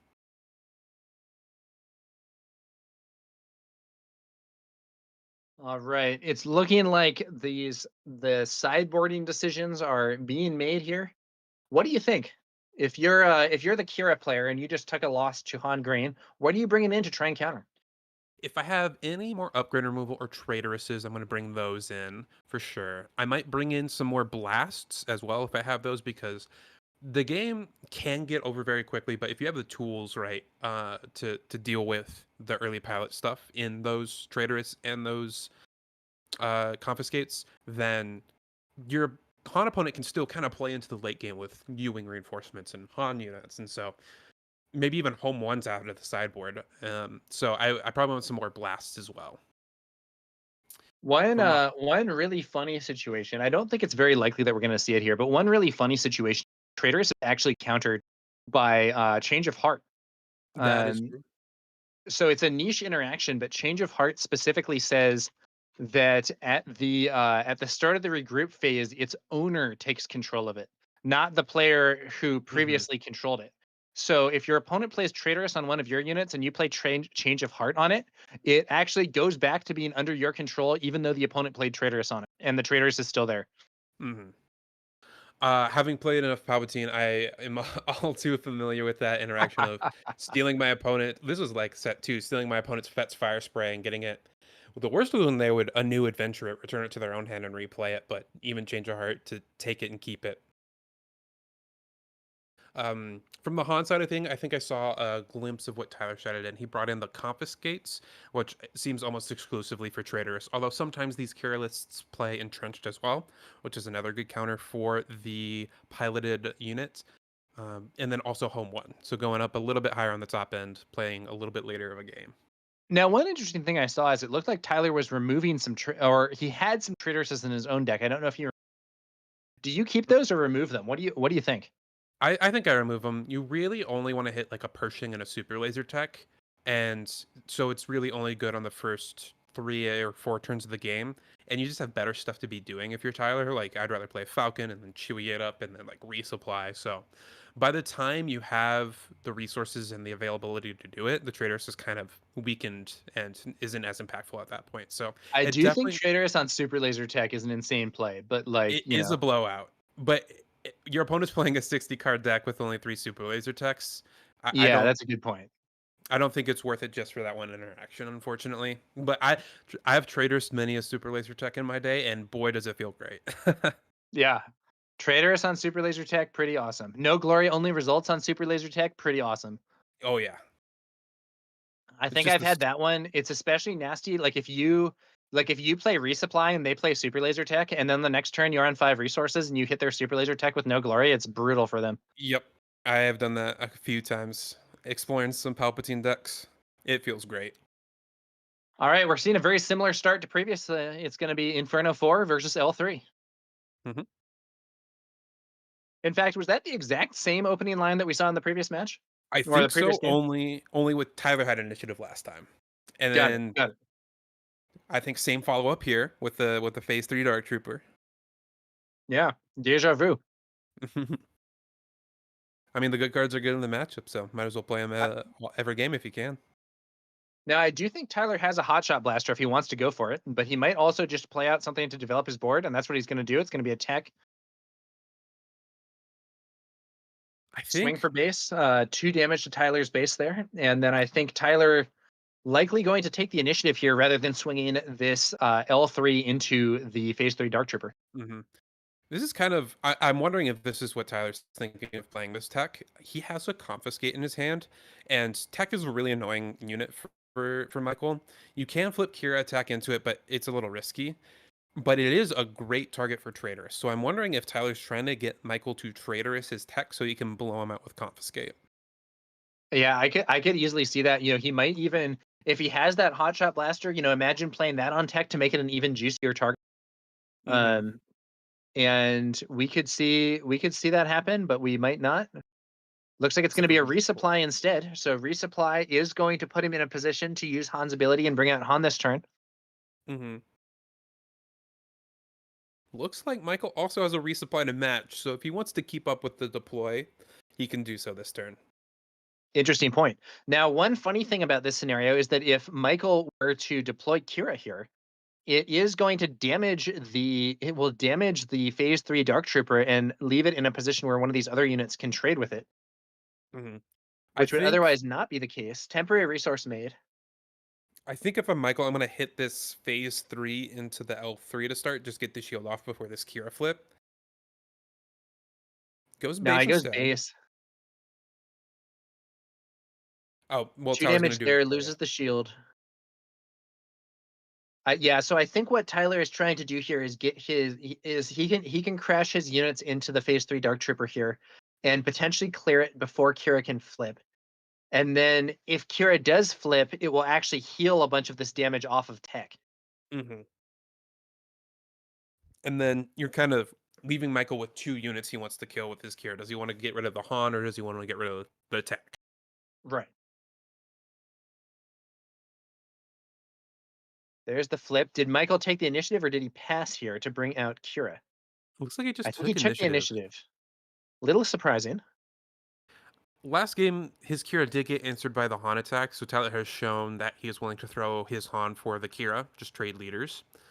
And he might, I don't know what answer he could have, but he might have an answer for that Han next turn, and just wants to make sure he can keep Tyler off of 7 resources next turn. Oh, look at that. Tyler is going to make a use of those resources by smuggling out the hotshot blaster, even though it doesn't give him the extra attack. He uses his 3 resources just to smuggle it onto Han and develop that additional power for potential future attacks. Hmm. It does look like he binned the confiscate with the Han ability, so no longer has access to that. Although Traitors isn't backbreaking right now. Yeah, Traitorous has no good target right now. What you're really hoping for with Traitorous as the Han opponent is that the opponent loads up a Falcon and then you steal not just the Falcon, but also now you're gaining the benefit of some pilots or whatever. Hmm. That or you take their like they play a tech and you take it. That's Yeah. another pretty good scenario. But a 1 HP tech isn't exactly as enticing a target. Although in this case, we see Michael playing Vigilance to remove that tech. It's going to be a heal and kill. Tyler then swings on into the base for 6 damage with the Han Solo, buffed up by that Hotshot Deal 44 blaster. And Michael is now going to flip Kira. Ooh, Is he there an could answer here? Ewing, but also has Han Pilot in his hand. But you can just play that guy as a 5-cost 4/5 Yeah, ambusher on Han the Pilot grounds. can ambush and kill Kira. That's an extremely reasonable play. You don't need to have big Han. Like you can play Han Pilot, ambush him as a 4/5, kill Kira, and he stays on the board. I actually think that might be what I do. I think it's safer than the U-Wing, but the Yeah. U-Wing is higher reward if you do get something. Hmm. It's risky though. What happens if he doesn't find something that can kill Han and his Oh, opponent? Oh, but there it is. There it is. He there it found the is. big Han, and so if he didn't find something that would kill Kira, he would potentially be in a rough spot to an overwhelming barrage. But he Yes. does find the Han Solo Reluctant Hero, which is going to be a more rewarding play than if he had gone Hmm. for Pilot Han there. I think Tyler checked his resources before doing that play, just seeing the number of outs he had. And I think he had a Han Pilot down there and a Han Pilot in hand, but had the third Han Pilot still left in deck, and maybe the full 3 Han Reluctant Heroes. So did quick maths and maybe not actual literal maths, but decided 4 outs is good enough for me to throw this Yeah. down. Yeah, and I mean, I think in expectation, he more likely has it than doesn't have it. But you do incur at least some risk. Yes, yeah. But yeah, I mean, you can do some like kind of simple math and be like, okay, this is a 50 card deck. I've seen more than 10 cards. I have at least 4 hits left. So like on average, I should get it. But There, like, there are also you some know, backdoor outs where if you don't hit an ambusher, you can hit a Kira to name the overwhelming barrage if it's there. Your yeah, opponent here yeah. still gets an attack, but it's not the end of the world. Yeah, you could do like Kira Blue Leader, kill Inferno 4, name whatever good thing he has in hand. Hmm. Looks like it's going to be a Darth Vader from Michael. Yep. I do appreciate the convention promo version of Darth Vader. Let me some pretty cards. Darth Vader. Bringing out a Dr. Pershing as the additional unit there. Doesn't find a Hylobon Enforcer to join him. And who will Vader swing at? Do you use Vader? I assume you use Vader to clear Han here. I think so. Just get the 6 power off the board. This So Han unit is going to be a menace to deal with, but you gotta deal with it. what do you do here if you're Tyler? Do you do L3 trade with Vader, kill Pershing? Probably. It depends. I mean, I don't know what's under the smuggler row, but I definitely want to limit my opponent's options. Your opponent Yeah. is only at 6 damage on base with a 33 HP base. Decides to go for Han into Vader, which is also reasonable. Keep the L3 around if he has something like a surprise strike, or maybe now he plays Han Pilot to ambush into the Pershing instead. Oh yeah, that's a viable play. And then you do have the L3 still sticking around in case there's an Avenger or Power of the Dark Side. Hmm.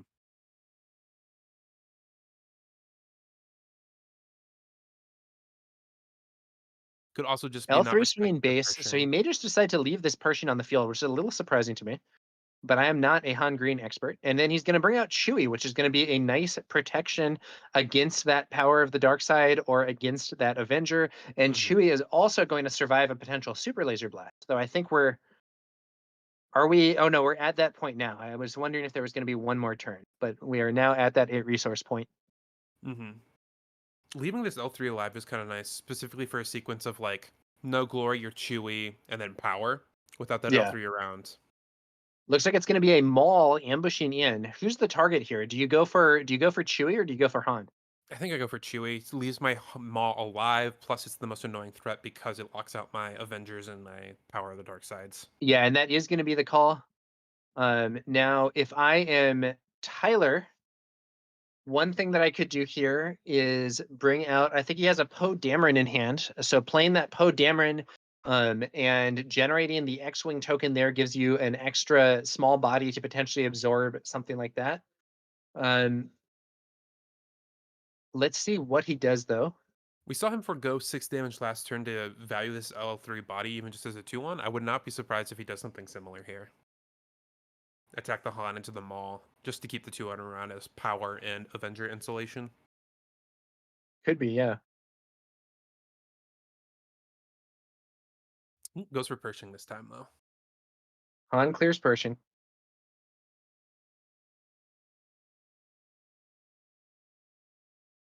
Cheetah base from Michael. Michael actually ahead in the race here. Not that they're racing very fast. There's the trade, but it leaves him open. But there isn't going to be the resource available for Power of the Dark Side just yet. And now we're going to see, I think, that Poe. So Poe played as a ground unit and is going to create an X-Wing token and does not jump on the X-Wing token. This way you have more insulation against one of those Power of the Dark Side type cards. I like that. L3 gets resourced and can potentially be brought out via Smuggle. Let's see what happens here on Michael's next turn. And we do have Super Laser Blast. Super Laser Blast, if drawn, can be played and would wipe this board completely. Yeah, this game is starting to get away from Tyler a little bit. This Han is still a menace, and your power and Avenger insulated. But with a Fel here, like, you have another removal spell. Michael's starting to clear this board up, and it's going to start slamming his big Star Destroyers. Yeah, I think Tyler has stumbled a bit. He's not put that much damage onto Michael's base, but the game's not over. I think we're going to see a pilot Han here on that X-Wing, which will protect it from Inferno 4 and also allow you to just deal more damage to base. So that's going to be a swing for 4, up to 12 damage on the base, but there's still 21 HP remaining thanks to that 33 HP data vault. Yes. Now, on the other hand, this might be one of those situations where being on a 33 HP data vault isn't that good if you're really hoping you're going to be drawing that Super Laser Blast. You know, your odds of doing that are worse with the greater deck size. Now, looks like it's going to be a takedown, clearing out that X-Wing token with Han on it, and then Poe Dameron swings into base for 3. Tyler, looking at his resource row, does he have some Smuggle play? I know he has an L3 in there, so at minimum he can bring that out. But he actually has a much more powerful play with Lando's Falcon from Smuggle. Yes. This game is still certainly not over that. Falcon does a lot of work here. Michael's gonna need some more removal for it, but having that Maul for that Chewie is, I think, where this game really started to turn around. And without being able to clear that Chewie, we're gonna have a lot more annoying threats and taking 5 a turn. But now, you know, clear the Chewie, which also cleared the L3. Maul was very, very good there. Just want to highlight, I think that's where this game turned around for Michael, if it does end up turning around. Okay, we're going to see what happens here. I do think that Han attacking into the Vader lost some tempo for Tyler. Reinforcement Walker coming out for Michael. Looking at that top card, he is indecisive, and he leaves it on top, which is not right. He should draw that card. Yes, goes to hand. And Tyler there we points it go. out. Now he draws it. Didn't quite see what it was, but he would rather have it in hand than a healed. And that to me means it's probably something really good. It might have been like a Power of the Dark Side, which is right on the fringes of a card you would think about, but probably keep. Swing from Inferno 4, swing from Poe Dameron. We're up to 21 damage on Michael's base, but he still has 12 HP left thanks to that data vault, where on Tyler's side, we have 16 damage on the base, which means that we are going to have 14 HP left. Tyler now winning the race, but that Reinforcement Walker could be a big hitch in the plan. On the other hand, Tyler still has many resources available. Let's see what he does with them. Looks like a home 1. Yeah. Home 1. Get back a Chewie. Oh, that is brutal. Nice. Home 1 for Chewie is a great play here because it does mean that a Super Laser Blast will not wipe the board anymore. That Chewie will remain on the field and serve as a potential major obstacle for Michael. Once again, Home 1 being used not just to bring back a 3-cost card for free, but to enable a discounted recursion on a more powerful unit from that discard pile. Now, this Reinforcement Walker does get to cleanly clear this Chewbacca with an attack. However, that does mean you're getting in for 7 with this home one, and you have 5 more in space with that Millennium Falcon. These big space units really allowing Tyler to stay in the game.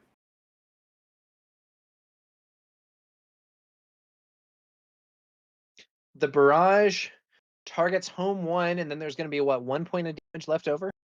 Yeah. Goes to Home 1 Poe. off the field, 1 damage on Poe. I'm not sure it entirely matters. My instinct would probably be to throw it in space because my reinforcement walker can clear these ground units. But I think that 1 damage feels pretty inconsequential right now. Chewie swinging on in for another 5 damage to that base. Now, we would be, I believe, at... Oh, no, not quite. I was going to say that we would be at game over with a 30 HP base, but it's not quite there. I believe we're at 28 damage. Mm-hmm. Back down to Reinforcement 25. walker clears out Chewie, discarding a Maul for the heal. And then another 5 damage thrown onto the base thanks to the Lando's Falcon. And now we are at that point where a 30 HP base would have lost the game.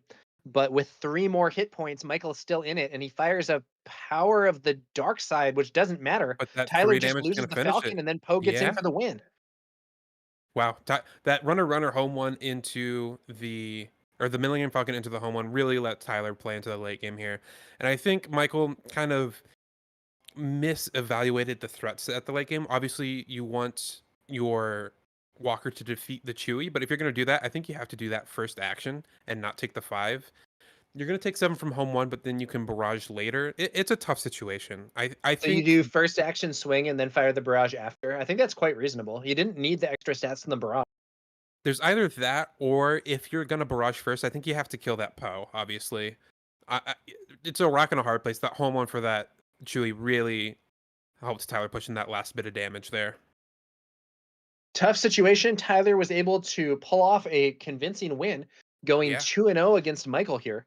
And that is going to be another win for Team here on the Gaming stream. Congratulations to my McClunky Gaming teammates who are doing well in these matches. Yep. And Tyler was 4-1 going into that round, towards the top of the standings in terms of tiebreakers. So is now going to be 5-1 entering the final round. I think there's going to be enough 5-1s that drawing is going to be tough. So probably has to play out that last round, but still very alive for top 8 contention. Yeah, it should be interesting to see how this one goes, but we are now reaching the point where we're going to see maybe some IDs among the players at the top. You know, if you're undefeated at this point, and we could potentially see an ID into the cut. But I think there are going to be at least some of those matches also being played out, and of course there are going to be some matches being played out at lower tables as well. So we will be with you shortly in the last round of Swiss. But I think we can do I think we're going to do a quick interview with Tyler here. Yep. I'm gonna try and get Tyler on the mic, do a quick interview, and then we're gonna take a... We've been running since that insane Han Green Mirror match, so we're gonna take a little bit of a breather and then come back with some round 7 action after that. Sounds like a plan. So Han Green, we saw, I think it only had like 5 representatives at this tournament, but at least 3 of them were 4-1 or better going into this round, because we saw Titanic was 5-0, and then Bobby Sapphire, even with losing that insane game, was 4-1, and Tyler was also 4-1 there. So it's not as represented, but is doing very, very well in terms of win percentage, which is about what I expected. Han always seems to be a little underrepresented, and because of that, overperforms. In part also because it's in the hands of usually some of the best players. You know, there's an Hello. interesting factor where sometimes you get those decks that are complex to play, and that means that they'll have a relatively bad record when piloted by newcomers, but sometimes that can disguise a much better record when a more experienced player takes place. Yeah. All right, how's it going, Tyler? Going great, chilling at X1. I heard you guys talk a little bit about, Han Green. A good portion of my team, a lot of the K2OD is playing. I know Malik and Alex were on it. I think it's a great deck. What I've been telling a lot of people You know, Jig is up that like if you ever know Magic, there's a deck in Magic called Dredge, which is just a very graveyard, discard pile heavy deck, and it's typically good when people aren't playing hate for it, and if it's really bad if people have a lot of sideboard hate for it. And I think that this deck is very similar. That makes a lot of sense to me. There's what are you thinking of in terms of the sideboard hate that you're worried about? Traitorous, Confiscate, Disabling Fang Fighter, Regional Governor. Like there's just you can play Open Fires in the red deck. Like decks of all colors can play hate, like Bamboozle as well for this deck, and you can get got a lot. Like so far, my only loss today was to a Sabine ECL who double confiscated me game 1. Ooh, that's brutal. So yeah, it's a wow. Interesting. Main deck confiscate in Sabine ECL. That is spicy. Very spicy. I think it's a healthy position for one of the best decks in the format to have. I've always been a fan of like, if you want to beat a deck, you can beat it. You might sacrifice points in other matchups, but you can beat it. And that's kind of where I think Sabine is right now. It's a deck that towards the top tables, but if you want to beat it, you can beat it. What is your opinion on the meta? Like, what do you think Han Green's the best deck in the room? Do you think it's kind of a week to week thing? I think it's a week to week thing. Right now we're chilling. Like, Europe, there was no Han Green that was played. The deck just no one played it. Richmond, you had me, Alex, and a couple of others that were playing it. And I think like we all made day 2, if not. Like I barely missed top 8. Alex made top 8. The deck is great. But if it starts picking up steam and more people keep picking it up, people will just start preparing for it, and you can start to really like lose if you don't play it right. But otherwise, the metagame is pretty balanced. I think me and a couple others, I think we agree. I think Kira, Kira Data Vault is, I think I would say his best deck. Like Han's a great, into everyone that's not answering it. If the person plays no interaction, Han's gonna be doing great. But Kira though can be prepared and practiced against every deck. Like Han's a good deck to make top 8. Kira's a deck that's good to win the event. Yeah. The way I think about it is that I think Sabine and Kira are the highest floor decks of the format, whereas I think Han Green is probably the highest ceiling deck in the format right now. Yeah, I definitely agree. Sabine has got a lot less practice you need. You only have like a couple matchups you really need to prepare for. Kira though, I feel like if you don't play every matchup and know it, you're going to lose to random stuff. I agree. It's kind of how I feel about Quinlan too. Quinlan is another deck where pretty high floor, but you have to be pretty mastered in all the different matchups. Yeah, no. Otherwise, metagame feels quite healthy. It's the first time for me that I'm playing a Heroism deck. I've been on Villainy for the past year, so it's a new experience. But deck's working. I don't know how long it'll work for. I feel like it will. We're gonna start seeing more and more hate for it as we get closer to Minneapolis, and then I feel like set 6 is gonna start changing a lot. Hopefully. Oh yeah. Yes. Yeah. I agree with that. Yeah, I think there's I don't know if you saw it, but they previewed Darth Revan, the classic Revan, classic KOTOR boy. Oh yeah. I am a KOTOR fanboy, Unfortunately, I don't think know if he's any good, since I don't he's think the he's first good. leader we've ever seen to not have a second aspect, and his ability doesn't seem so amazing as to make up for that thoroughly. He should have been the 4/7. He should have been a 5-cost 4/7. Yeah. We were talking about it earlier, Tyra and I was like, I wonder if he was a 4/7 up until they had to ban Boba and was like, I don't want to make this him a mistake again, so let's tune him back a little bit. He could be good. We haven't seen his support mechanisms yet. I could see him being strong, but it's a little surprising to me that he doesn't get an aspect, or it doesn't get a second aspect. Yeah. I don't know. It's going to be interesting. I do believe though, who knows fandom wise, but that showcase should be pretty penny. Yes. Even if nobody's playing I hear you, man. I think it'll be up there with Luke and Vader. Very popular character with some of the old schoolers for Star Wars stuff. Yeah. Well, if you have any more questions, Tara, I think I am good to let you get some break in between the rounds, prepare for your final round. I believe I'm not a no standings guru, but I believe it's going to be a win and in. I don't think there's going to be any draws allowed. Yeah, so no, we're definitely winning in. So, well, good luck in the next round, Tyler. Wish you the best. Thank you very much. Yeah, Have a nice congrats night. on the win. Best of luck in the rest of the event.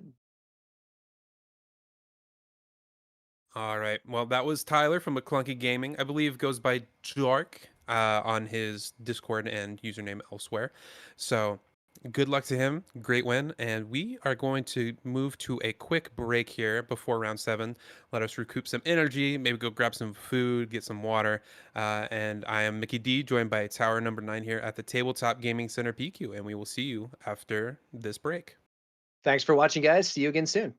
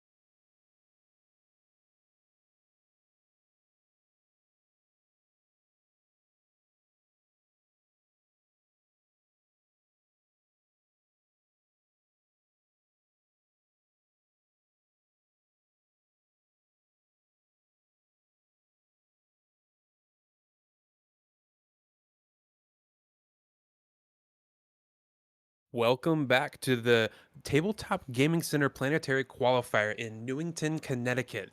We are getting ready for round 7. Round 6 has just wrapped up of Swiss. We're in the ultimate round right before the top cut. My name is Mickey D. I am here with Tower number 9. How are you doing, Tower? I'm doing well, Mickey. We've had some great games thus far in the stream here, and I'm excited to see what happens as we do that last and then on to the top 8. Yeah, we've had some really exciting games. There was a Han Green mirror between two stand-up members of the community, two stalwarts people probably know of, with Titanic and Bobby Sapphire. An insane match. I recommend people go back and view that one. What an incredible game! And we just saw Tyler from the McClunky Gaming team on Han Green as well take down a Kira Datavolt 33. So I've had a day full of awesome games. I've had a pretty wide variety. As expected, as we get into the later rounds, kind of the cream rises to the top, both in terms of players and in deck lists. So we've seen some duplicates finally with some Han Green and some Kira Data Vault, but still a lot of good unique deck lists out there. So very healthy meta and an exciting event. Yeah. No, it's been very cool. So I'm not gonna yeah, spoil the result of the amazing Han mirror, but yeah, as Mickey said, I think players should go back and watch that. I think it may actually be the best match of Star Wars Unlimited TCG I've ever kept.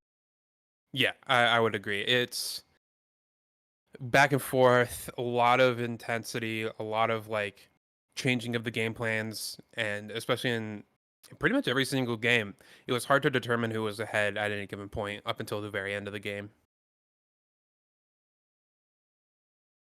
Yeah, it should be pretty interesting to see what happens as we move on to more of these events in the season.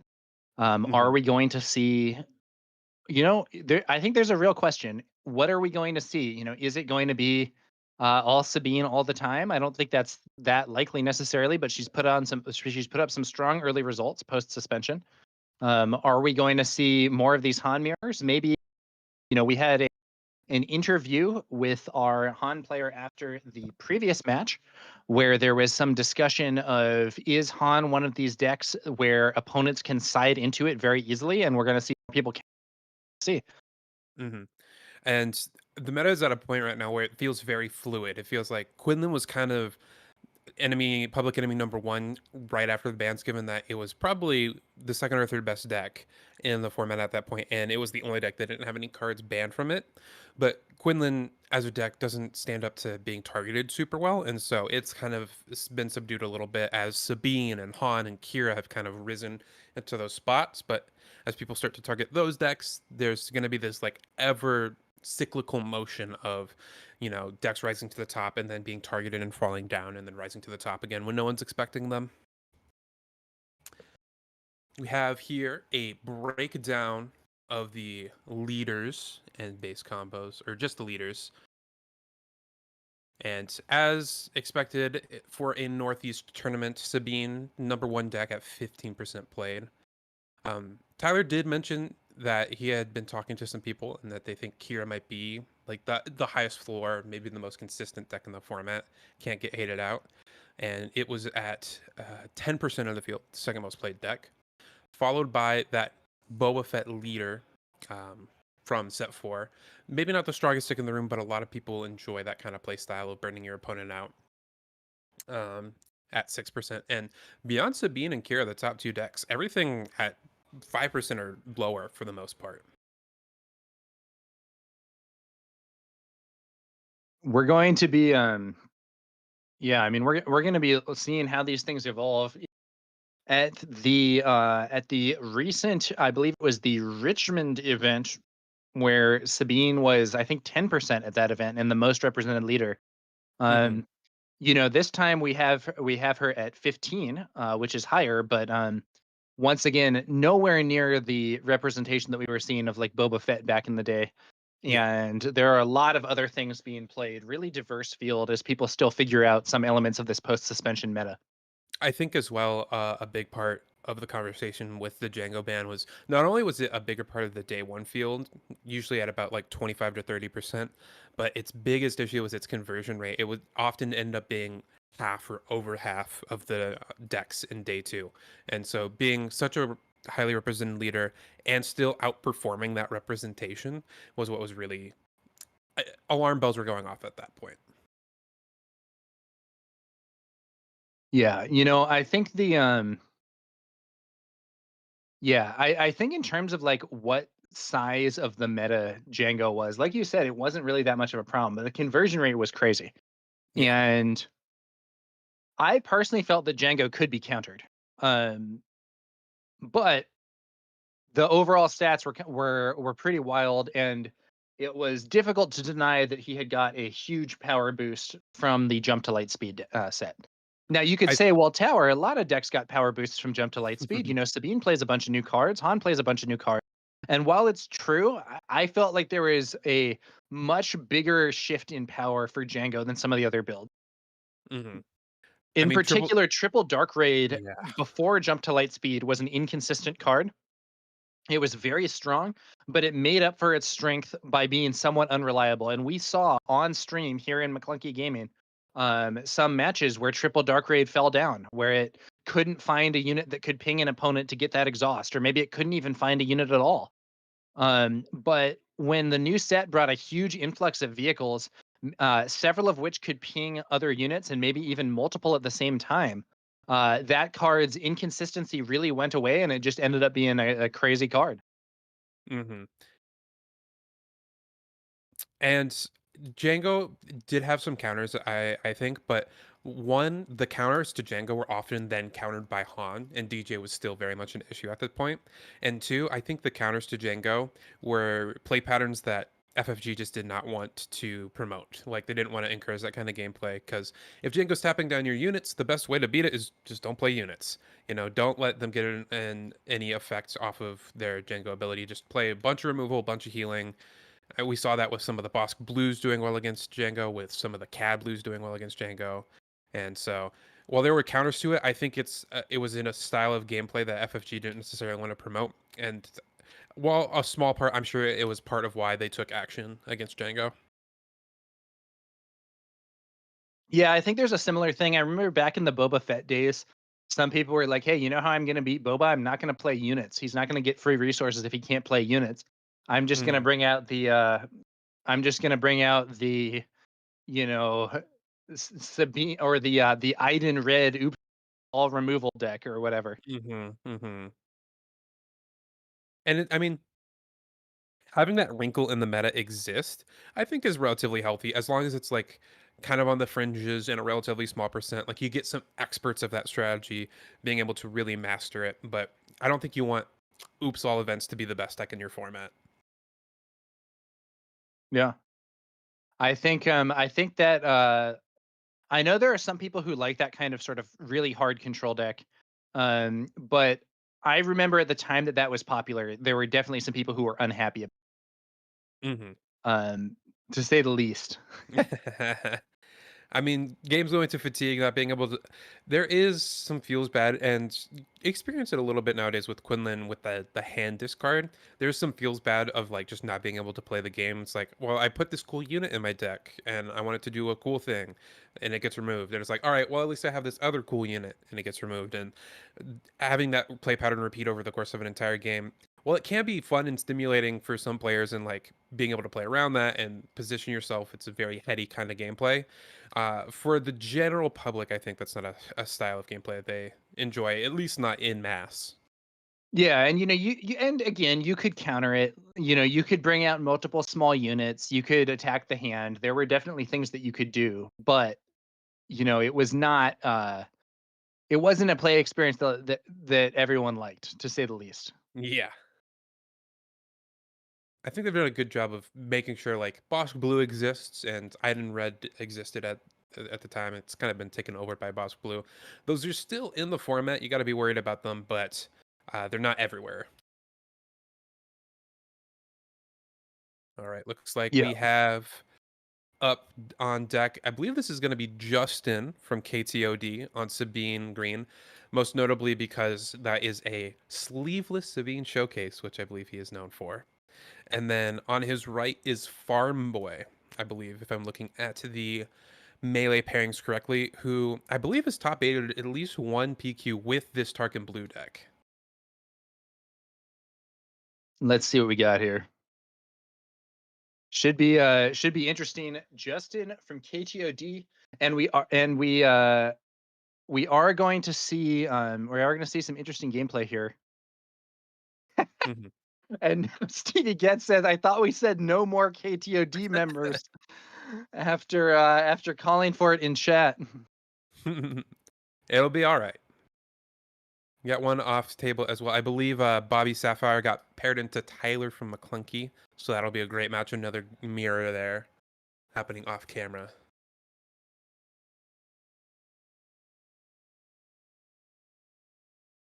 All right, so I think we have. I do think. Do you think we'll have something interesting here with a KTOD member, Justin, on the classic Sabine ECL? This deck has been competitive since set 1. It's still competitive. It's had some updates as times have gone on. In particular, sets 2 and sets 4 have been big updates for the deck. Set 3, not as much. Let's see what Justin can do against another set 1 leader, Tarkin. We have a Tarkin Blue. Should be interesting to see. And as I mentioned before, Farmer Boys is a name I recognize. I believe they have top 8'd some of these, at least one of these Northeast PQs with this exact deck. And this is kind of a player piloting a deck for as long as the game's been around, honestly, being an expert at it. And while it's a little off the wall, it's a green blue villain deck and it's going to have play. And they know it better than probably anybody else. All right.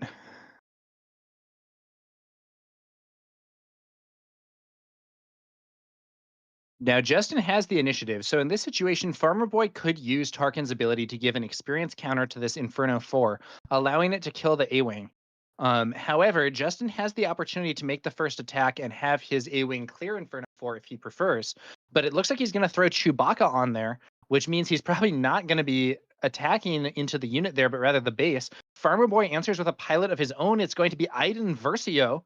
And Justin swings. I think it's probably going to be 6 to base here. But with Iden giving that tie a shield, it's now in a position where it can potentially crash into Justin's A-Wing twice and clear it off the board. If Farmer Boy wants to, I think Justin's going to get a second attack off with this A-Wing anyway, but he can next turn buff it with Tarkin to get it to 6 power and then trade with it so it doesn't have to bump it twice. Good point. Going to get 5 damage. Now, with the shield, he doesn't mind. It isn't a deal if he does end up crashing into it twice. But as you say, if being able to clear it in one action might be more efficient. Plus, then you get those buffs on there for the future. The question is, what else is he going to play this turn, and how many resources does it cost? Power of the Dark Side. His hope is to do like a takedown on Sabine. He probably won't do the buff, but a Power of the Dark Side, that's a different story. Yeah. This A-Wing did get in for 12. So that Justin's going to lose it pretty easily here to the shielded Inferno 4 with an experience on it, but it kind of did its job. You got it. If you could trade 2 cards for 12 damage in a lot of matchups, I think you would. Okay, so now we're going to see Inferno 4 trading, or it doesn't trade. It clears it with the experience token, but there's a Darksaber on Sabine now. It does not and there have is the no power. power of the dark side. That's such a bold play with the Darksaber there against the potential power, but Farm Boy doesn't have it, and Sabine swings on in for that mighty 7 damage. The damage has really been adding up. We're damage on Farm Boy's base, but he has an Emperor's Royal Guard on the field, and that does mean that if he were to deploy Tarkin, that guard will become a sentinel and prevent Sabine from attacking into the base. It does look like now there is a power in hand, but I believe Farm Boy also has an Overwhelming Barrage. So an Overwhelming Barrage on that Inferno 4 cleans up that Sabine exactly. It'll get +2/+2 to go to 8 power, and then that 8 damage is going to clear that Sabine. Yeah. But with those, only one attack, but 19 on damage on base. Yeah, and we could easily see more damage being added to base if we have various cards that Justin could be using here with Sabine's classic reach elements. Like, yes, the board is cleared and his opponent has a powerful force, but we could see Cassian from the row. We could see For a Cause I Believe In. There are a bunch of options here. Looks like it's going to be Chewie. Now, the problem I see with this is that now not Thrawn, Tarkin takes the field, and now that Emperor's Royal Guard is a Sentinel, which means that Chewie, well, Farm Boy isn't going to have an answer this turn, and that Power of the Dark Side is now blocked. Chewie might have some trouble getting into the base unless there's some way for Justin to deal with this Emperor's Royal Guard. Now, maybe we're going to have an ambush here. The ECL still hasn't been used, but it is a risky buff on the Emperor's Royal Guard because ECL Wrecker would deal 6 damage to base, but that Inferno 4 is just it's one. No, it is lethal. It's no, it's only 5 HP because he's not playing the Emperor. Oh, that's true. I'm so used to playing as a 3/5. Yeah. From Palpatine in my days, but yes, not as risky. Plus, that Inferno 4 is just lethal. Yeah, so we're looking at it's looking like 19 damage, and I think Justin's wrapping it up. That Inferno 4 would be able to swing for lethal, and Justin does not have a way to clean things. No, wait, would it be lethal? I think it would be. Oh yeah, because it has the experience token as well as Iden. That's what I was neglecting. I had thought for a moment it would be off by 1. So very strong performance from Farm Boy. Even though Justin was, hitting hard, he had Chewie, he had the Darksaber. Farm Boy hit harder with Iden Versio on Inferno 4 as a very powerful pilot ship combination to push damage early on. Yeah, we really got to see Iden shine. Like the Iden into a buff, into an overwhelming barrage being exactly enough to kill the Darksaber Sabine. Only got 1 hit off, and you're hitting back really hard. Farm Boy just never let Justin play or use his ECL. He never really presented any threats, never gave Justin enough time. And you saw there, just finish the game so quickly, which is a really good game plan into Sabine. You stabilize as much as you can while also pressuring your opponent's base.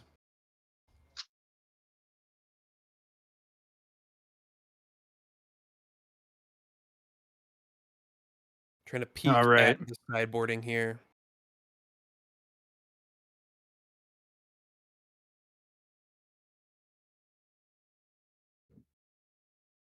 Not sure. I do respect both players. No sleeved sideboards, just de-sleeving main deck and re-sleeving.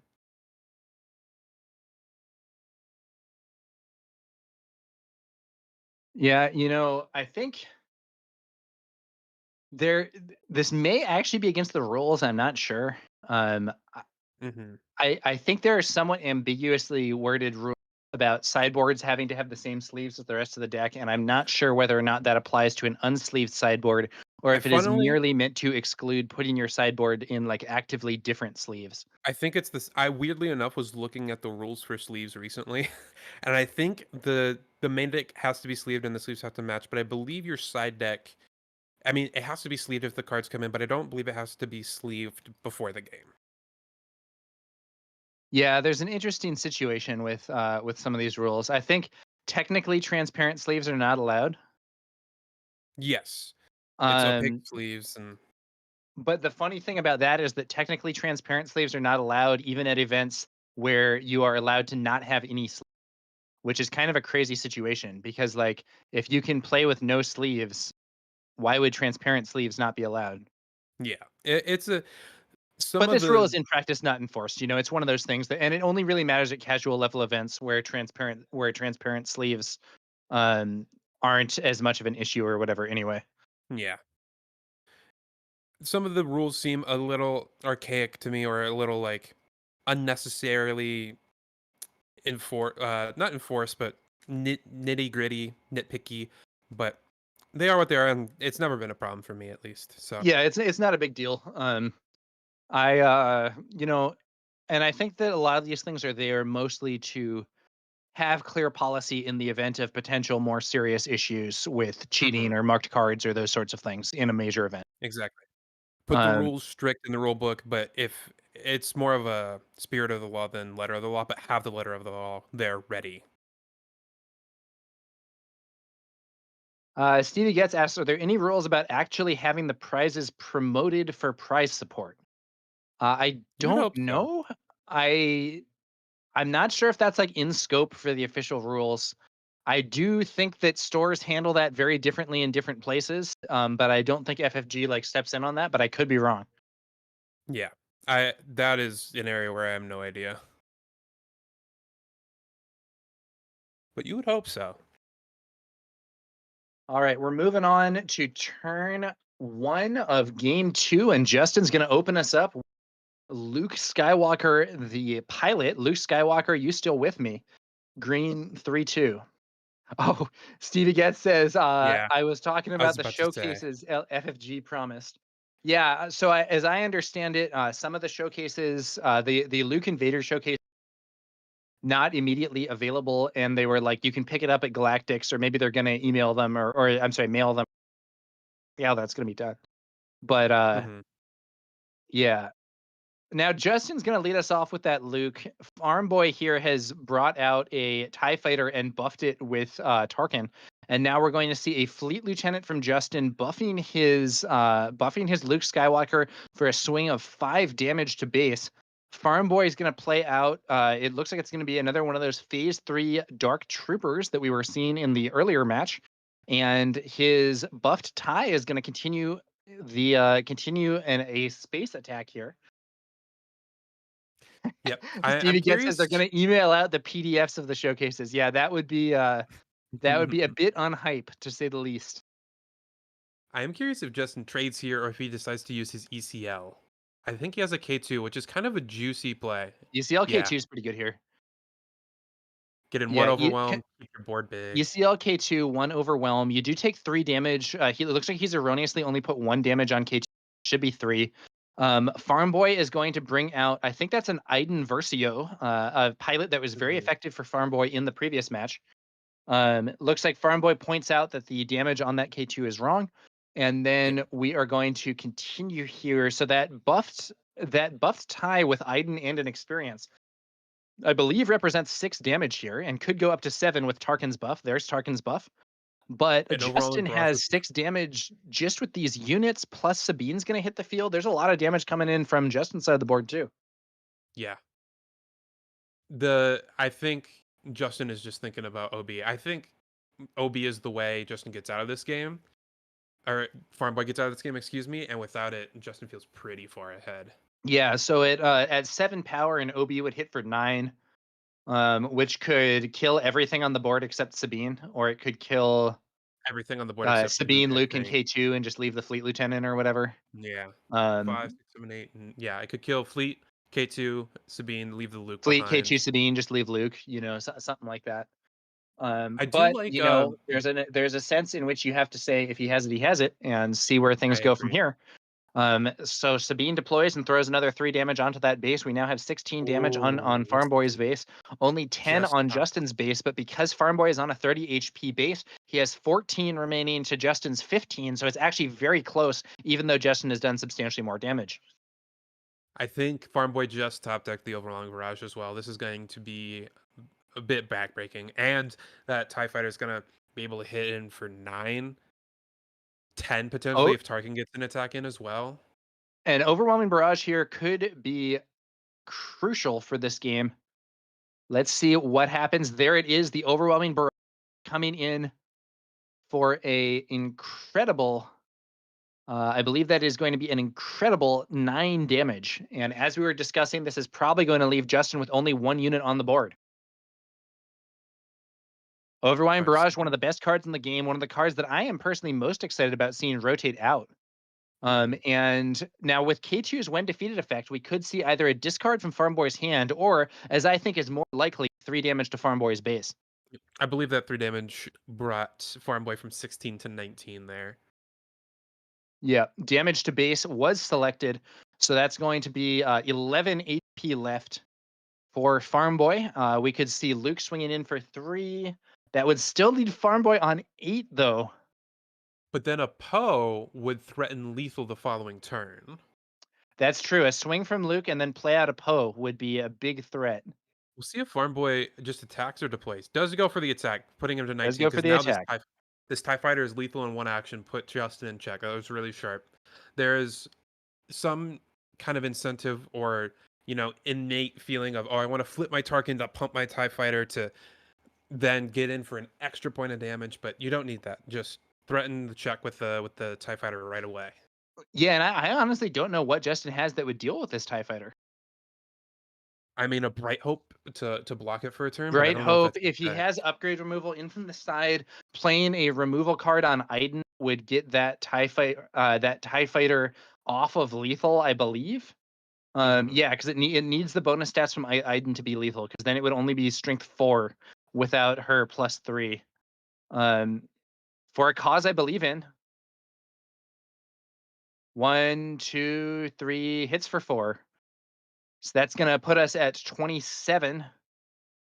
He could have lethal here. If he has a Daring Raid and a Sabine ping, that could be game. Well, the Sabine should not be readied because it was defeated. Oh, this you're turn. right. You're right. The Sabine is erroneously ready here, so that actually doesn't work. Farm Boy takes the initiative. I don't think Justin has an out. It's going to be a quick win for Thrawn Blue, unless something really unexpected happens here.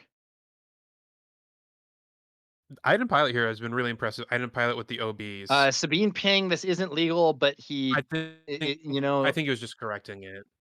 Oh, okay. to not Yeah, have that's the fair. damage Yeah, base. he's not actually pinging. He's just moving it to be exhausted. 2 resources. Small Sabine.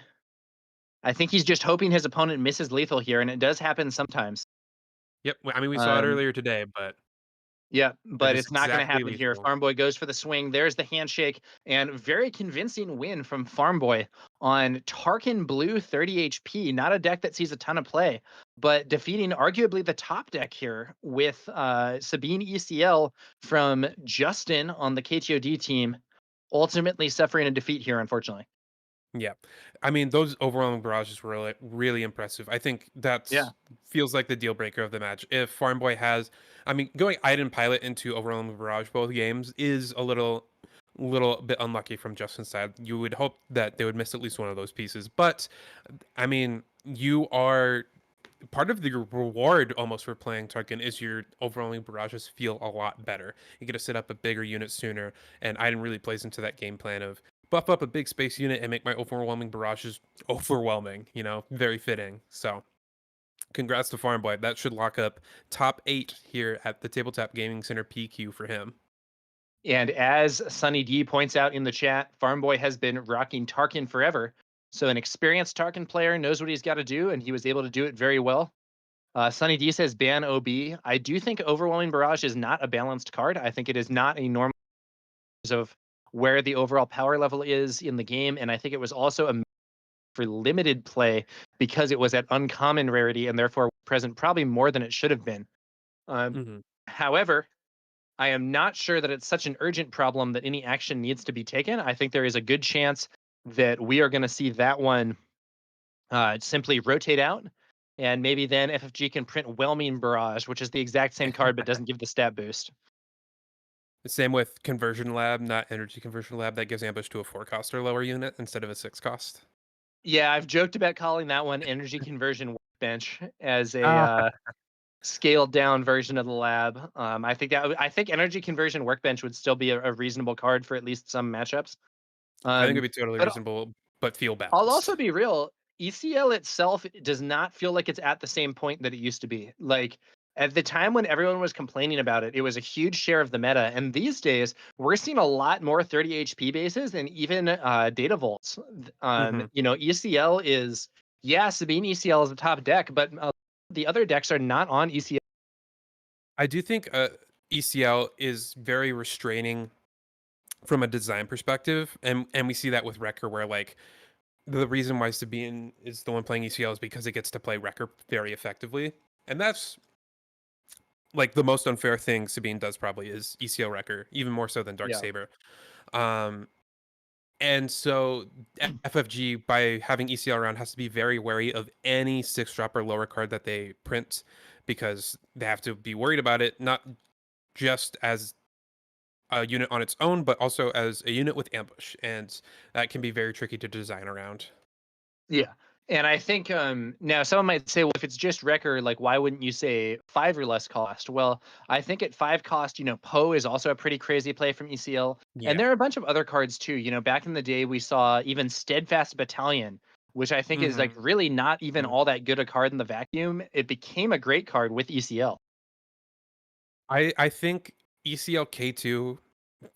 I have no stats behind this, but ECL K2 has felt like the perfect power level for that card. Of this is very potent and very powerful, but it doesn't feel overwhelming. Yeah, it's really quite good. ECL has been on the decline, partially, I think, in part because of the rise of Tarkentown decks. Tarkentown does a good job of keeping ECL in check, almost of, all right, you ECL your thing into my thing. I'm just going to Tarkentown, get rid of it, and we're going to go back to square one, basically. Yeah, BMX Racer Yeah, and I YouTube think chat mentioned it's hard to say. It's hard to say exactly what the future bases will look like. I'm personally going to be very excited to see what those different force base options are as we move on to the Legends of the Force meta. Yeah. All right. Well, we got Farm Boy here with us. Can you hear us, Farm Boy? Yes, I can. All right. Congrats on the big win. Yeah, thank you. Beating down Sabine ECL with, from what I've seen and from what I hear, a deck you've been playing for quite a long time. Correct. Yeah, I've been playing Tarkin since set 2. Okay. I would have played it set 1, but I didn't own any cards, so I was playing my brother's cards. But yeah. Fair enough. What attracted you to Tarkin in particular as a as Sorry, I think you cut out there. Yeah.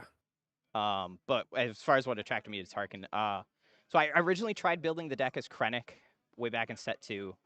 I was a big fan of the Scout Bike, which I used to have in my Tarkin deck, getting like a dozen experience tokens on it, having it grit, hitting for 10 damage was a lot of fun. Unfortunately, Yeah, that's a nasty one. Waylay exists and Traders exists and all this other garbage, so it doesn't really work anymore. So I've had to evolve the deck a lot. But ultimately, what it comes down to is there's so many other blue-green villain leaders, but to me, Tarkin has the highest skill cap. I'm not trying to sound like an asshole here, but the highest skill cap at all. Because you could say the same for Palpatine, Rey. Any action that costs like 1 adds like a whole level of resource management that you need to go through. And then giving your units these experience tokens pushes the breakpoints of a lot of units to different levels that not only is it giving you an advantage for trading and your unit surviving, but it changes the math for your opponent to have to figure out. And luckily, Tarkin isn't meta, so they're not really playing other Tarkins that much. Exactly. One thing that I really noticed in those 2 games, at least, is that somewhat in deck building as well with the item versios, but even innately with Tarkin's ability, your overwhelming barrages seem to be really, really potent. Some of the best overwhelming barrages sans like a Kira flip turn. Do you consciously build your deck to do that super powerfully, or is it just like a nice byproduct? Yeah, so in the line I played against Sabine, yes, that's the intention. Is Iden is in the ship. I'm giving it experience tokens. The barrage is most always clearing the board, save for like a 1 unit. And then Iden's one of my favorite cards in the deck because I can also, if I need to, just play her on the ground at 4 and then barrage for 6 at 5, which is very good as well. Yeah, I think we saw the power of those overwhelming barrages in that last match. They were hitting really hard. Yeah, it's unfortunate that I guess not because I made top 8, but my one loss today is against another Sabine, and I just didn't draw any barrages those 2 games. So I guess it evened out for this game here, luckily. Yep. Seems like such a difference maker. And you mentioned Iden as one of your favorite cards of the deck. I have also really enjoyed Iden. The fact that I always forget she's Imperial, so that also works with the Tarkin. You can keep up in it. 5 seems like a really big breakpoint in the meta right now with the Quinlins and just a bunch of X5s going around. So how often do you play, I don't know, to the ground? Is it like 50-50? Is it mostly pilot? It is usually 50-50. Okay. I mean, you might look at her and she's not the best 4-drop in the game, obviously, but with Tarkin and all the synergies, even playing Iden at 5, giving her experience token shows she's a 5/4. then barraging off for 7. That's enough to kill any leader in the game, which is also I do quite often as a player at 5. Yeah, and I think that the shield token that you get with Iden really helps her stick around to fire that barrage later. Yeah, and being able to kill the Chewbacca, which I had to give another experience token to do it, which other decks aren't going to reach that 1 extra breakpoint. That was key to winning that first match for sure. Yeah, breakpoints are a big deal in this game, as they are in mini games. This game isn't like unique in having important breakpoints, but I think that it can really be an interesting thing when you have the ability to get across those breakpoints thanks to your leader ability or something else. Now, I'm curious, have you given any thought to the other blue base options that might be around? Yeah, so I've experimented with Security Complex a bit. This was sets ago, so there wasn't as many rare bases. Obviously, it's not worth it. Again, Waylay, it's gone. So in order for me to play Colossus, I would have to change like 6 to 9 cards in my deck in order to recoup that draw. So I don't play Dr. Pershing. Whereas if I play Colossus, I definitely need Dr. Pershing because I'm down a card. And then well, I guess as you kind of saw, I am able to aggro with this Tarkin deck pretty easily, and Pershing doesn't help that at all with 0 power. I was going to ask, how often do you find yourself in an aggressive position against the meta? So today I played 2 Sabines, and then the rest of it was 2 Kiras, a Palp Blue, a Asajj Data Vault, and Piet double green. So I was the aggro deck in all of those matches. I guess not against Ventress. Ventress was pretty back and forth, but the other ones, I am taking the aggro position. And obviously, it was very successful given that you're 6-1 and in the top 8. So yeah, and then we didn't see it in this game because I'm not sideboarding in off aspect lurking ties against Sabine. But that is how I win the control matchup is off aspect lurking tie. Once it's got 1 experience token on it, it doesn't die to Perilous or make an opening anymore. It's worth playing at 5 because that's Tarkin's slip turn. I'm immediately getting an XP on it.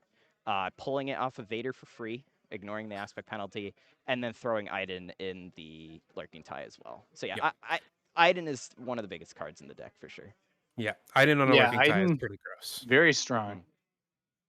Now, have you given consideration to, I know there have been like Tarkin Yellow was a very common deck for a while. What makes you like the Tarkin Blue in particular? So actually, I know I'm talking up Iden, but the actual most important card in the deck is Super Commando Squad.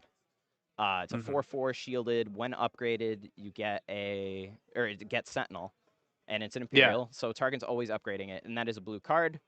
And that's I think that's the little best reason to play blue. Also, all the blue removal, and then like I was talking about before, the main reason to play yellow is the lurking tie, and I'm playing it anyway. So especially with triple dark raid band, I don't think there's any reason to play yellow over blue. One specific thing I am curious about, given the look of the deck in your curve, are you playing any ramp cards? It seems like those would be awkward for your deck. So I am playing 3 and 3 of Resupply and Super Laser Tech. Resupply comes out of the deck against any other control matchup. It's too slow. I'm not trying to beat Palpatine or Piet in a head-on-hand ramp battle. They're going to win that every time. So that's when the lurking ties come in, the two sides comes in. So I just, again, go full aggro. Super Laser Tech synergizes so well with the deck as it's has a when defeated ability. So one of my best lines is to turn 1 Krennic, turn 2 Super Laser Tech for 2, and then use the 3rd resource to buff Krennic to a 3/3, which is usually enough to kill their turn 1. And then I'm very far ahead at that point as I'm getting the ramp. Yeah, buffing a Super Laser Tech can be a spicy play in my opinion. Yes. People sometimes do not anticipate that. Yep. If there's a 3 health unit, I'll throw an XP on it to trade into it. Yeah. Yep. All right. Well, congratulations on your victory with a elite composition that is not necessarily the most commonly played, but Mhm. you did very well there. Sabine, arguably the top deck or one of the top decks, and Yeah. you handled a Sabine deck run by a very strong player very well. I am lucky as well. My brother used to play Sabine all the time, so I have him to thank for all those matchups and practice. But, Lots of experience in that matchup, huh? oh yeah, yep, Get beat down by it enough, you'll learn how to beat it eventually. I understand the exactly. feeling. hmm Yeah. Well, congrats on And it top eight. sounds like a We'll joke, see but you. it's real. Yeah, Yeah. thanks for having me on for the interview. Yeah. We'll see you in the top eight. Yeah. Yeah. Best of luck. Thank you. Alrighty. Well, that All was right. Farm Boy. Congrats to him on making top eight. I'm going to peek at Melee, see if we have any more results coming in here. Yeah, I think we should be moving on to that top 8 relatively soon, but that was a very fast match, maybe as a result of Farm Boy's anti-Sabine training against his brother. So we'll see we will see how long it takes the other matches to come to a conclusion, but may have a bit of a wait before we move on to that top cut. Yep. Looks like just a couple of reports from the top tables. So it looks like the top 3 tables drew. I don't know how that'll pan out for them, but at least the 3 undefeated should be all right there. Tyler and Bobby are still playing. Obviously, we saw Farm Boy beat Justin there.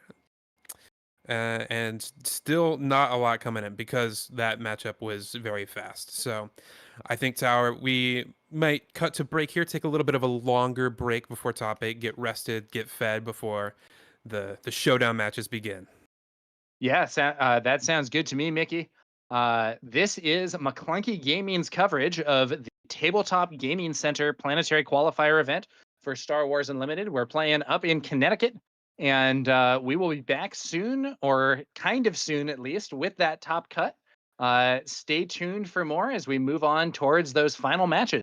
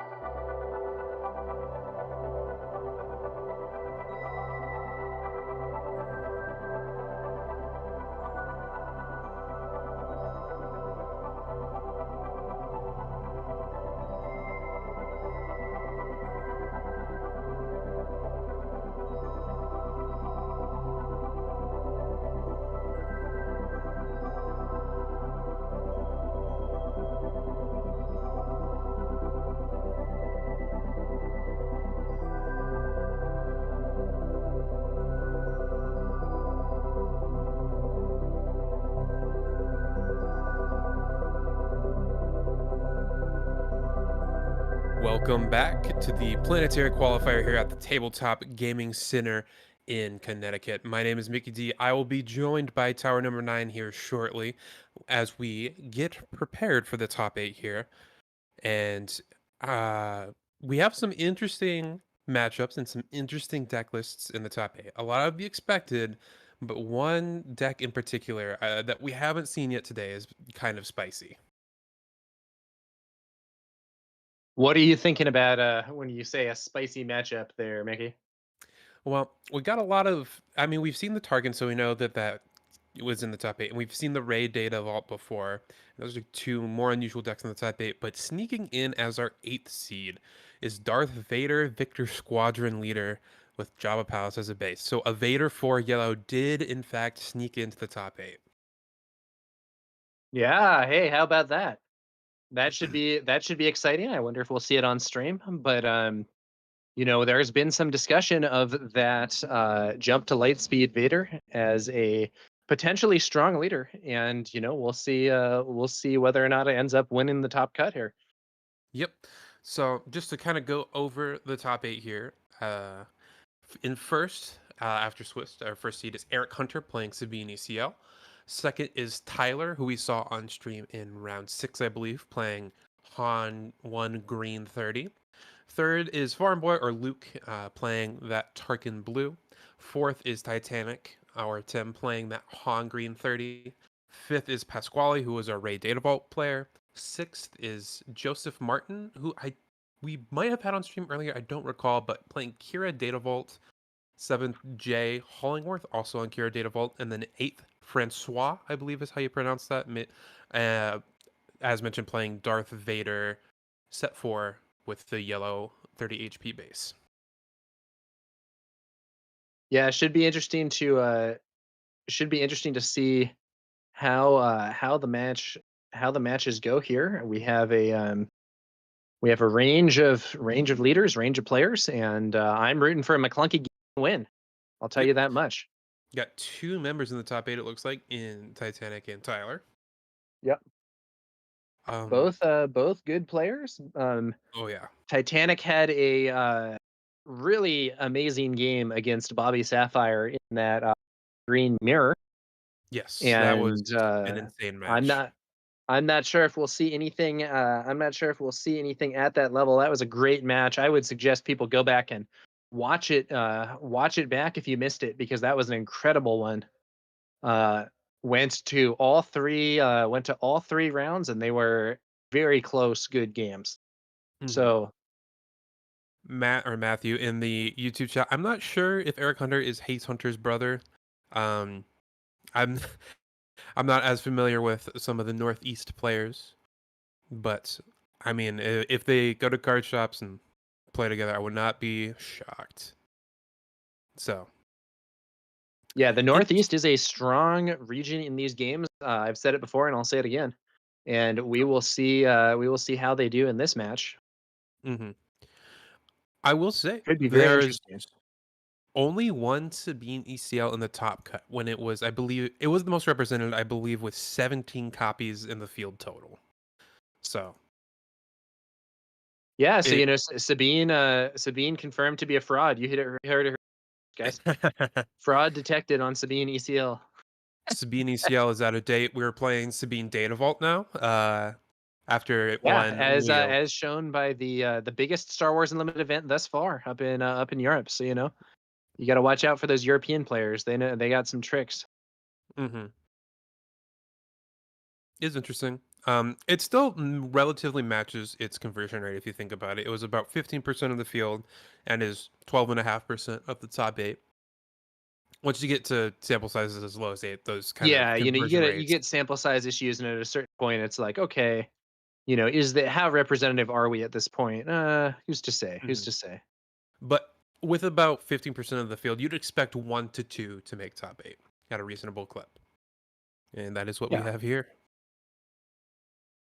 So Now, pretty diverse top 8. Only 2 duplicate decks in the Kiras and the Hans.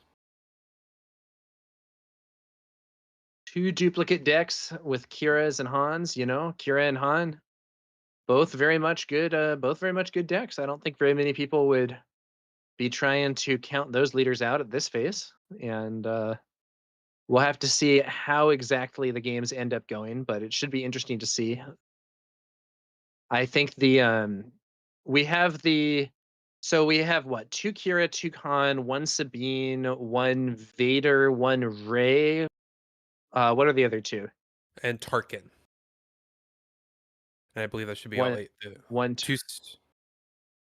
Two Han, 2 Kira, Vader, Sabine, Tarkin, and Rey. Vader, Sabine, Tarkin, Rey. Okay.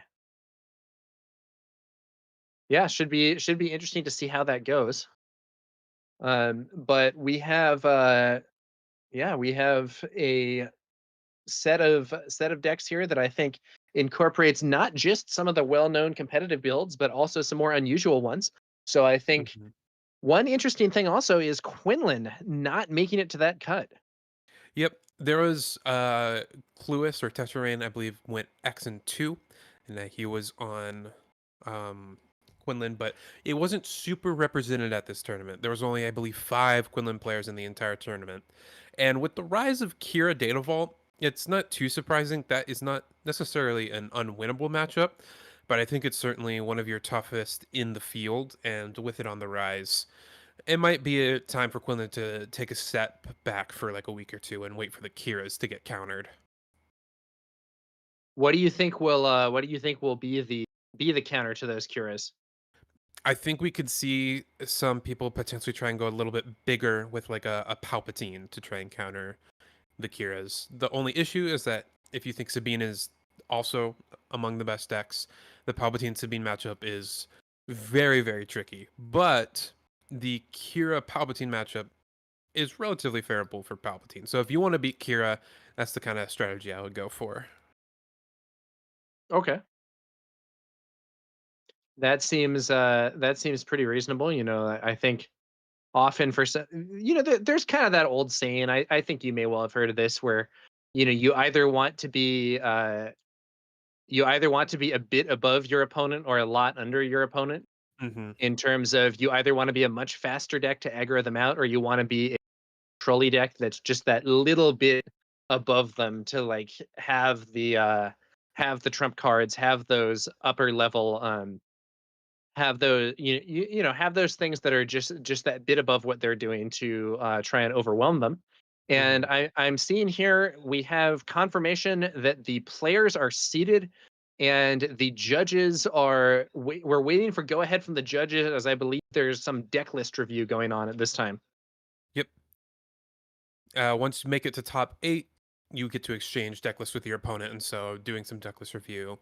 A lot of these should be expected, but with some of those off the wall leaders, you can really get an edge in the Swiss with your opponent not necessarily knowing what to play around and what's in your deck. But once you get to the top cut, it's not necessarily fully removed, because they might, just because they know the cards in your deck doesn't mean they know what you're going to do with them, but it does remove a little bit of that element of surprise.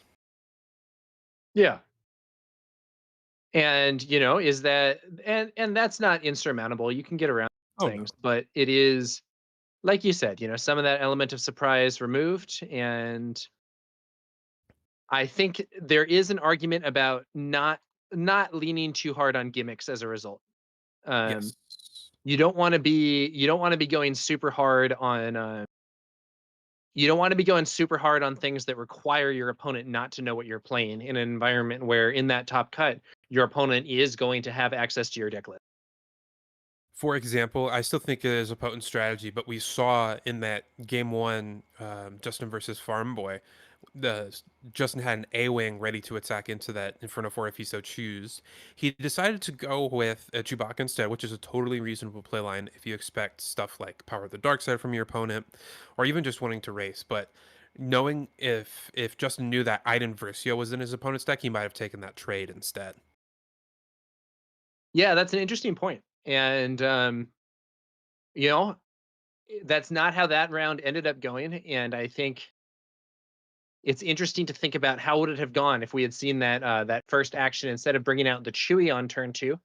If we had seen the A-Wing take out Inferno 4, I think we would have seen a very different play line one way or the other. Whether it would have changed the outcome, who's to say? But maybe in future rounds, that is going to be the play line that we're more likely to see, given the experience. Given the experience of that match and seeing, I gotta watch out for them potentially buffing this up. Yep, and I agree. It might not have changed the outcome of that match at all, but it certainly would change your thought process and your play lines if you knew your opponent had an item versus trying to guess on the fly what your opponent might have in their deck. Yeah, absolutely. So going underway here, still reviewing deck lists. I believe we are going to have the Vader yellow on stream since we have not seen that deck before today. Every other list in the top 8 we have gotten to see play one time. And so Well, I'll tell you, I for one am hyped for seeing that. We'll have to see how it does, but that should be an interesting experience for us all.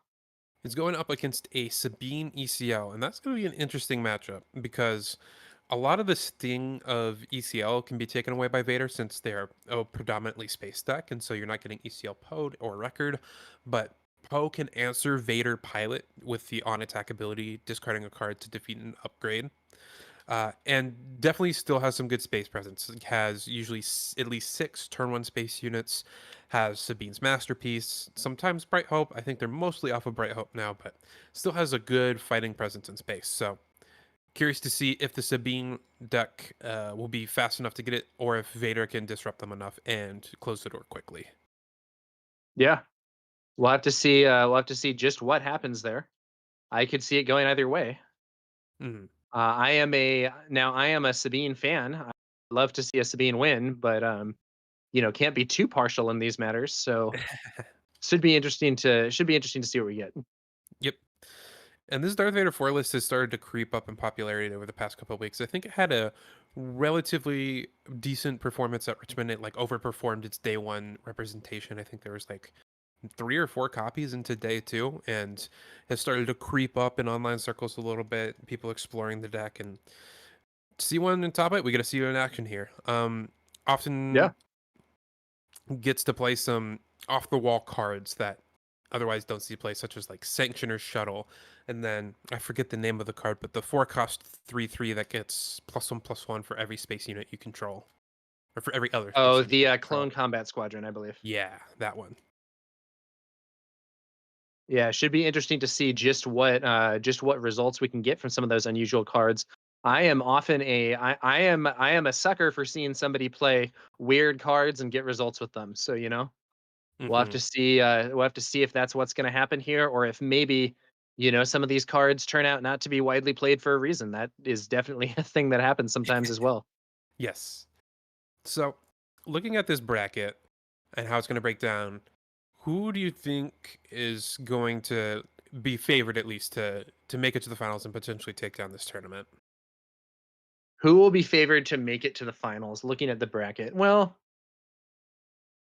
it's hard to say. I am partial to our McClunky Gaming players, so I'm rooting for them. But who do I think is most likely to win? I don't know. I'd have to think more about some of the matchups. And to be honest, some of these decks are not the ones that I'm most familiar with. Who is it?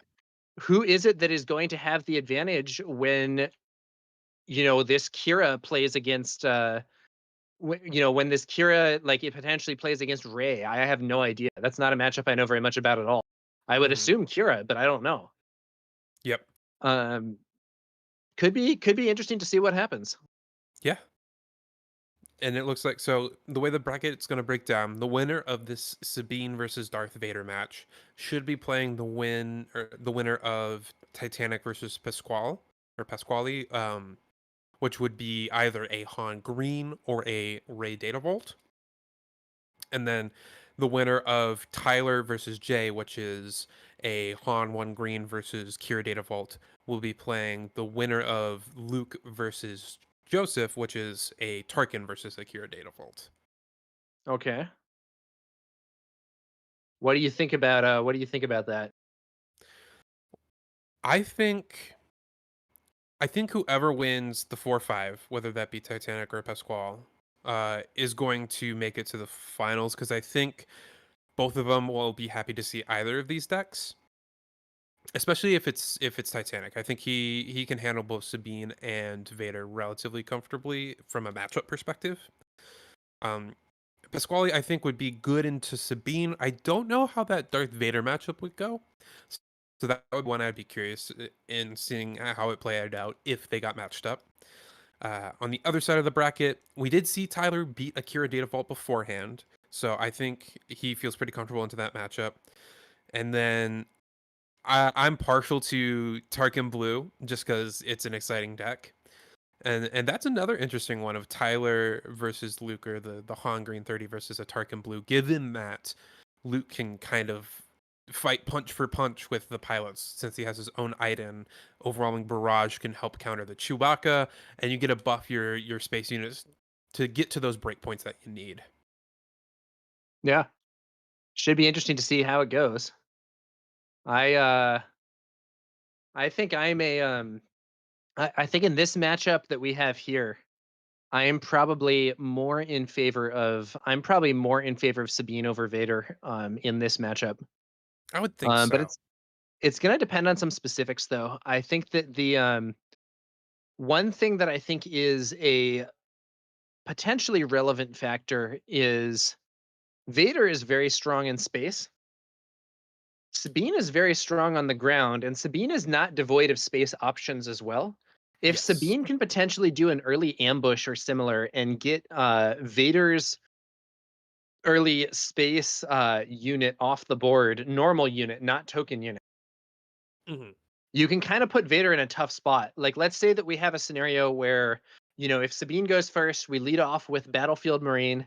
Vader brings out whatever ship, and then turn 2, we see ambush Sabine Masterpiece kill the ship, or we see ambush Blue Leader kill the ship. Either of those would be pretty bad starts for Vader. And he can sometimes get into this spot where if he doesn't manage to get something to stick in the space arena early, you end up being unable to actually use your leader ability to generate those ties. Yeah, I think race for race, even Sabine having 5 less HP, Sabine is going to be favored in a race because your leader deploys 2 turns earlier. A 4 deploy versus a 6 deploy really matters in that kind of matchup.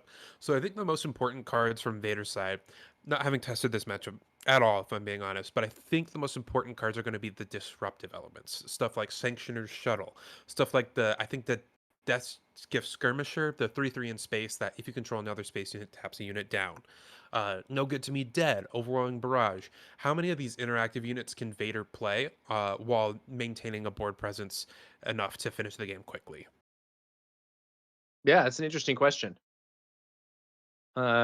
Ultimately, we'll have to see what the answer is for some of these things, and I don't feel super confident about which way it's going to go. I think I give the edge to Sabine, but who's to say? Yep, I agree with you. But you definitely don't make it to a top 8 without at least having a plan for Sabine. So I'm That's right. sure if Francois, even if he feels unfavored, he definitely has a game plan in mind. That seems highly likely to me. So looks like we're doing physical deck reviews here since the printer is down or just having issues, which it seems fitting for a printer, from what I understand. But looks like they've reviewed each other's decks, just went over the cards, make sure they knew what their opponents were playing, and are shuffling up, getting ready for game 1 here. Getting ready for game 1.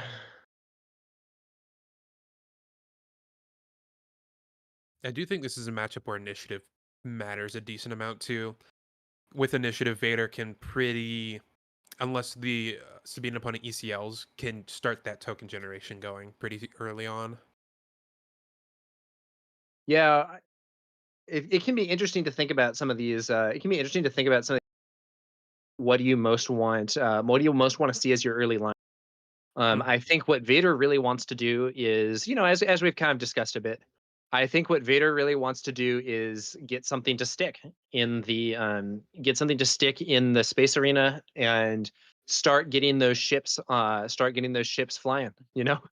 Yeah.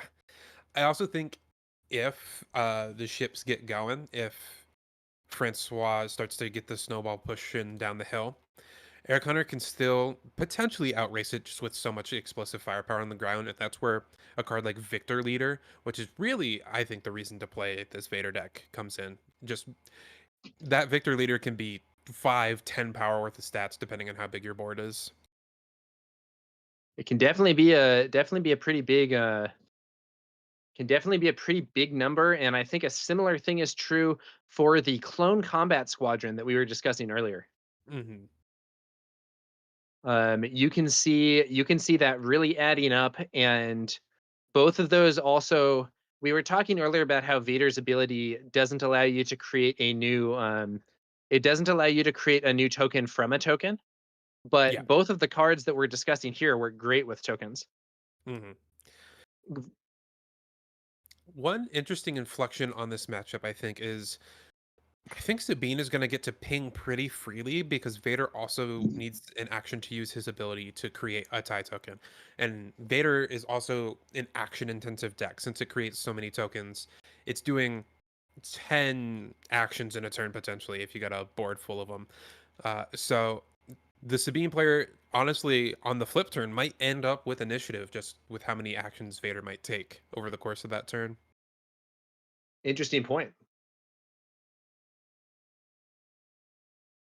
Also of note that Clone Combat Squadron, if you get the snowball, even rolling just a little bit, it doesn't have to be full-blown flying down the hill, can set up for a really nice overwhelming barrage and can probably clear 2 to 3 units.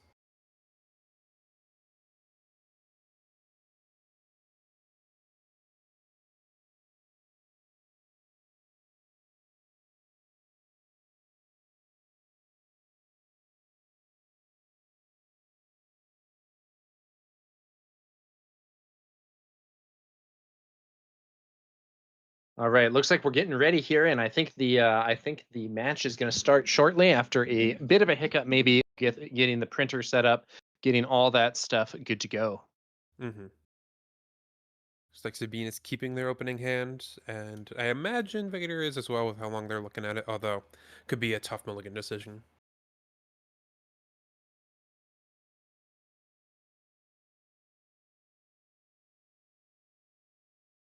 All right, our Sabine player resourcing up.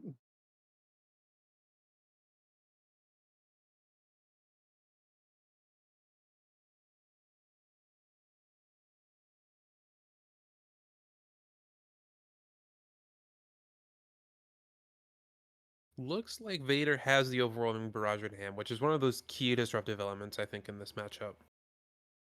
We saw they're not going to be quite as potent as Farm Boys was, but we saw them do excellent work against Sabine in round 7.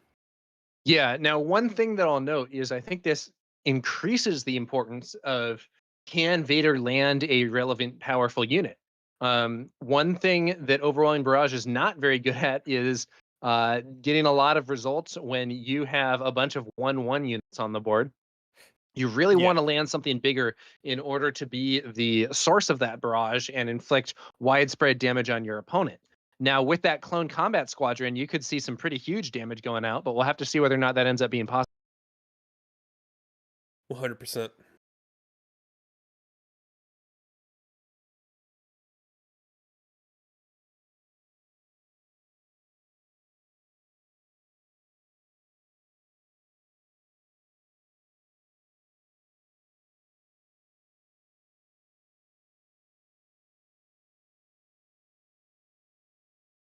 All right.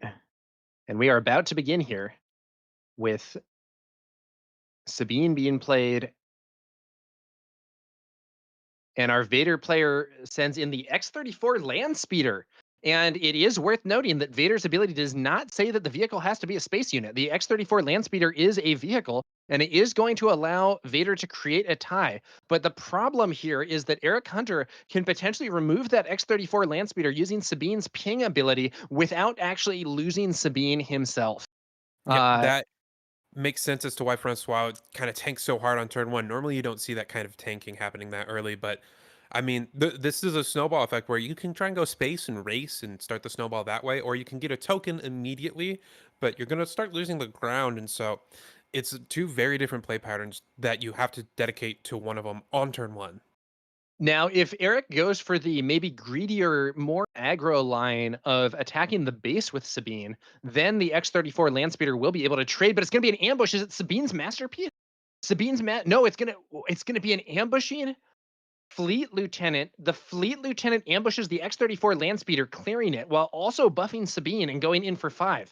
So in some ways, this is the best of both worlds line. He's not only opponent's non-token, but he has also got the powerful swing into base. The one problem with this line for Eric is that now his ECL is up quite early in the game. Yep. And this land speeder in return is Second going to land be speeder. super powerful. Trade is probably going to get to trade for 2 units on the board and generate at least 1 token, if not a second one. I think it would have been a much happier scenario for Eric Hunter if he had been able to ECL in Sabine's masterpiece, could have cleared the basic tie, and then used the ping for having an aggression unit on the board to clear the land speeder as well. Totally agree. This is a point where I think an aggressive ECL in this matchup makes a lot of sense. I don't think your opponent's going to present you a ton of ground units that you're going to want to ECL your Poe and your Wrecker into. So getting use out of it while you still can makes a lot of sense to me. But that was having that second land speeder was really, really good for Francois. Yeah, it was an interesting situation, no doubt. Now, what is going to happen as we move on? It's Sandari Peacekeeper hitting the field Looks like it was via a timing timely from intervention hand. from hand, clearing out the X-34 land speeder and healing the base. Eric really valuing these 1 health units, just knowing that his opponent probably can't interact with the ground super well, but stuff like the Sanctioner Shuttle and the Overwhelming Barrage can. So making just annoying units. I think Eric is trying to keep his opponent off of Vader's leader ability. Mhm. And what unit is that? It's a So little reflected. Is that a victory leader? What is I that? believe it's a Prestige Mist Hunter, the 3/4 that Mist Hunter. Okay. on attack, if you played a Bounty Hunter or a Pilot, you get to draw a card. I think mostly probably just a 3/4 space unit in this deck, but I think a couple pilots might be in there as well, so it has minimal upside. Yeah, so that yeah, that's it. That's an interesting one. Rewards you for playing those bounty hunters or pilots. And Mhm. I don't know what bounty hunters or pilots are being played here, but there are a fair few good options. And those range from the cheap ones, so like the those Vader wingman guys, Mhm. to the, maybe we'll see Boba Fett, Dengar, somebody like that. Yeah. I think the are the most likely culprits as to the pilots you'll be playing, but could even see stuff like Boba Fett, the pilot there. Um, And if if for instance, because it triggers on bounty hunters, even if they're not pilots, we could also see things like the classic Boba Fett disintegrator, mhm, or Toro Calican, or even Greedo would be triggers for this Mist Hunter to potentially draw. Overwhelming Barrage. Here we go on that's a that good Mist cleanup. Hunter. That's going to be what, 5 damage? Not the best, not the worst, but it is going to be enough to sweep up those 2 seriously damaged units that were left over from Eric's ambushes. Looks like it might be a Cassian from the row here. Yep. This isn't Smuggled Cassian. this isn't the worst position if I'm Francois. I'm not feeling too bad. I'm going to take 6 here. I'm going to 17. It's not Yeah, like a super healthy life total, but but he's going to deal back 7, and he's going to be able to create another tie. So he is behind, but in some sense, he could be said to be pulling ahead in terms of he's generated more lasting value this turn, both in terms of wiping his opponent's units and in terms of the units that he's himself creating. mhm. Plus, you get to deploy next turn, and your opponent doesn't have a Poe on the board. So unless they're main decking something like Confiscate or Disabling Fang Fighter, that Vader is most likely going to get a swing off in space for at least 1 turn. All right. 3 ties. Now, if we do see that Clone Combat Squadron or Victor Leader, that could be a lot of numbers headed towards Eric Hunter's side of the board. Victor Leader especially would present not only a 2/4 body, but 4 damage on the following Yeah. turn. So might as well be like As a well 4 as power making running those unit. other ships more annoying to remove. Oh yeah. Similarly, either of those wingmen would not only represent a stat increase, but would also represent a card draw for Francois. Hmm.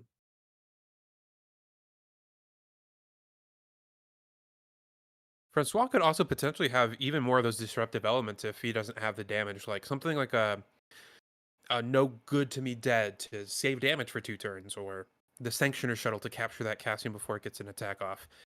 There's a lot of options. This is in the balance still, but I think it's tilting ever so slowly towards Francois. Sabine does have a Yeah, we'll lot of have read to from hand, though.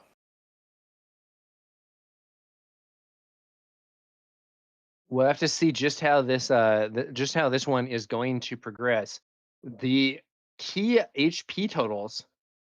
We have 17 damage on Francois' base, 13 HP remaining. On Eric Hunter's side of the board, it looks like it's going to be 18 damage remaining. Vader deploys to the ground. Interesting. So this telegraphs to me he's going for a much more controlling route, trying to trade in with the Vader to kill Cassian or Sabine. Yeah, but it's a rebel assault here from Eric Hunter. So 4 damage from each of his units. That's going to be 8 more damage, up to 25, I believe. Is that right? Yeah. So something like a 4 Just cause. 5 left. Not a great spot for Francois. No. This is the kind of last bit of pump or push that Eric needed. Not only does that Rebel Assault push 2 damage from the pump on the card, but also ensures that both units get to attack. So effectively pushing 5 damage here. That's right, Mickey. Without that Rebel Assault, Vader would probably have swung into whichever unit didn't attack and cleared it off the board. With it, both those units get to swing. Francois has a fair amount of damage on the board himself. It looks like we're looking at something like 11 damage. Yeah. But not enough to put him in a winning position in this race. Is there any way you could sneak out a lethal? So at 7, you have 18 damage left to do. With 11 presenting, Victor Leader would be +4, which would be 15. I think you're still 3 off. And that is a huge problem for Francois. Eric Hunter playing out a Poe Dameron. Poe Dameron representing lethal here, and Francois has nothing on the board that will clear Poe. Vader is off by 1. He needs more damage somehow, but I'm not sure. Yeah. I guess you could pilot Boba Fett to deal 1 to the Poe, and then attack in to trade for it, but that still feels like such a losing proposition. You're losing your Vader for no damage to the base, and your opponent still has 2 lethal, well, not lethal on their own, but 2 units that together are lethal, so it's a tough situation. Yeah, what is that? I believe that is, so it costs 4, and I think I saw the Razor Crest, the new Razor Crest in hand from Francois, which would bounce that Cassian if this Boba Fett pilots it. Yeah. Bounce that back to hand. Ping the But Poe. Yeah, ping the Poe and then trade Vader for Poe. Okay. So you're not dead on board. You're Sabine not gets dead the on board, card. but any attack pump on that Sabine, except for I guess another Rebel Assault, would close the game. Mhm. And he's gonna swing back with a fair chunk of damage on his own. I guess that's gonna be what, another 5 damage on the base, put his opponent at 13. Then you only need to do 12 more, and you now have that buffed Razor Crest. Yeah, so It's an that would interesting be situation. 6, 7, 8, 9. Does Boba give +2 power or +1 power? Either. So Boba Fett Pilot is a Boba Fett Pilot, the unit, is a +2/+3, just Okay. like Pilot Han. I believe if Eric can't get lethal this game, although the Fleet Lieutenant there is going to finish it off, I believe Francois was 1 damage short in space. Now, one big problem with Francois' line there was bouncing that Cassian is a very impermanent solution, because Eric could have just resourced that Cassian again and gone for the same, Ready arrive, Cassian. come into play ready. Your opponent has to have an immediate answer. And, ultimately the Fleet Lieutenant meant that wasn't necessary. But tough situation. It looked like Francois was doing okay at first, but Eric just kind of pulled away there towards the end. Rebel Assault, time and time again, has impressed me just how quickly and how much it can swing and impact games. You read that card, and it's like, it's only really +2 damage, which is fine. I guess it's like a heroic sacrifice or a doing raid, but the action sheet is even more valuable. That Rebel Assault was effectively 5 damage from Eric there, which is more than any 4 cause can get you. Yeah, as you were discussing earlier, Rebel Assault is, well, I mean, it's just really good. Like let's be Yeah, real. yeah, So the ability to, if you think of it as 5 damage, like you said, the 2 direct damage and then the 3 damage that you saved by being able to the 3 damage that you saved by being able to use a unit that would otherwise have been removed. That's a lot of value to get for 1. That is a lot of value. yeah. I mean, we've been talking, not necessarily, but there's discussions going on when Kazuto was first released with Trench Run and how that's 4 damage for 1 resource and super powerful. But it's very hyper specific. It only works on fighters. Kazuto's really the only leader that can make use of it because otherwise you're risking your unit. Rebel Assault just rewards you for playing cards that you already want to play and is a lot more versatile. I know it's a card that I consistently underrate, and uh, whenever I've played Sabine ECL, which to be fair is very sparingly, I'm like, well, I don't know how to make use of this card fully, or why is this in the deck? And then you see it in action in situations like that, and it's just, It's I like, don't "Oh, think any yeah, other this is really card. good. I forgot." Yeah, I don't think any other card would have won the game there. Like, if Eric doesn't get an attack out with both those units, I think Francois can start to stabilize the board there. But uh, getting an attack out with both units really put him in the driver's seat. Yeah. Could be interesting to see how things move on from that. Don't think it's by any means over, and the players are now. What is he doing there with his phone? Is he showing his opponent his deck list? Uh, you might be able to review deck lists in between rounds. Could also be asking for the rules text on a card that he like saw the name of but doesn't know exactly what it does. Okay. Probably, it looks like looking at the deck Er- list.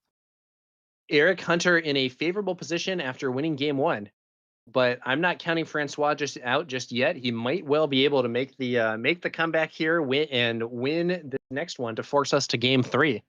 We do have extended time in these top cuts, so the players have almost an hour left after already having finished their first game. Yep. I am curious if Francois decides to change his game plan. Because he took so long on that turn 1, it seems like his hand had 2 different routes. And he went with the interact on the ground, try and trade my units, and set up an overwhelming barrage with some already damaged units on board route. I wonder if, depending on his hand, if he's forced to go the space race route, or if he has a choice, if he decides to this time go all space, especially with initiative now. Yeah, could be interesting.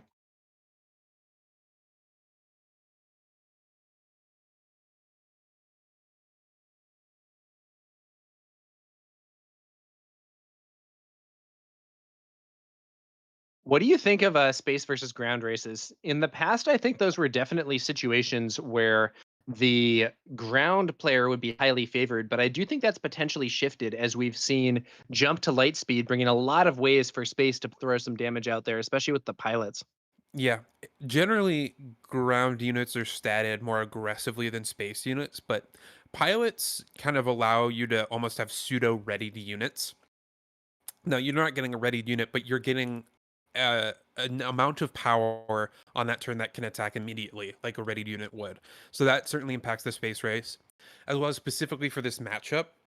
Eric being on 25 where Francois is on 30 certainly helps in the race. And Eric's best ECL targets are mostly on the ground. And so I think being able to minimize that ECL ability, which like maximizes that 5 HP gap you have, certainly helps. Alongside Yeah. cards like Victor Leader and that Clone Combat Squadron that we've been talking about. Yeah.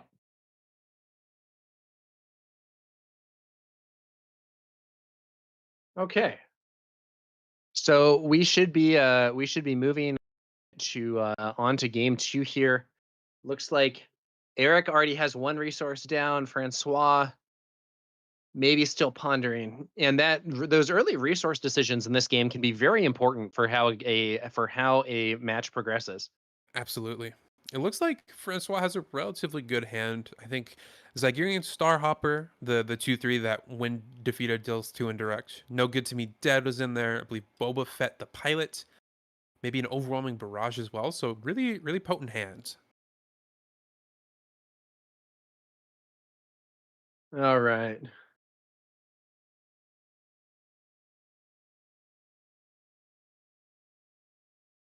Okay. Zagarian Starhopper, honestly, it's not the best card ever, but it is going to be an enabler for Vader's. And in the event that we do have that early ambush, the blue leader, the Sabine's masterpiece off of ECL, there's at least some extra value created via that when defeated effect, throwing some indirect damage on Eric's side of the board. Yep. It's not the best unit in the world, but it is totally serviceable. It's kind of like a Cartel Spacer 4 through 6. Maybe some decks prefer this over the Cartel Spacer. It's a pretty marginal change. That tap definitely matters in some matchups versus the 2 indirect mannering in others, but it's a totally fine card.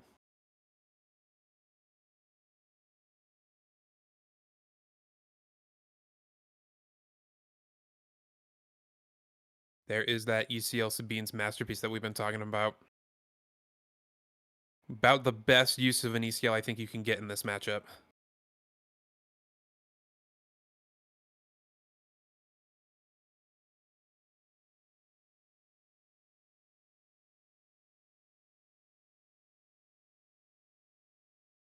Also, importantly, I think Francois was trying to set up a Sanctioner shuttle to capture either that Luke or whatever 3-drop Eric played this turn.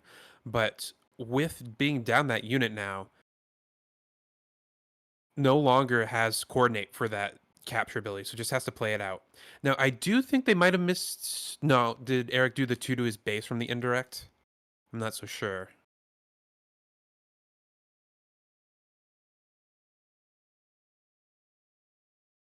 I think he did 1 to Luke and 1 to his base, but you were absolutely right on that call, Mickey. We see the Sanctioner shuttle coming out, but with no coordinate, there isn't going to be a card of Eric's captured. Yeah, this feels pretty... I mean, you can still trade for that Sabine's... Well, if Eric gets to attack with it right away, Eric has the initiative, though. He can swing with his Sabine's masterpiece and buff itself again, and then you get to kill that. You get to kill the Sanctioner without actually dying. Maybe he trades the TIE for it at that point. But then, the on attack experience from Sabine's masterpiece is just so strong. Mm-hmm. Plus, you're taking off the non-token vehicle unit, so Vader isn't going to be able to make a TIE fighter.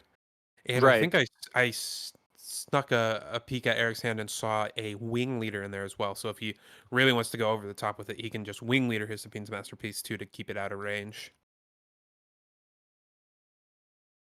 Let's see how we do. Eric thinking about his options here, maybe. I personally think I do just kill the Sanctioner shuttle. I'll try to keep Vader off those little units. But I could be wrong. I have not tested this matchup in great detail. I think I agree with you. The Sabine's masterpiece will kind of done its job. It can run away with the game and kind of just win the game on its own if it's left alone for too long. But Francois' deck has so many ways to interact in space, whether it be, no good to me deads or overwhelming barrages or more Sanctioner shuttles. And I would just cash in my value where I can with it and then focus my efforts on dominating the ground. Yeah. No, it looks like Eric is going to take the more aggressive route, though. Instead of attacking the Sanctioner shuttle, Sabine's masterpiece is going to target Francois' base, giving itself an additional experience token, swinging in for 5 damage. And Eric is going to go for the base himself, enabling Vader's ability this turn. It's a lot less stable for Francois this game. Not at a very stable life total. Eric hasn't used any of his resources. We'll see how the end of the swip turn goes. Like, if there's a Darksaber on the Sabine, he has a no glory in hand to answer that. So, not devastating. You mean no good to me dead? No good to me dead. Excuse me. Yeah, not no glory. All good.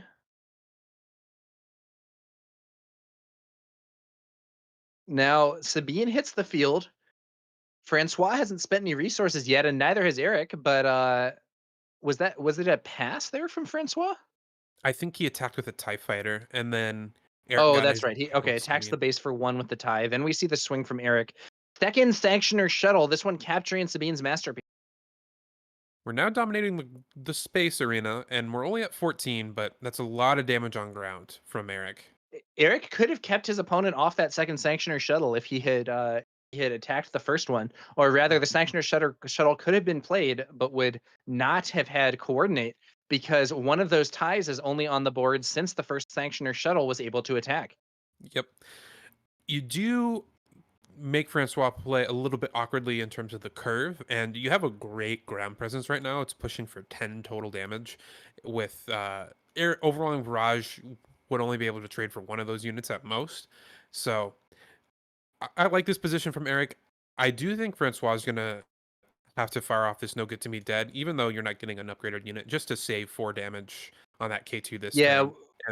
No good to me down K2 is also good because it, delays your opponent potentially crashing K2 into your stuff and dying in a way that lets you get that when defeated effect and so on. Mm-hmm. Good prediction there, Mickey. It is indeed going to be a no good to me dead on Eric's K2SO. Exhausted for 2 turns here. Looks like he has a second one as well. So do you overwrite the existing K2 with the new one in order to get that when defeated effect and get a K2 that you can use next turn, or do you save your resources for something else? I think I would use my resources on something else this turn. I think he has a fleet lieutenant he's looking at on Eric's side. I think that's really potent. Yeah. Just decides to attack with the Luke for 3.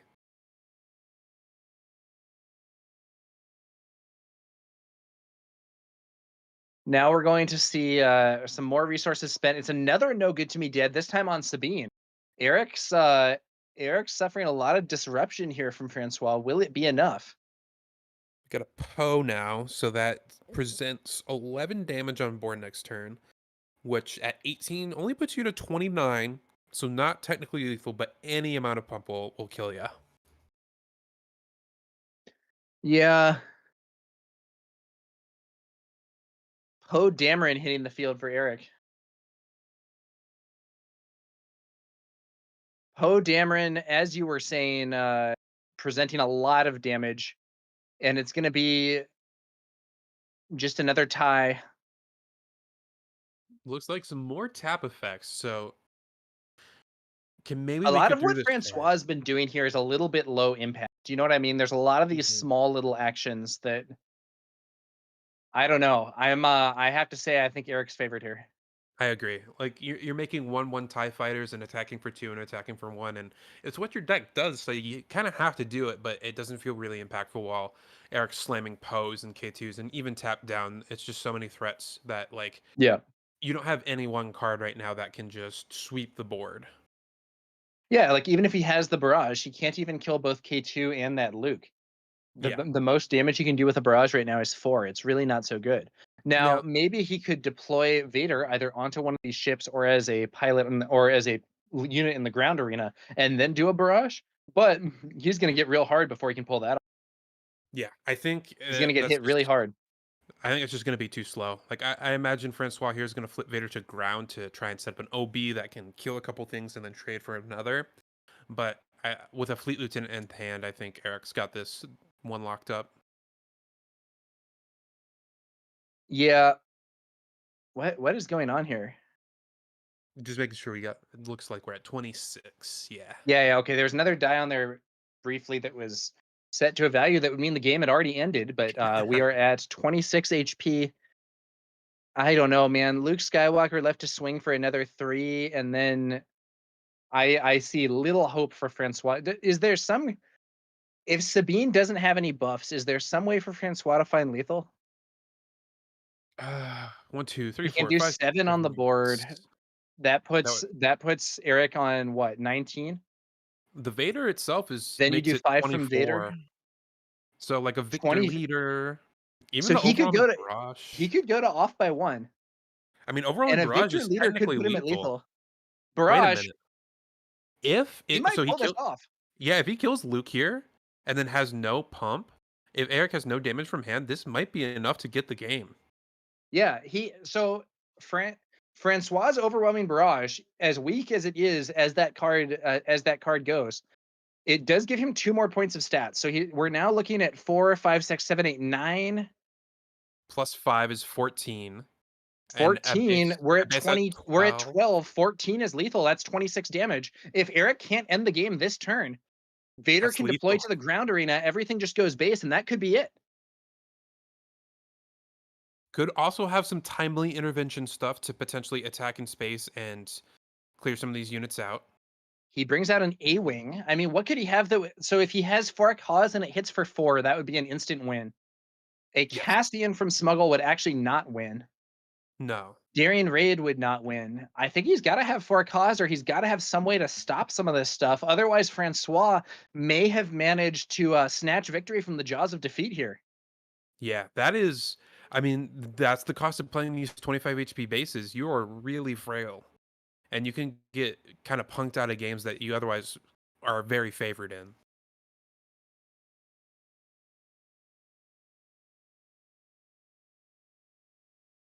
It We is see not.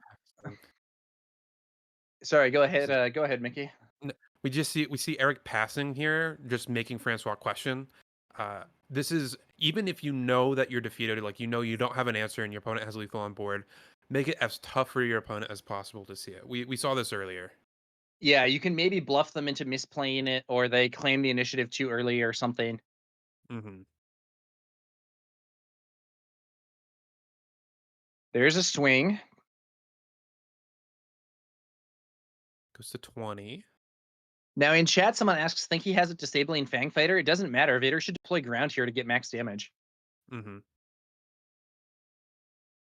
And that's it. Yeah, Dang. Eric's picking up his cards. Francois has successfully snatched victory from the jaws of defeat there. It looked really bad for him, but an overwhelming barrage that was able to take out Luke also offered just barely enough stats for him to get in there and win the game. And we saw those no good to me deads, and even that Sanctioner shuttle capturing the Sabine's Masterpiece come in and save just enough damage to get you to the deploy turn, and on the deploy turn had just enough damage to finish off Sabine there. So super close game, super tight. Very well played by Francois. I had said I wasn't sure if those no good to me deads were going to be enough, but they were. He stalled it just in time. And now we're going to be going to game 3 after a very close win there by Francois, sneaking in at the finish line with Eric poised to win as the first action of the next turn, but we didn't make it to that next turn because Francois did find lethal, and now we're going to see what happens as they move to the final match the final game in this top 8 match. And with that bonus time for the top cut, they have an ample 43 minutes for this match. Yep. Should be easily able for them to finish in time. That was a really, really telling and exciting game because Francois didn't have his clone combat squadrons, didn't have his victor leaders, but he did have his disruption. And as we were talking about earlier, I think those are going to be the key cards in this matchup. Eric did have the ideal ECL target, I think, in that Sabine's Masterpiece to help clear the space early, stop the snowball from going, but Francois managed with a Sanctioner shuttle to disrupt enough, save enough damage to get the snowball moving just fast enough, just far enough to get 25 points of damage. Oh, right.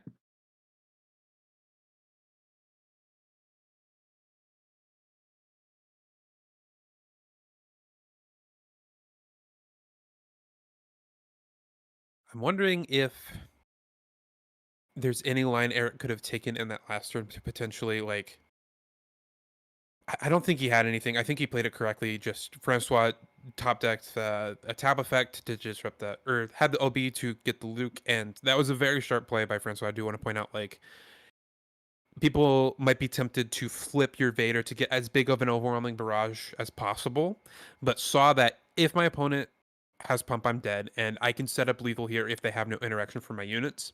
With that ECL already burned, really the only thing my opponent can have here is timely intervention and disabling Fang Fighter, and played around the Fang Fighter as best he could and said, well, I think timely intervention is going to get me no matter what I do. So, yeah.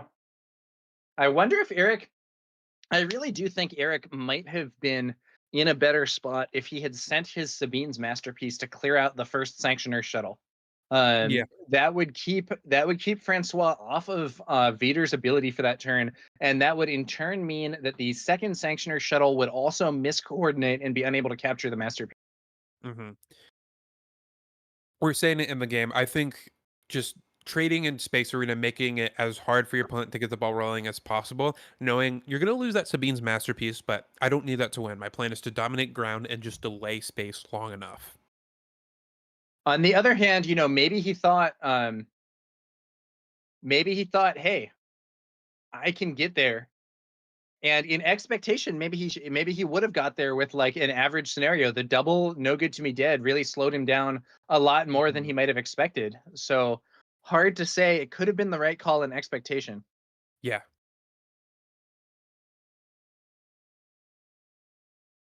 It's hard to predict your opponent having 3-4 ways to interact with you, but knowing that now, enemy saw the deck list, but now has seen it in action, might influence how he plays this game. Like seeing all those tab effects, we already saw Eric be hesitant to play Darksaber before. I don't know if he had it in his hand, but attacked with this Sabine before even spending any resources, just saying, if you have a no good to me dead on a Darksaber, that's kind of game over.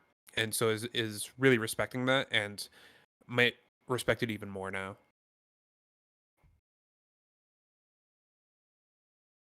All right.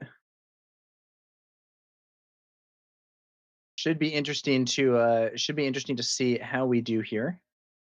We're going to have a hopefully exciting final game. That second one was it didn't look that exciting, but it ended up with Francois making an impressive comeback. Yeah.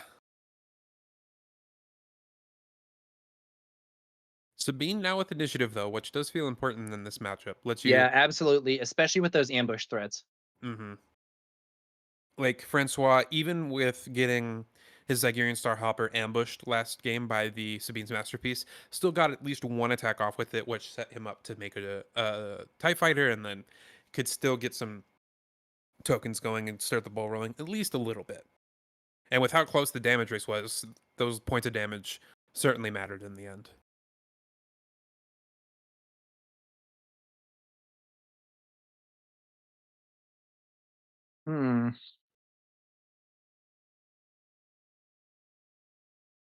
Really thinking over that resource choice, it looks like.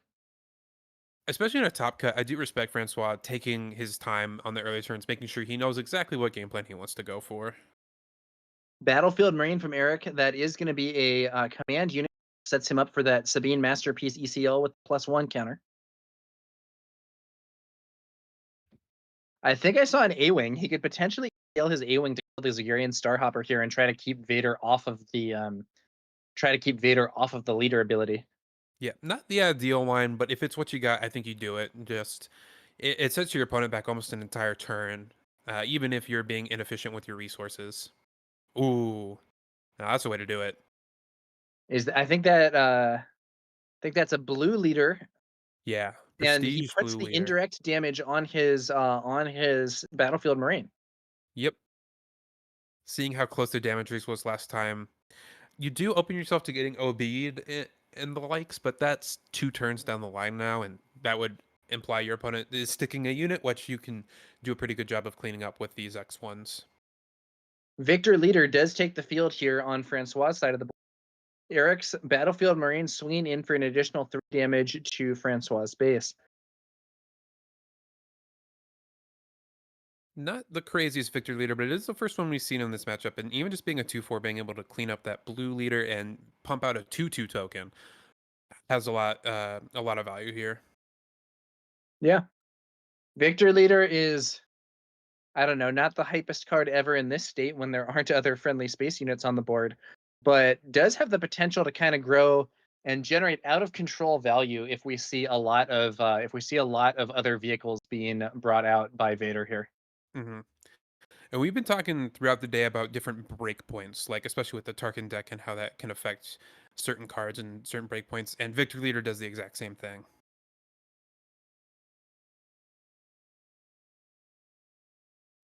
Yeah.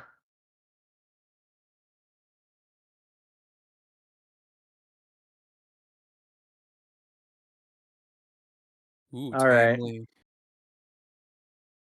timely. Timely for that. Now wait a minute. Green What am Squadron I missing A-Wing. here? It ambushed into with timely the Victor Leader. After the victor leader attacked into the blue leader. Got it. The victor leader swung to clear the blue leader. So then Mhm. the ambush comes out. Yep, that makes sense. Okay. And then we're going to see the Marine swings to base. Vader does get to generate a token this turn with his ability because victor leader got that swing to clear blue leader. This is a pretty low impact. I mean, it does clear the victor leader and keep your opponent off of a vehicle this turn, but it is a pretty low impact deploy turn for Eric here. It doesn't actually keep him off it though. That's the thing, because Francois already swung with victor leader to clear blue leader. He still got to use Vader's ability that turn even after the board was cleared. Mm-hmm. And you make Francois present another non-token vehicle to get the ability next turn, but does have it. And Boba Fett. This is a great time for Yeah. this. Pilot Boba arrives using his ability to ping off the damaged battlefield Marine. This is the other downside of putting damage on your units. It does set you up for this ping effect. Eric probably going to just swing into base here with Sabine, but that does leave Francois with the initiative. Mm-hmm. Opening yourself up to an overwhelming barrage here potentially, which would clear the board. That would be huge. Yeah, 6 damage barrage. That would be exactly what Francois needs to wipe the board and put himself in a pretty solid position. But Eric has still yet to use his energy conversion level. Mm-hmm. Now, the nice thing with Francois' deck is you're oftentimes not giving your opponent grand units to ambush into, which are the most powerful ECL targets. And the other best one is probably Sabine's Masterpiece, which is either clearing a token or just running into a cartel spacer and dying. So ECL not super high impact right now for Eric. Yeah. Sabine's Masterpiece also, because its power level is dependent on what other aspects you have in play. In a scenario where Sabine's Masterpiece is your card that you're playing after the opponent fires a barrage, it ends up being a lot weaker than it would be under other circumstances. Mm-hmm. Oftentimes just a 3/3. Wing Leader buffing Sabine, that does take her out of barrage range. But Francois sliding a no good to me dead right to the front of his hand. Is no Darksaber Sabine, but it's about as good as you're going to get in this board state, I think. Yeah, I think he's making sure that's what he wants to do, but I think it is going to be a very strong play if that's what he does. Mm-hmm. Oh no, he's going for something bigger. Oh, so sneaky. Steal an experience. Yeah, and Eric looks over to see what that card actually even does. So that is going to be not the Sanctioner shuttle, but the shuttle ST-149 under Krennic's authority. Mm-hmm. And that is going to be a very relevant card here because when played and when defeated, you may take a control of a token upgrade on a unit and assign it to a different eligible unit. So in this situation, the token is being reassigned from Sabine onto Francois' Cartel Spacer, essentially stealing that experience. Yeah, that was a really sharp play. And looking at Francois' hand, I think his other card in hand is that Clone Combat Squadron, which also costs us 4. So if he were to spend his entire turn to no get to me dead Sabine, he would have nothing else to do that turn besides attack and then maybe make a TIE fighter. This is a much more resource efficient play, while also saving damage on the board, presenting more damage, and also like you can save the no glory for next, or the no good to me dead for next turn. Yeah, it's a scenario where he probably loses out a bit on some immediate damage on his base that he suffers from not exhausting Sabine, but he builds up his board more for the longer term. Mm-hmm.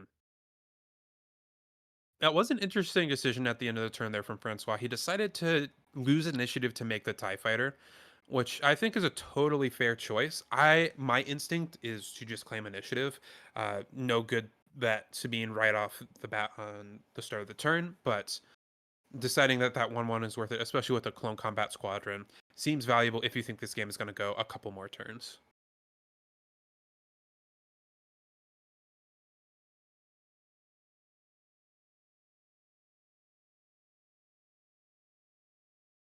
Rebel Ooh, Assault. this card has put in so much work.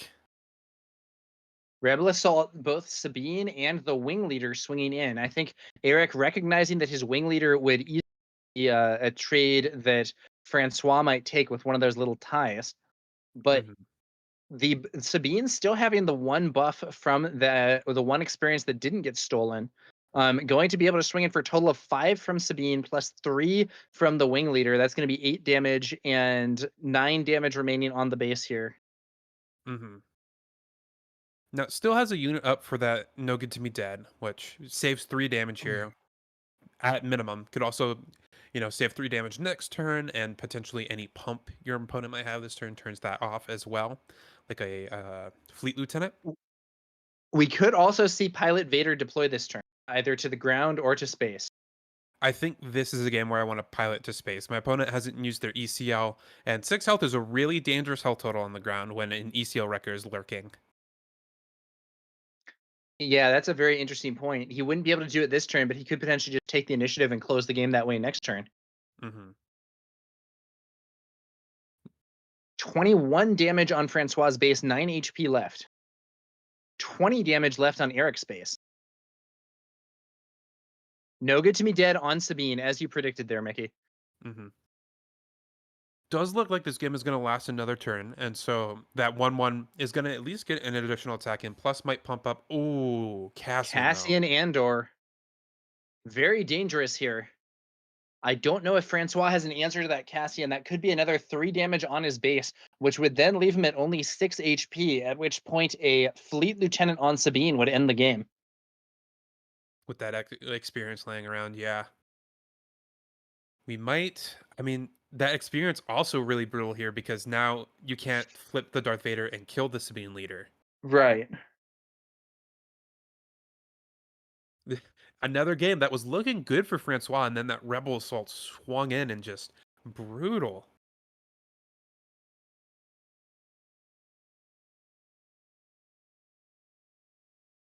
Yeah, not looking so good. Not looking so good here for Francois. But in that previous one, he was able to come back from a very unfavorable looking position. How much damage could he do to base on this turn? So he's got 5 in the Cartel Spacer, 3 in the Krennic, there's 8, 1 from the TIE Fighters, 9, 5 from Vader's 14. Gets the opponent to 19, so would need 6. Yeah, it's not good enough. If the deck runs it, which I think it does, double Surprise Strike is lethal, but that would be spicy. Oh, how crazy would that be? One note, though, is that to get all that damage, you would have to deploy Vader on the ground, which would then also mean that in addition to a Fleet Lieutenant on Sabine, Eric could also win with the ECL Wrecker line that we had discussed a bit earlier. Mm-hmm. Slow rolling it a bit here with a Vader TIE generation. Probably not the most relevant play. I think this is going to be a case of if Eric has the pump, he wins the game, and if he doesn't, I think Francois is going to get there. So Vader taking the field on that shuttle that is going to generate 2 additional TIE fighters when deployed as a pilot. But it also means that it's going to be a bit less stats. So Vader on that shuttle is going to swing at +4, I believe, instead of the 5 damage he would get on the ground arena. I believe Vader Pilot is still +5, +5. I'm going to double check that here, but... Clone Combat Squadron. I don't Incidentally, think that Clone Combat Squadron is... Oh, no, okay, so Peeps Champ corrects me. It is +5. My mistake. Okay. My mistake. I don't think one way or the other it was going to matter, but... Yeah. No, I was mixed up there. That is absolutely my mistake. I have not played a ton of games with Darth Vader Victor Squadron Leader. For some reason, I think I thought he was a 4/5 as a 4/5 as a leader, and you were making up the extra stats with those ties. But he is actually a 5/5 as a leader, which is pretty nice. But the Fleet Or Lieutenant... I'm sorry, a 5/5 as a pilot leader. Yeah. Eric does have the pump, and that is going to be game 3. Honestly, very close games. Oftentimes, Fleet Lieutenant. That card. Fleet Lieutenant's been a star card from set 1, and believe it or not, Fleet Lieutenant's still good. Yep, Rebel synergy, hard to get away from. Since set 1 has been probably the best synergistic, package in the game. Yeah, you could argue that the Force synergy stuff is better, but the Force synergy stuff, at least right now, is not really a complete package, especially for dark side decks. Yeah. I would say, the best trait synergy right now is probably like Rebel. Was after Rebel. Like nothing is that close to Rebel. After Rebel, it's like Underworld, maybe. Yeah, probably with Cad Bane synergies and the like. Yeah, it's like Underworld or Force, or maybe if you count pilots and vehicles as trait synergy. I think that's kind of a different thing, but it is technically trait synergy. And then there's, I don't know, so I actually think Separatist trait synergy is really good. And the problem is that we don't have enough like Separatist cards that are good without exploit. But I think Count Dooku might be really good at some time in the future. That was a really interesting match though, because the Vader deploy did matter every game. Yeah. You did get to deploy. There was enough disruption where you got at least one attack off with it, and every game came down to like a couple damage or a single action usually. Yeah, and we saw, if Eric had not had that pump, would Francois have been able to just win? I think so. Like without a Rebel Assault there, I think even without a Cassian there, not having any damage that turn is what did Francois in that readied 3 power. Like maybe a Forecast can replicate that as well, but he did a good job of positioning the board to, all right, you Rebel Assaulted me. I'm going to tap down 3 of your damage. I still have 9 HP left. But then that ready Cassian, having no answer for that was brutal. Yeah. Cassian Andor also continuing to be an extremely strong card. Yeah. I think I might now. What do you think about this, Mickey? I think I might miss Smuggle once the first year rotates out. What do you think?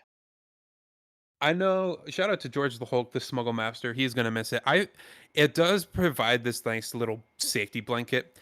There is a tension for me with Smuggle of, I think one of the most skill intensive parts of this game is resource decisions, and Smuggle kind of takes a little bit of wind out of that, where oftentimes it's easy enough to just resource your Smuggle card. If it's wrong, it's not going to be wrong by that much percentage, and so adding in that complexity to resourcing again will be fun. But also, I know set 7 and probably a little bit of set 8, I'm going to be looking at my resource row for no reason, because it's just so ingrained at this point to check for Smuggle. Well, maybe they'll bring it back at some point. We'll have to see. We'll have to see just what happens there. I think rotation is going to be a very interesting puzzle for this game in terms of what cards and effects are still relevant and which ones fall by the wayside. Especially the first one, when it's like there's been rotation in other card games, but for this card game specifically, it's a big unknown. Half of the leaders are going to be exiting the format. Do those archetypes stick around? Like the Rebel package is going to leave. What's aggro look like after this set? Are we going vehicle aggro now, because sets 1, 2, and 3 are all going to rotate out together? So we're not going to have ECL. We're not going to have any of those rare bases from set 1 or set 3. It's going to be a huge shakeup. Yeah. All right. Well, I am hearing some results from some of the other matches, and I am sad to report that, at least according to what I'm seeing here, our other McClunky Gaming players have been knocked out. So both Tyler and Tim, unfortunately, were defeated in their matches. And so we're going to have a Kira Data Vault and Ray Data Vault moving on as this Sabine ECL. And I am not sure what's going on in that fourth match. So I believe it's going to be Sabine ECL versus Ray Data Vault on one side for the semifinals, and then the other matchup is going to be a Kira Data Vault versus the winner of Tarkin Blue 30 versus another Kira Data Vault. So either it's going to be a blue-green villain mirror of some kind, whether it's a Kira mirror or a Kira versus Tarkin. It looks like we have some over-the-shoulder gameplay here of that match going on. Looks like in the midst of game 3, I would assume, with how late we are in the round. Yeah, it's gonna be. Not sure I'm gonna be able to cast this real accurately from that little over-the-shoulder view, but it does look like that match is still going on. I'm gonna see if I can pick some things out. I cannot tell Kira's board at all. It's 2 shiny cards, and there's an So amount this of is damage. this is Kieran versus that Tarkin player, I believe. Mm-hmm. And I believe that's an Iden on board for the Tarkin player as the only unit. Versus 2 units from Kira. I wouldn't be surprised with how late we are in the game if it's like a Vader and something that got pulled off of it. Did you ever play Star Wars Battlefront 2? The modern version? Not the modern version. I played a decent amount of the PlayStation 2 version, but not on modern consoles. Yeah, the Star Wars Battlefront 2 is the game that Iden Versio originates from. Really? Yeah, she's from that game's single player campaign, which is actually like pretty well executed, to be honest with you. The I don't consider it to be like the deepest game overall, but I think like the characters, at least in that campaign, are pretty memorable. And not just Iden, there are several other, some of the other like Inferno Squad members that we've seen in this game. Del Miko and Gideon Hask also from that game. But also there are some other supporting characters that are cool. But interesting to think about all the different sources that this game draws on. I know there's definitely some cards in Star Wars Unlimited that are from media that I'm not really familiar with. So yeah, for instance, Kazuda Ziano is from what's that called? It's from Star Wars Resistance, a show that I have not seen a single episode of Star Wars Resistance. I think I've seen like a clip or two from it, and that's about it. I honestly don't know much about extended Star Wars media. I got addicted to the game on a whim, to be honest, and here we are. So slowly educating myself on other Star Wars media as we go. Well, and that's one of the things that I think is interesting about this game, Mickey. So I would not describe myself as like the ultimate Star Wars fan. You know what I mean? There's some stuff in Star Wars that I think is good, and there's some stuff that I'm not that fond of. And okay, that's where I'm at. And this game is fun and accessible to me, and I play it not because it's Star Wars, but because I think it's a good game. And there's other people who are more into Star Wars and are like, oh man, I really like Star Wars. I'm gonna check out how maybe you really like Star Wars Rebels and you want to play Hera with the the Ghost Crew and all the Spectre stuff. And that's absolutely a thing you can also do in this game. So there's kind of something for everyone. Yep. Update on the game that I can see inches of. I believe we saw Vader into Vader and then Vader into Vader. So okay. Blue-green villain stuff. But totally agreed. I mean, the Star Wars Unlimited card game has got me interested in exploring other Star Wars media. Like, I've watched a couple episodes of the Clone Wars series now. I've seen a couple episodes of Rebels. I saw Rogue One for the first time like 6 months ago. So, well, Rogue One is like legitimately pretty good in my opinion. Yeah, I really enjoyed the movie. Yeah. The Rogue One is 3 favorite Star Wars movies probably. I would agree. It could be recency bias, but I would agree. Yeah. I would say, I mean, I don't know. So like I think this is sort of cliche, but like Empire Strikes Back, best one, then A New Hope, then Rogue One, then Return of the Jedi, then some ranking of sequels and prequels that I haven't really figured out. Yeah. I have a soft spot in my heart for Return of the Jedi. I honestly don't know why, but I don't hate Return of the Jedi. I think Return of the Jedi is like pretty good. Yeah. Like, but I think Rogue One is like I just it's not so much like I think it's bad as much as I think Rogue One is better than it. I think my list would be similar, but I would flip flop. It's probably Empire Strikes Back, then Rogue One second for me, then Return of the Jedi, then A New Hope. But all of them. Okay, I could see it. Very high up. In that little corner of the board or the screen, the battle rages on.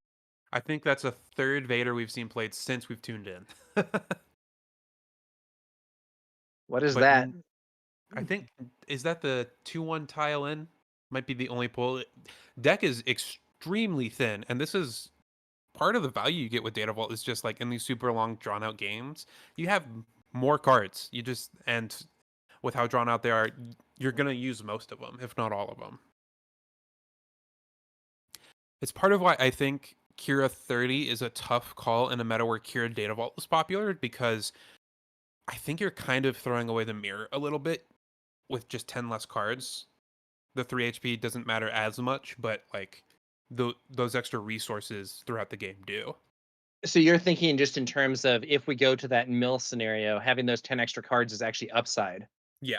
And it doesn't even necessarily have to be mill. It could just be naturally playing all of my removal against all of your threats. And I'm going to have more removal and more threats than you. Yeah, it could be like trading punches, and it's so even that neither player can get the advantage and close things out. And you just have one extra punch to throw, or a couple extra Yeah. because you have 10. I think this is Yeah, our that's fourth interesting. Vader, by the way. I think this is Vader number 4 attacking into Vader number 3, which attacked into Vader number 2. Back and forth. Darth Vader, we were talking earlier about how, to some degree, Maul can fulfill a similar role and is, easier to get your hands on.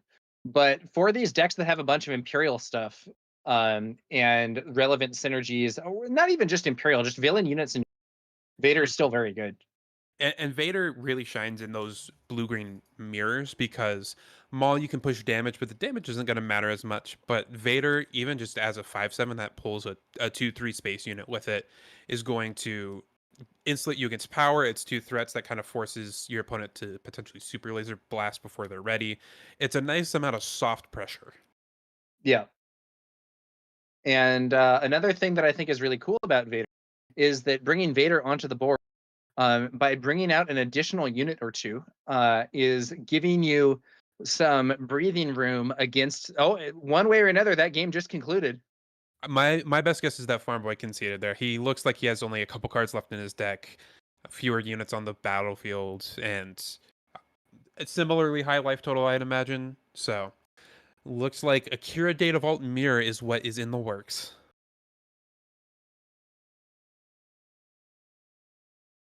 All right. So I believe moving on to the next round, we're going to have both Chirrut players. If this is correct, and Farm Boy with his Tarkin was just defeated, I believe we're going to have 2 Chirrut players, the Rey and Sabine. So 3 Data Vault decks and a Sabine. Data Vault really... It didn't seem like 3 HP was going to be a lot, but has really been impressive and breakout over the past couple of weeks. All right. I think hopefully we will have the Sabine versus Rey match on stream next. I think that will be hopefully more interesting than which of two different Kira decks makes it to the finals. The blue-green villain mirrors require a particular taste. It's definitely not for everyone. It can be a very... It's a weird mirror. It's we not want to like avoid a mirror. potential rebellion of the viewers. I remember in one of the big UK tournaments earlier, they had timed finals, which is correct by the rules. But one of the rounds in the top cut went to time, and the final went to time, and I remember like the chat was not very happy with that outcome. Yeah, I remember that as well. Symbiote in YouTube chat, one of the people with the particular taste to enjoy a blue-green villain mirror, sad we are switching to Rey Data Vault versus Sabine, but fret not, because there will be Akira Data Vault in the finals. Who will be playing it, we don't know yet, but given that there's a mirror in the semis, we are going to be seeing it for the finals. So. Yeah, we'll see. We'll see how this goes. I am curious about Rey Data Vault versus Sabine. I think that should be pretty Rey favored. That 3 extra HP and a ton of restore seems to matter, I would think.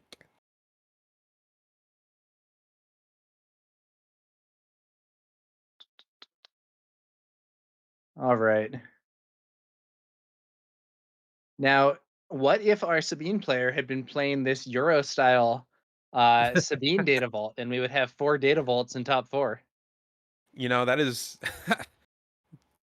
Data Vault better than ECL? Like, that's a legitimate conversation people are going to have and are having. There was a lot of ban talk on ECL early in like set 2 and set 3 when ECL Boba and ECL Wrecker were all over the place, but Data Vault outperforming it as of late. So maybe we should talk about banning Data Vault. You never know. I doubt that's forthcoming, but who's to say? Yeah, I highly doubt it. I think it's a healthy thing to have in the meta, and decks can adapt. Like a lot of decks right now, specifically, I've noticed this with Quinlan Tarkentown. The way they play is very precise and very good at getting to exactly 30. But 33, that extra action sometimes turns into an extra turn, which sometimes turns a win into a loss. So it really does matter. I believe it was KTOD released a great video recently about a concept that has been going around, and we've been talking about it a little bit today, but of check. And the 33 HP is obviously very good when you're at 30 and you would be dead otherwise. But I think it's sneakily even better when you're at like 26 and facing down a K2, right? Normally you'd Yeah. have to claim there and you wouldn't be able to get an attack off and threaten your opponent, and you're kind of forced into all these actions and your opponent can dictate what you're doing. But with Yeah. 3 extra HP, you still want to play around like a surprise strike if it's there, but you're not forced into any one action. It gives you the breathing room to do additional stuff on top of it because you're no longer in check. You're not dead in one action if your opponent claims.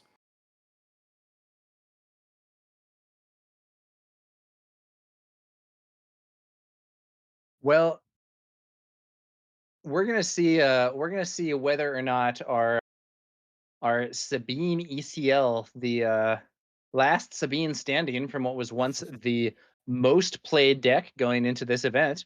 We'll see whether or not he will be able to prevail against a threatening opponent with a lot of restore. Yeah. Now, I think the ECL is going to be a lot better in this matchup. I don't think Rey can avoid going ground. A lot of like Yodas and Mon Mothmas we saw earlier, and Rey Leader itself is going to be all on the ground, and so you're going to get some hits in with those Poes and those Wreckers. But you're also going to have to do a lot more damage over the course of the game. Yeah. I wouldn't be surprised if Sabine is winning by dealing like 45 damage total. 45 damage, man. That's a tough mountain to climb. It is a tough mountain to climb, but if you get those big threats to stick and they attack even just once, it can be enough.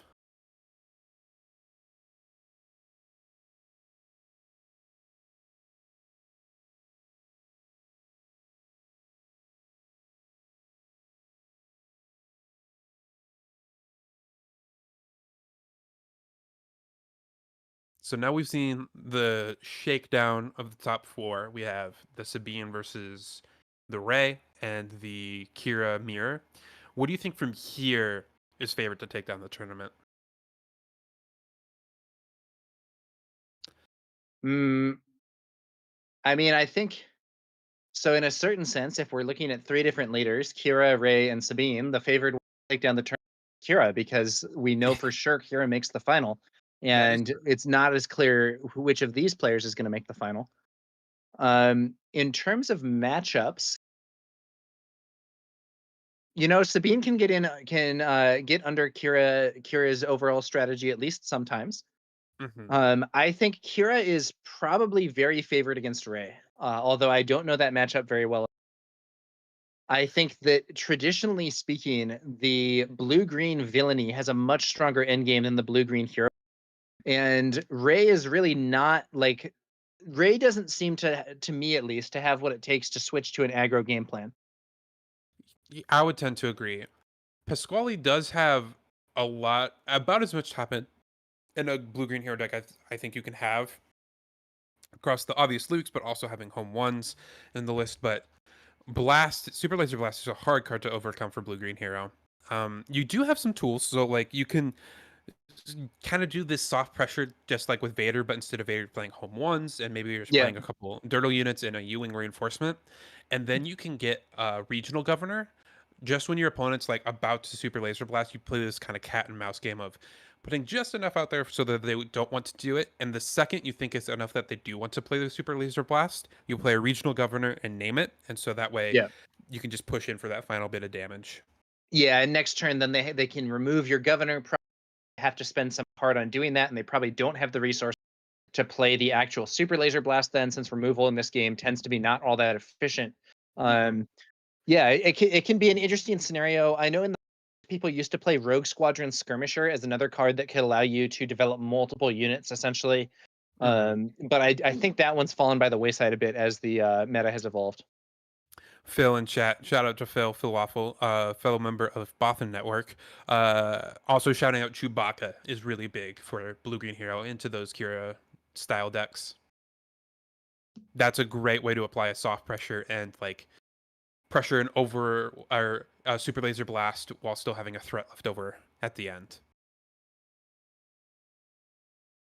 I will say, I think if Sabine gets to the finals, Sabine is favored, but I do think Rey is favored in this matchup.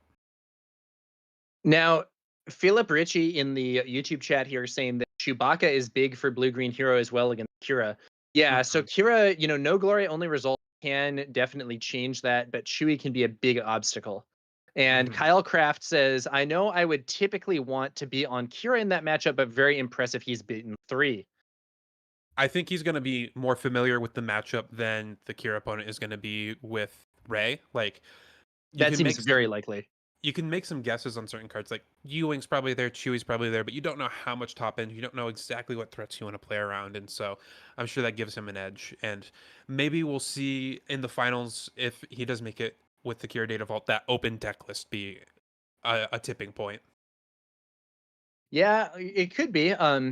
It is worth noting though, as mentioned in chat, Pasquale is has a good record against Kira so far in this event, and he probably knows this matchup way better than I do. Let's be real, I do not have a ton of experience with Rey Data Vault. In fact, I have 0 experience with Rey Data Vault. Maybe I've played against it once or twice. I don't know. So he probably has, Pasquale is a good player. I've actually, as we mentioned earlier in the stream, we've had him on here as co-caster for a previous event, and he's a very knowledgeable player, and he probably has a plan for that Kira matchup. And I'm gonna bet it's a better formulated plan than his opponent's Kira game plan to deal with Rey. Yeah.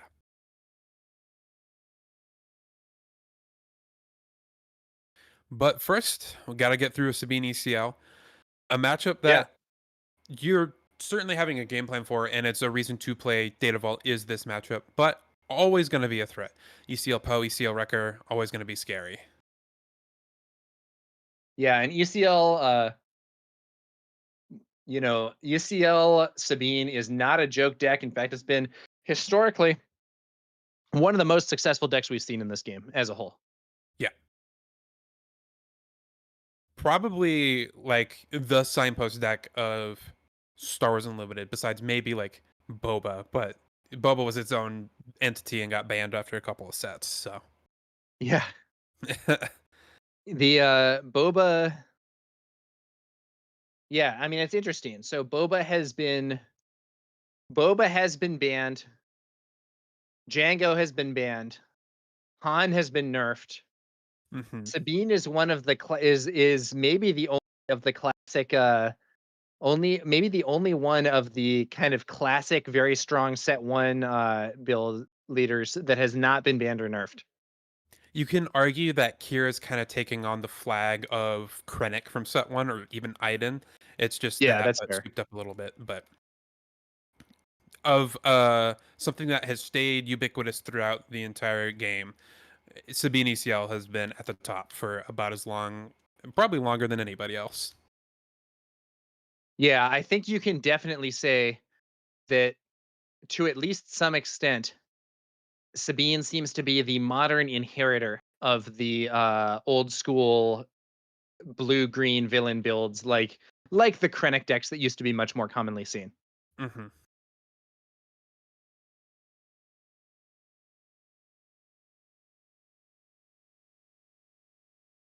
I'm not sure how I feel about C-3PO in this matchup. Card advantage isn't as important in this matchup as in other matchups. You're often going to live or die by the cards that you draw, and if you take the time to draw more, you're often dying. And it's not a body that trades very effectively, but If it's the best thing you got going, it's the best thing you got going. Yeah. All right, we're C3PO can potentially be a source of major card draw. Mm-hmm. I'm not personally the hugest fan of C3PO because I don't think that card draw is as good in this game as it is in some others, but I don't think it's a joke either, and C3PO can be pretty strong in some scenarios. Yep. Especially when your leader can buff it up to be a 3/7 over the course of a couple of turns, makes it a lot more enticing. Yeah, I think Rey's ability certainly means a lot for C3PO gameplay. And similarly, if you're using odd numbers, 3PO is a guaranteed draw. That's a very different story. Yes. Odd numbers Han, I kind of expected to see more of him, to be honest. In a Not Django like world, it was really necessarily tough. in this meta in particular, but just like in the set as a whole. Yeah, he's definitely has some upside. That is an interesting. It just throws out the Sundari, I guess, to save 5 here. Like, that Sundari is probably going to get eaten either way. So might as well play basically as a 1/5 Sentinel.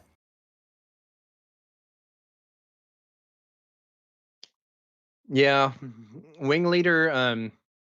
Sundari is another one of those ones where if it gets to keep swinging, it's going to generate huge value. You may as well clear it. It's annoying.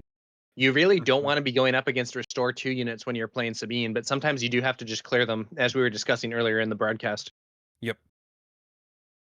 Especially if Rey gets it out of reach of your Sabine unit being able to kill it. Like, if it becomes a 2/6, it's attacking for 4 and healing 2. That's going to be untenable throughout the course of the game.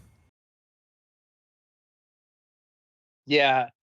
Sundari Peacekeeper is already annoying enough for, like, so-called normal leaders or whatever, and with Rey potentially buffing it, could get a lot worse. But yeah. vulnerable to being attacked, and that's just what Eric did, attacked it.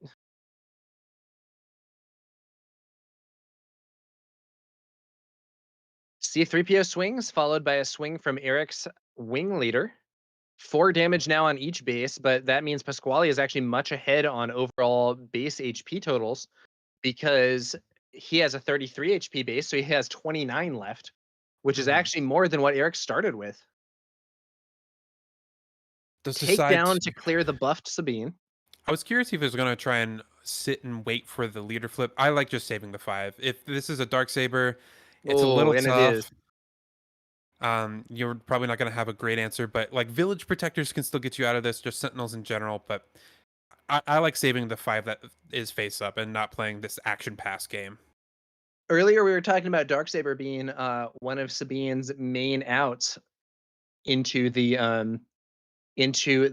double Blu-ray, I believe, and it's definitely potent here. Does Pasquale main deck confiscate? We're gonna have to see.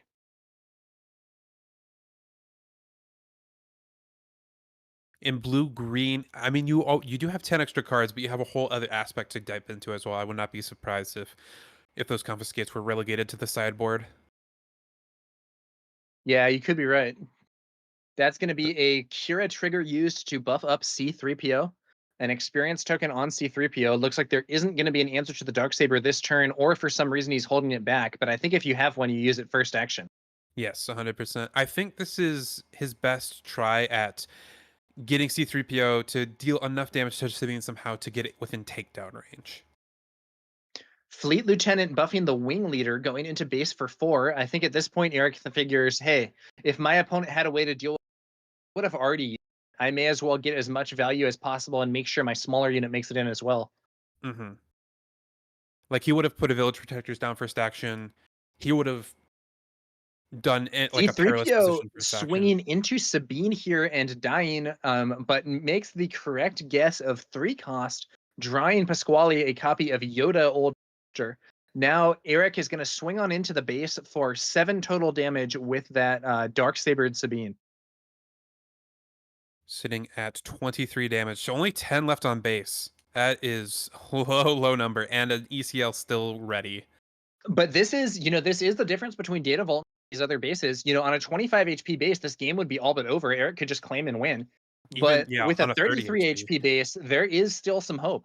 Now, a Rebel Assault could still win the game in one action here.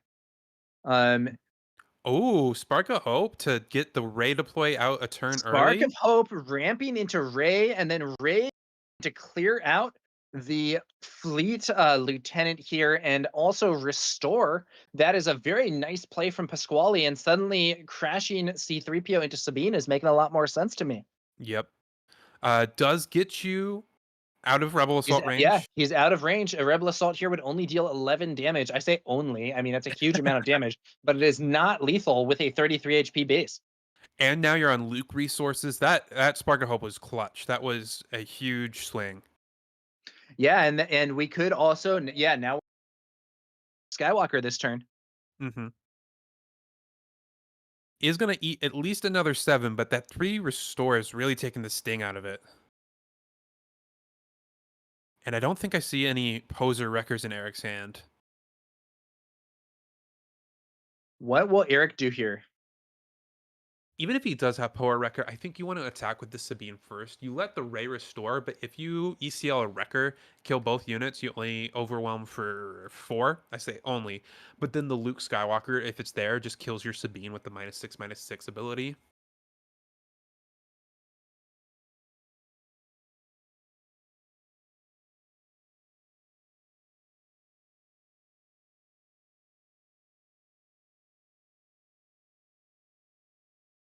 Just gets in as much damage as he can right away with the Sabine. Does tap himself out of big ECL target resources, but decides not worth the bluff, just get my damage in. And it looks like he did have the Rebel Assault ready. But that Spark of Hope got him out of range.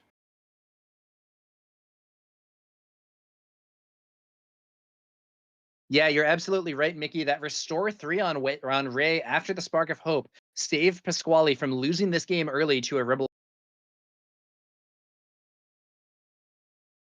Now, he does attack Ray into Fleet Lieutenant, which is a little risky because you're putting your Ray at 1 health, so an ECL record does 6. But sometimes you do what you gotta.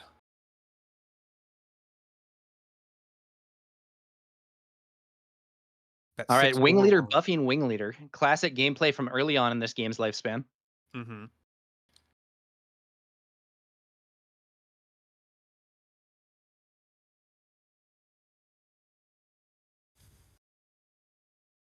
Pasquale still has Mon Mothma on the board.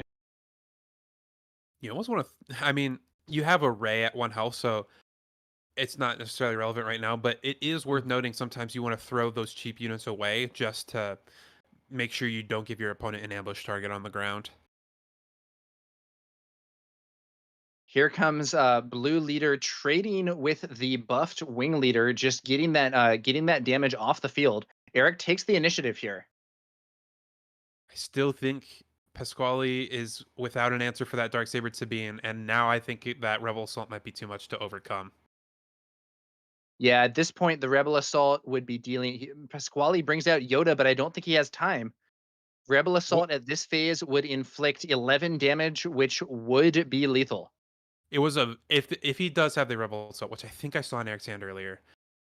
I'll let it play out, but what a valiant effort to make a comeback here from Pasquale. Oh, you know what? He doesn't even need it. 26 damage, just swinging with Sabine for 7 total is lethal. But he does have it for the dramatic finish.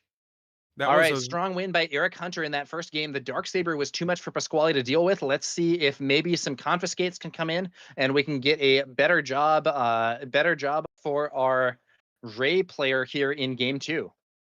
Yeah, really valiant effort there from Pasquale to try and, he took every avenue he could to win the game, just did not have the answer for the Darksaber. He took a gamble, saved himself 5 HP by takedowning that Sabine unit, but Eric did have the Darksaber ready for the Sabine and just never got removed. I think it hit at least 3 times, maybe 4.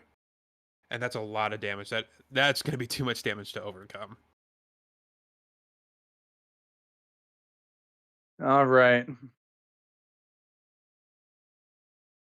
I have, funnily enough, beaten a Darksabered Sabine that hit me 3 times on a 25 health base. Wow, what happened? It was terrifying. I cleared every single unit went Space Race. He hardcasted a Poe, and then I waylaid it, and I was dead to any pump. I think even a Rebel Assault killed me. But he did not have any pump, and I had the surprise strike to kill him in one action on the way back. Spicy. And that was on stream somewhere.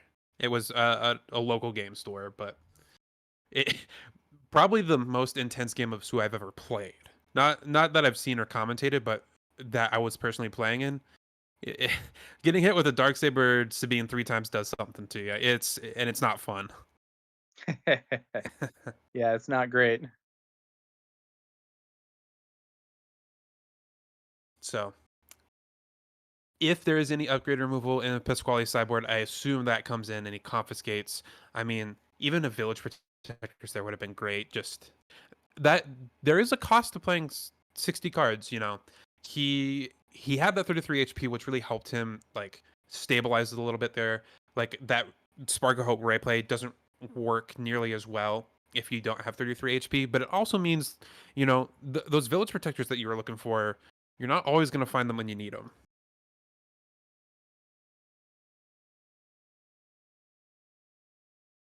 All right.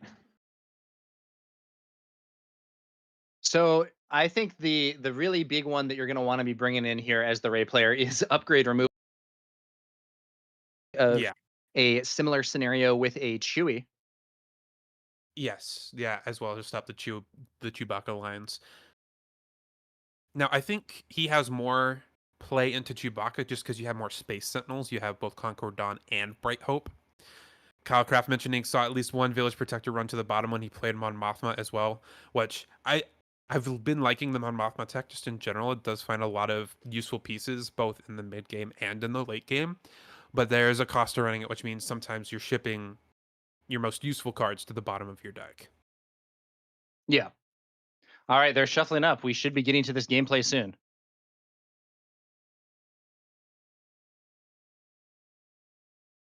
For example, I wonder if Pasquale is on Echo-based Defender in his deck as well, which not nearly as good as the Village Protectors in this matchup. It's not saving as much damage, but it is a Sentinel you can find off of Mon Mothma.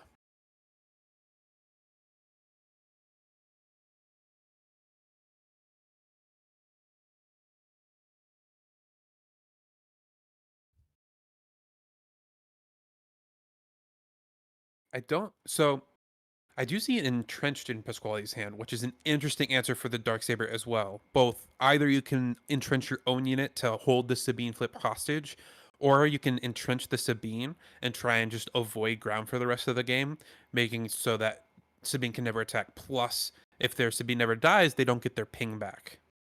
Does he have the space chops to do a plan like that, though? It would be tough, I think. You have Blue Leader, you have Bright Hope, you have Concord Dawn. Up in the top end, you have Home 1. I don't know what else you bring. Yeah. Maybe. My instinct is no, but sometimes it is a game plan that, like, it's not one you necessarily want to take, but if your hand leads you that direction, it is a game plan that you can take. Could be interesting to see how it ends up going. You know, sometimes you do have to go with that plan that might not be your primary option, but it is the one that you found to try and navigate through a difficult matchup. Mm-hmm.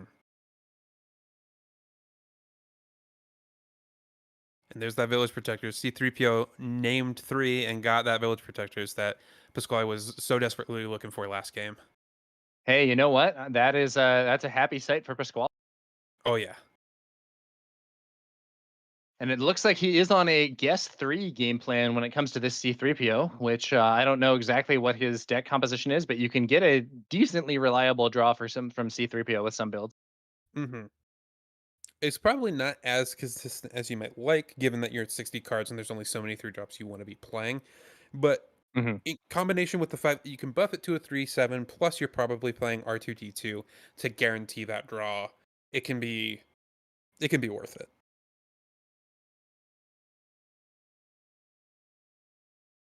All right. Village Protectors taking the field. There are some potential answers in a Sabine deck. So, for instance, we could see an ambushing Sabine Explosives artist, but it looks like we likely are not seeing that at least this turn it's not going to happen, as we see the Phoenix Squadron A-Wing taking the field instead. And C-3PO swinging in for 1 damage to the Battlefield Marine. Is that a resupply he got off of it? I believe he named 3 again, and I think it was a green event that I saw him get off of it. For some reason, I thought it looked like Moment of Glory, but I doubt Pasquale's on that card. So Yeah, that seems very unlikely to be in the deck. Sorry to any Moment of Glory fans, but I don't think that's going to feature in our broadcast today. There's that ambush Sabine you mentioned last round. This time off of timely intervention, so still has the ECL ready. Okay, yep. Timely intervention, ambushing there, and that leaves the Battlefield Marine with an open attack on the base, which is taken here after the C-3PO gets a buff.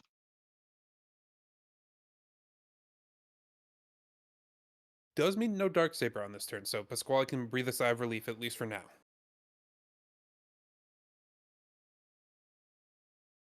Even if the Village Protectors didn't block a Darksaber Sabine attack, it did make Eric spend his resources in a way to block the Darksaber from being played.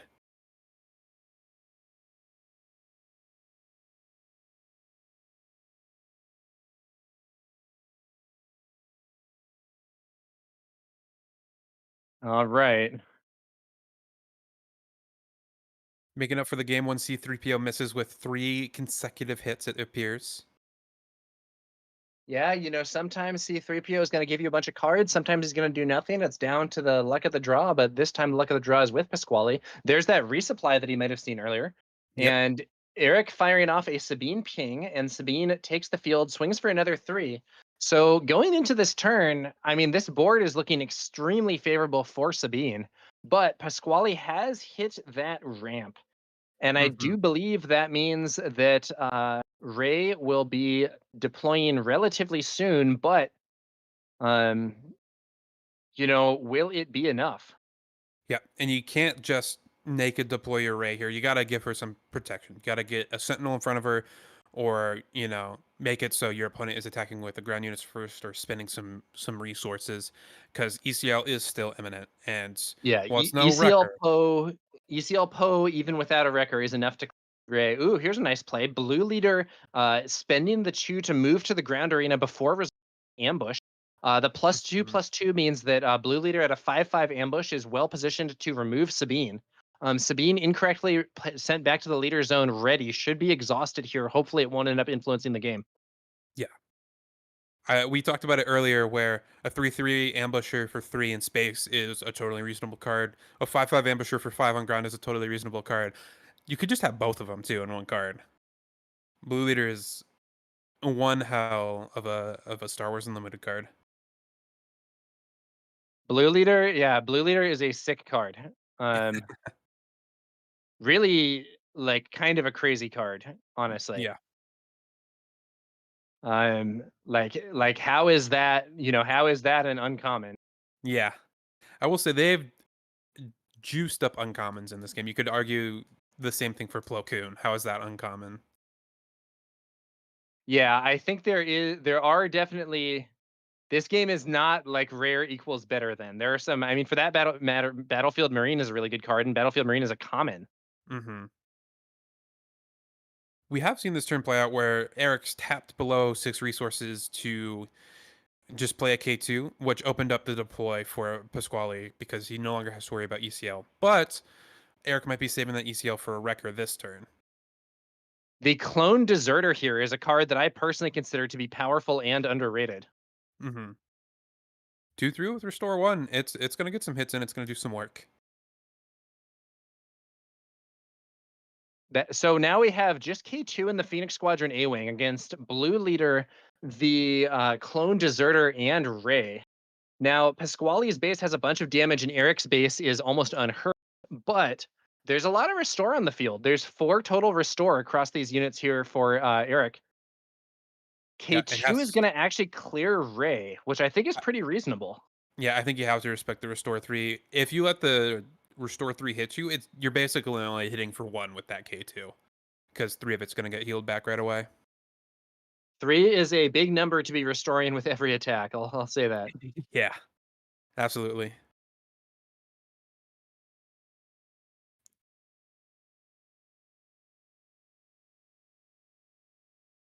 Get into resources. Looks like a Cassian. Yep.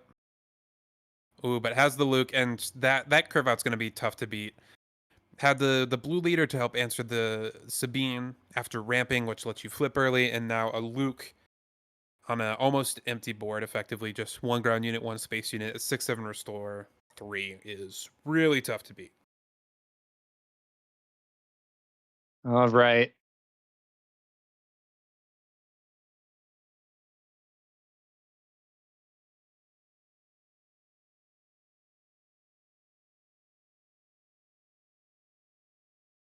I think we're gonna head to a game 3 here. Yeah, I'm looking at this. I'm looking at the field. I'm scrutinizing it. I think the big thing that I note here that might be in Sabine's favor is there is that ECL. Yep. An ECL wrecker can help clear that Luke, deal 5 damage to the base, would put him to 23. There's still 10 damage to go, but that K2 is going to deal 3 most likely. You have space pretty unfettered right now. But Pasquale also has like 5, 6 cards in hand, and he's probably going to have an answer among those. Yeah, I think at this point I would consider Pasquale the favorite to win, but I wouldn't count Eric out just yet. Looks like it's going to be, what was that resource? I think it's a Rebel Assault, so we're resolving the K2 attack first. Okay, so Rebel Assault. Okay, so if he does Rebel Assault there, he gets to swing for, yeah, so it is a Rebel Assault. He swings for 5. He only needs 3 of it. So there's 2. And then there's also the K2. So that's going to be that's going to be a total of, So 3 yeah, over so that's going to be a total of 5 damage, I believe. should be 9 with the Phoenix Squadron attack as well. 5 from the K2. Yeah, and then another 4 from the Phoenix Squadron A wing. But then Luke swings in and heals for 3. Another K2 now on the field. Okay, these are real threats. This is getting scary. Yeah, K2 now, and we were talking earlier about how K2 has lost some of his effectiveness thanks to no glory only results. But let's be real, a Ray deck is not running no glory only results. But Home 1 hits the field and brings back the village protectors. Oh, confiscate and then to get the shield. Confiscate on a shield token here. But that's going to restore for 2 with that swing from the clone deserter, thanks to the +1 restore from Home 1. And we are looking at 8 HP left for Eric. Pasquale has lethal this turn, and I don't think Eric's going to get there. Yeah.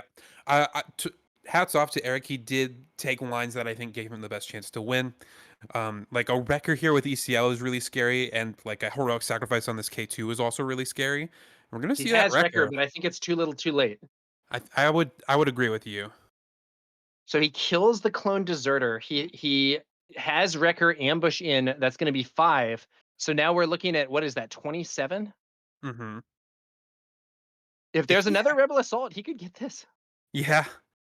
Another Rebel Assault. So I think heroic Pasquale throws the damage onto the base. That's going to be 6 damage onto Eric's base. Now at 23. No, Rebel Assault is going to be just out of range, I think. 5 + 4 is 9. Heroic Sac is the same number, 9. I think it's going to be 1 off. Off by 1. That's if he has that card, but he fought valiantly. I think that's it. He's scooping it up, and that's gonna be us going on to the 3rd game. That was a close one, but Pasquale did it. He stabilized all that restore, and the 33 HP base saved him from defeat at the hand of Eric Hunter's Sabine ECL. Yep, kind of an inverse of that game 1 where Pasquale kind of had the ideal curve, at least starting on turn 2. You know, he got some draws with the C3PO. He ramped into his deploy, had the blue leader, but Eric fought valiantly in the late game and found the line that best gave him the chance to win. He just didn't quite get there. Yeah. Very interesting developments.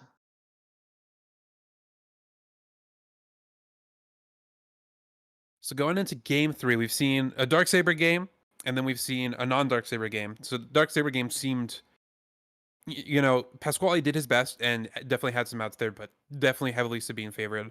And on the opposite side, no Darksaber. I still think if Pasquale doesn't have that blue leader on curve to kill that Sabine, things get a lot scarier. It's not necessarily just Darksaber that the Sabine is looking for. It's just kind of the signpost, I think, of the type of game plan Sabine wants. Yeah. Could be Like could be something like interesting to see how it turns out here. But I also think if Eric found Wrecker or Poe on curve, things get a little bit more tense. yeah, he did have the wrecker, but it was a little late.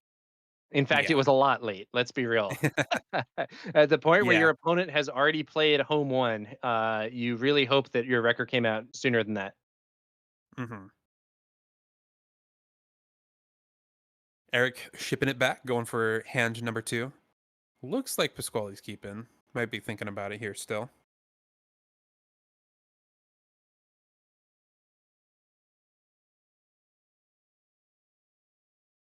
All right.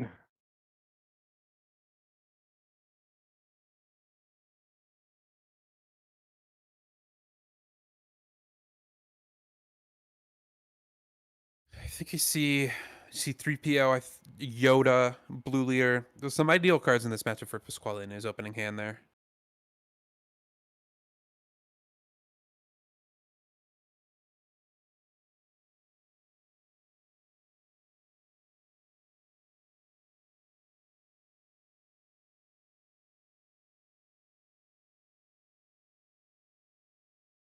Going to a second 6 for Eric.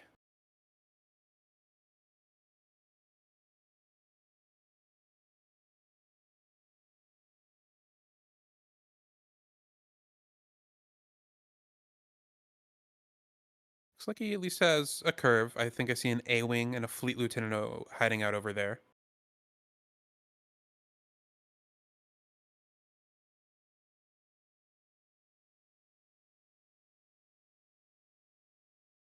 Also has the Sabine.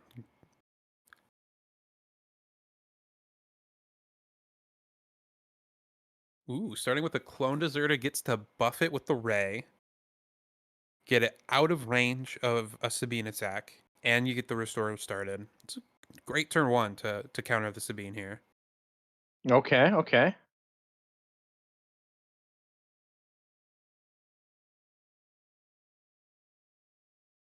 Not at all bad. But has the answer. Fleet Lieutenant. Yeah. Plus gets the extra Fleet ping. Lieutenant into Sabine. I think, Now, yeah. yeah, that's also cool because it does allow, Sabine's ability to do 1 damage to the base, so making a little bit of progress while you do that. Mm-hmm. Now, was that a resupply from Pasquale? What was that? It was the Spark of Hope. So Spark of after. Hope. That's what it was. Mm-hmm. Spark of Hope's an interesting card. I would say it definitely doesn't feel like a first tier it doesn't feel like it's a first tier solution when it comes to ramp, but it's in some of these situations, especially where getting Ray on the field early is very important. I think it's a lot better than not ramping, Yeah, and Heroism has a lack of options. You really only have resupply, whereas Villainy has super laser tech to go along with it, and it's no super laser tech, but it has some utility outside of that too. You can do stuff with tech, like if your tech is Oh. defeated that turn. Pasquale plays C3PO, Eric deploys Sabine, and then we see the village protectors on the field. Mm-hmm. And Chirrut is poised, or I'm sorry, not Chirrut. Ray is poised to flip next turn. Eric just crashes his Sabine into village protectors, not what you most want to do, and then brings out K2SO. Now, K2 can get overwhelm damage through those village protectors, but Sabine is going to have a safe initial deployment. Poe is not going to be able to ambush her because the village protectors are still there as a screen. Mm-hmm. Calcraft, yeah, the other side of the bracket is Akira Data Vault Mirror. Yeah, both are Kira Green and both are running Data Vault. So whoever wins this game will win this semifinals match and move on to play against Kira Data Vault. And if it's Pasquale who gets the win, we will have a Data Vault versus Data Vault finals. Mm-hmm. Now, Pasquale does go for the blue leader, decides not to flip Ray right away. does leave yourself open to getting this Village Protectors attacked, and then ECL Poe is available. But I think he's deciding ECL Poe is something you can overcome with how strong this opening has been.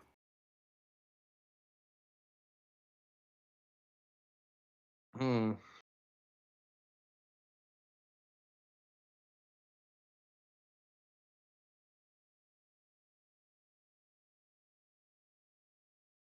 Okay, looks like it's going to be a timely intervention. Timely Ooh. intervention. Okay. Timely intervention, Fleet Lieutenant. The Fleet Lieutenant. Now that's a little odd. The Fleet Lieutenant clears that. The Fleet Lieutenant clears that C-3PO, but then K2SO attack. Or no, the Fleet Lieutenant clears the Village Protectors, but then K2 hits C-3PO. Yeah, I don't know how to feel about that. Like, my instinct is if you're doing that, you're going for the blue leader. Or just But- base. Yeah, or base. I'm surprised you put that much priority on clearing a C-3PO. I mean, last game he did lose because Pasquale. I mean, it wasn't just this, but Pasquale got so much card advantage from that C-3PO. Yeah, but he was also lucking out. I think you just say, this card doesn't even reliably draw. I just got to push more damage to base. I could be wrong. And it is true that if C-3PO stays on the field, the C-3PO would then get to pick off the Fleet Lieutenant. So he's protecting his unit a bit there, but I'm not sure. I think Pasquale is down to just one card in hand, so. Now Ray is going to take out the undamaged Fleet Lieutenant here. And then we're going to see an R2D2. Do we have one of those big ambushes to deal with this Ray? I think that was something that Eric was lacking in the previous game. Does he have it here? He Looks did like get that. Oh, there we go. This is exactly what you're looking for. Wrecker. But I think One of the strongest plays Sabine ECL has to offer, arguably the strongest play. Discards a resource to deal the 5 damage to the blue leader, clears it off the board, and then Wrecker ambushing Rey, defeating her and pushing damage to base with Overwhelm. R2 finishing off the Fleet Lieutenant. I think now this K2 can go into the C-3PO. You're only giving up 1 damage to clear a unit off the board that can get buffed by Rey eventually. Yeah, I like this trade. All right, Pasquale crashing. Oh, and there is Luke. Arguably the Rey deck's strongest play, and it does manage to get that Wrecker off the board. And now Eric is maybe going to be sweating a little here. How is he going to deal with this Luke? Might be a long one, because the Sabine looks like they have 5 or 6 cards in hand, where Pasquale is down to 1 or 2. Yeah, it's true. The question is just like, what will answer Luke? And if Eric can't find an answer for Luke, that Restore 3 is going to take him out of the game pretty fast, given that Pasquale's endgame is stronger. Given the Darksaber K2. That is certainly an answer. Now this is highly risky, but at this point, I think you got to say if he has it, he has it. Is that? Oh no! That is blue exactly leader ambush. That is exact lethal. And getting punished for attacking into the R2, leaving yourself with only 5 HP. If you didn't attack into the R2, you would have 6 and wouldn't have 1 action lethal on it. Yeah. If he had not swung into C-3PO, he would be at a better spot. And I think that might be the winning. I think that might be the winning exchange for Pasquale. We'll have to see. But now Luke is uncontested. Manages to swing in for 6, healing Pasquale's base in the process. Pasquale now on 23 HP with Eric Hunter only having, I believe, 19 remaining. And if that Luke gets to keep on swinging, every swing is a 9 HP shift in this race. And I do want to mention, I think that Luke was the second card top decked on the turn he played it, and on the previous turn R2 had been to card to the bottom, so squeezing every last inch out of every card that Pasquale has seen this game. Eric brings out another K2 and Pasquale fires U-Wing reinforcement. If he gets a big result from this U-Wing reinforcement, that could be it for this game. Maybe not the biggest result, but that is certainly... No, I mean, that's from a Sabine player's perspective, you do not want to see that. The space arena where he was pushing damage freely is now closed, and there's another restore unit on the field.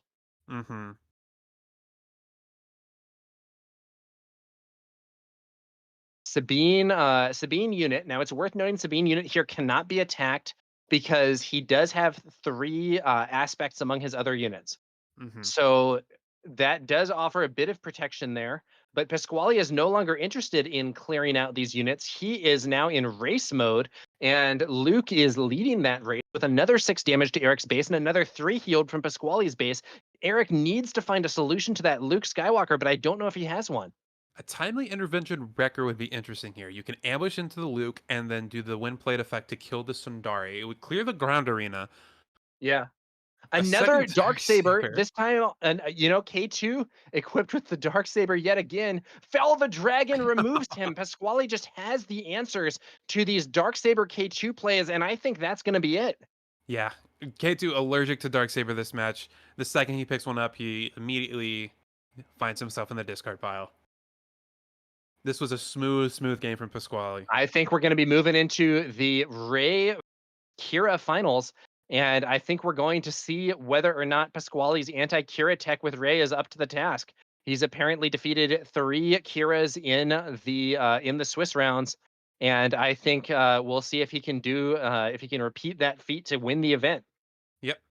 And yeah, there's the Eric's picking up his cards. There's the handshake. Pasquale wins. Very strong performance with a Rey Data Vault build. Yeah, I mean, I think he's been undefeated on the day so far. Went 5-0 into double draw into the top 8. Got round 1. I forget what he played, maybe a Han Green or something, and then took out the Sabine here. On to the finals, but what stands before him is theoretically his toughest matchup, toughest test in Kira Data Vault, but he's already faced it 3 times today, apparently, and gotten him 3 times before, so what's one more?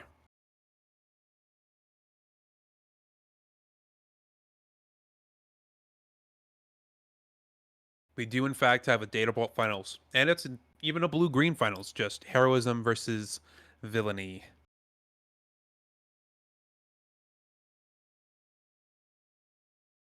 Counter-Go Gamer mentioning nothing better than watching Sabine get dismantled slowly. I don't know if I'd qualify that as slowly. It's certainly a dismantling, though. I think this one was a little more abrupt. The previous one, there was still more of a question up to it until we got to the like home 1 type point. This one was rough. After both those Darksaber K2 plays just got denied, and that Luke just kept on swinging. That was kind of that. Gandork mentioned in chat, Sabine Green seems to be dead as a serious list from what I can tell. I think he means Sabine ECL because Sabine Data Vault, we're doing pretty well. Yeah, Green can still win. In those European events, Sabine Data Vault picking up some results. So finals, Data Vault Mirror. Sabine knocked out in top 4. Not necessarily what I expected. Kira Data Vault being here, I'm not too surprised by. Rey Data Vault, I am very, very interested. Rey Data Vault, that's the more interesting one for you? Yeah. I mean, I have played some Kira in the past. I was planning on bringing it to a PQ last set, actually. Once I got my invite, I was planning on playing some decks a little bit outside of my wheelhouse just to get practice with those style of decks in bigger events to see, like, if the best deck at Worlds is a blue-green villain deck of some kind, I want to be ready to play it, and I want to get real practical reps. Unfortunately, there was a snowstorm the day of the event, and so we couldn't make the drive up, but was planning on bringing it. Okay. Would have been an ECL list at that point, but ECL is a powerful deck or a powerful card. It is. Yeah. I mean, honestly, one of the stronger cards in the game, I would say. Maybe not looking as crazy these days as it was in the past, but not looking like a joke either. All right, so we're looking ahead, and the Kira Data Vault Mirror looks to be going into just a game 2 here. You can see it. I believe that's what you're seeing on your screen here. I think we're going to take a bit of a break just to rest up, be ready for the finals, but enjoy this on-screen, over-the-shoulder commentary, the gameplay here, and we are going to be taking a quick little rest and be back for the finals here at the Tabletop Gaming Center in Connecticut. Yeah, see you guys soon.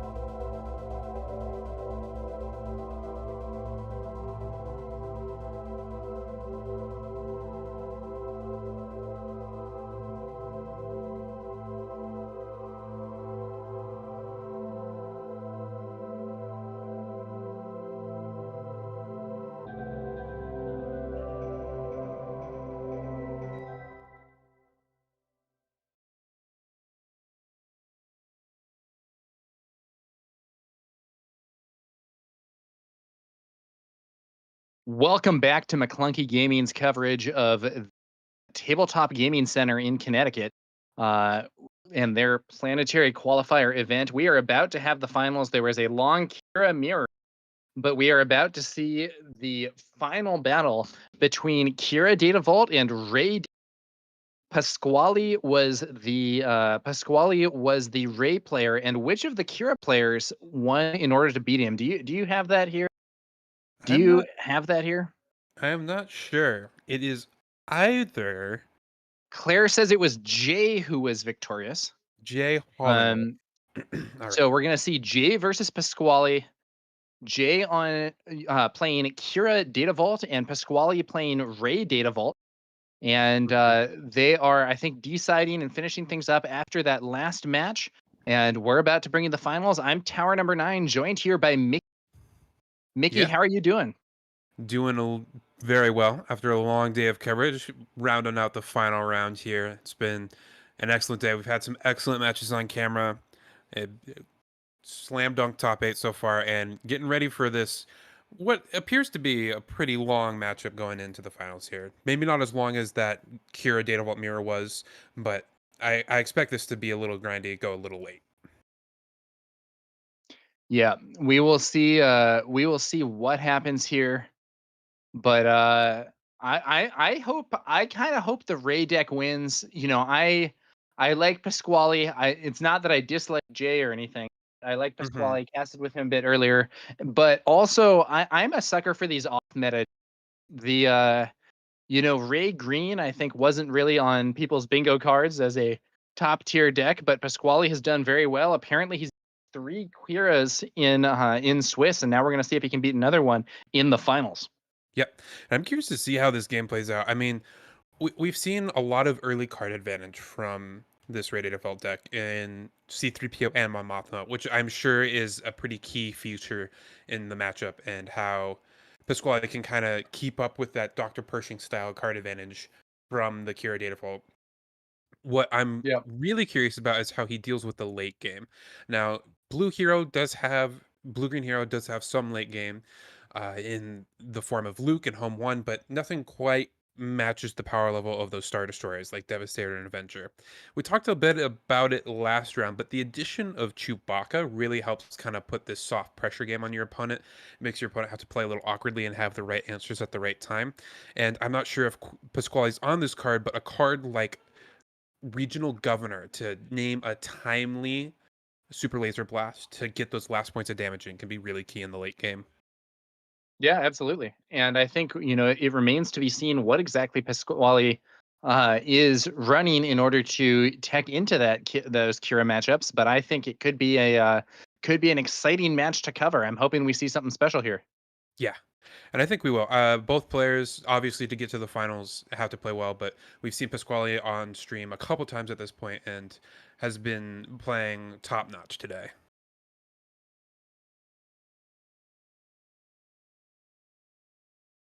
We are taking a little bit of a breather. Jay just finished his match that went to time, and totally respectful to take 5 minutes, decompress, maybe go grab some water, go to the restroom if you have to.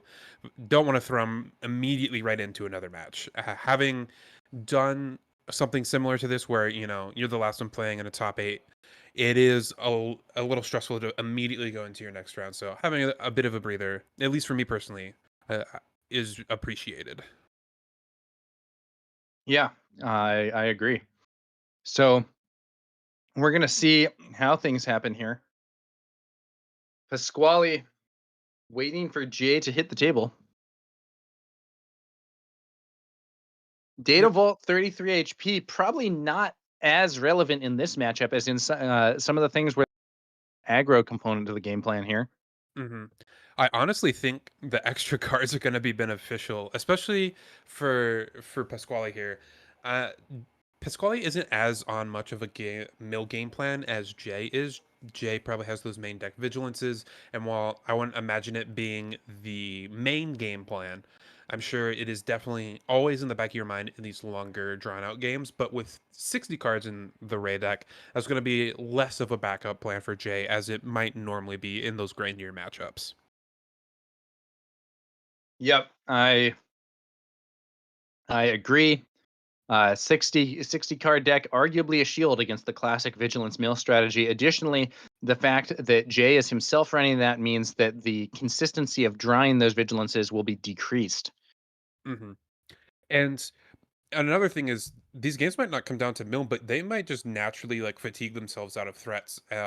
Just 1-for-1 removal each other over the course of the entire game, and having a threat density to match Jay's answer density as well as his threat density is going to be really helpful. Yeah, we're going to have to see how it goes. One other cool thing about Ray is you can turn relatively weak units into real threats. So something like an R2-D2 normally doesn't have a value except as something to absorb power of the dark side and the like. On the other hand, Ray's ability to give experience to units with low power can potentially make that R2-D2 into a unit that's actually doing some damage and has to be dealt with. Yeah, and that's a good point, Tyra. These cheap threats are great power installation, but Pasquale can take advantage of them and make them actual threats. And like a board of a buffed up C3PO and a buffed up R2 and even a buffed up Village Protectors, there's no real clean answer to it besides using those super valuable resources and your overwhelming barrages and your super laser blasts, which then opens up your Ewing reinforcements and your home ones to be real threats in the late game without many answers. The players are exchanging deck lists and going over what options their opponents have. We are in the top cut where deck lists do get shown to the players. And now we're about to move into that first round of the finals. They do have an extended time period for this relative to a standard match in Swiss play. Believe 75 minutes versus the normal 55. So an additional 30 minutes, is that? Math is hard this late in the day. I think it's 20 minutes additional. Yeah. Now, some events have done untimed finals. That is not correct by the official FFG document, but it is something that I think is often more popular with players and with viewers. And it sounds like this event is also going to be an untimed. So we are here for the duration, and we will see how this battle is resolved. Yep, gonna be here for what appears to be a long one. I think Ray has more of a potential to kind of steal a game going aggressive than Kira does, just has lower end threats, but I don't think we're gonna see that on either side. And away we go. Shuffling up here. Deck list view. Those are some interesting sleeves from Jay. I've never seen those. Yeah, it looks like Emperor Palpatine on the art. I think they may have been from one of the. I think that may have been from one of Fantasy Flight's previous games. I think that may be, that may be some Destiny art or something. I was never a Destiny player myself, but Same. Although I did get introduced to the Star Wars TCG that Wizards of the Coast made in like 2002. Yesterday, I went to a friend's house just to play some Star Wars Unlimited, and he pulled out these old Star Wars TCG decks laying around. They were really interesting. It was a fun game. Played a couple rounds. So a lot of Star Wars games, and you can definitely see the inspiration from the previous games in this one. Oh, absolutely. This I would say this is not the most innovative game Fantasy Flight Games has ever made. They didn't try to reinvent the wheel. I would say it's kind of a like best of collection where they've taken some of the best mechanics and concepts from their previous games, jammed them together, and created something that is simple, quick to play, but still strategically deep. They didn't reinvent anything, but not necessarily perfected it. But they're doing that process. They're doing the refining process, and it definitely shows. This game seems to have sparked more than any other Star Wars game before it. Has a wide audience of Star Wars fans and card game fans alike. Yeah, I think that you'd maybe have to go back to Decipher's Star Wars CCG way back in the day to find another Star Wars card game that has resonated with fans. And just as a little tidbit, that art on Jay's sleeves, I believe, is the Force Lightning art from Destiny. Pasquale with a strong roll of 11, and Jay cannot match that, so I believe Pasquale will be going first. does seem like a matchup where initiative isn't super relevant. You're going to get to the late game, so that early game advantage of going first, not too Yeah. huge.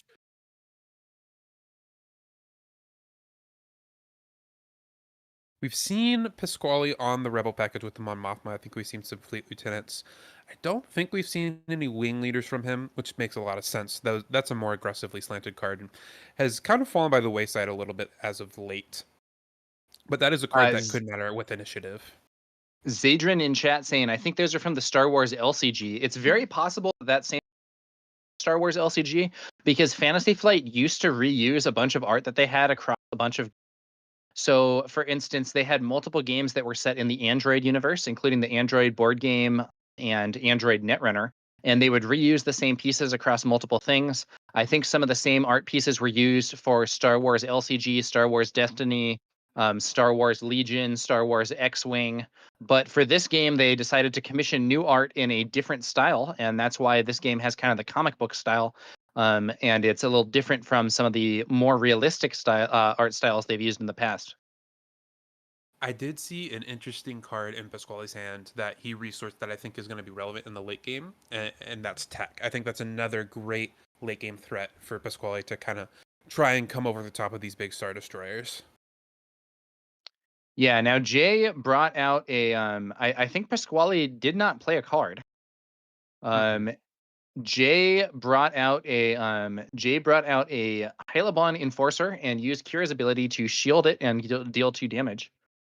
And now we're seeing Dr. Pershing hitting the field as well, but Pasquale did hit a resupply, and resupply was critical to his victory in the it was critical to his victory, I think, in some of those Sabine games. Yeah. And Pasquale not going to be super punished for missing turn 1 here.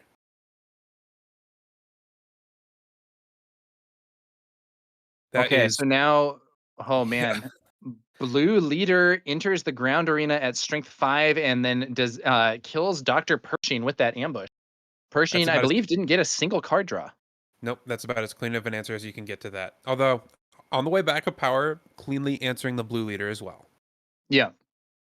That's still a nice 2-for-1 from Pasquale, though, with blue leader clearing Pershing and requiring that power of the dark side to be dealt. Mm-hmm. That being said, the damage is kind of stacking up from this Hylabon Enforcers. And Pasquale brings out a Village Protectors, which should shore up his defenses a bit here. Mm-hmm. We are on flip turn for both players, so that Village Protector is doing a nice job of protecting the Rey flip from the Kira flip. Yep, absolutely. A blue leader to answer a Kira flip might be nice, but not going to happen this turn at least. And there is that Kira flip. So we see a heal. Hylabon Enforcers healed, which ironically may make them less effective. And the shields removed from both the Hylabon Enforcers and the Village Protectors. Now Rey does hit the field this turn. Are we going to see an overwhelming barrage? Yeah, I think this early flip indicates an overwhelming barrage so strongly. I'm not a huge fan of this flip unless Pasquale has a plan post overwhelming barrage here. Yeah. Barrage clears out Rey without her getting a chance to take a single swing. And then we are going to see Tech hit the field for Pasquale. Kira then clears out the Village Protectors. And with 6 damage on her, Kira can now potentially be swinging for a mighty 6 damage on her attack, thanks to her built-in grit. But there's an Admiral Akbar in hand. That could actually clear Kira here. Yeah, I think it went right to the resource row, but still can play it because of that tech. So just because it's down there doesn't mean it's gone forever. Maybe there's another answer in mind here. I think I saw a U-Wing reinforcement in his hand. Might decide to go for the gamble to try and find a Luke or even a blue. Well, blue leader, you wouldn't have the resources to pay.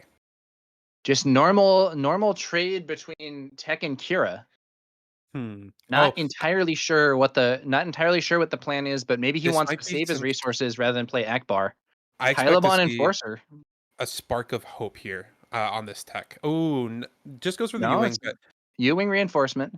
That is some spicy tech where if your tech dies immediately, you can just recycle it back into the resource row, and you can almost have 6 techs in your deck. in these longer control games. It's a value piece as much as it is a ramp piece.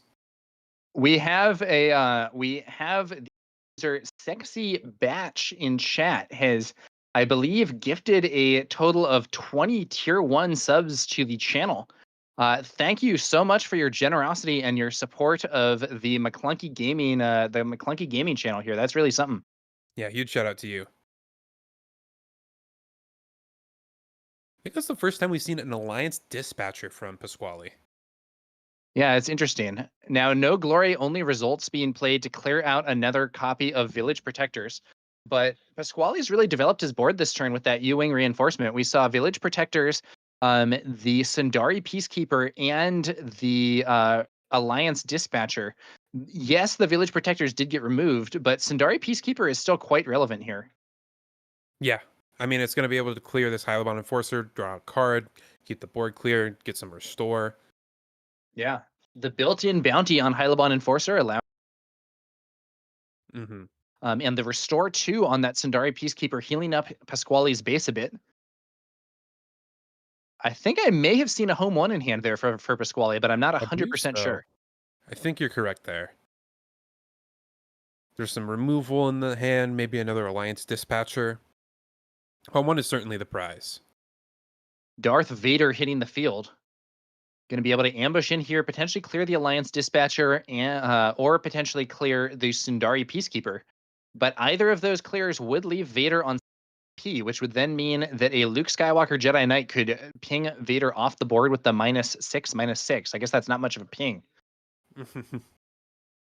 Nice when played ability from Vader, though. He finds 3 resources worth of units, both a Hylabon Enforcers and a Pike Sentinel hit the field. And that is going to be some nice extra board development here for Jay. Mm-hmm. I do wonder. So the Hylabon Enforcer is an interesting pull. It's a good amount of pressure, especially with the shield from Kira. But that card draw is really a downside. I am wondering if Jay is already thinking, I'm going to try and fatigue my opponent by making them draw and mill their deck. And he did have a home 1. He uses home 1. He uses a Dispatcher to play home 1, reducing its cost by 1, and brings back a copy of Village Protectors from the discard pile. And this does now mean that home 1 not only is a really powerful unit in that space arena, but is giving all these other units Restore 1, maybe helping Pasquale clear out more of this damage. But the Pike Sentinel is an obstacle for Pasquale's ground force. Mm-hmm. The shield or the extra experience on that Village Protectors, it's nice though. It lets it clear that Pike Sentinel pretty cleanly with the shield. Makes it really awkward. Yeah, that's what Pasquale used his extra resource from the Alliance Dispatcher to do. However, we now see a No Glory only removing Pasquale's home 1. Pasquale follows it up with a Fell the Dragon to defeat Vader. And with the experience token there from Rey, the Village Protectors are now poised to defeat the Pike Sentinel while staying alive themselves, and indeed not even taking damage thanks to their shield token. Kira can give the shield to the Pike Sentinel here. Which there we go. Requires Pike 2 attacks Sentinel now shielded and damaged, but we see a takedown. Is it going to target the Pike Sentinel or the Hylabon Enforcer? Is the Pike Sentinel who's the target? Defeated through their shield. This is one of the strengths of blue removal. Shields are really not very effective against blue removal most of the time. Mm-hmm. Hylabon Enforcer crashes into the Village Protectors, knocking off their shield but taking 3 damage. We see a swing from the Alliance Dispatcher, clears the Hylabon Enforcers, and draws a card from Bounty, and then there's an R2D2 as well. Now, did the Village Protectors swing? What happened there? I'm not sure. I think they just got tapped down for some reason. Should there be 3 damage on Jay's base here? I think maybe they noted it on paper, but not on the actual base. But it does look like the Village Protector exhausted for something, but we didn't see any damage added from it. Unless I'm missing something here. I think it should have, but also that would have meant Pasquale took 2 actions back to back by attacking with both the Village Protectors and the Alliance Dispatcher. So it's a weird interaction. It's late in the day. They're gearing up for a long match. That 3 damage could come up, but not sure. Yeah, because I don't think, unless it was maybe the Village Protectors swung into the Hylabon Enforcer instead of the other way around. No, but I think the Hylabon Enforcer was the one to attack. I don't know. Whatever. We're moving past it. So we're going to see Maul ambushing Village Protectors, inflicting 3 damage on them and 4 damage on the base thanks to Overwhelm. 4 HP left on Maul, but Pasquale only has an R2-D2 on the field. However, Jay has spent most of his resources and Pasquale hasn't spent anything this turn. Let's see what the response is from the Heroism side of the table here. I will say Jay has done a really nice job this game keeping the board relatively clear without spending a Super Laser Blast. Saving those for a later game threat when the board gets way too out of control. It's Tech. Tech is quite the good late game threat. Opens up basically an entire other hand bigger than your original hand for Pasquale here. Plus with Ray can buff it to get it outside a takedown range. That is and Vader ambush range. So relevant breakpoint that you can get Tech outside of.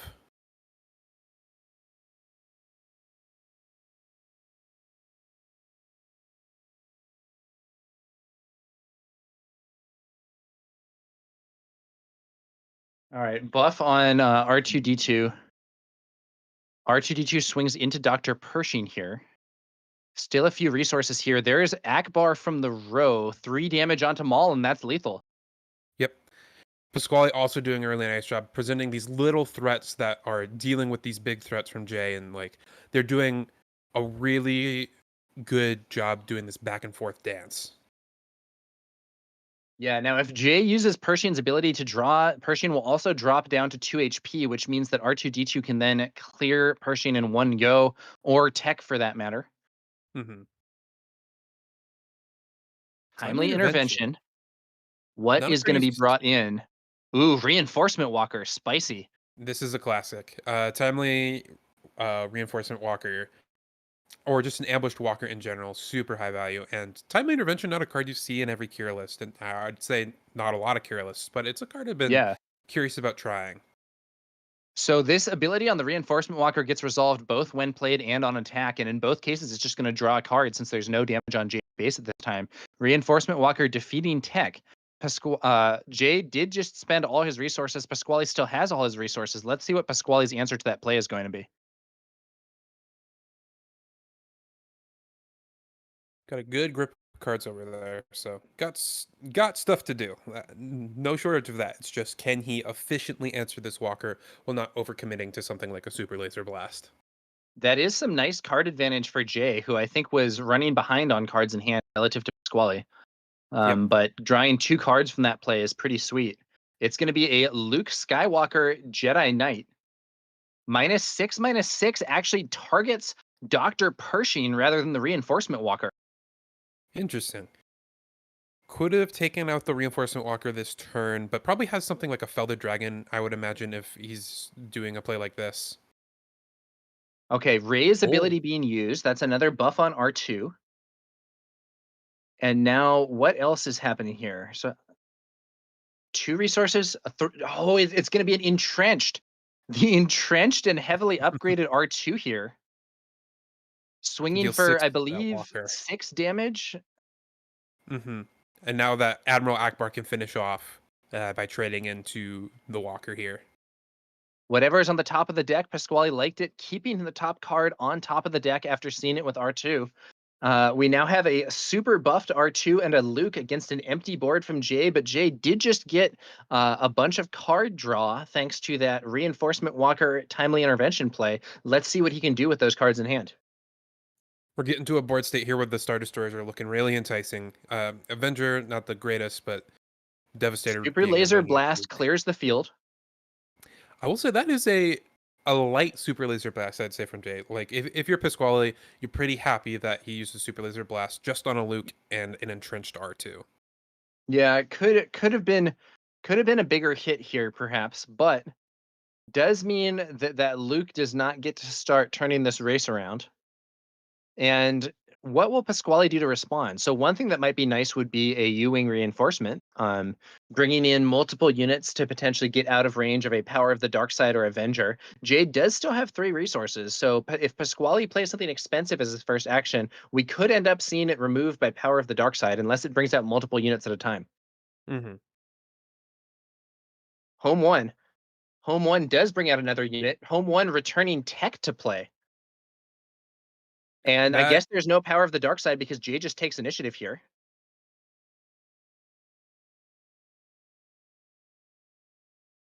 Tech very relevant here, but I don't know if there's like a cheap unit that Pasquale wants to bring back. There is. It's going to be a simple R2D2 from the resource row. Smuggles in a different card, and then there should still be one resource left with which to use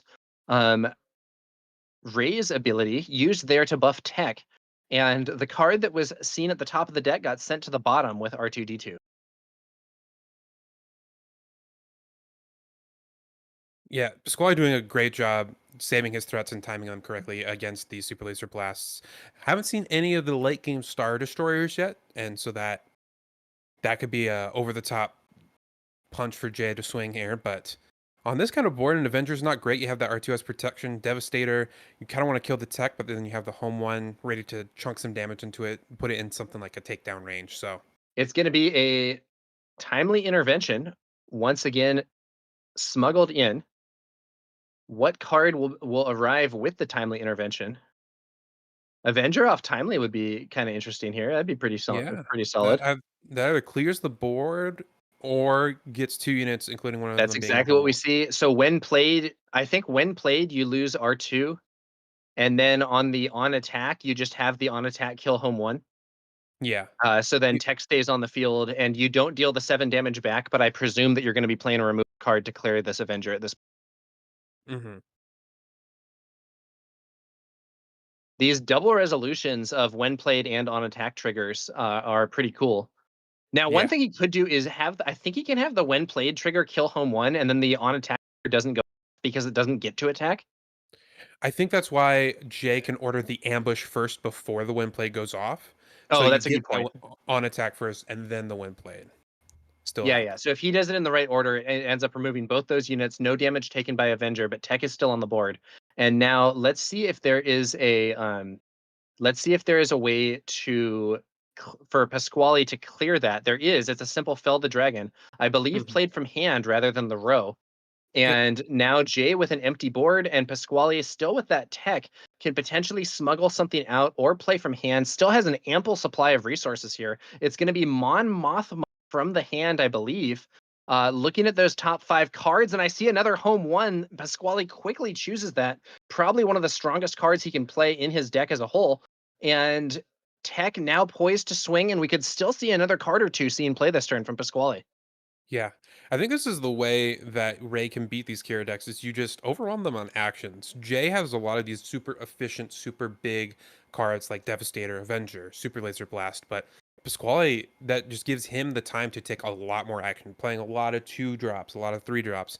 And you can't just let them stick around forever. So you're using your Super Laser Blasts on 2 drops and 5 drops. And that leaves you vulnerable to those big 8 drops like home one in the late game.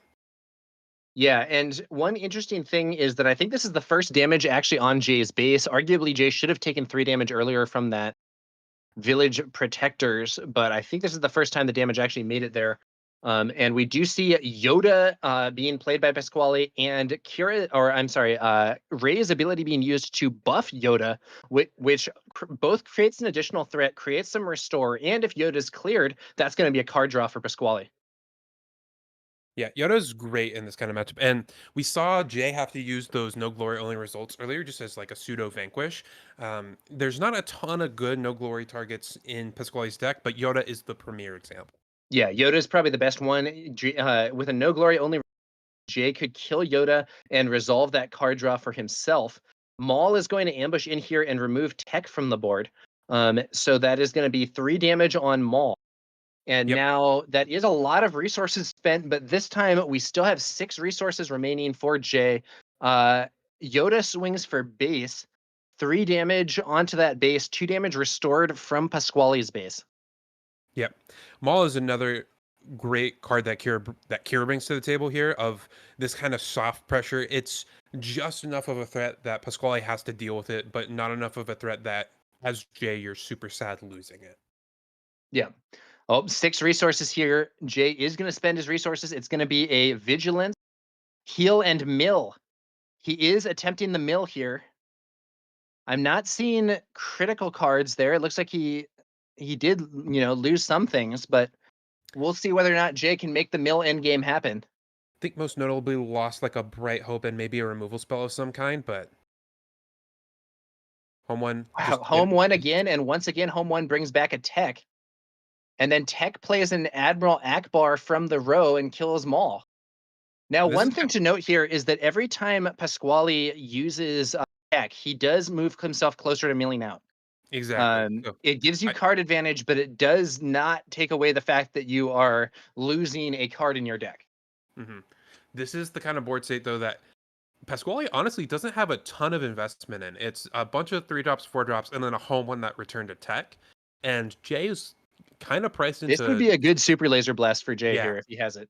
It would be a great almost mandatory Super Laser Blast. However, Pasquale doesn't probably feel too awful on the receiving end of it either, given how much he's invested into it. It's maybe a couple cards, and you're not sad to lose any of them. Yoda is going to get you a draw. Losing the home one in the tech is real, but that kind of came as a package deal, so it's a 1-for-1 trade in that regard. Jay trying to set his resources into different piles, maybe think about what he's doing this turn, but if he doesn't do something, Pasquale is going to be able to do quite a lot of damage. Your favorite Oreo in chat, do you ever Traitorous to tech as a villain deck? I would say it's probably your main target with Traitorous in this matchup. Devastator hits the field. I'd probably a huge amount of that damage, back. enough to kill any of the units on this board, and it's going to be sent to home one. I might have gone for the tech. I think I'm more scared of the tech than I am the home one. Although that's maybe just what I was thinking. He might be trying to price Pasquale into playing this like Fel the Dragon and stuff from Smuggle to get him deeper into his deck so the mill game plan is more viable. Initiative taken. It's going to be time for Pasquale to unleash quite a bit of damage here. The swarm of small units swinging on in. That's going to be 3, 6, 7, 8, 9 damage, and it's going to come with 3 restore. So Pasquale now in the lead when it comes to the base HP totals. That's going to become relevant quite quickly if Jay can't find a Super Laser Blast here off the top. Did Jay take enough damage? There should be 2 more damage on there, right? He had taken 3 and then he took, or no, but he had healed at some point. So maybe he did actually have only 1 on the base. The Vigilance heal milled. Yeah, that's right. Okay. Will Pasquale play anything else, or will he leave the board as is? He almost certainly could play other stuff, but I think there's a good argument for not overplaying your hand into a potential Super Laser Blast. Yep, and you could try and do some smuggling with the tech, and that's pretty free, but in a mill game, that freeness is a little less. We were talking about traders on tech, and there it is. That is a potential big problem for Pasquale. Does he have a way to clear this traitorous, or to get his to otherwise get his tech back, or at least get it off the field so that Jay can't benefit from it? He certainly can at least attack it down on board as it stands. However, the key is going to be trying to get it done in one action so Jay can't utilize it. Well, right. Maybe has some, like a Power of the Dark Side he had a resource earlier, or maybe some other removal spell. Maybe a Vader's down there from the early game, you know? That's right. Tech is a huge threat. Looks like there's no immediate answer to that tech. Pasquale is going to use Ray's ability to give an experience to Admiral Akbar. And Jay now looking at his resources and thinking about a lot more options that he now has available thanks to the tech being on his side of the field. Interesting. I think there might be a Pike Sentinel down there, and with Pasquale not immediately attacking or using a removal spell, you imagine that his way to kill this tech is through combat. He probably doesn't have an event to deal with it, and so something like a Pike Sentinel or even the AT RT Sentinel to protect this tech could be really potent. Yeah, it could be quite relevant here. Now, on the other hand, if Pasquale does have main deck upgrade removal, that tech changing back to his side at some point. But if he does have it, you have to assume that he doesn't have it in hand, or else he would have used it already. Might be honestly something that you resource early in the matchup, and with tech you can get that back if you need it, but oftentimes you're losing your tech when you need the upgrade removal. Yeah, a bit of irony there, really. Yeah. Another traitorous, this time capturing Yoda. another great target on the board. We talked about no glorying a Yoda. Traitorous works almost as well. That is not what Pasquale wants to see here at all. Let's see what he can put together here. Still hasn't played any cards this turn, just used Ray's ability to buff Akbar. Village Protectors holding the line here against Jay's newly captured units there, or newly traitorous units. However, it gets removed. I think, was that a takedown? I believe so. I believe it was the Judge takedown. promo. Entrenched on Mon Mothma. But this board has all of a sudden shifted to where we were talking about Jay kind of needing a super laser blast, but now I think Jay, while slight, does have the advantage on board. I agree.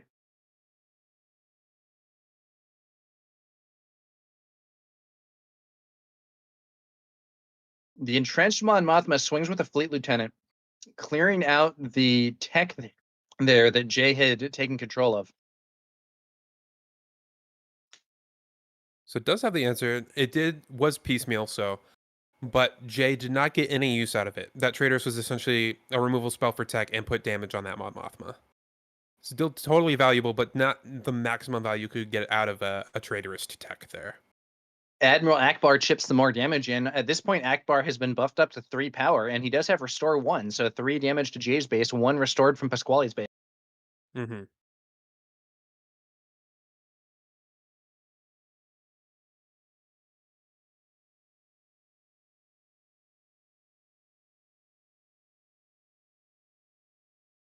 Someone asks, should Yoda have damage on it?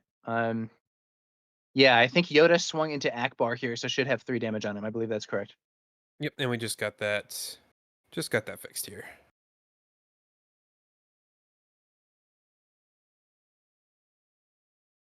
Well, this game has certainly gone long thus far. I think we're going to see a Bright Hope, and it bounces the entrenched Mon Mothma. So that's going to not only draw a card, but then Mon Mothma can be replayed to draw another card.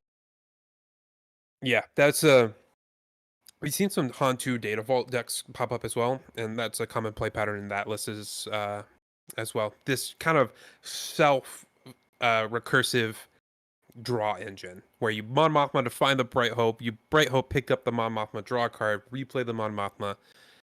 It's very action intensive and leaves you kind of vulnerable on the board, but if you can get it going, it's really powerful.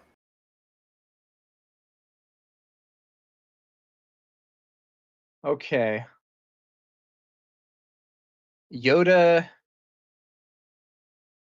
swings into Akbar to trade.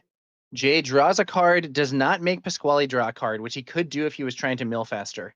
That is a Lieutenant very goes real for Jay's discussion. base. Making your opponent draw there is very real. I think we're not quite at that stage of the game, but it is tempting.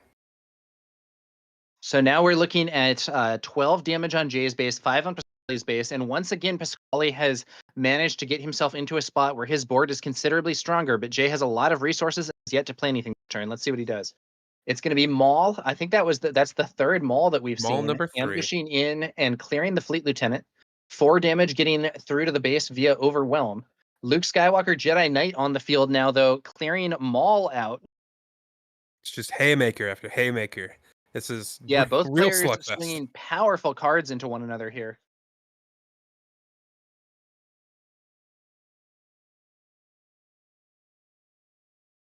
Rivals Fall now played. Rivals Fall killing Luke Skywalker. Pasquale uses Kira's ability to buff Bright Hope. These are kind of the tactics we were talking about earlier, where some of these units that are normally not that offensively become offensively relevant with Kira's ability. And then we see the Mon Mothma replayed and finds a blue leader from Pasquale's hand. Wouldn't be surprised to see that play just as a 5/5, but looks like he has a better play here of like a C3PO plus a Yoda. Start getting some card advantage online again. C3PO guesses 3 and draws a resupply, which has very little relevance at this. Be a nice free resource this turn. Yeah. Might be plausibly something you hold in hand as a counter to it, but like I'm not sure if Jay is main decking Relentless or if Pasquale needs that as a counter to it. Mm-hmm.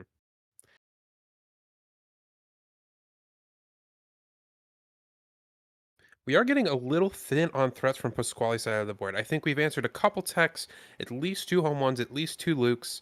There's not much left in the tank. It's going to be having to cross the finish line with a lot of these little guys. Yeah, 15 damage right now on Jay's base remaining, but we see another Vigilance. That looks like it milled out the rest of Pasquale's deck there. Well, still hasn't- Pasquale in the mill zone, I guess. Does Jay... It's possible that Jay somehow won't have what it takes to clear things, but I think with Pasquale milling out, this looks to me like it's going to be... it looks like it's going to be a win for Jay, but, you know, it ain't over till it's over. Let's see if Pasquale can find enough damage. Vader, this should help lock it up. Getting Absolutely. some presence. There's only 5 power on board. This game isn't completely over. Pasquale still has a ton of card heads in hand and might have a 3rd tech down in the small row. I'm not entirely sure. And if he does, he can certainly keep fighting, but it's definitely favored for Jay here. Yeah, at this point, Pasquale is going to start taking 6 damage every turn from fatigue. Vader clears Mon Mothma. I'm not sure. I think C-3PO is a better target, even though C-3PO's draw doesn't do anything, just because C-3PO has higher stats. I could be wrong. I mean, if there's more C-3POs left, maybe you bank on a potential uniqueness thing locking Pasquale out from playing a unit, which I think it might be doing. I think I see a... Yeah, I do think there may be a C-3PO in hand there, so maybe that is the tactic. But Mon Mothma is also unique, so like... Yeah, but if you've already seen the other 2 Mon Mothmas, you know there's none left. Yeah, fair point. Pike Sentinel as well from Jay. Blocking C-3PO's route to the base here. Let's see what Pasquale has to play. He's going to bring in, spends 5. The blue leader that we were discussing earlier swoops in from the space arena, ambushes and defeats the Pike Sentinel. And that's going to open the door for C-3PO to swing into the base for 2, but can't draw cards anymore. And now we see Yoda seeing play. I think he's got to go for one last hurrah here. Hope you don't get super laser blasted. But if even an overwhelming barrage clear either that Bright Hope or the blue leader plus the Yoda can start pressuring the base very fast. Yeah, either of those would be a huge problem for Pasquale with so few cards remaining for him to play. But we'll have to see just how it happens. On the upside for Pasquale, it looks like Jay's hand is relatively weak. Just a Death Trooper and a Power of the Dark Side, I believe. Or maybe the 3rd No Glory, but I believe it's a power.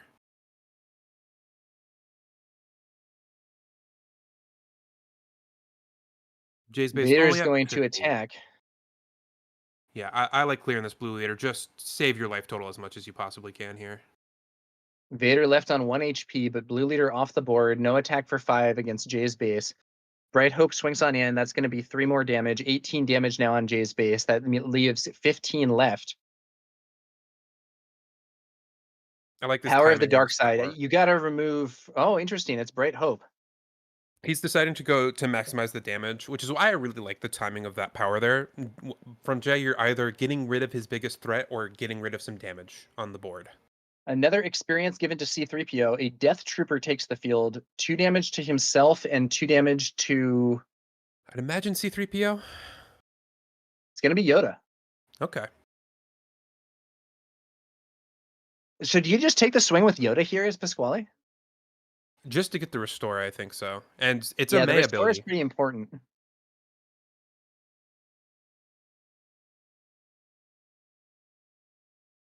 No, it's But going to I be C-3PO killing Vader. I do think Jay has the read on Pasquale having that last C-3PO in hand, because that's a reason not to do 2 to the C-3PO, is you just want it to survive because it's locking a card out of your opponent's hand. 2 more damage to the base. 20 damage now on Jay's base. 13 to go. There should also be a restore 2 from Pasquale, but it might have been missed. Wow, that's funny. Bright Hope, another Bright Hope from hand is played. It bounces Yoda not to draw any cards, but rather to heal him. Now, I think this might actually damage the base. Yeah, Is the card draw from Bright Hope mandatory? Yes, it says if you do draw a card. It's not you may draw a card. Yeah, so that should cause 3 more damage to Pasquale's base. But looks like Pasquale's scooping it up here anyway, so not too relevant. And we saw the fatigue battle.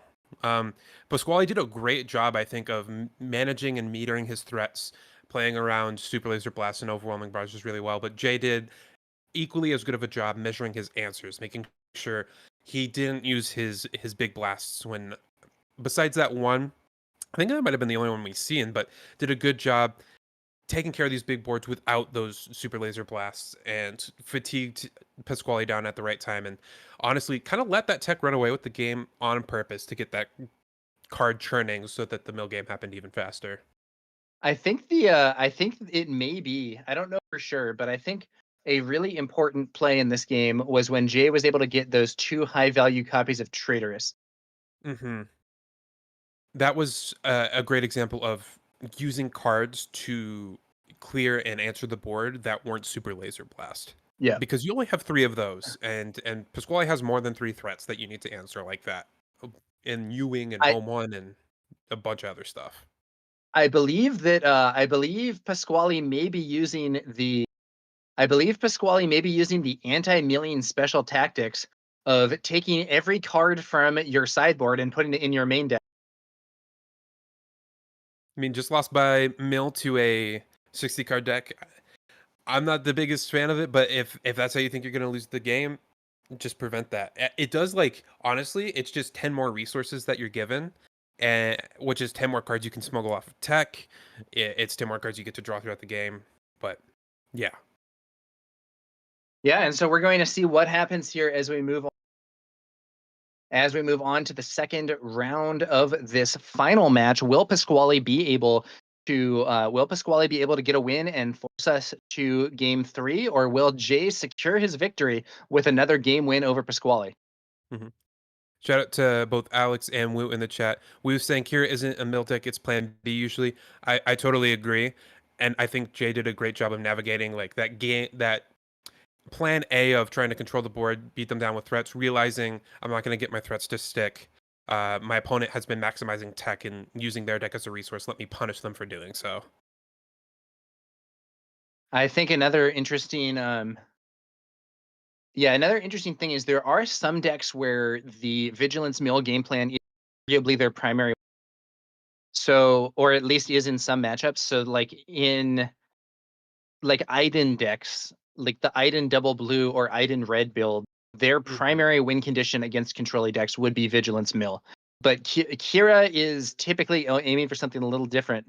Both players with very large piles of cards here as we move on to the second game. I believe Jay's deck is triple sleeved, inner, then those nice Palpatine sleeves, and an outer sleeve. Shuffling so many cards almost looks like a commander deck from Magic, 100 card stack. That's wild. I'm getting tall.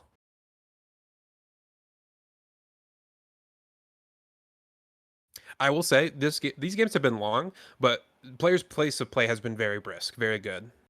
Like they're not playing slowly at all. Very, very intentional, very quick. Yeah, that's right. It's been a complicated situation. It has not been straightforward, but it has not been a stalling matchup either. No, yeah.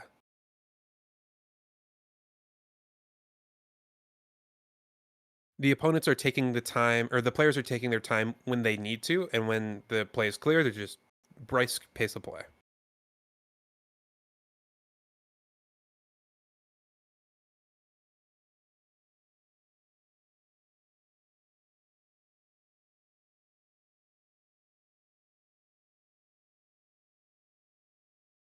Fleet Lieutenant sends the Alliance Dispatcher into the base there, I think, or no, Fleet Lieutenant was used to. I think Jay just powered the Alliance Dispatcher, and the Fleet Lieutenant was just played. Yeah, the Fleet Lieutenant was played after. That's right. Okay, because he took the initiative. He didn't do a turn 1 play. Mm-hmm. I was wondering if there was like something tricky, but I think I was fooling myself, and it was a lot simpler than I realized.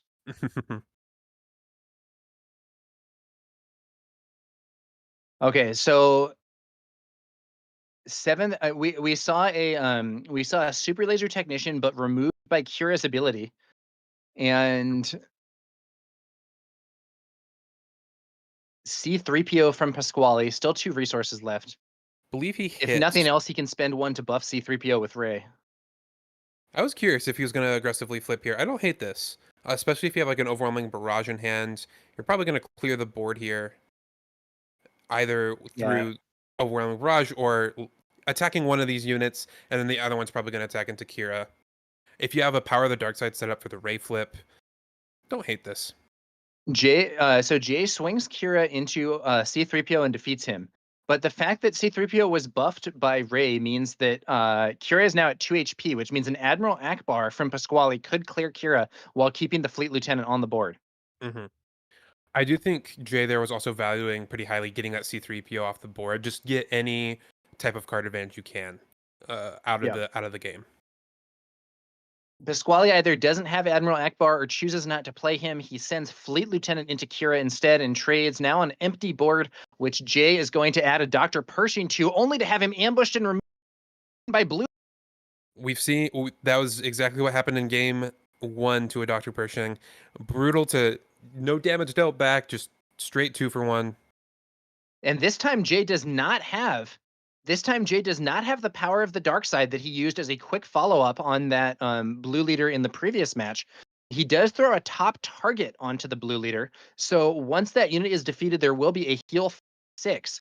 But Pasquale's going to swing on in. Honestly, I'm surprised top target is still in the list after sideboarding. What do you think about that? I think that's just concession to I need cards 61 through 70 in my deck to not get milled out. I don't think it's optimal in this matchup, but I think he just wants all of his cards. And with this ambush, he's going to heal the damage off of Maul, which is actually really good here.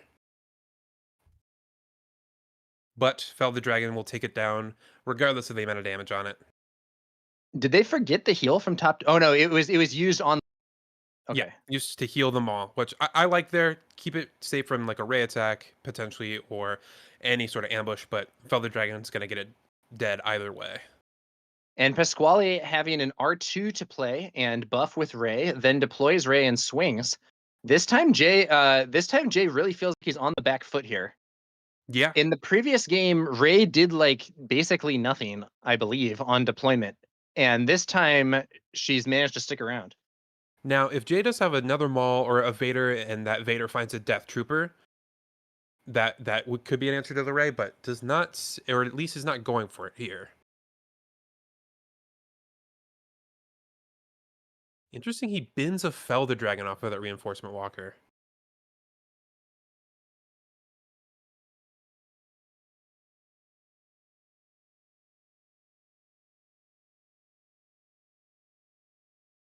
So, Jay, you get a life total discrepancy here a little bit. I think Jay went from 11 to 8 and is going up by 6. So should be at 14, and that's what we see on the base now.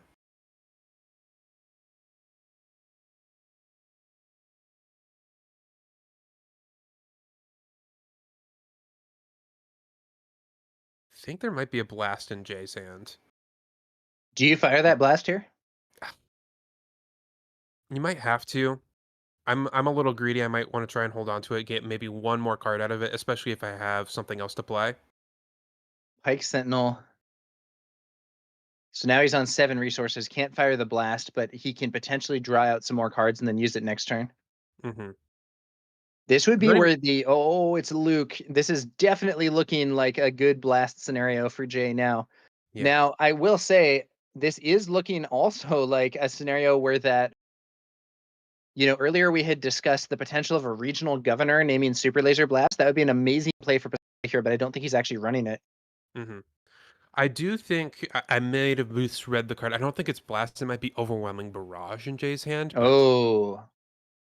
Well, if so, that's going to be a lot less effective. And we do see Jay deal with that, Luke, first playing another top target on him and then clearing him with, I believe it was a Rival's Fall or a Fell the Dragon.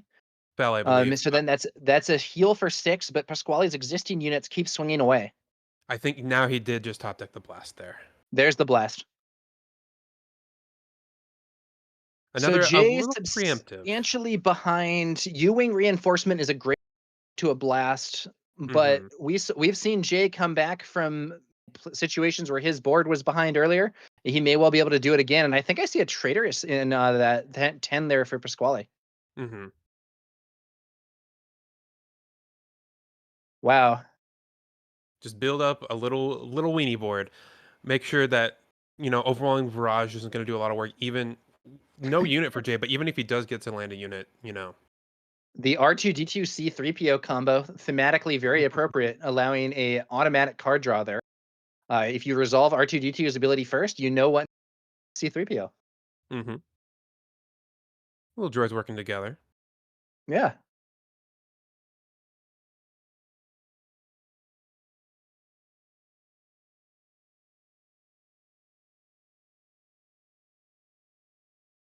They're cleaning stuff up. Is there going to be another blast here? No, it's going to be Darth Vader, but Vader's swing